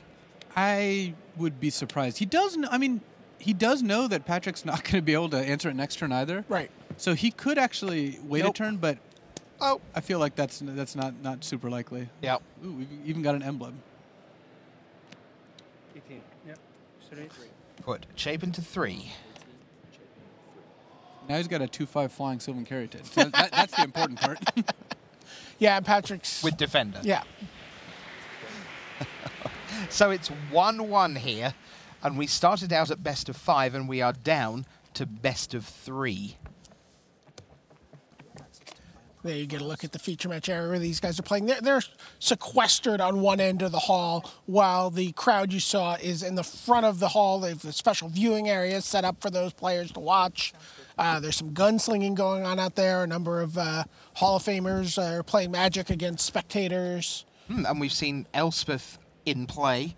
She's a big part of the set. We've also got an Elspeth out front in terms of cosplay. And we've got Christine Sprankle here this weekend being all kinds of Planeswalkers and sundry other supporting characters. Always fun to see her at the big Magic events. A lot of people I know have been really excited to come and meet the living, breathing Elspeth. Yes, the MTG Sybil. Yeah. Many disparate personalities exist within her. I even got to see some Hall of Famers gunsling against each other, where with Ben Stark, Bob Maher, and looked like Eric Froelich on the same team in a team draft. Oh, wow. Awesome. That seems pretty good. But why don't we take a look at Elspeth, who over the last hour or so has been totally front and center. What a wonderful, wonderful card she's been. Obviously building an insurmountable army, and then that idea of destroying big things like Stormbreath Dragon or Polukranos World Eater. What I do love, though, is all those cool plays with... This has been the set where you bestow onto your opponent's creatures as a thing. But the ability to sort of go, oh, I've drawn Celestial Archon, I've got Elspeth in play. I'll bestow my Celestial Archon on your guy. Is it huge? I think it is. I'll destroy all creatures with power 4 or greater. And now I've got a Celestial Archon back again. Thanks very much, Elspeth. Yeah. You're fab. You can also do that with Feast of Dreams. It's a nice, bestow onto a creature and Feast of Dreams. It saw that come up a couple times in Limited. All right, Luis, you do a set review every time a new set's released. Where did you have Elspeth Sun's Champion when you at first blush? For Limited or Constructed? For Constructed. For Constructed, I don't remember the exact number grade I gave her. She's certainly powerful. I didn't predict exactly how dominant she would be. The fact that she's routinely a 3 of in standard deck lists as a 6-mana card is something that took me by surprise. Yeah, and you have a pretty good track record with these things. So I mean, I'm not making fun of you. I'm just saying, like, because I've certainly talked about the fact that it took me by surprise, and I think it really did just that 3 tokens. That 3 token ability is so powerful. The fact that you could put her down and she can just defend herself against so many situations. Yeah, the fact that she also lines up really well against other cards that cost a similar amount of mana, just because she kills most of them or blocks most of them. It takes a very special creature to get past Elspeth while also not dying to her. Right. Of course, Aetherling can also be that creature, but you often find them in the same deck. Is 6 mana broadly speaking, your squick point for where a card is like, hey, listen, my friend, you better be fabulous before I'm doing things with you? It's actually at 5 mana. Yeah, so that's where it is for me also. Elspeth hitting at 6 means that she's just that good. Means maybe we've underplayed some of the previous Elspeths. It's possible. I mean, we played the middle Elspeth, Tyrell, in Block Constructed. We played 2 in our sideboard, so I have had a little experience with that. But she is certainly driving towards potentially winning a Pro Tour. Oh, she's gonna win a Pro Tour. Yeah, one way. Well, she'll be in the deck, but I mean, it's quite likely that the finish will involve an emblem. I would be shocked if the finish didn't involve an emblem. Yeah, definitely. These watching these guys, it really seems to like you said, it comes down to a very grindy attrition game that's going to be about the last Elspeth standing. Yeah, and even though both players have many ways to kill Elspeth, if she's unanswered, she just wins the game. Whereas if you have a Hero's Downfall and you don't use it, it's not like you automatically won the game. Yeah, maybe you need to side out your Courser of Krufix so your opponent doesn't know that you don't have a way to deal with the Elspeth.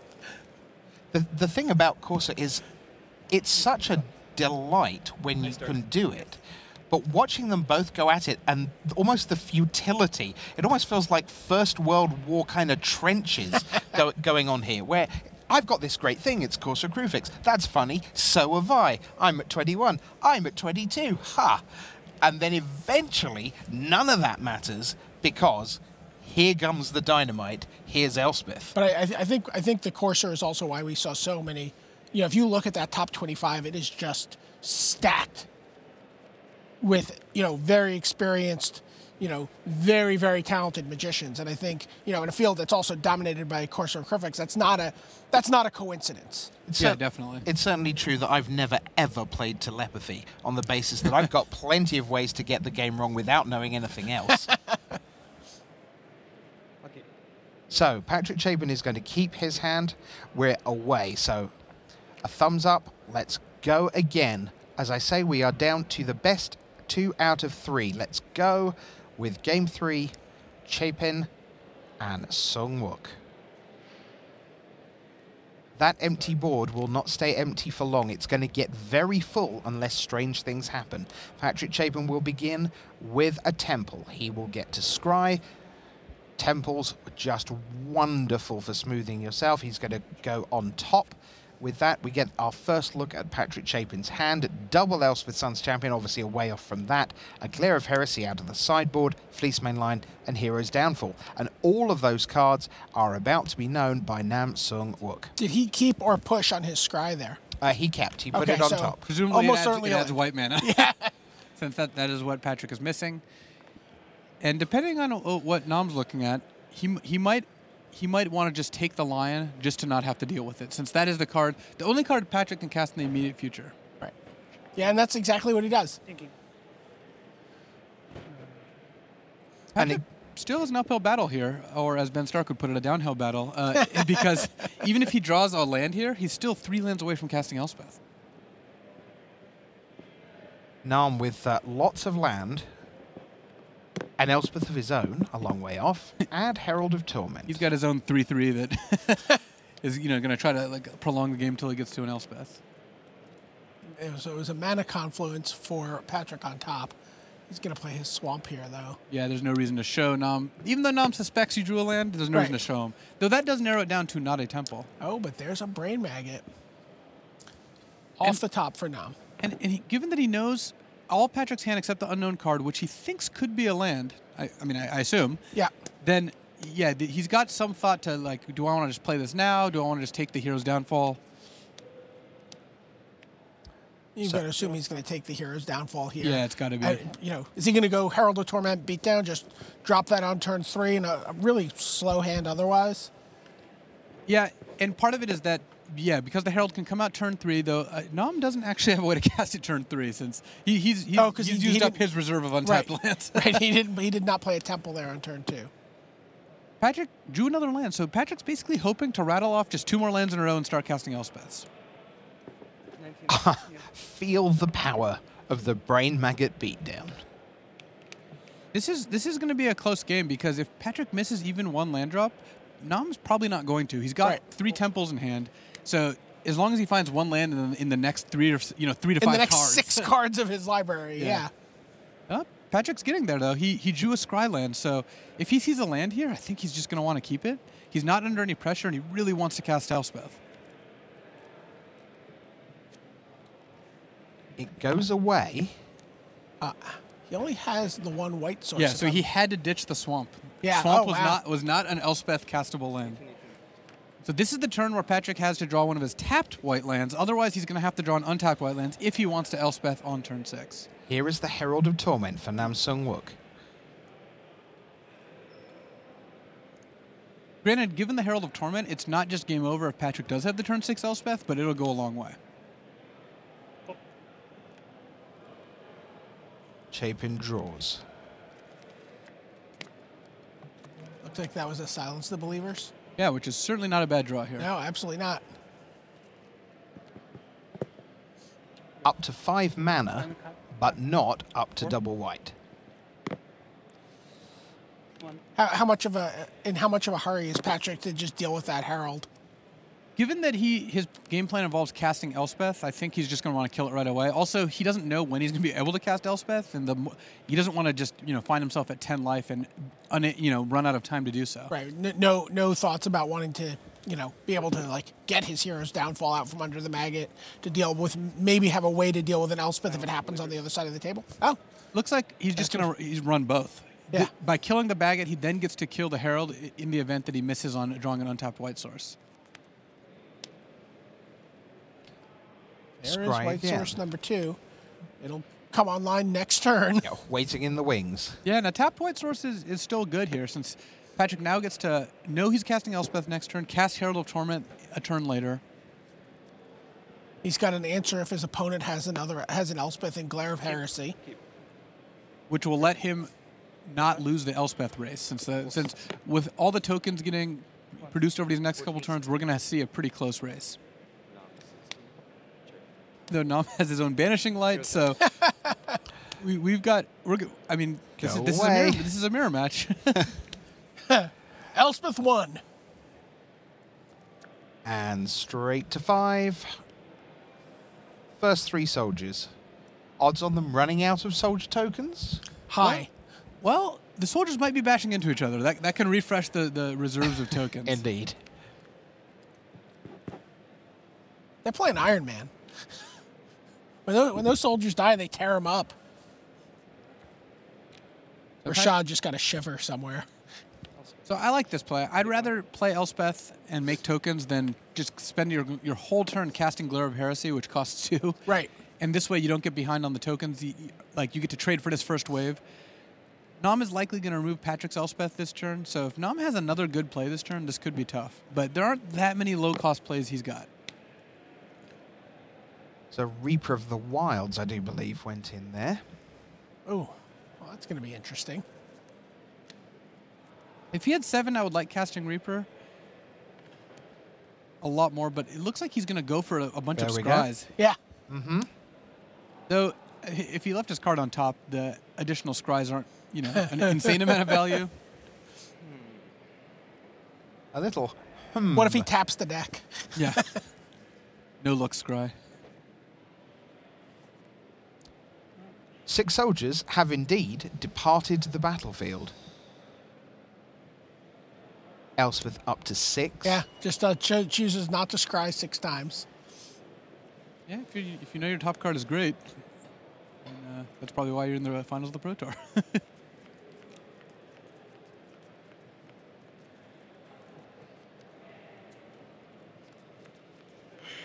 Patrick has to cast Glare here, right? Well, he could wait another turn because he's got Elspeth in play, and Nam isn't ultimating here, but I don't think Patrick wants his Elspeth to die, and I think given that he's not really progressing his board, he's gonna have to cast Glare. So there it is, Elspeth gone away. His own Elspeth has 2 loyalty left. This is the situation I think Patrick found himself in because he couldn't cast the first Elspeth. Now he's going to lose an Elspeth, assuming Nam attacks Elspeth with all 3, which I think he's reasonably going to, just because otherwise one removal spell and you just gave your opponent a free Elspeth. And then Nam casts another Elspeth, and then pluses. And now even if Patrick kills the second Elspeth, which he does have the ability to, Nam's got 6 soldiers versus Patrick's 0. Of course, Patrick then gets to untap, cast his own Elspeth, which Nam then gets to kill. But the balance of all this is that Nam is up 3 soldiers. It was a long and winding road, but we got there. Well, I'm looking forward to seeing those 19 things happen in order. Well, actually, we've got another wrinkle. Patrick drew another Elspeth. So what? At the end of all this, presumably Patrick has an even... We've got an even board. The Elspeth is going to get killed by Nam's second removal spell, and Patrick's soldier tokens are going to trade for Nam's second wave of soldier tokens. Anyone else's head exploding?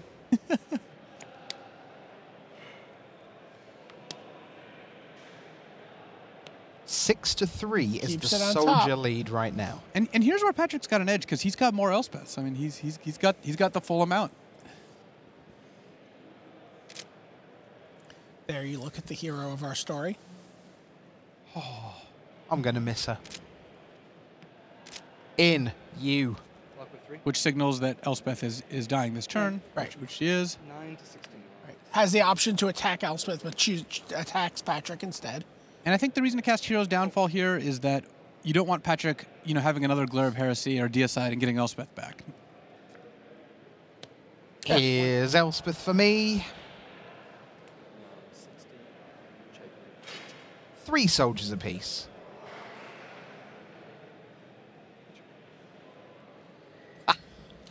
Oh, the top card can only be Elspeth. Oh, nope, it's a Courser. That would have been exciting, but a Courser is still good here. Of course, Patrick has multiple Silence the Believers, so soon we're gonna find ourselves back where we were.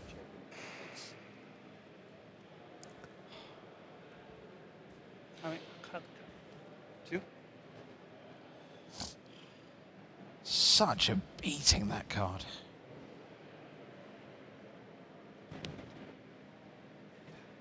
Trade off our soldiers. All gone. So now it's Courser versus 2 Silence the Believers with Patrick getting the first draw step and Nom drawing a Scryline on the next turn. So I've got to give the advantage to Patrick here.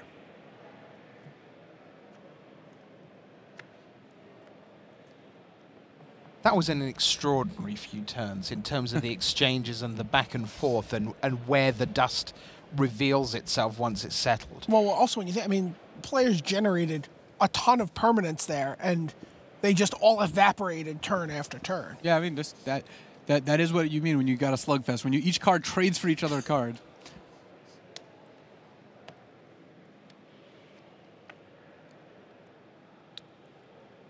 So what I like a little bit more there is waiting toward the draw step, because you can see Nom's top card Get a piece of information without letting him be able to use Courser. I mean, Nom has never pushed a card. Yeah, of course. Scry is much worse in his deck. Once again, he leaves it there. Now it's Patrick's Silence the Believers and 1 draw step. It's like he drew something. He's huge. It was a Deicide. Oh my gosh. Wow. She's back. And she bought some bodyguards. I heard there was a party. It is done, says Elspeth. Oh, Brain Maggot. What does that achieve? That gets a Silence the Believers out of his hand, one way or the other. Yeah, one way or the other, it's gone. Patrick has to decide whether he wants to kind of just reserve it under the Brain Maggot for a future time, which I actually like, since I think you can get better than just a Brain Maggot. The 1/1 body's not going to do a whole lot. Elspeth is back, and she is on the side of Patrick Chapin. Chapin sends in the team, and the team is going from 3 to 6. I like his troop placement there. Yeah.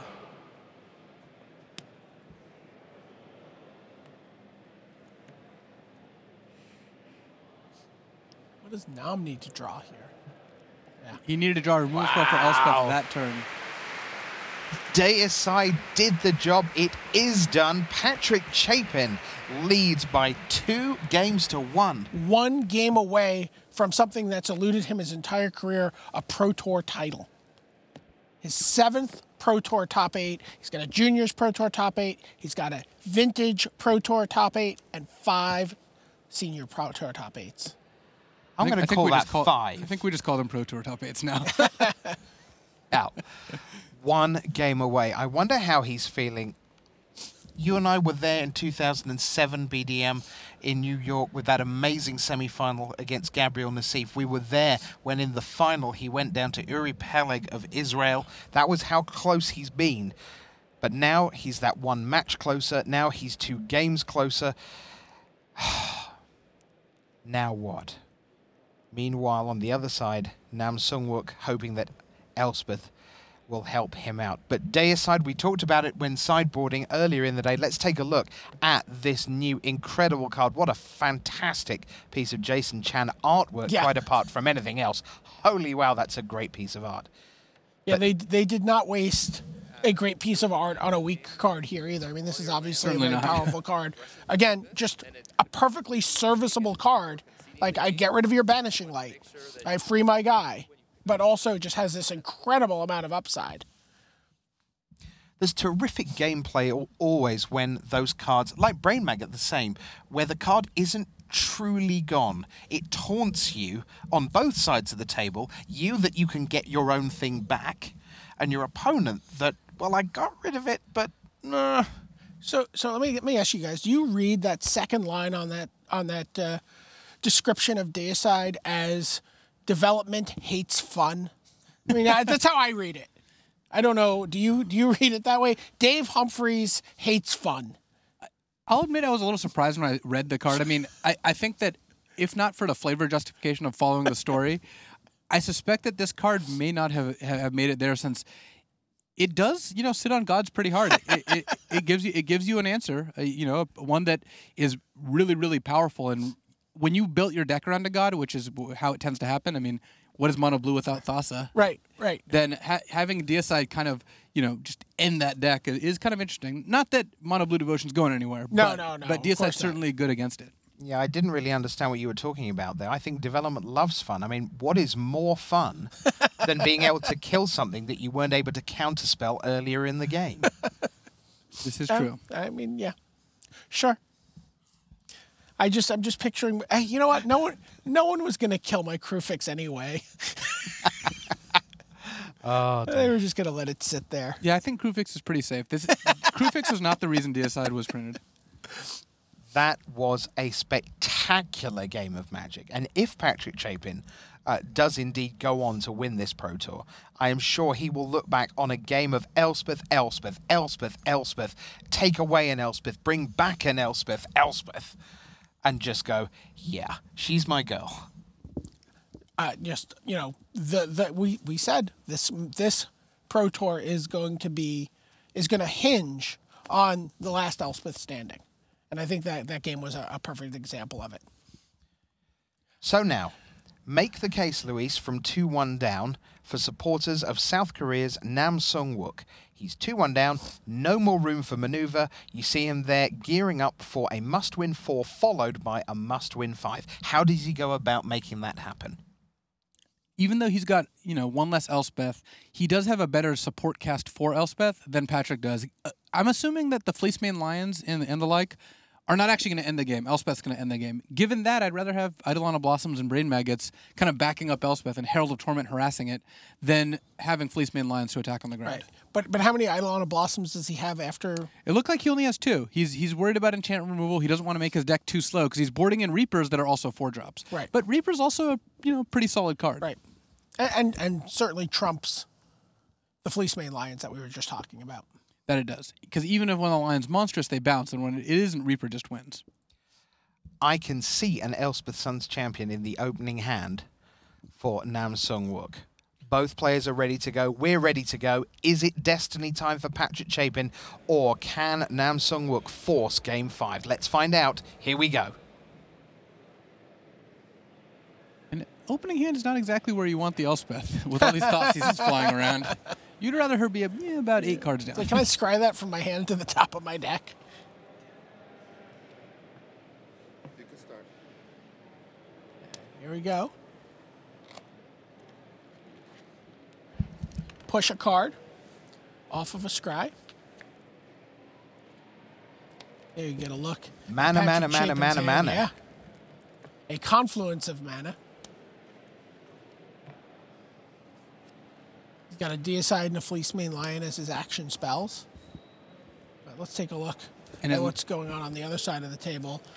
Sylvan Caryatid, Reaper of Wilds, Elspeth Suns Champion, Banishing Light, Hero's Downfall, Temple of Silence. No green mana is what we have over there. We've got a good keep if you can draw a green. Could we see a turn 2 Fleecemane Line, turn 3 Brumaz? There's Brumaz there. I think Brumaz is heading to the bin. Do you think it might be gone? I think so too. I think even I'd have got that Thoughtseize right. So I think Nam Sung-wook, could be in big trouble here. He's potentially missing land drops, which has been. But not only does he not have green, he doesn't have a third land.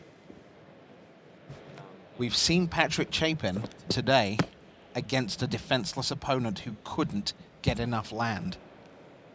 Are we about to see the same thing here? He's 2-1 up and one game away from $40,000. The Fleece Main Lion comes in for the first damage of the game. And the blue envelope that he's been seeking. Patrick really wants World to find another Championships. way to pressure Nom, since Fleece Main Lion by itself won't necessarily get the job done. Right. Big draw step for Nom. Banishing Light. Pass the turn. Oh my gosh. And this is a reason to play Chapin's deck. He's got Fleece Main Lions. When your opponent's stuck on lands, Fleece Main Lion is much, much better than, say, Prognostic Sphinx. In we go. We've seen life totals barely shifting through this final. They're starting to shift now. Remember when I said Fleece Main Lions weren't going to end the game? looks like the one just might. Chapin finds a way to dagger you here. Yeah. It looks like Nom brought in his Fleece Main Lions for this game. What have you got? Well, of course, it's all spells action all the time. This game is certainly not just over. I mean, Patrick's got 2 answers to the 2 Banishing Lights, but if Nom can rattle off a couple lands and just play a Reaper of the Wilds, Chapin doesn't directly have an answer to it. Right. Caryatid, Forest Caryatid, next turn Reaper of the Wilds, and he can hold the ground for some time. But you take the Caryatid here, I assume. I could actually see taking the Reaper. Oh, or Hero's Downfall. Hero's Downfall. Next land, he's able to play that card. Yeah, that's the easiest to cast, and if you can just get this Fleece Main Monstrous, you are very, very likely to win the game. Reaper still stops you, but you need to fade Nom, not having anything for just 2 more turns. Patrick Chapin waiting for a draw step for the South Korean that could bring him so much closer to that coveted title and a seat at the World Championship. There's it's a swamp. land. But Swamp's not going to do it. Deicide, end of turn on the Banishing Light. Yes, you send my guy away. I cannot fast enough negate that. Nom's like, yes, I know.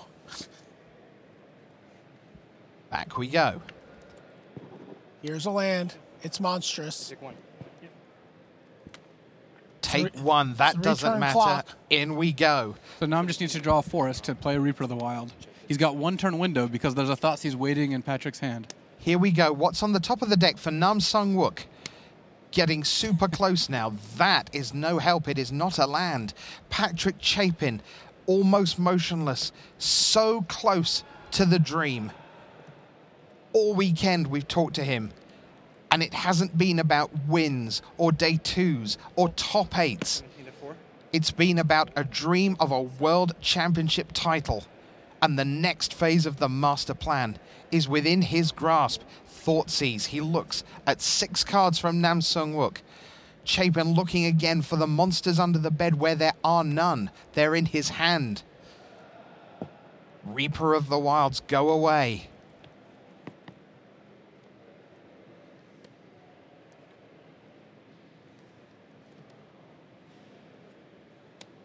Courser of Krufix, signature card of the weekend. Gain a life. It's not your life you need to worry about right now. It's those 4 life points away that you are from the Pro Tour title. It's a forest, I think. It is a forest.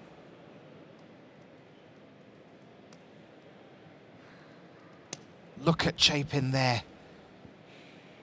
So close.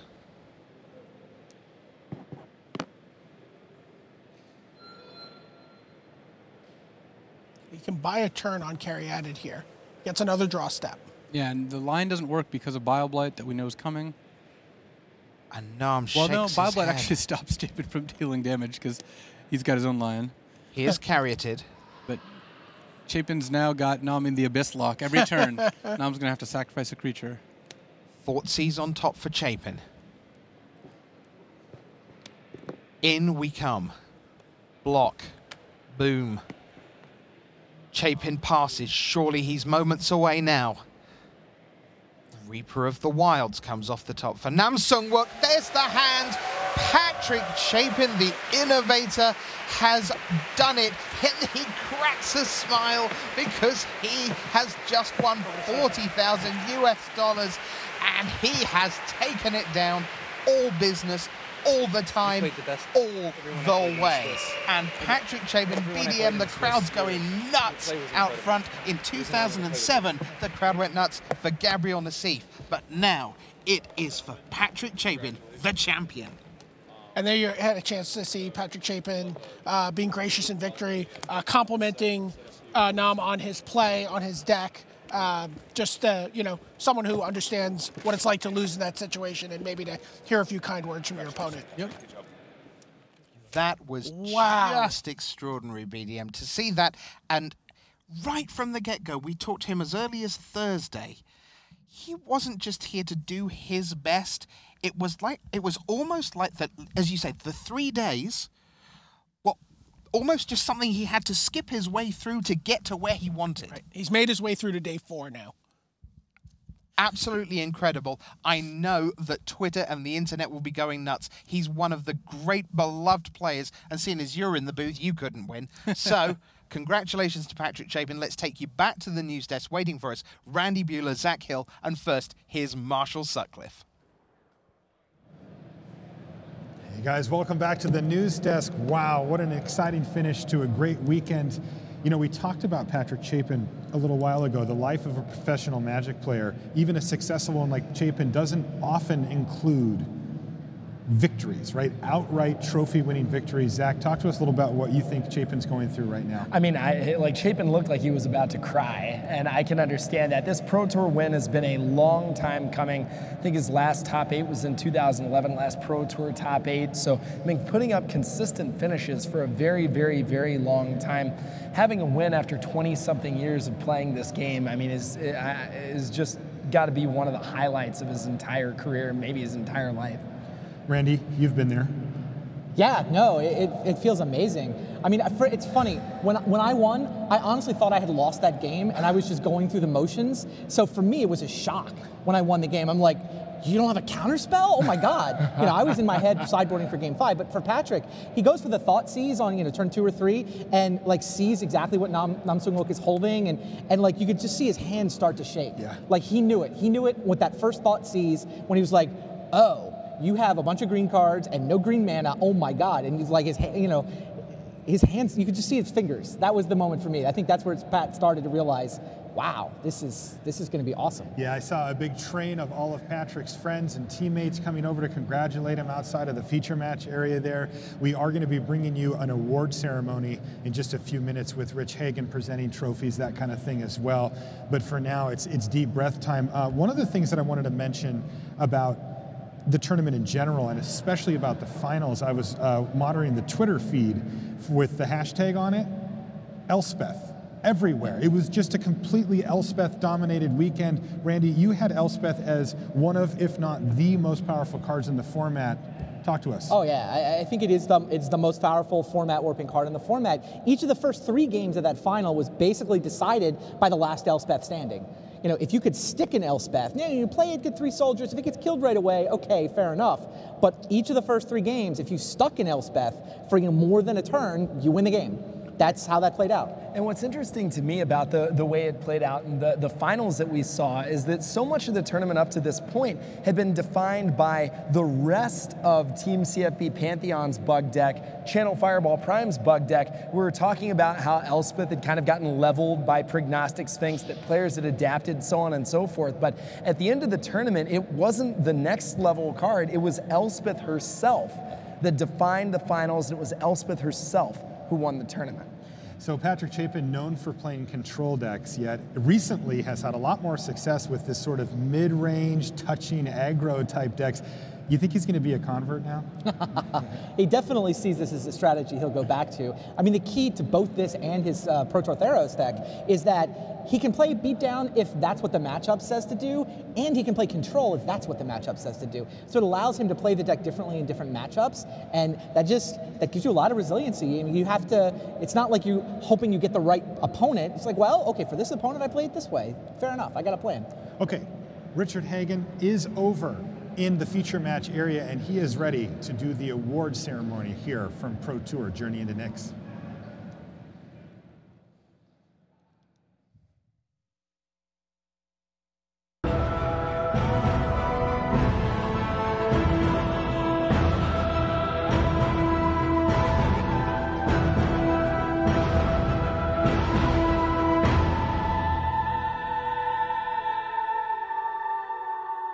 Hello everyone and welcome to the award ceremony here in Atlanta for Pro Tour Journey into Nyx. What a weekend it's been, and we begin with welcoming to the stage our finalist, the first man from South Korea ever to make the top 8 of a Pro Tour. Your applause please, winning $20,000 US, Mr. Nam Sung-wook. Nam Sung-wook from South Korea winning $20,000 US.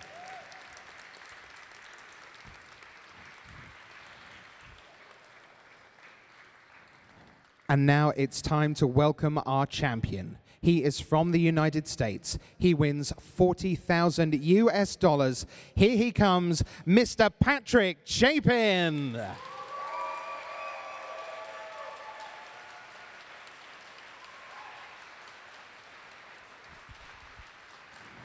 Patrick, in 2007, you got all the way to the final, and then Yuri Pelig kind of got in the way. How much more fun is it to be on the right side of the score ledger in a final?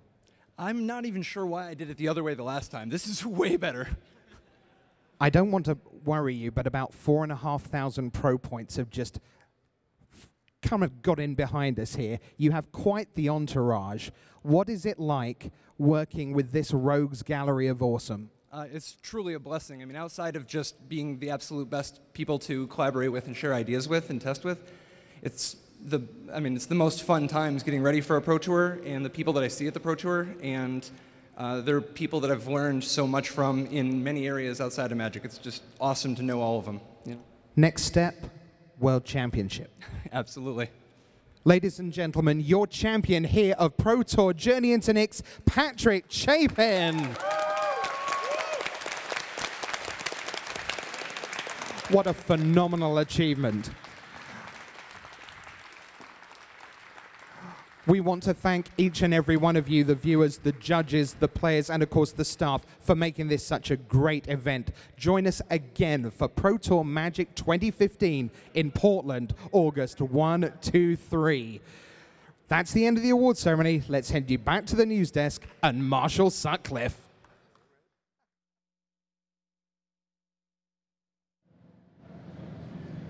Wow, thanks, Rich. Really exciting stuff. It's so great to see Chapin, enter the crowd of his closest friends and companions and high five.